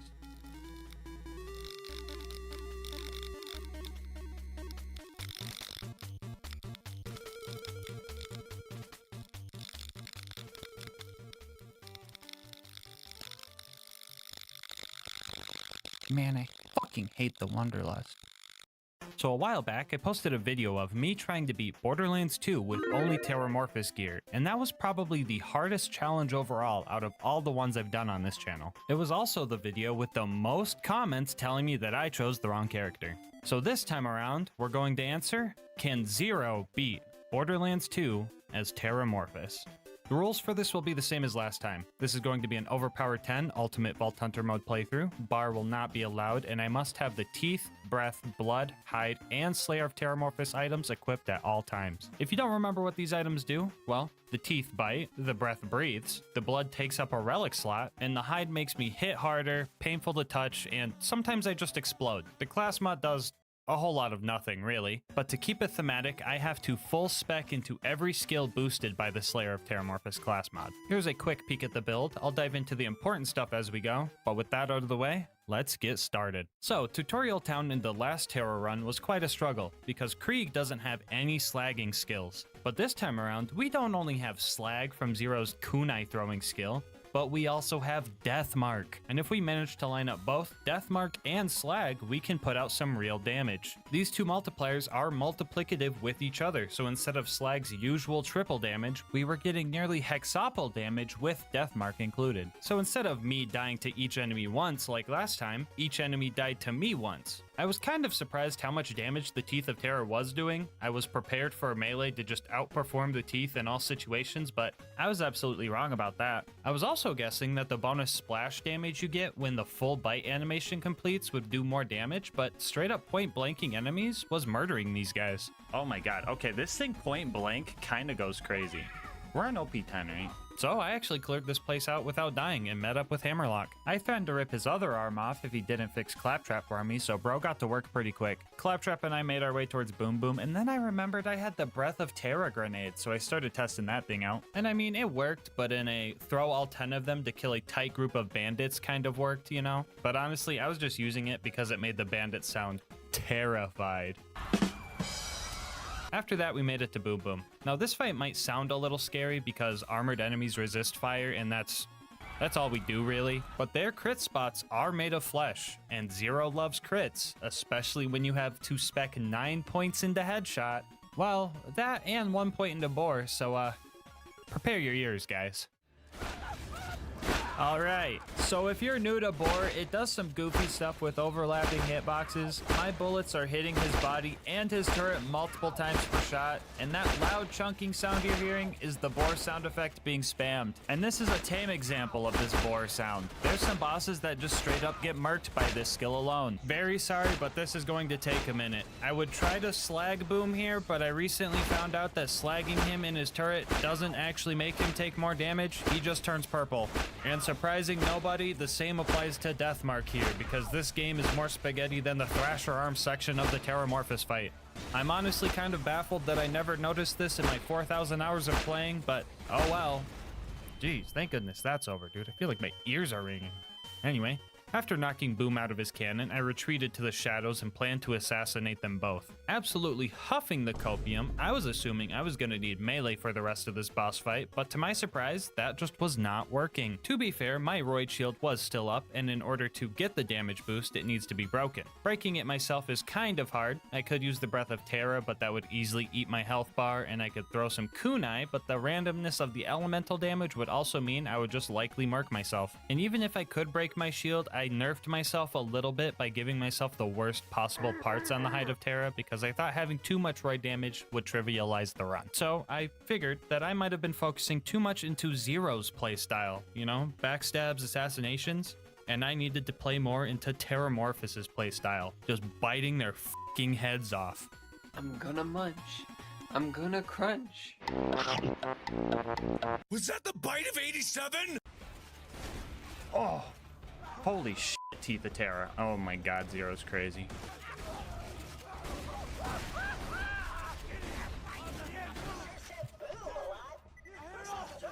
This is why I don't always choose the optimal character, guys. Dude, this video is going to be the perfect example of why I chose Krieg. After I dealt with those guys, I saved Claptrap by throwing 10 breaths of Terra at him.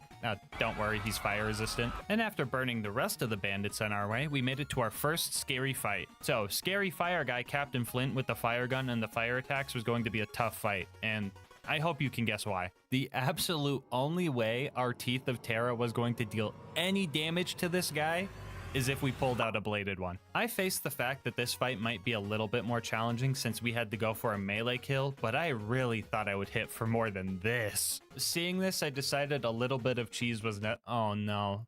Oh, is this GASMASK guy gonna do the stupid thing again? Bro, why can't you ever fight Flynn normally, bro? Yep, look at him. He's luring him over to the bar. Typical. What's he gonna do? Execute? Yep. Wow.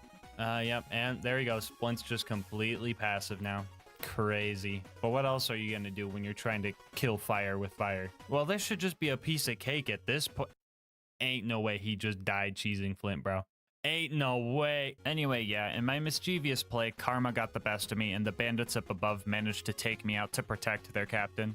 That was the first death of the run, and everybody knows that the first death of the run is always just an opening floodgate. After getting Flint back into position, I ran into another issue.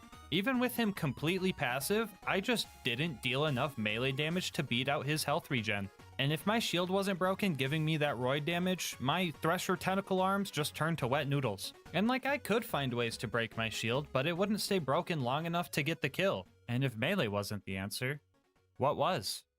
You know, I once said, whoever said fight fire with fire was an absolute bozo if I'm being frank. And while I stand by that, I did learn that you can fight fire with fire.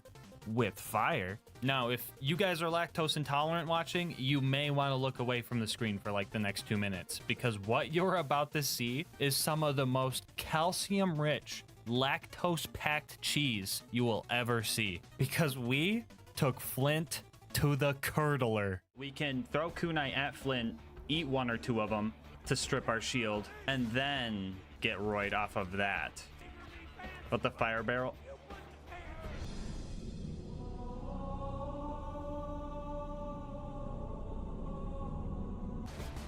Oh, shit. Wait, right here. Wait. Can I hit him from here? Oh, that's crazy. And he gives me the crit.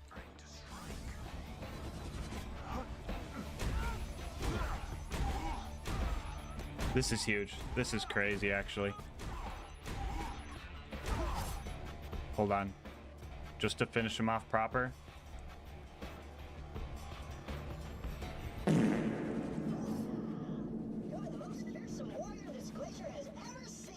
So yeah, I'm like the only person in the world who has ever killed Flint with a fire barrel. Just a little flex, you know. Anyway, after clearing out the bandits and getting revenge for ruining the one life, we made it to Three Horns, where we met up with the Bullymong homies and got a sick matching car. To the Terramobile! In order to get into Sanctuary, we had to save Corporal Reese. So we found him and threw 10 breaths of terror at him. Do worry, he is not fire resistant. After that, we put the Stinky on the Power Core Psycho so that it would respawn over by Sanctuary, and then got out of the camp quickly. I almost forgot to avenge Reese though, so I threw a few kunai and more breaths of terror into the bandit camp to make sure I didn't burn him alive in vain. So we made it back to Sanctuary. You don't want to hear about me pressing 84 buttons here, so instead I'm gonna talk about our partner, GASMASK'S. Attention, all European and Australian homies. GASMASK'S has officially launched stores just for you, which means your shipping times and prices are going to be slashed. No longer will you have to pay $8 for an energy drink that tastes like glass cleaner. And honestly guys, I am so hyped for you. I've made the jump to GASMASK'S and I have not looked back. It tastes better, it's sugar-free, and less than 1 calorie per serving, so it's just better for you. And they have anime ladies. And I know some of you guys don't like anime women, and that's fine, but to that I say, fuck the cup, drink the juice. They have plenty of flavors based on old men if you're looking for something safe for work, but I mean, hey, if you do like anime women, don't fuck the cup. Just drink the juice. One of my favorite things about GASMASK'S is the control you have. Flavor too strong? Add more water. Flavor too light? Add another scoop. Too much caffeine? Get a caffeine-free variant. Want to try something new? Start mixing flavors. Like, bro, you guys are literally living in a timeline where mixing Red 40 into your lean is just straight up the healthier option to a conventional energy drink, and you're letting that slide. That's just crazy. So if you want to try the best energy drink out there, head on over to gamersubs.gg/LGM or use the link in the description to get started. And make sure to use code LGM to get 10% off your order and support the channel. Every tub sold gets us closer to the LilGasmask X GASMASK'S collab, and I could be the anime baddie on the cup. Don't fuck it. Anyway, let's see how the run's going. This is the Firehawk. Come to Frostburn Canyon or people will die. Wow, Lilith really taking the whole fire gimmick from me, eh? Typical. Thanks for hiding behind camps full of fire nomads that have explosive tanks on their back so I can't even backstab them easily. Very useful. Anyway, I tried blending in with the pyromaniacs here and just booked it to Lilith. I've done this in pretty much every run, so I've learned a lot of techniques to get through this part safely. Alright chat, you want to know the trick to juking this guy out? Right under his armpit, okay? You have to be able to take a quick whiff, okay? Right under his armpit. You go too wide, he hits you. That's what you gotta do. That's what you gotta do. Anyway, I found the draft and started the actual mobbing section here. I was excited to throw more breaths at all the fleshy psychos, but the ratio of normies to ironclads was super skewed for this run. These guys were a real rock in my shoe. Actually, you know what? How would a thresher even wear shoes? Would it be like this or like this? answer in the comments. Anyway, with how well this challenge was going, it was kind of a nice little challenge to try and deal with these guys. I could get some practice with melee combat, I could work on hitting crits because the last video fucking murdered my aim, or I could just hit him with my specialty. This combat was pretty fun, honestly. The only thing that could make it better is if Lilith wasn't there. She kept stealing my kills, so I decided to start luring the bandits out of her arena so she just wouldn't even be involved. Here, I'll show you guys the under the armpit. Under the armpit. Watch, this time, we'll even take a little sniff on the way. Oh my god, Lilith almost made me run boost into death off of that guy. That would have been peak content, but here's what you guys do, right? You see that? You see the technique? Ready?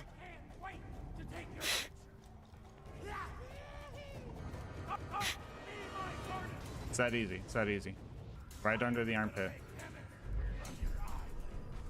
I put the stinky on him. Anyway, I finished off the bandits and we made our way to the Bloodshot Dam to go save Roland. They didn't think our car was cool enough, so we had to go meet up with Ellie to get a new car. It was here I got the one and only kill with the spike damage on the hide of Terra. Sure, it was an infant spider ant, but we count those dubs. Anyway, we had to kill some bandit trucks and steal their parts. This part was a little scary because I had to get pretty close to these cars in order to bore them, and they could just kind of do a hit and run if they really wanted to. But I actually managed to kill all the technicals and still have time to peacefully ride the caravan back to Ellie's for the first time ever. We finally did it. Finally had a run where we could just take a peaceful ride back to Ellie. Let's go, chat. Let's go. Oh my god, bro. Oh, hell no, man. What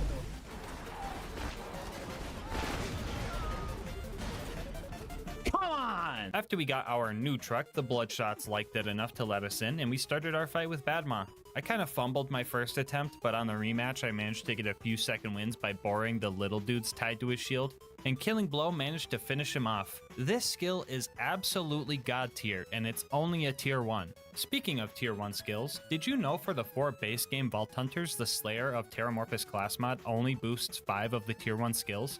But then when it comes to Krieg Engage, they got a special treatment and they actually handpicked certain skills for those class mods. I think it would have been cool if the other 4 Vault Hunters got that type of special treatment, but I might just be mad that Killing Blow is the one that dodged the boost. But, I mean, look on the bright side. At least we have weapon zoom on the shotgun with no range. Anyway, the Bloodshot Stronghold was up next, and I was in my element here. There were tons of fleshy bad guys, and the Teeth was just absolutely devouring them. I mean, I still had issues with the toilet room, but that's just a given at this point.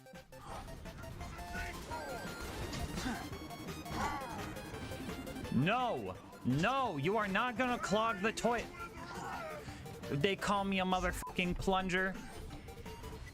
Put the stinky on him.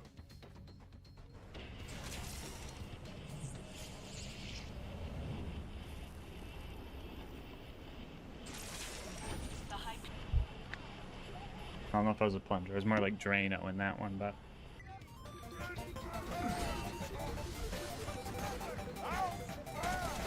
Don't make me be Drano again, bro. Don't make me be Drano again. The dunk. Let's get it. Anyway, we cleared out the rest of the mobs and gave Mad Mike the flushed away treatment before reaching the end of the fleshy enemy era. This part of the game introduces loaders, and at this point in the last Terramorphous run, it pretty much turned into a glorified melee run. The Teeth of Terra just didn't deal enough damage to even tickle these guys, and this run will be no exception. The bright side about the loaders here at the dam is that they weren't mandatory, but the blue toaster at the end was. I was pretty confident that some well-planned melee attacks could take this guy down, but I swear to God, one day, I will remember how slippery this fucker is. Yeah, things went south here really quick. I just could not deal with the loaders and turrets fast enough to find time to focus on the Warden. Another one. What the fuck is that? And another one. Another fucking protector? What the fuck is that? And even when I did manage to land a good melee hit, dodging all the bullets and the Warden's big stomp was just not working, especially when it put a fire dot on me. I tried the wedging strat with the back ramp, and even with roid damage, our melee was just not working. My idea of how this run was going to go was just totally backwards. I thought melee was going to be way better than shooting, but I stand corrected. So after a few rough attempts, the drop barge showed up and the Warden took Roland to the Hyperion Friendship Gulag, where I was going to have to find a new plan to deal with this thing. The problem with this fight here is that it can actually be harder. Not only does the toaster make a bunch of loaders, but he now just gets the ability to moonshot more in now. That's helpful. It took a few deaths and a lot of experimenting, but I ended up finding a strategy that could win me this fight. Step 1 was to lure all the loaders to one side of the Warden, and right as they're about to kick my door down, I would use deception, run up to the Warden, and feed a shot right into his eyeball. The good thing about constructor crit spots is that they don't have an elemental resistance, so we could deal a little bit of damage even though we were using fire on armor. After that, we would run over to the other side of the Warden and lure the loaders over there, while occasionally throwing a Breath of Terror to keep the Warden's shield down. I would then repeat this process, spreading the toaster's minions like butter, right up until the Warden was in killing blow range, and we secured the dub. Roland might have been saved, but a new fear was instilled into me. Any future combat with loaders seemed pretty scary, and up next was setting up for the Wilhelm fight. So we made it to the Tundra and started doing the easy stuff first. You got a fire gun, right? Do I have a fire gun? He says. Chat, do you think I have a fire gun? Anyway, we met Mordo, we met Tina, got the explosives to blow up the train, and had a casualty along the way. He's gonna deflect the train. Bro killed my decoy. No. So the Wilhelm fight was up next, and while I was ready for a challenge, Borderlands was ready to troll.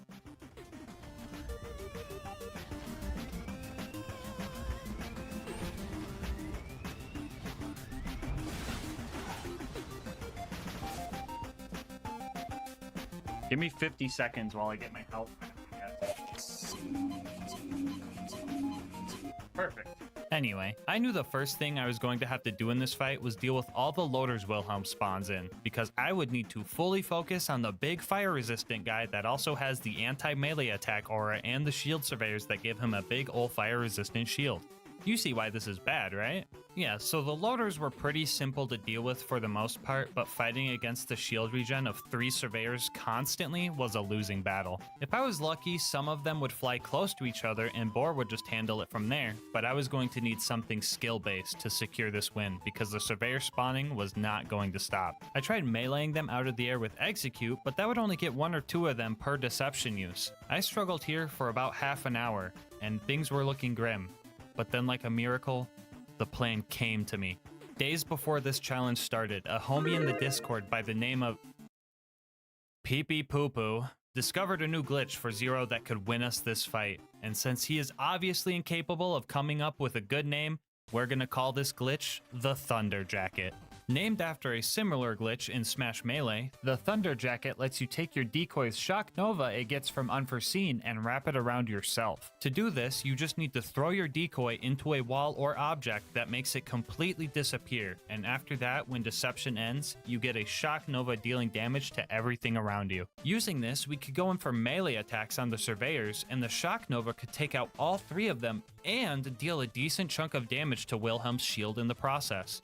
With this new tech, the tides slowly turned in my favor. I was starting to whittle his health bar down slowly. I just had to play safe and make sure I had enough health to escape after each hit. Surprisingly, the Blood of Terramorphous relic was actually kind of helpful. Zero is notoriously squishy and doesn't have the best health regen skills, so having a flat regen even at 2% was making this fight way more doable. And the winning fight ended up taking a while. I even had to deal with the loaders hitting their respawn timer mid-fight, and that was a little bit nerve-wracking.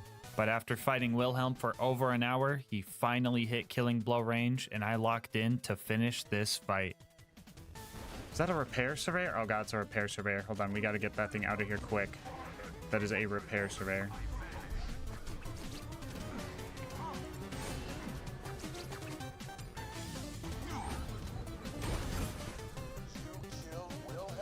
Let's fucking get it. Holy moly. Like, I'm not even gonna lie, that fight was honestly one of the most fun Wilhelm fights I've ever had. It was a good amount of challenge, I got some melee practice in, and the new Thunder Jacket tech is honestly super cool. That being said, throwing a nice celebration party back at Sanctuary would go hard right about now. Well, off to the fridge with us. I used a Breath of Terra to melt the ice faster here and ran through this joint, only stopping to kill one rat for a second wind. After we made it through the fridge, we pushed through the extraction plant and started our fight with Lil Bro. Look at this dude. He thinks he could square up with Terramorphous? Look at this dude. I promise this fight was a steamroll, and I even like one-shot him. I swear he did not almost kill me while I barely won because of killing Blow. Nah, I'm the scariest Thresher around. Get this guy out of here. After that, we made it to Overlook and started trying to defend the beacon. My fight with the very first loader pretty much summed up this section. The beacon's already dead, guys. Just an FYI, the beacon's already dead. Yeah, so I gave it my all here, but my all wasn't much. 90% of my kills were second wins, and the other 10% were just me getting lucky with Slag Kunai. And don't get me wrong, having Slag in this run was a godsend, but the consistency was pretty bad. And honestly, I think the loaders knew I was struggling a little bit, and they started BMing me. Bro, I know he's not spewing his fucking load all over the beacon, dude. That's disgusting. Yeah, so the beacon got bodied enough times to become invincible, and the fast travel just eventually landed, and I had to make my shameful escape from the toaster and the 24 loaders that just invaded Overlook, but that's their problem now.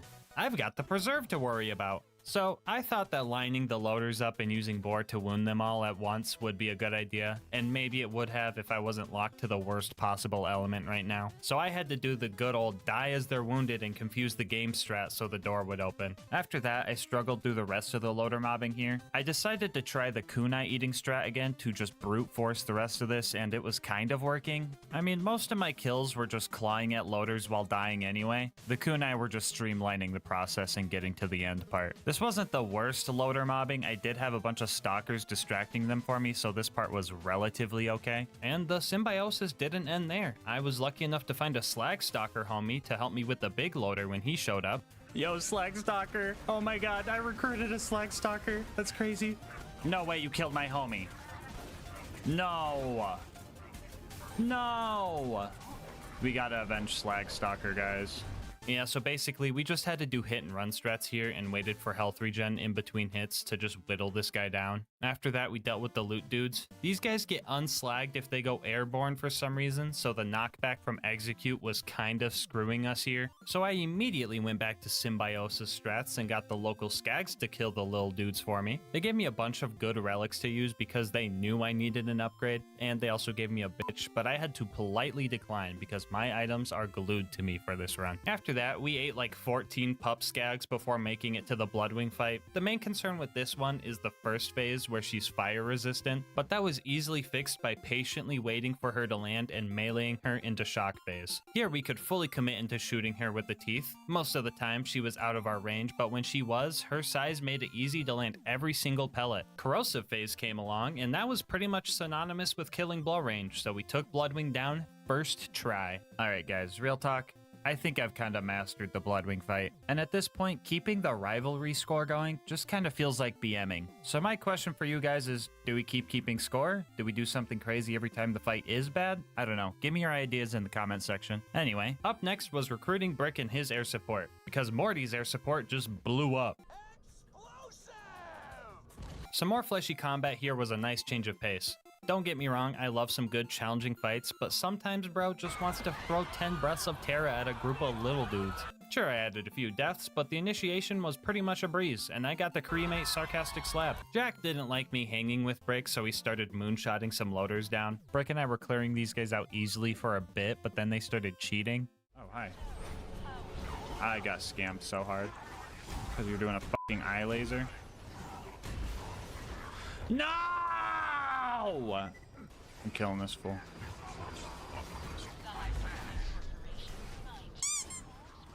Stop cheating! Put the stinky on him. He's cheating, bro. He's supposed to fall into the fucking void. Start walking.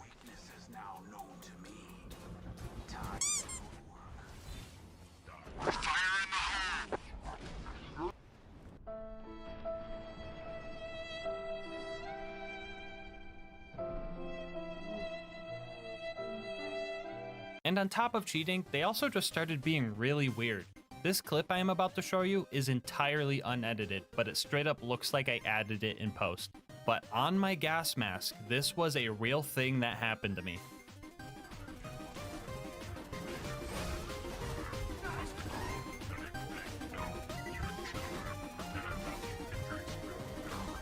Yeah, bro, this game just gets more and more cursed with age. 20 years from now, Borderlands 2 is going to be completely unrecognizable. Anyway, we recruited Brick and set off to Opportunity to assassinate a Jack double to steal his voice. My first attempt, I made the mistake of going in without any health, but on round 2, I did the same thing, but this time got close enough to make it so he couldn't run away. And after a few button presses, we had everything we needed for the bunker raid. So, toaster number 1. The strat for this guy was to throw out Deception to trick it into looking the wrong way, and then start doing hit and run strats landing quotation mark big quotation mark melee hits. Since he is looking directly away from us, we would get the backstab bonus, and his missile barrages would sometimes just fly into a wall. Sure, I still had to watch out for nukes, but I could just eat those. After 18 deception backstabs, it was in killing blow range, so I decided to just use Fight for Your Life to milk out the roid damage. Not to toot my own horn, but I did kind of a big brain play here too. I waited until I heard my action skill cooldown sound so I could instantly sneak through the bad guys behind the door that just opened up. After that, we made our way to the baby turrets. Usually these guys can be pretty annoying with their splash immunity and all, but these guys actually leveled me up on a player level. The whole run, I was struggling to find a way to strip my shield for roid damage and focusing on trying to get the max damage from Deception by landing melee hits at the very last moment. But then these turrets reminded me the whole point of having bad guys is that they try to shoot you. And if that's the case, the most optimal way to use melee with this gear is to let the bad guys do the hard work for you and then throw out your kunai and go in for a slick, quick kill. Thank you, Sensei Baby Turrets. I will use your teachings to kill off the rest of your bloodline. Up next was the big toaster. First thing I did against this guy was Boar Chomp, or Bomp, if you will, his turrets off to get half of his health bar for free. After that, I was chilling behind it and doing the same thing I did with the other toaster, but this time I was also shooting it and pretending like that was helping. That one took a little bit longer, but after it died, it was time for the traditional Face McShooty snipe.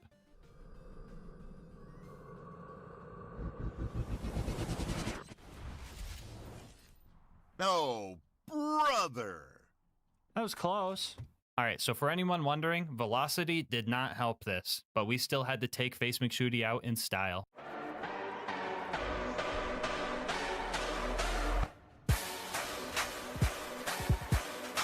Anyway, bunker time. The turrets here weren't bad at all. I was truly baffled though how much damage Zero could do with the teeth compared to Krieg, and then I remembered Zero has slag and deathmark. That just makes sense. Surprisingly, I ended up shooting most of these things to death, but the last one I just decided to have a little fun with.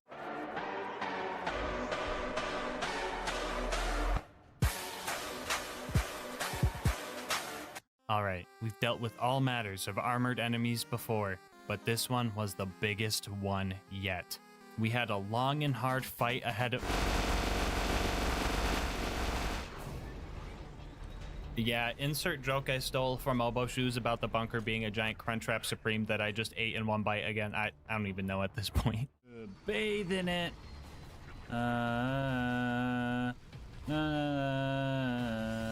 Anyway, Control Core was up next, and I was dreading this part the most. Nothing but waves of loaders I would have to slowly take out with melee, but I still had my teachings from Sensei Baby Turret. A lot of my melee encounters would end up at least putting the bad guys into killing blow range, and not every single loader kill was a second wind anymore. I mean, it was still most of them, but like, come on, let me have this. This strat also dealt a lot of damage because the initial hit from throwing a kunai does get roid boost, so our damage output vastly increased. This area right here is probably why I say the original Terramorphous run was the hardest run yet. Yeah, I know some of you guys might be thinking like, what? That was harder than the balloon?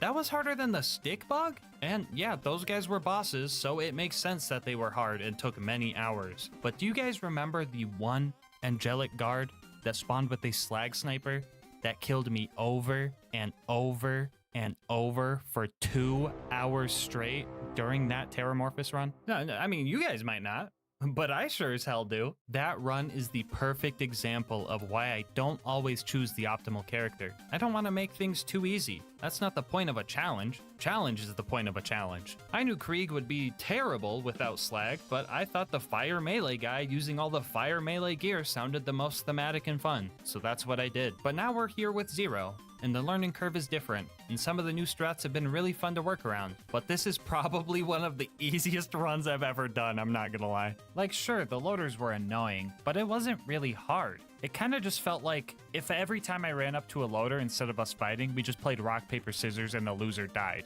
And, you know, I would die, but I could just try again. And now, I want to do Terramorphous runs on all 6 characters eventually, but not all at once. So if you want to see more, I've made a channel point redemption over on Twitch that will let you pick the next character I do this on. Now, if you're not a Twitch watcher, channel points aren't real money or anything. I got all my greed out in my last video, don't worry. You just get these by watching, and if you watch long enough, you can find out what this run would be like if I can't crutch melee the whole time. Anyway, Angel Core was slow but steady. My gameplay loop was refined at this point. Let loaders hit me, get my damage in, and retreat. And everything was going fine. But then Lilith showed up. She threw a whole rock into the system. This one big loader killed me like 20 times because she would just show up to bait out an AoE slam that would just wreck me. He also lost both of his backstab crit spots, so it was even more annoying. Y'all say my hate for Lilith is unjustified, but she straight up just steals my kills in Frostburn and then literally doesn't do damage here just to mess up my combat loop.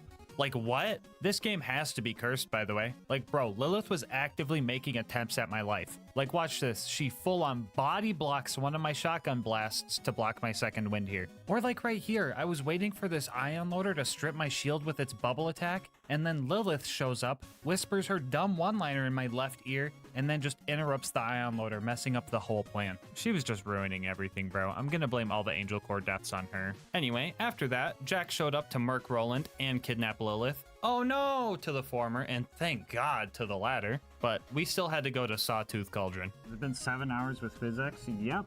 PhysX ain't getting me today. Oh my god, look at this dude right here.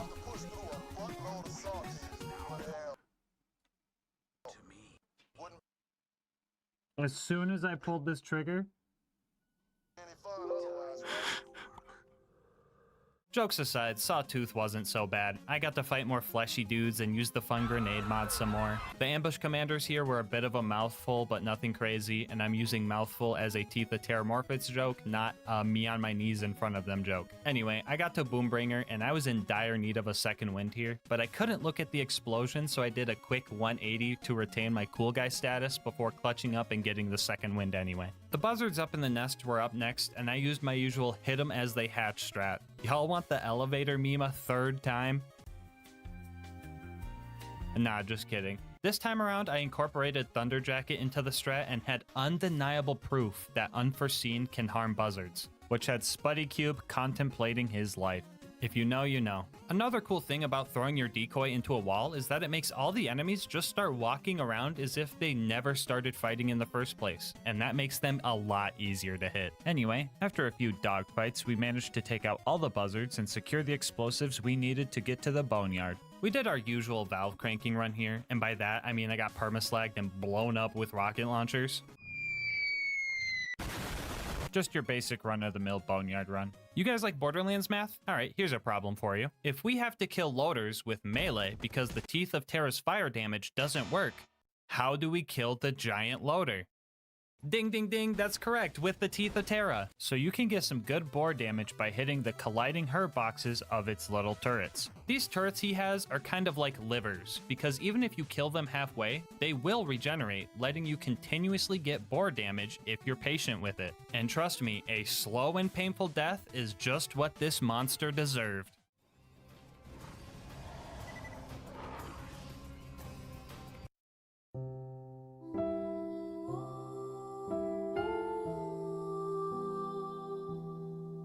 "10 minutes and one close call later, we avenged our little homie, snuck into the info stockade, and got the info we needed. The claptrap door was up next. If I had to deal with this fight earlier in the run, I might have had more trouble, but I knew how to fight loaders now, and I knew how to use Thunder Jacket to bring the surveyors down. I was using everything I learned throughout this run, and I was doing great. I mean, meleeing hot loaders was a necessary evil, and I was kind of overdosing on blue light therapy, but we still breezed through this. After that, we started fighting through Heroes Pass. Usually I use a couple of speedrun skips to get through this part faster, but I'm not allowed to unequip the Breath of Terra to do the grenade jumps I would need. So after fighting through the first section with Brick and Morty, I decided to improvise.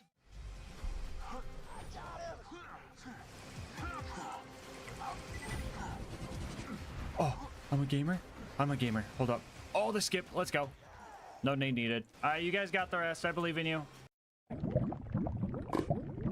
Anyway, the Jack fight was up next, and I was ready for a good fight. I was thinking, it's been a while since I was able to fight Jack mano-y-mano with no cheese strats needed, so this was gonna be fun. Step 1 was to break the shield. Our teeth were not sharp enough to break through it, so we started chipping away with our claws. After breaking through that, we could finally sink our teeth into the juicy parts, and like true prey, he started running and using every manner of skunk spray, distraction dropping, and hiding he could. He managed to get away a few times, but in the end, he let his guard down, and a single slag kunai proc secured this fight.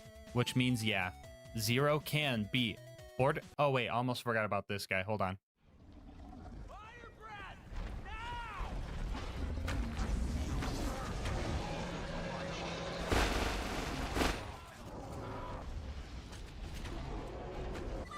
Gulp. Yo, did we kill him with the spike damage? Hold on.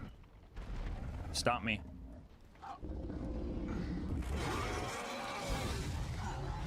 R.I.P. Bozo. Anyway, after one final aura check on Jack, we can finally say, yes, Zero can beat Borderlands 2 as Terramorphous.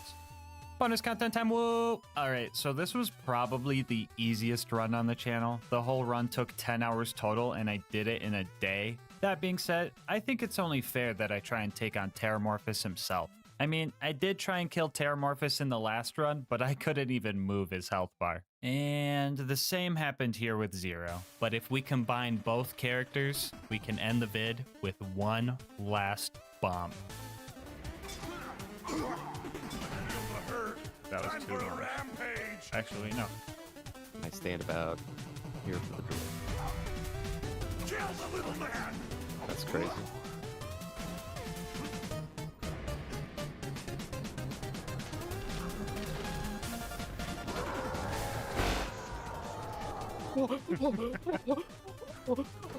Easy. And I won too. And you won. Wait. Yo.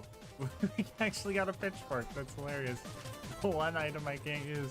Before you go, I just want to say thank you so much for making it this far into the video. If you want to support the channel, make sure to like, comment, and subscribe. Doing all that really helps with the YouTube algorithm, and I love hearing your guys' nice words and ideas for new runs. If you want to support the channel more directly, consider becoming a channel member to get videos a day early, using my code to get yourself some delicious gamer subs, or go to GASMASK'S.com to get some merch. I'll leave my Discord and Twitch channel where I stream these runs live in the description, and last but not least, shout out to Mango Soda, who made this video's thumbnail art. They do commissions and will also be linked below.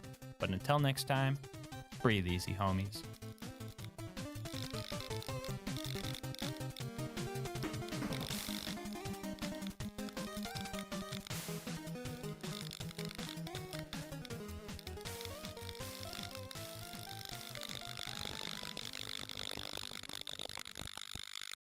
Alright, if you played Borderlands 2, or even any of the Borderlands games, you know the guns can get pretty wacky. Wacky doesn't always mean good though. And today, we're going to be using everyone's favorite cursed weapon and answer. Can you beat Borderlands 2 with only the Bane? Alright, like every challenge run, we're going to lay down some ground rules. First off, we're going to do an OP10 playthrough to maximize the difficulty. I can use any Vault Hunter and any of their skills, with discretion of course, because I know the Gunzerker's a little busted. We are going to be using Maya. Some bonus rules. We are making driving cars and holding other weapons for speed a sin punishable by death. For the gear, I kept it pretty simple. Grenade and shield are more boring than Sawtooth Cauldron, and the Vault Hunter Relic is there to maybe get some funny drops. Now I could have went with more OP stuff like magic missiles, the B shield, etc., but we're saying screw the training wheels and hopping right on the motorcycle.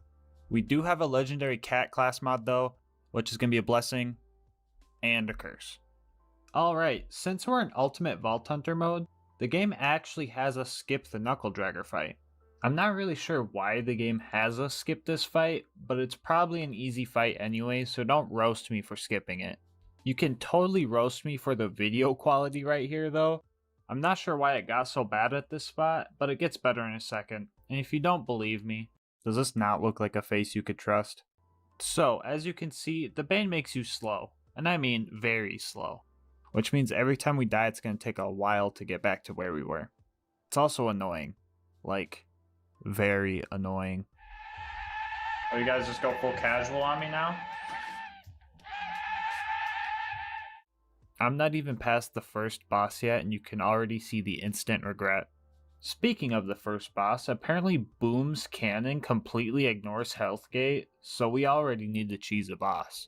First off, we lured Boom to the elevator shaft and just kinda took him out there. And then after that, the homie Claptrap actually found us a pretty good cheesing spot for Big Bertha. Anyway, you could see Alyssa there taking off my headset. She was a bit curious about what I was enduring.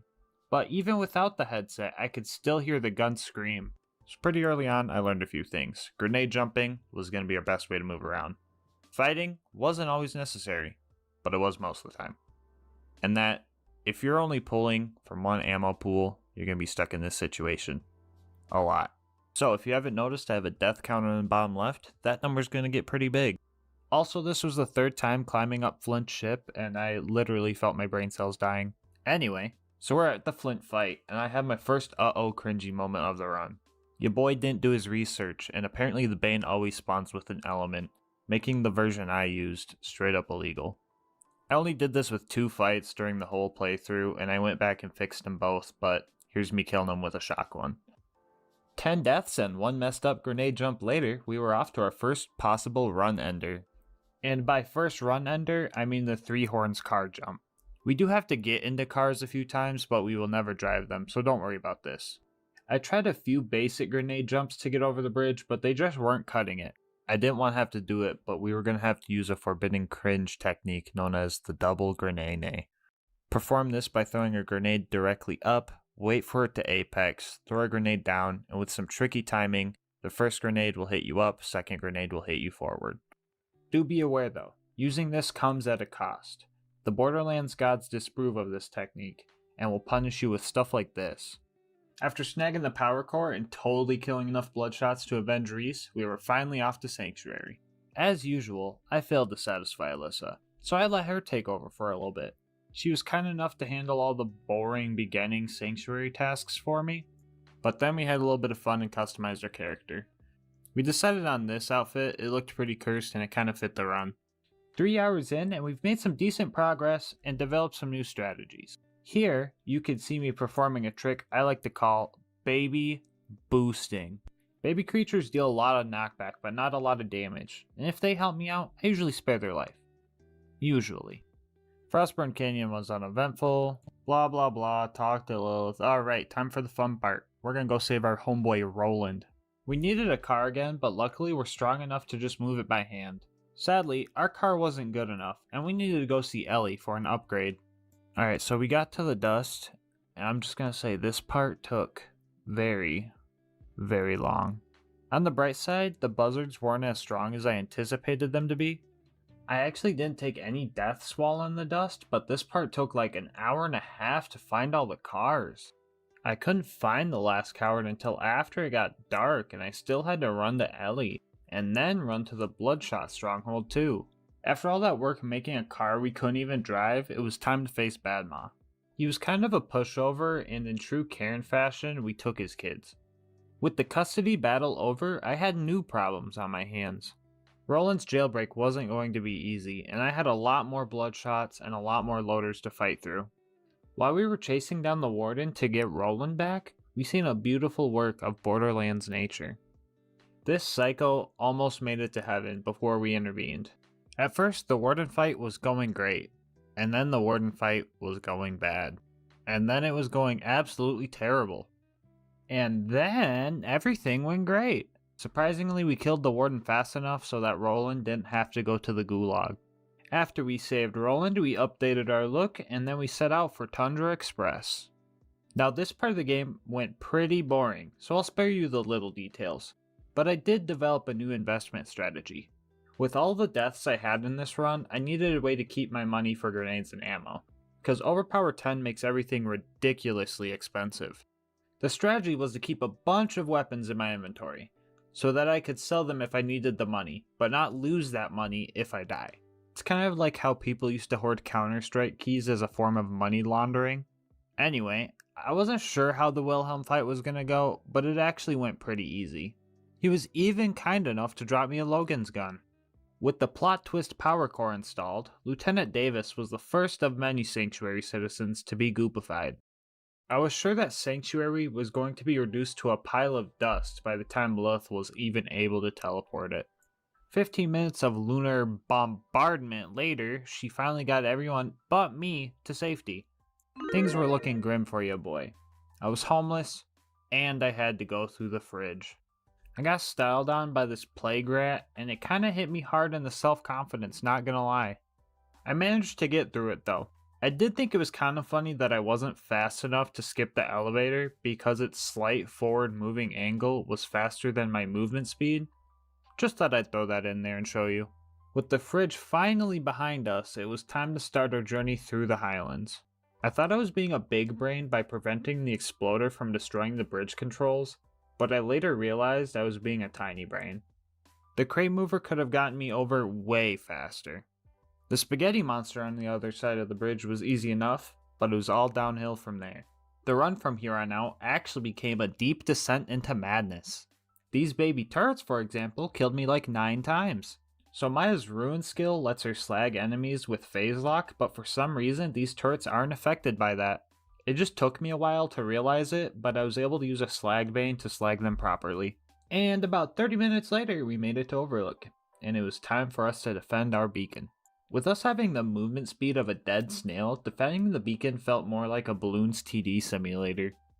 At some point during the fight, my brain stopped registering the sound from the gun, and I guess I just became used to it. I don't know if that was a good thing, but other than that, the fight was pretty easy. This constructor did catch me lacking though, and then it nuked me at spawn too, but that was just a minor setback. And just like that, we were no longer homeless.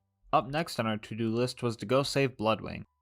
Fighting through everything here wasn't bad, and it was probably because it took like an hour to walk here, and this was far more entertaining. Things started going good, and we even made a little skag friend. Not even about to lie, our little homie carried us through this next fight. Shortly after though, our fun would be over, and it was time for pain. This fight went down easy at first, but alas, it was done illegally. This was the second fight where we used the non-elemental bane, and with the help of Gibbs' save editor, I reverted the game back to this mission and took Bloodwing on properly. Alright, if anyone's wondering, I also used Gibbs' save editor to give me the gear for this run, and I did not sell the illegal bane, I just dropped it on the ground. Alright, back to the run. Long story short, the whole process sucked. I had to go through the preserve again, this fight was stupid hard, I died like 30 times, and this was my first instance of actual anger. Bloodwing was just relentless with her attacks. On top of that, I had to resource manage the few skags that actually spawned for revives and kill skills, and dodging any attack from her required a well-timed grenade jump. I came close so many times, so I knew it was possible. For the most part, this fight was luck-based. She ended up landing on the ground in her last phase, and I was able to finally take her down. This was honestly the worst part of the run. Next on our recruitment list was Brick. Running to him took about an hour, but convincing him to join us was a walk in the park. Only if that park was filled with target circles though. With the squad finally reunited, they could all stand around Sanctuary while I did all the hard stuff.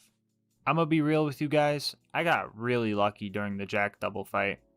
This phase lock right here would save the run in the oddest way possible. You see, the Jack double cannot be picked up with phase lock, and he is also programmed to run away from you.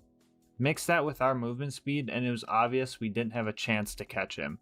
But when I phase locked this loader, Maya's converge skill actually yanked the Jack double into this weird knockback limbo. I was able to get an easy kill and also hear some of his weird dialogue. He says some funny stuff like, "I can run a mile in 2 minutes." The rest of Overlook was pretty bad. Died a lot, took a long time, the usual. And on top of all that, Angel was making fun of me. Mission, right? Don't say or slowly. Don't say I'm going. I'm doing it. Thank you. On the bright side, at least Borderlands 2 is a totally fair and balanced game with absolutely no glitches. Oh, I was not ready for this.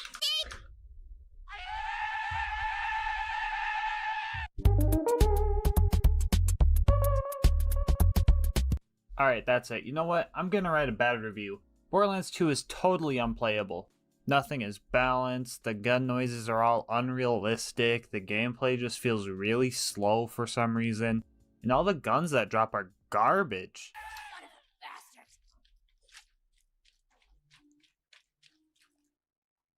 Psych, I love this game.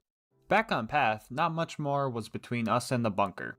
All it took was running through another target circle park, dealing with more invincible baby turrets, and cheesing this super constructor. And after all that, we had one more task before we went to the bunker. What's a Borderlands 2 playthrough if you don't do the most important side mission? That's right, we were gonna see if the Bane had what it took to snipe Face McShooty.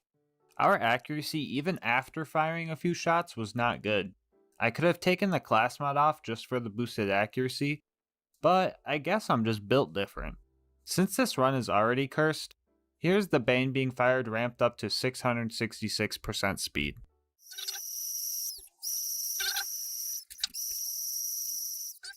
It only took about 1,000 bullets to get the headshot, but the Bane can snipe Face McShooty, and it will be ranked appropriately on the Face McShooty tier list. I'll be using this same list for future runs as well. The large turrets protecting the bunker were absolutely nothing compared to their small turret counterparts, meaning everything that I've learned from my 2008 Monster Energy condoms is a lie. Killing the bunker was easier than I expected. I died a couple of times, but each fight was like really close, so I wasn't too worried about it. Control Core Angel was pretty average under this run's context, but I almost had an issue with getting back into the main area after dying. For some reason, you have to press this button to get back in after respawning, but the door just kind of closes on you before you can even make it through. Now I knew I could grenade jump through, and so did my homie Skybot. I just thought it was funny that this door required me to grenade jump to get through it. Just imagine the mental breakdown I would have had if this door ended the run. Despite our best efforts, Roland was still sent to the gulag, and we had a lot of running to do. You think running through the dust is bad? Well, imagine running through the friggin' Iridium Blight. The Blight friggin' sucked because I knew that the worst part of the game was coming up, yet I still had to run over and trigger the bridge blowing up scene, die a bunch, all this just to go to the friggin' cauldron. I decided to get there and pick back up where I left off the next day, because screw Sawtooth Cauldron. All my homies hate Sawtooth Cauldron. In between streams, I watched a speedrun of the Sawtooth Cauldron, and I had a plan to get in and out of here as quickly as possible. Step 1. Take out the guards. Step 2. Meet up with Double Agent Lil Lunatic. Step 3. Grenade jump like a boss. Step 4. Royally mess everything up.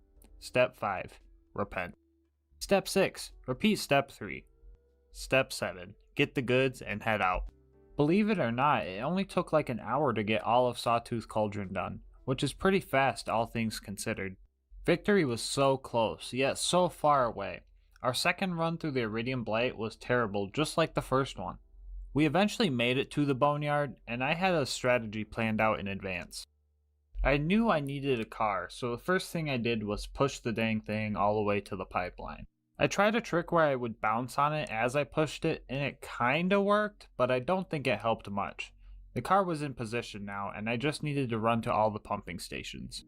It took me a while to hit all the stations, but I had a few skags to baby boost me along the way. It also took me a while to figure out how to blow the pipe open without actually driving the car, but it turns out as long as the car is close enough to it, you can just get in the car and it will trigger the explosion. Some of you already know what's going to happen next.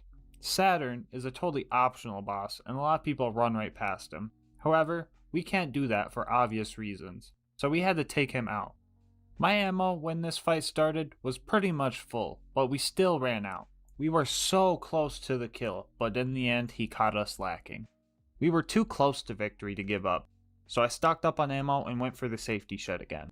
I didn't care how many bullets it took. We had some Tims to scuff and a challenge run to complete. We managed to get the kill this time around with about a clip left, and the badass constructor on the bridge was easily taken out from afar. The third run through the Iridium Blight wasn't bad, but that's only because I knew it was going to be my last. This last part of the run would prove to be the most annoying, besides the bird. First, I disappointed myself by not hitting this grenade jump first try, and the turrets that Mordo has to take out can respawn for some dumb reason. They're big and protected, so maybe those condoms weren't wrong after all, but you can see it here that dodging their onslaught at my speed was terrible. It gets worse though, so don't worry, cause next, I beat Jack first try, and the warrior after 2 tries. Wait, that doesn't sound right. Oh yeah, I forgot the part where my recording and stream both stopped, so I had no friggin' proof. Dude, it was so friggin' embarrassing too. I shotgunned a monster and everything. I was so hyped. Death counter reads what I know in my heart as the total deaths it actually took me, so that's not gonna change anymore. Anyway, Gibbs' save editor came in clutch once again. I was able to reset the Jack fight. This time around though, was a lot harder. Jack took me out like 4 or 5 times before I finished him off again, but that was fine. Honestly, commentary can't grasp how angry this part made me, so I'm just gonna let some raw audio go through. What is that? No, the f***ing hole again! The f***ing hole! Okay, this is our chance to go get our f***ing... Oh my god, not the hole! Not the hole! Oh no! Again with the fucking hole! Oh, no, no lava, no lava. And Murder Rat gonna dive bomb me? That Crystalix cooperating, you guys should too. Oh, as soon as I say that, he puts me in the hole. He puts me in the f***ing hole as soon as I say it. Oh my god! Okay, okay. Think. How much time? 15 seconds. Get on this rock. Watch for Crystallis troll in the hole.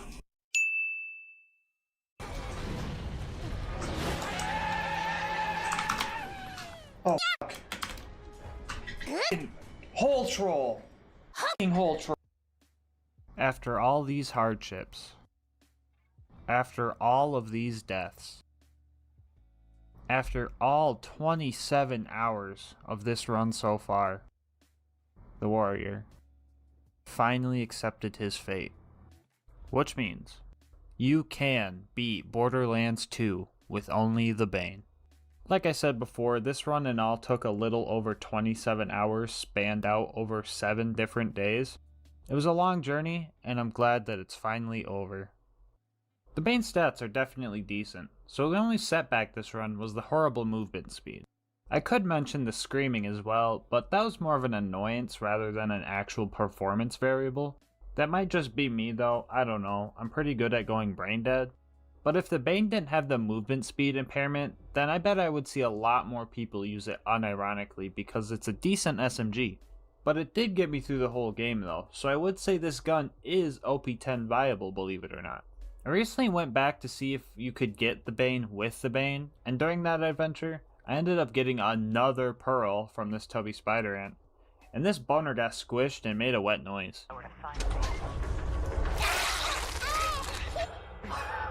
Anyway, I did manage to get the Bane with the Bane, and decided that I had my piece with this run. This is my first video, and it took a while to make. I put a lot of effort into this, so any feedback would be great. You could do that the simple way, or the specific way. And if I hit 100 subscribers, I'll even do a face reveal. I have another challenge run video in the works, but I'm still open to hear your picks for what gun I should try this challenge with next. It's also pretty obvious, but I did stream this run on Twitch, and I'll do the same for future runs, so maybe come and say hi. Anyway, that's going to wrap up this video. I hope to see you next time. Until then, breathe easy, homies. You ever play that one Borderlands 2 Space DLC and ask yourself, how could I make this any worse? Odds are, you probably aren't a masochist, so maybe it's just me. But today's challenge is going to be long, hard, and full of innuendos. Today's question is, can you beat Borderlands the pre-sequel with only the probe? The rules are simple. We're playing on UVHM to maximize the difficulty. I can use any Vault Hunter and any of their skills, with discretion of course, so I don't just avoid the challenge entirely. No bar allowed and my gear shown here. I use this stuff for the whole run, but the general rule of thumb is that we can't use unique gear except for the class mod. Alright, so we start our run, and uh-oh, we don't have a probe. That is because the probe is a mission item, and that mission isn't available until after we fight the first 2 bosses. I thought about just using Gibbs Save Editor to give us one, but I decided that wouldn't be legit, and a little bit of foreplay would be fine. At first I wasn't sure if I should choose Athena to get me through this first part with all of the melee damage she has, but I later decided being able to hold double the penetrating power would be better for me in the long run. Also, Nisha kind of has a melee build that would do the job fine. First off, we had to save Jack, and it was actually easier than I anticipated.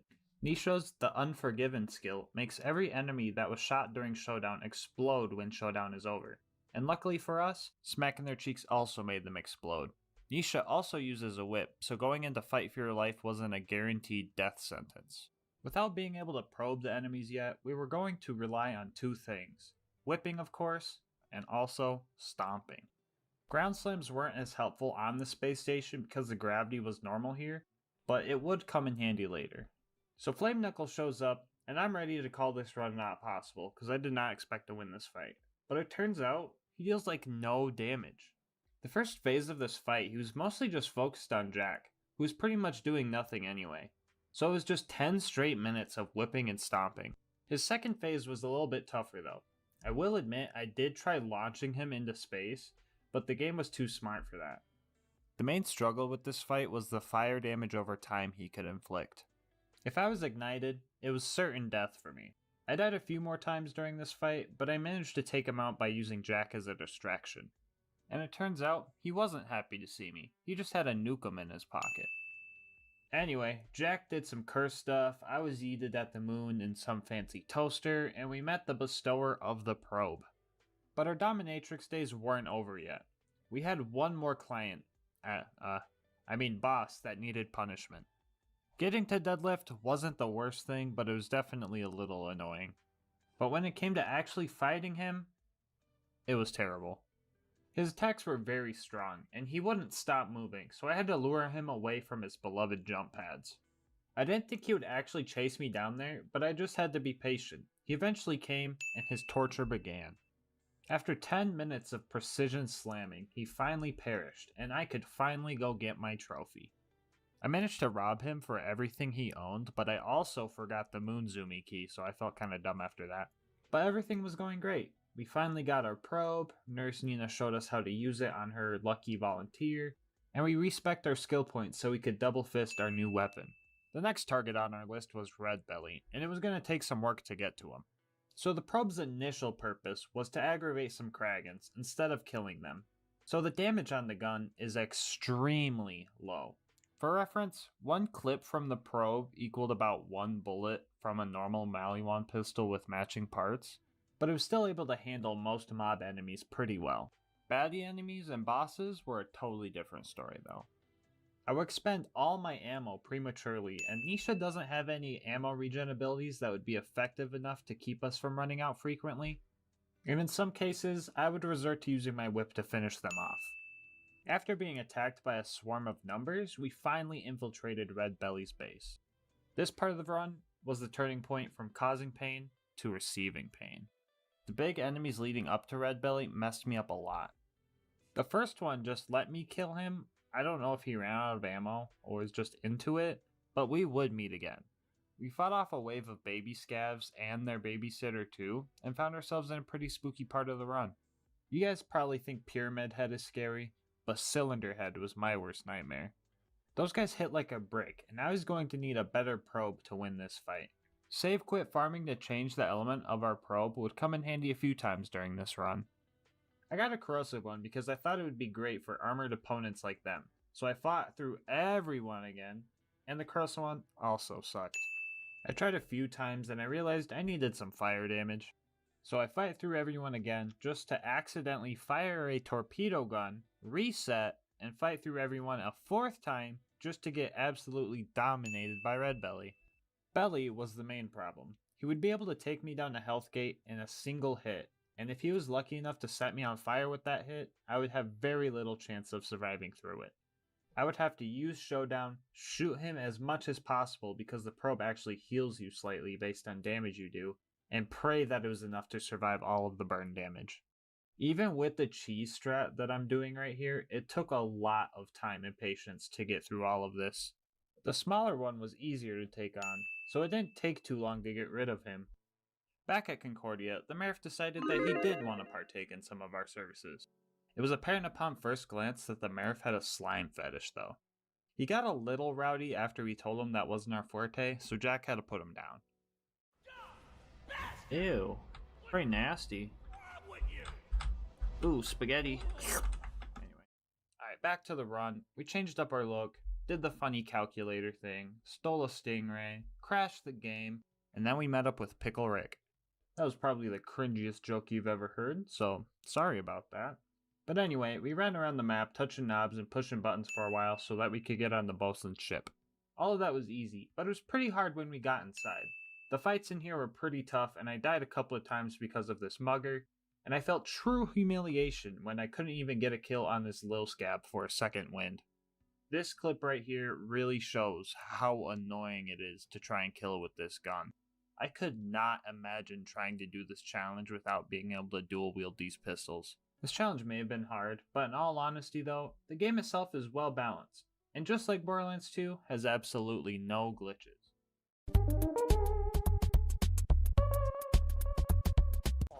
What? Anyway, the booster seat baby man was in for a fight, and so was I. Just like the baby man he is, the bosun relied on others to feed him, so taking out his turrets was the first thing that we needed to do. The turrets themselves were moderately beefy, so it just took time. But with no more turrets to suckle on, this fight was like taking candy from a baby. But instead of it being a baby, it was a grown man dating his own computer. We had our AI, and now it's time to build some robots. At first I thought I met a bunch of cute little Torque friends, but then they did the most sus thing I've ever seen. Like, I know this run was supposed to have a bunch of funny innuendos and stuff, but these Torques took it way too far in my opinion. What kind of synchronized f***ing like nut bust was that? Gross, dude. Oh, y'all motherfuckers nasty. I'm sorry, I'm gonna have to do it to you. Rest of this joint was kind of boring. I mean, this is the pre-sequel, so I guess here's a funny gameplay clip. Credit for that. Oh, you're just vibing? You good? You gonna let me put the probe in? You gonna let me do it? Oh, you gonna let me put it in?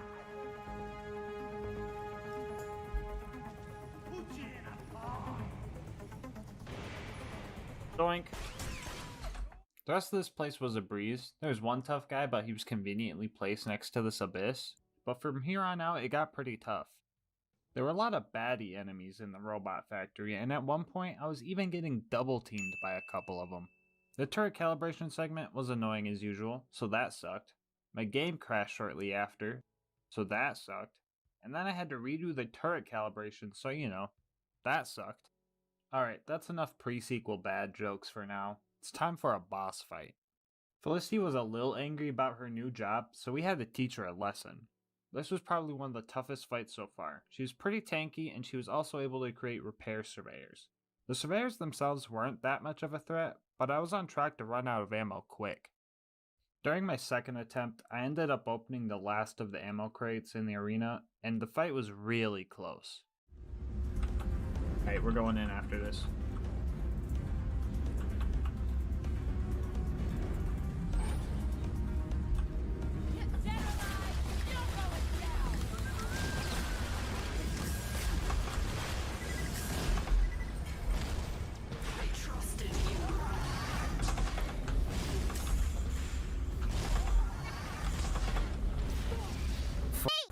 I might have f***ed up.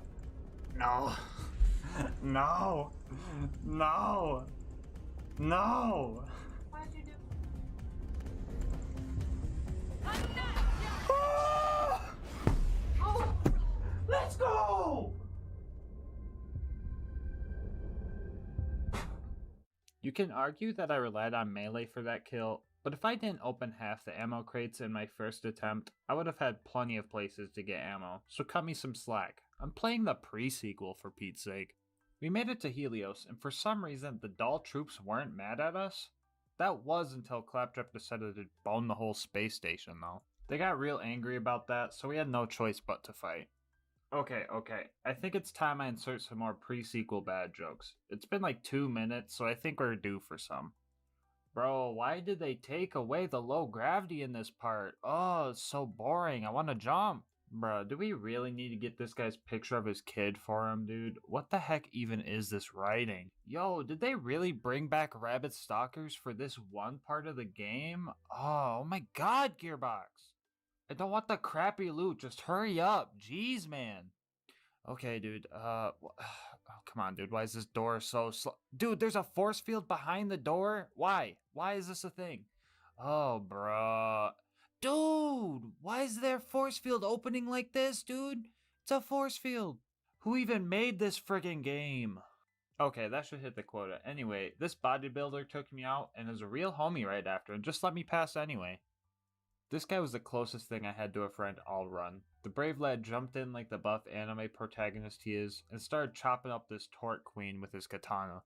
Sadly, our homie's plot armor wasn't strong enough to take on the torque. We will never forget you, buff doll homie.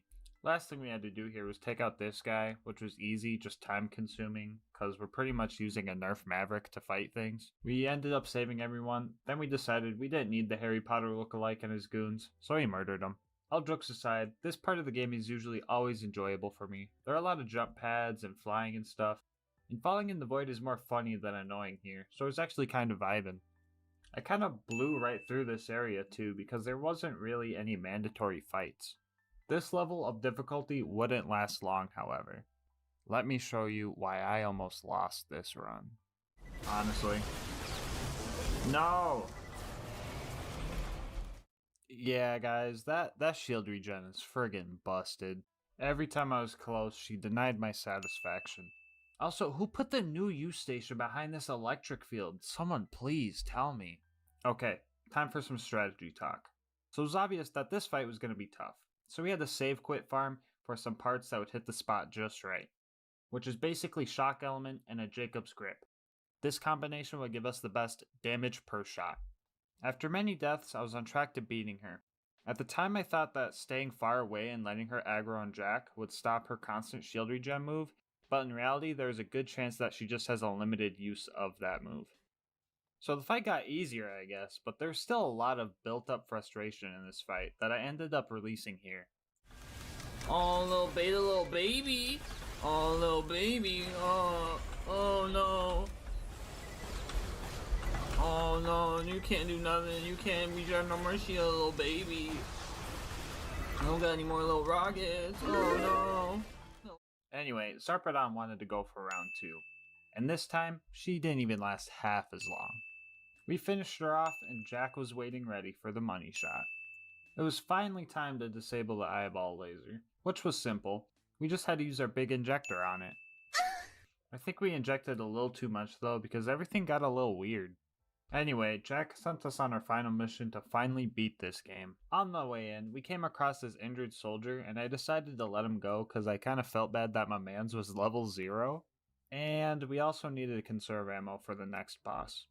RK5 or whatever was actually kind of annoying. The two main problems with this fight were lack of ammo and actually landing shots.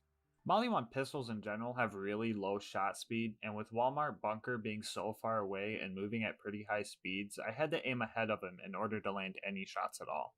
Mix this with the limited ammo crates and the fact that Showdown doesn't account for the distance, and you get a whole lot of wasted shots.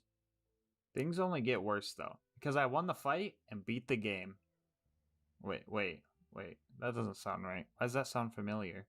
Oh yeah, my footage cut out right at the end of the run, just like last time. How does this happen twice? I redid the fights, but I didn't have footage for this one still for some reason, so I thought bootleg bunker again for you guys. If you want a teaser for my next challenge run though, just look at the death counter. Make sure to subscribe to see what monstrous idea caused this pain. Alright, we finally made it to the last boss, and for the peeps that are wondering about the pregnant alien boss, I'm sorry, you guys are getting kink shamed today. The Sentinel fight was actually really long. The whole fight has like 7 phases, and to give you an idea on how long it took, I grabbed this Mox Tail for a little bit of extra gun damage, and it's supposed to last 30 minutes. We made it to the arena with about 28 minutes left, and the long grind started. Like I said before, this fight took a while, but to be honest with you, it wasn't the hardest thing in the world. That title is reserved for me when I finally get to stop playing the pre-sequel. Okay, let's wrap things up. All jokes aside, I actually enjoyed this fight, because everything in this fight was skill-based. Every move that the Sentinel threw out was dodgeable with some sort of precise movement, and I think the pre-sequel should get some props for that, because in Borderlands 2, some enemies are just straight up undodgeable. I think we're going to end this fight by showing you guys a couple of clips from the battle and the finishing blow. The fight itself was probably a full 30 minutes, but I'll keep it short. They messed up. Not that much. Release 5 naked people. Oh, We come can on. all work together. Oh my god. Oh no, that is not good. Dude, you need to perish like now. You need to perish like now. No, please. Let's go. No barf. No barf, gang.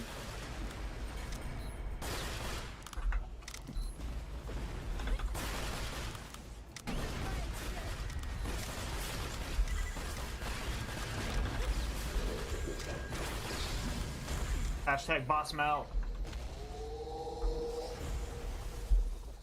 I am glad to say, you can beat Borderlands as a pre-sequel with only the probe. Alright guys, that's gonna wrap it up for this run. If you guys have any feedback, I'm always open to suggestions, so please let me know what you think in the comments below. And remember, 1 like equals 1 torque sent to Horny Jail. I also want to thank you guys for all the support. I definitely did not expect to hit 100 subs off my first video, and as promised, I'll be doing a face reveal video soon. And if you guys have any questions, post them below and I'll answer them then. Anyway, if you haven't seen my first video, you can check it out here, and until next time, breathe easy, homies.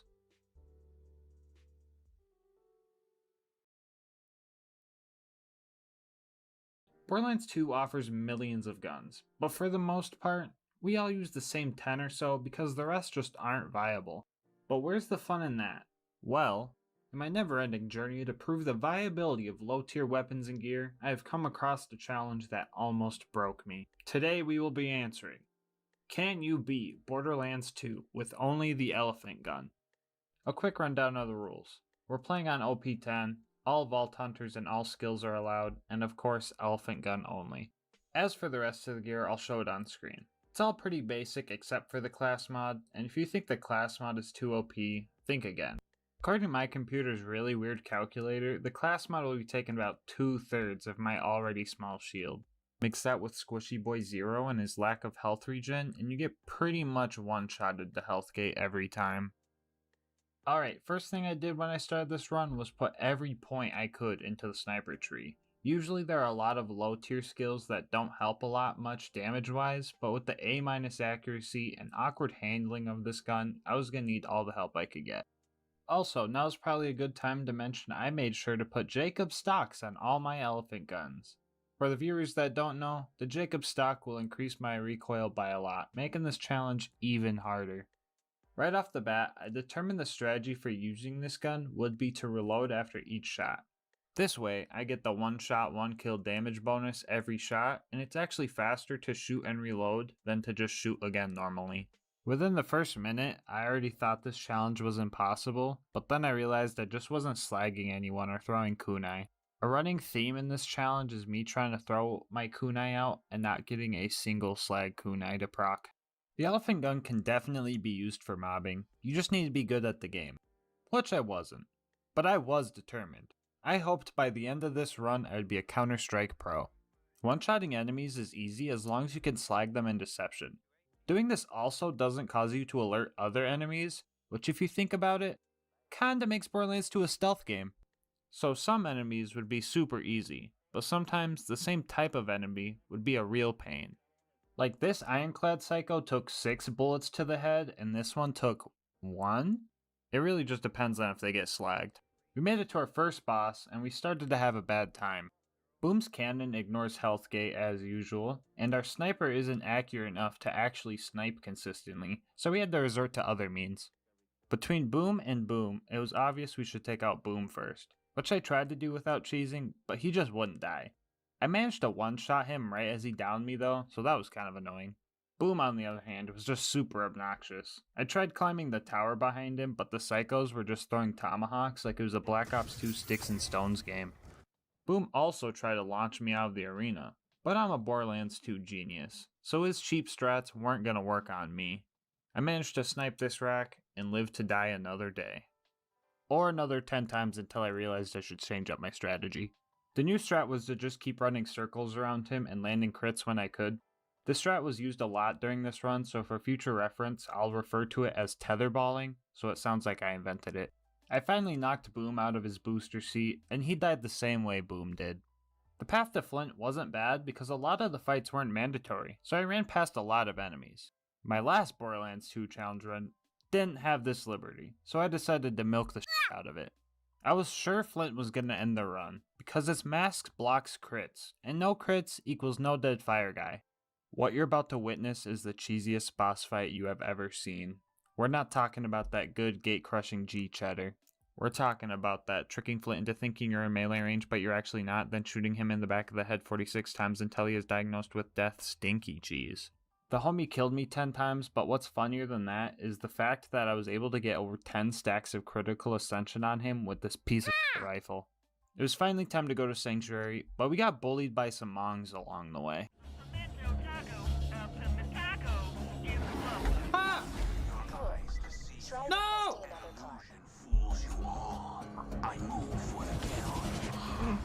Oh, what the f***? Ah! No, bro! Ah! Driving a car was actually pretty refreshing considering my last challenge run, but almost dying to Door Guy was kind of embarrassing. 34 deaths in, we made it to Sanctuary. I decided to customize our character to make Zero look like an asshole that would hunt elephants. Or like he sells fried chicken. Yeah, definitely the second one. Frostburn Canyon is kind of like Sawtooth Cauldron in a way, because both of them trigger my flight response. I rarely want anything to do with these places and the people they house, so I went any percent mode and ran right through. 95% of this map was just fighting the psychos at the end. Lilith kept messing up my shots, so this took way longer than it should have. Anyway, long story short, everything was going fine until the big psycho showed up and took my life 10 times. Probably would have been fine, but Lilith decided to play hacky sack with them every time I had a shot lined up. After that, we had an easy task for once. You would think killing cars would be tough because you can't crit them, but Zero has Boar, so these things actually got decimated. I think my car destroying abilities got to my head though, because I decided to take on the local raid boss, the Caravan, but I quickly realized that I was still no match for him. Instead, we took on a more realistic challenge. Badma. Nomads with shields in general are a pain, but they are extremely obnoxious if crits are your only means of damage. He killed me 5 times before I found a working strat to take him down, that strat being a mixture of tetherballing and playing Duck Duck Goose around this building. Dubert also helped us seal the deal by distracting Badma so he could land a final crit. I was so appreciative of Dubert that I decided to let him live. The beginning of the Bloodshot Dam was going good. I was hitting all my shots and bandits were dying quick. I was starting to think that this gun wasn't so bad after all. It can hit really hard if you use it to break deception, and I was having a lot of fun with this gun. But this would be the last time I felt joy in this run. Actually, the last time I felt joy at all.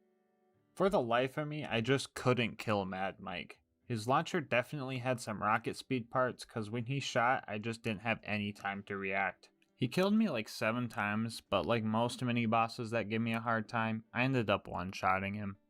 This is part of the game where we get introduced to Roland, which is cool, but we also get introduced to loaders, which is bad.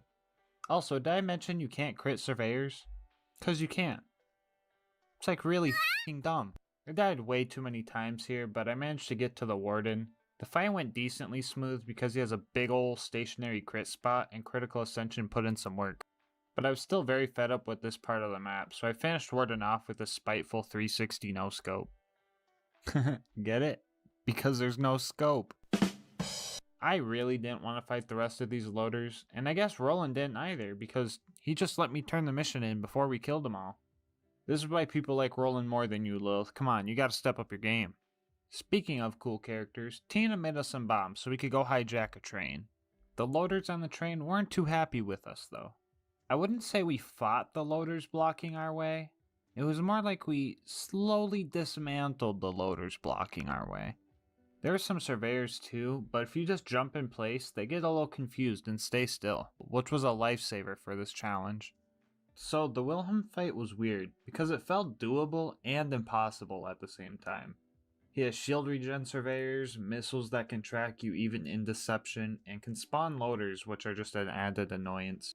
But on the other hand, he has a decent sized crit spot, the drones could be bore killed very easily, and the drones were good for second wins. My advice for anyone taking on this challenge is to keep your distance, and keep one drone on low health so you have a second wind ready if you do go down. Also, if you want to try this challenge for yourself, I'll put a link to this save in the description. I'll throw in some of my past videos save files too. Anyway, the fight went a lot better than I anticipated, with only 3 casualties. Okay, maybe 4. The next part of the game can be summed up pretty quickly. Lilith made me go through the fridge. To be fair, I literally just ran right through it, but the game gets exponentially worse from here. Everything was going kinda fine until this angelic guard from hell popped up. And I'm no English teacher, but I'm pretty sure that's an oxymoron. Anyway, the loader alone was already obnoxious, but I also had to deal with the f***ing Terramorphous wannabe heads with the undodgeable whip arm attack. My last bit of luck got me through this fight. It was distracted by some loaders and I was able to slag it long enough to kill him from a safe distance. Overlook went as expected. I got there, placed the beacon, befriended the wounded loaders, started putting them back together, met their mother, had an argument with their mother, committed mechanical genocide, and went home. Back at Sanctuary, our boy Michael gave us one last chance at playing the game like a normal human being. And boy, I wish I took his offer, because the preserve was hell. All the hardest enemies for the elephant gun to kill were here. Stalkers, loaders, skags, the f***ing bird! The loaders were the first obstacle. Apparently getting both of your arms shot off isn't considered a wound. I'm pretty sure all 5 of these loaders right here were missing at least one limb, but it just didn't register. So we just had to do it the old-fashioned way and just murder them all. Stalkers were really annoying because A, they're stalkers, and B, they're stalkers. I just feel like trying to land crits on them is so awkward because they move really quick and just turn fucking invisible. The ultimate loader was close to being a run ender.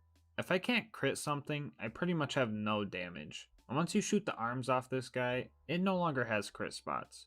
The only reason I was able to take it down is because it didn't have health regen like most normal mobs do. It took a while, but it was killable. Skags are probably the easiest of all the enemies here, but I got pretty unlucky with the rabid spawns. Okay.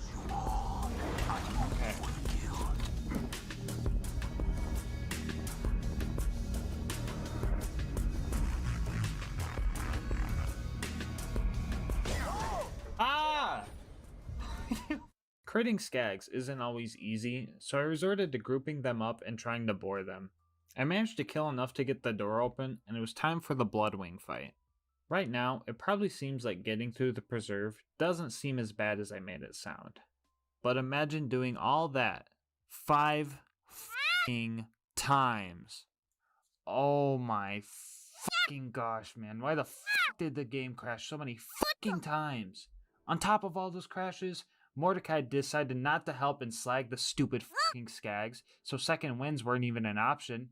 I was in the preserve for 7.5 fucking hours. My guy, look at my deaths. You know how many I walked in with? This fucking many. Oh my fucking gosh, man. Okay. Alright, I was holding that in for about 2 months, so that felt pretty good to let out.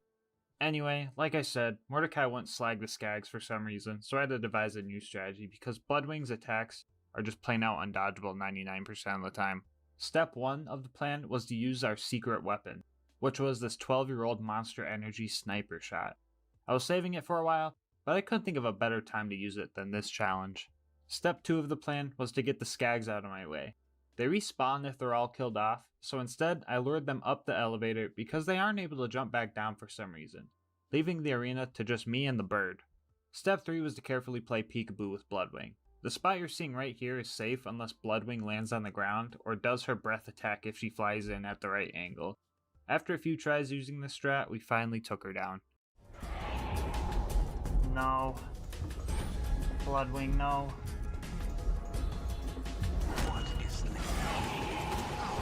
Loading the train dart! Tranquila, blood! Oh my. Oh. Okay, Oh my fucking god. tip from her collar. Oh, how did that fucking work? Dude, I'm trying to keep still. My fingertips are numb, bro. You guys.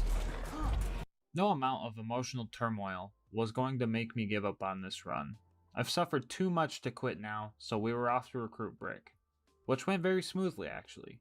For the most part, I was able to relax and watch some World Star hip hop type stuff go down. Opportunity was up after that, and it went pretty bad. The Jack Doppelganger should have been an easy assassination mission, but everything went terrible. He is pretty tanky and tries to run away from you. On top of that, the engineers had a thin piece of metal that somehow blocked crits. Sometimes I'd be able to shoot them off, but it felt kind of random and luck-based. Also, there's this one ion loader who was a master at strategic positioning because his actions caused like 10 of my deaths. But like most mini-bosses Good morning, that gave me everybody. a hard time, I ended up one-shotting him. On the way to bunker, I realized I forgot to take the Face McShooty mission like a heathen, and I found this really dumb death spot.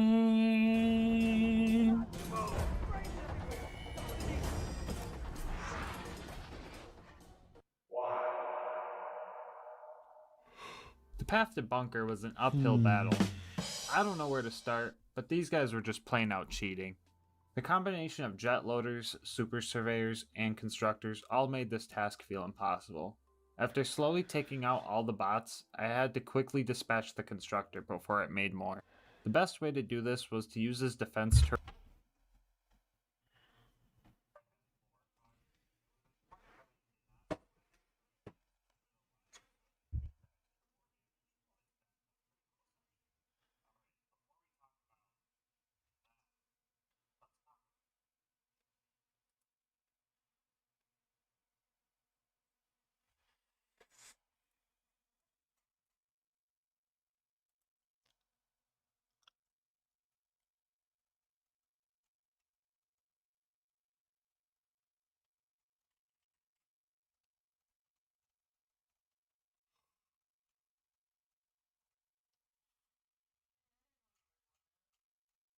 What?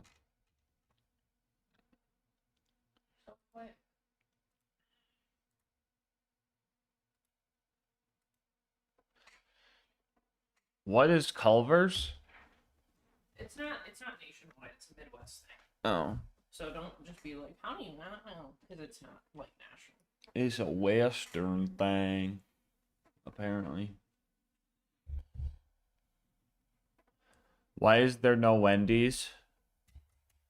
Bro, the nearest Wendy's is like an hour away. You moved away from it? Yeah. Oh, you didn't start spinning it yet. Mm-mm. I was like, what the heck? I didn't even see the spinning wheel start. Alright, guys. Fast food wheel time. Let's see what we're gonna eat today. Ah, it's loud.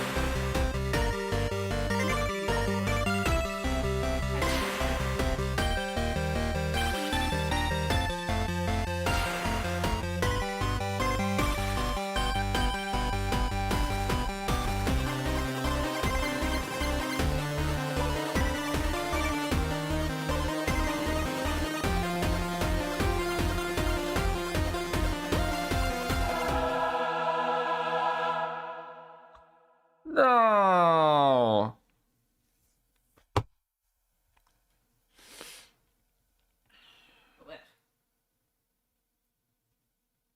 What the fuck did Dairy Queen even got, bro? Ice cream?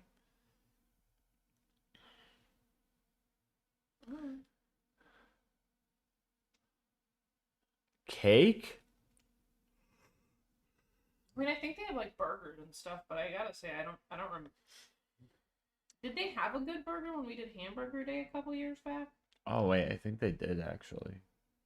Were they the ones that we were like, what? And we were I like, think really surprised? I think those were the burgers that we were like, hold up, these kind of. Because I was like, besides Shake Shack, Dairy Queen was like actually kind of like good for the burgers. They got them dongs. I'll have to make sure that they deliver. You go back there.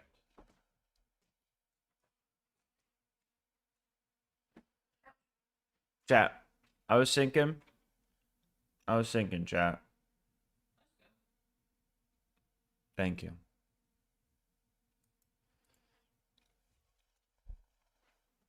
Since TX is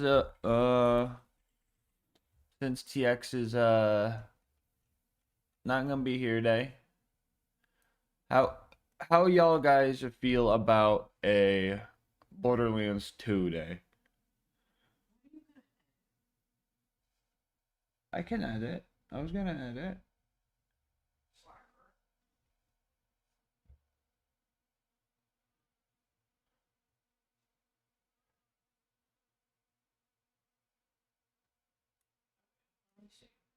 Good idea? Okay.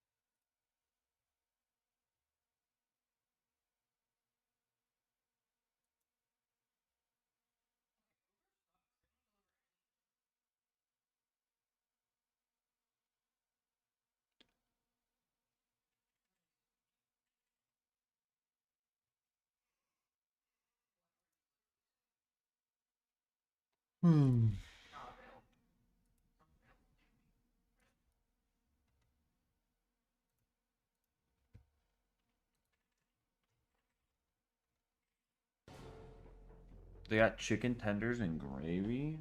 Oh.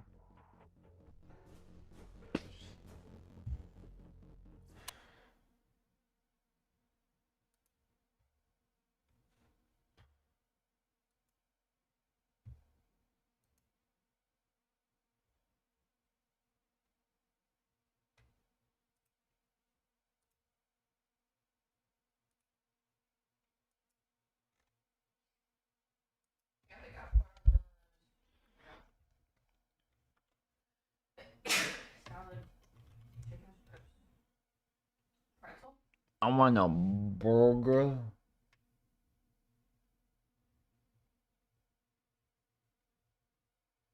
Do they have any deals, or is it just like?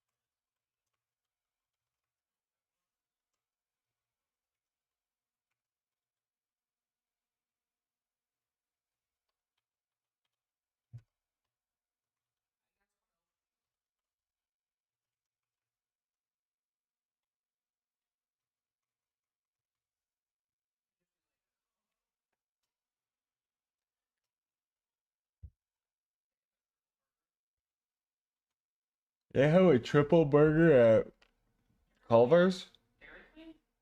Dairy Queen? Fuck it, bro. We ball. Sure. Or cheese curds. Cheese curds. We're getting the triple burger at Dairy Queen. It'll be fine. You want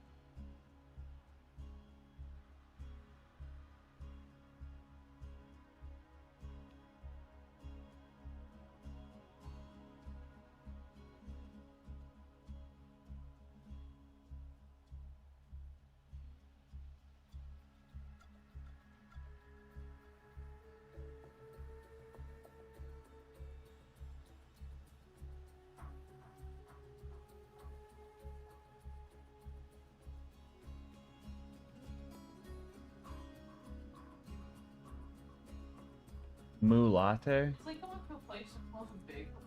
It should be like they're being eaten.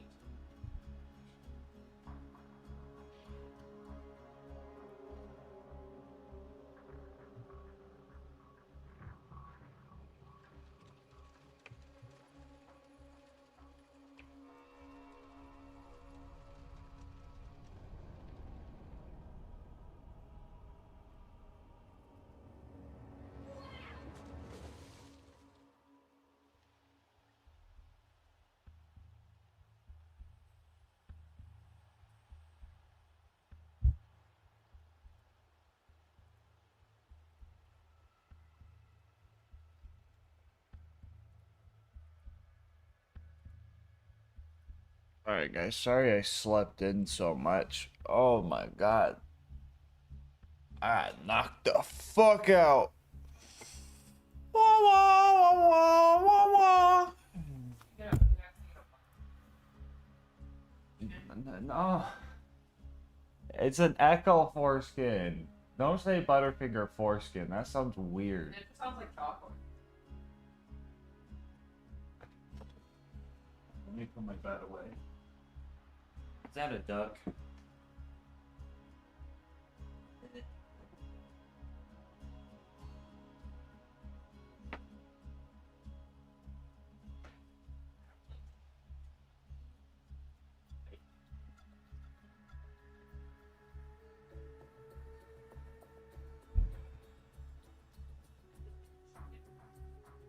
Anything else happen?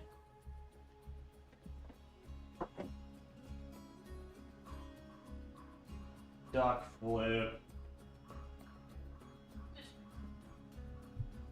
Oh yeah. They don't charge $3 for a hot.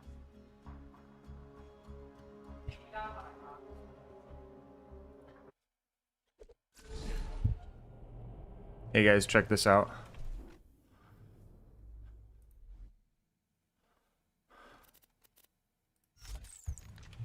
Is mag dump time.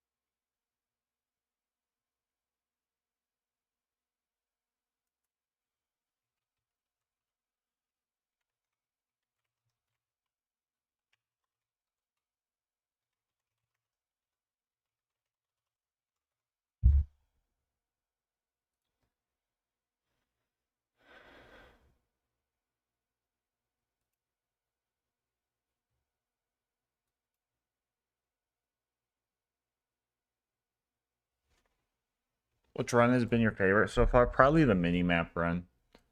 Alright guys, I need to record a Bane mag dump. So, everybody be quiet for a sec.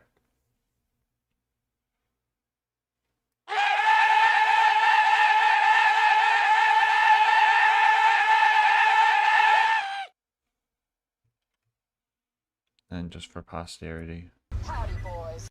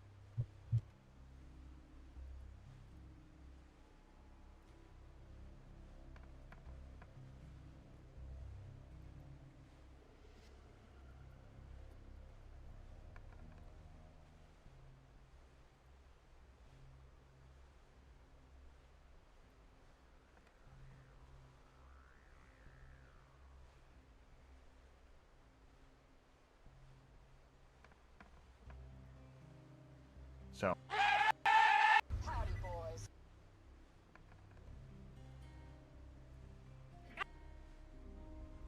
Posterity. Howdy, boys.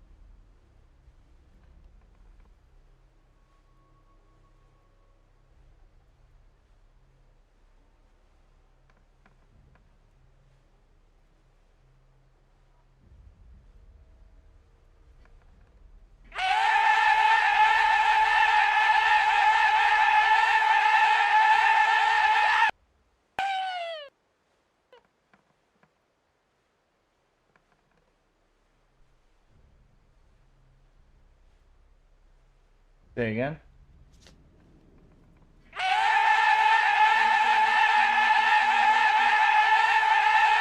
I'm down to get some.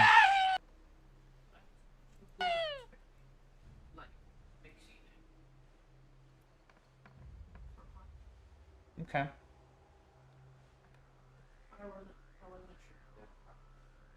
No, that sounds good. You want just that then? Yeah. Probably just that. You made my burger how I like it. Okay. No lettuce? Okay, that's what I figured.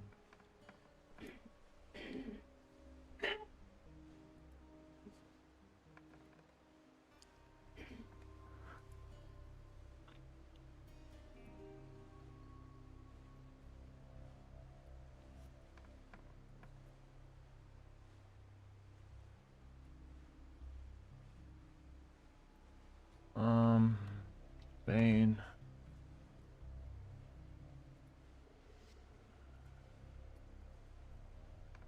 Saved your computer.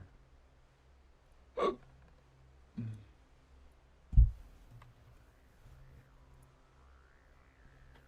just added a plain burger.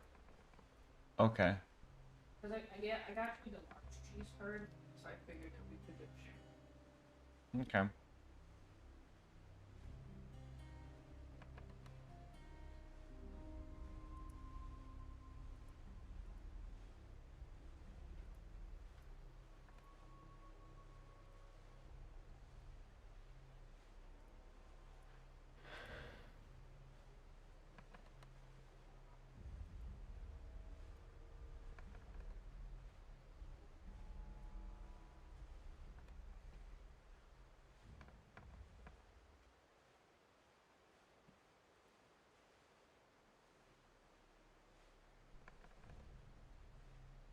Man, how am I supposed to get this Bane thing to work?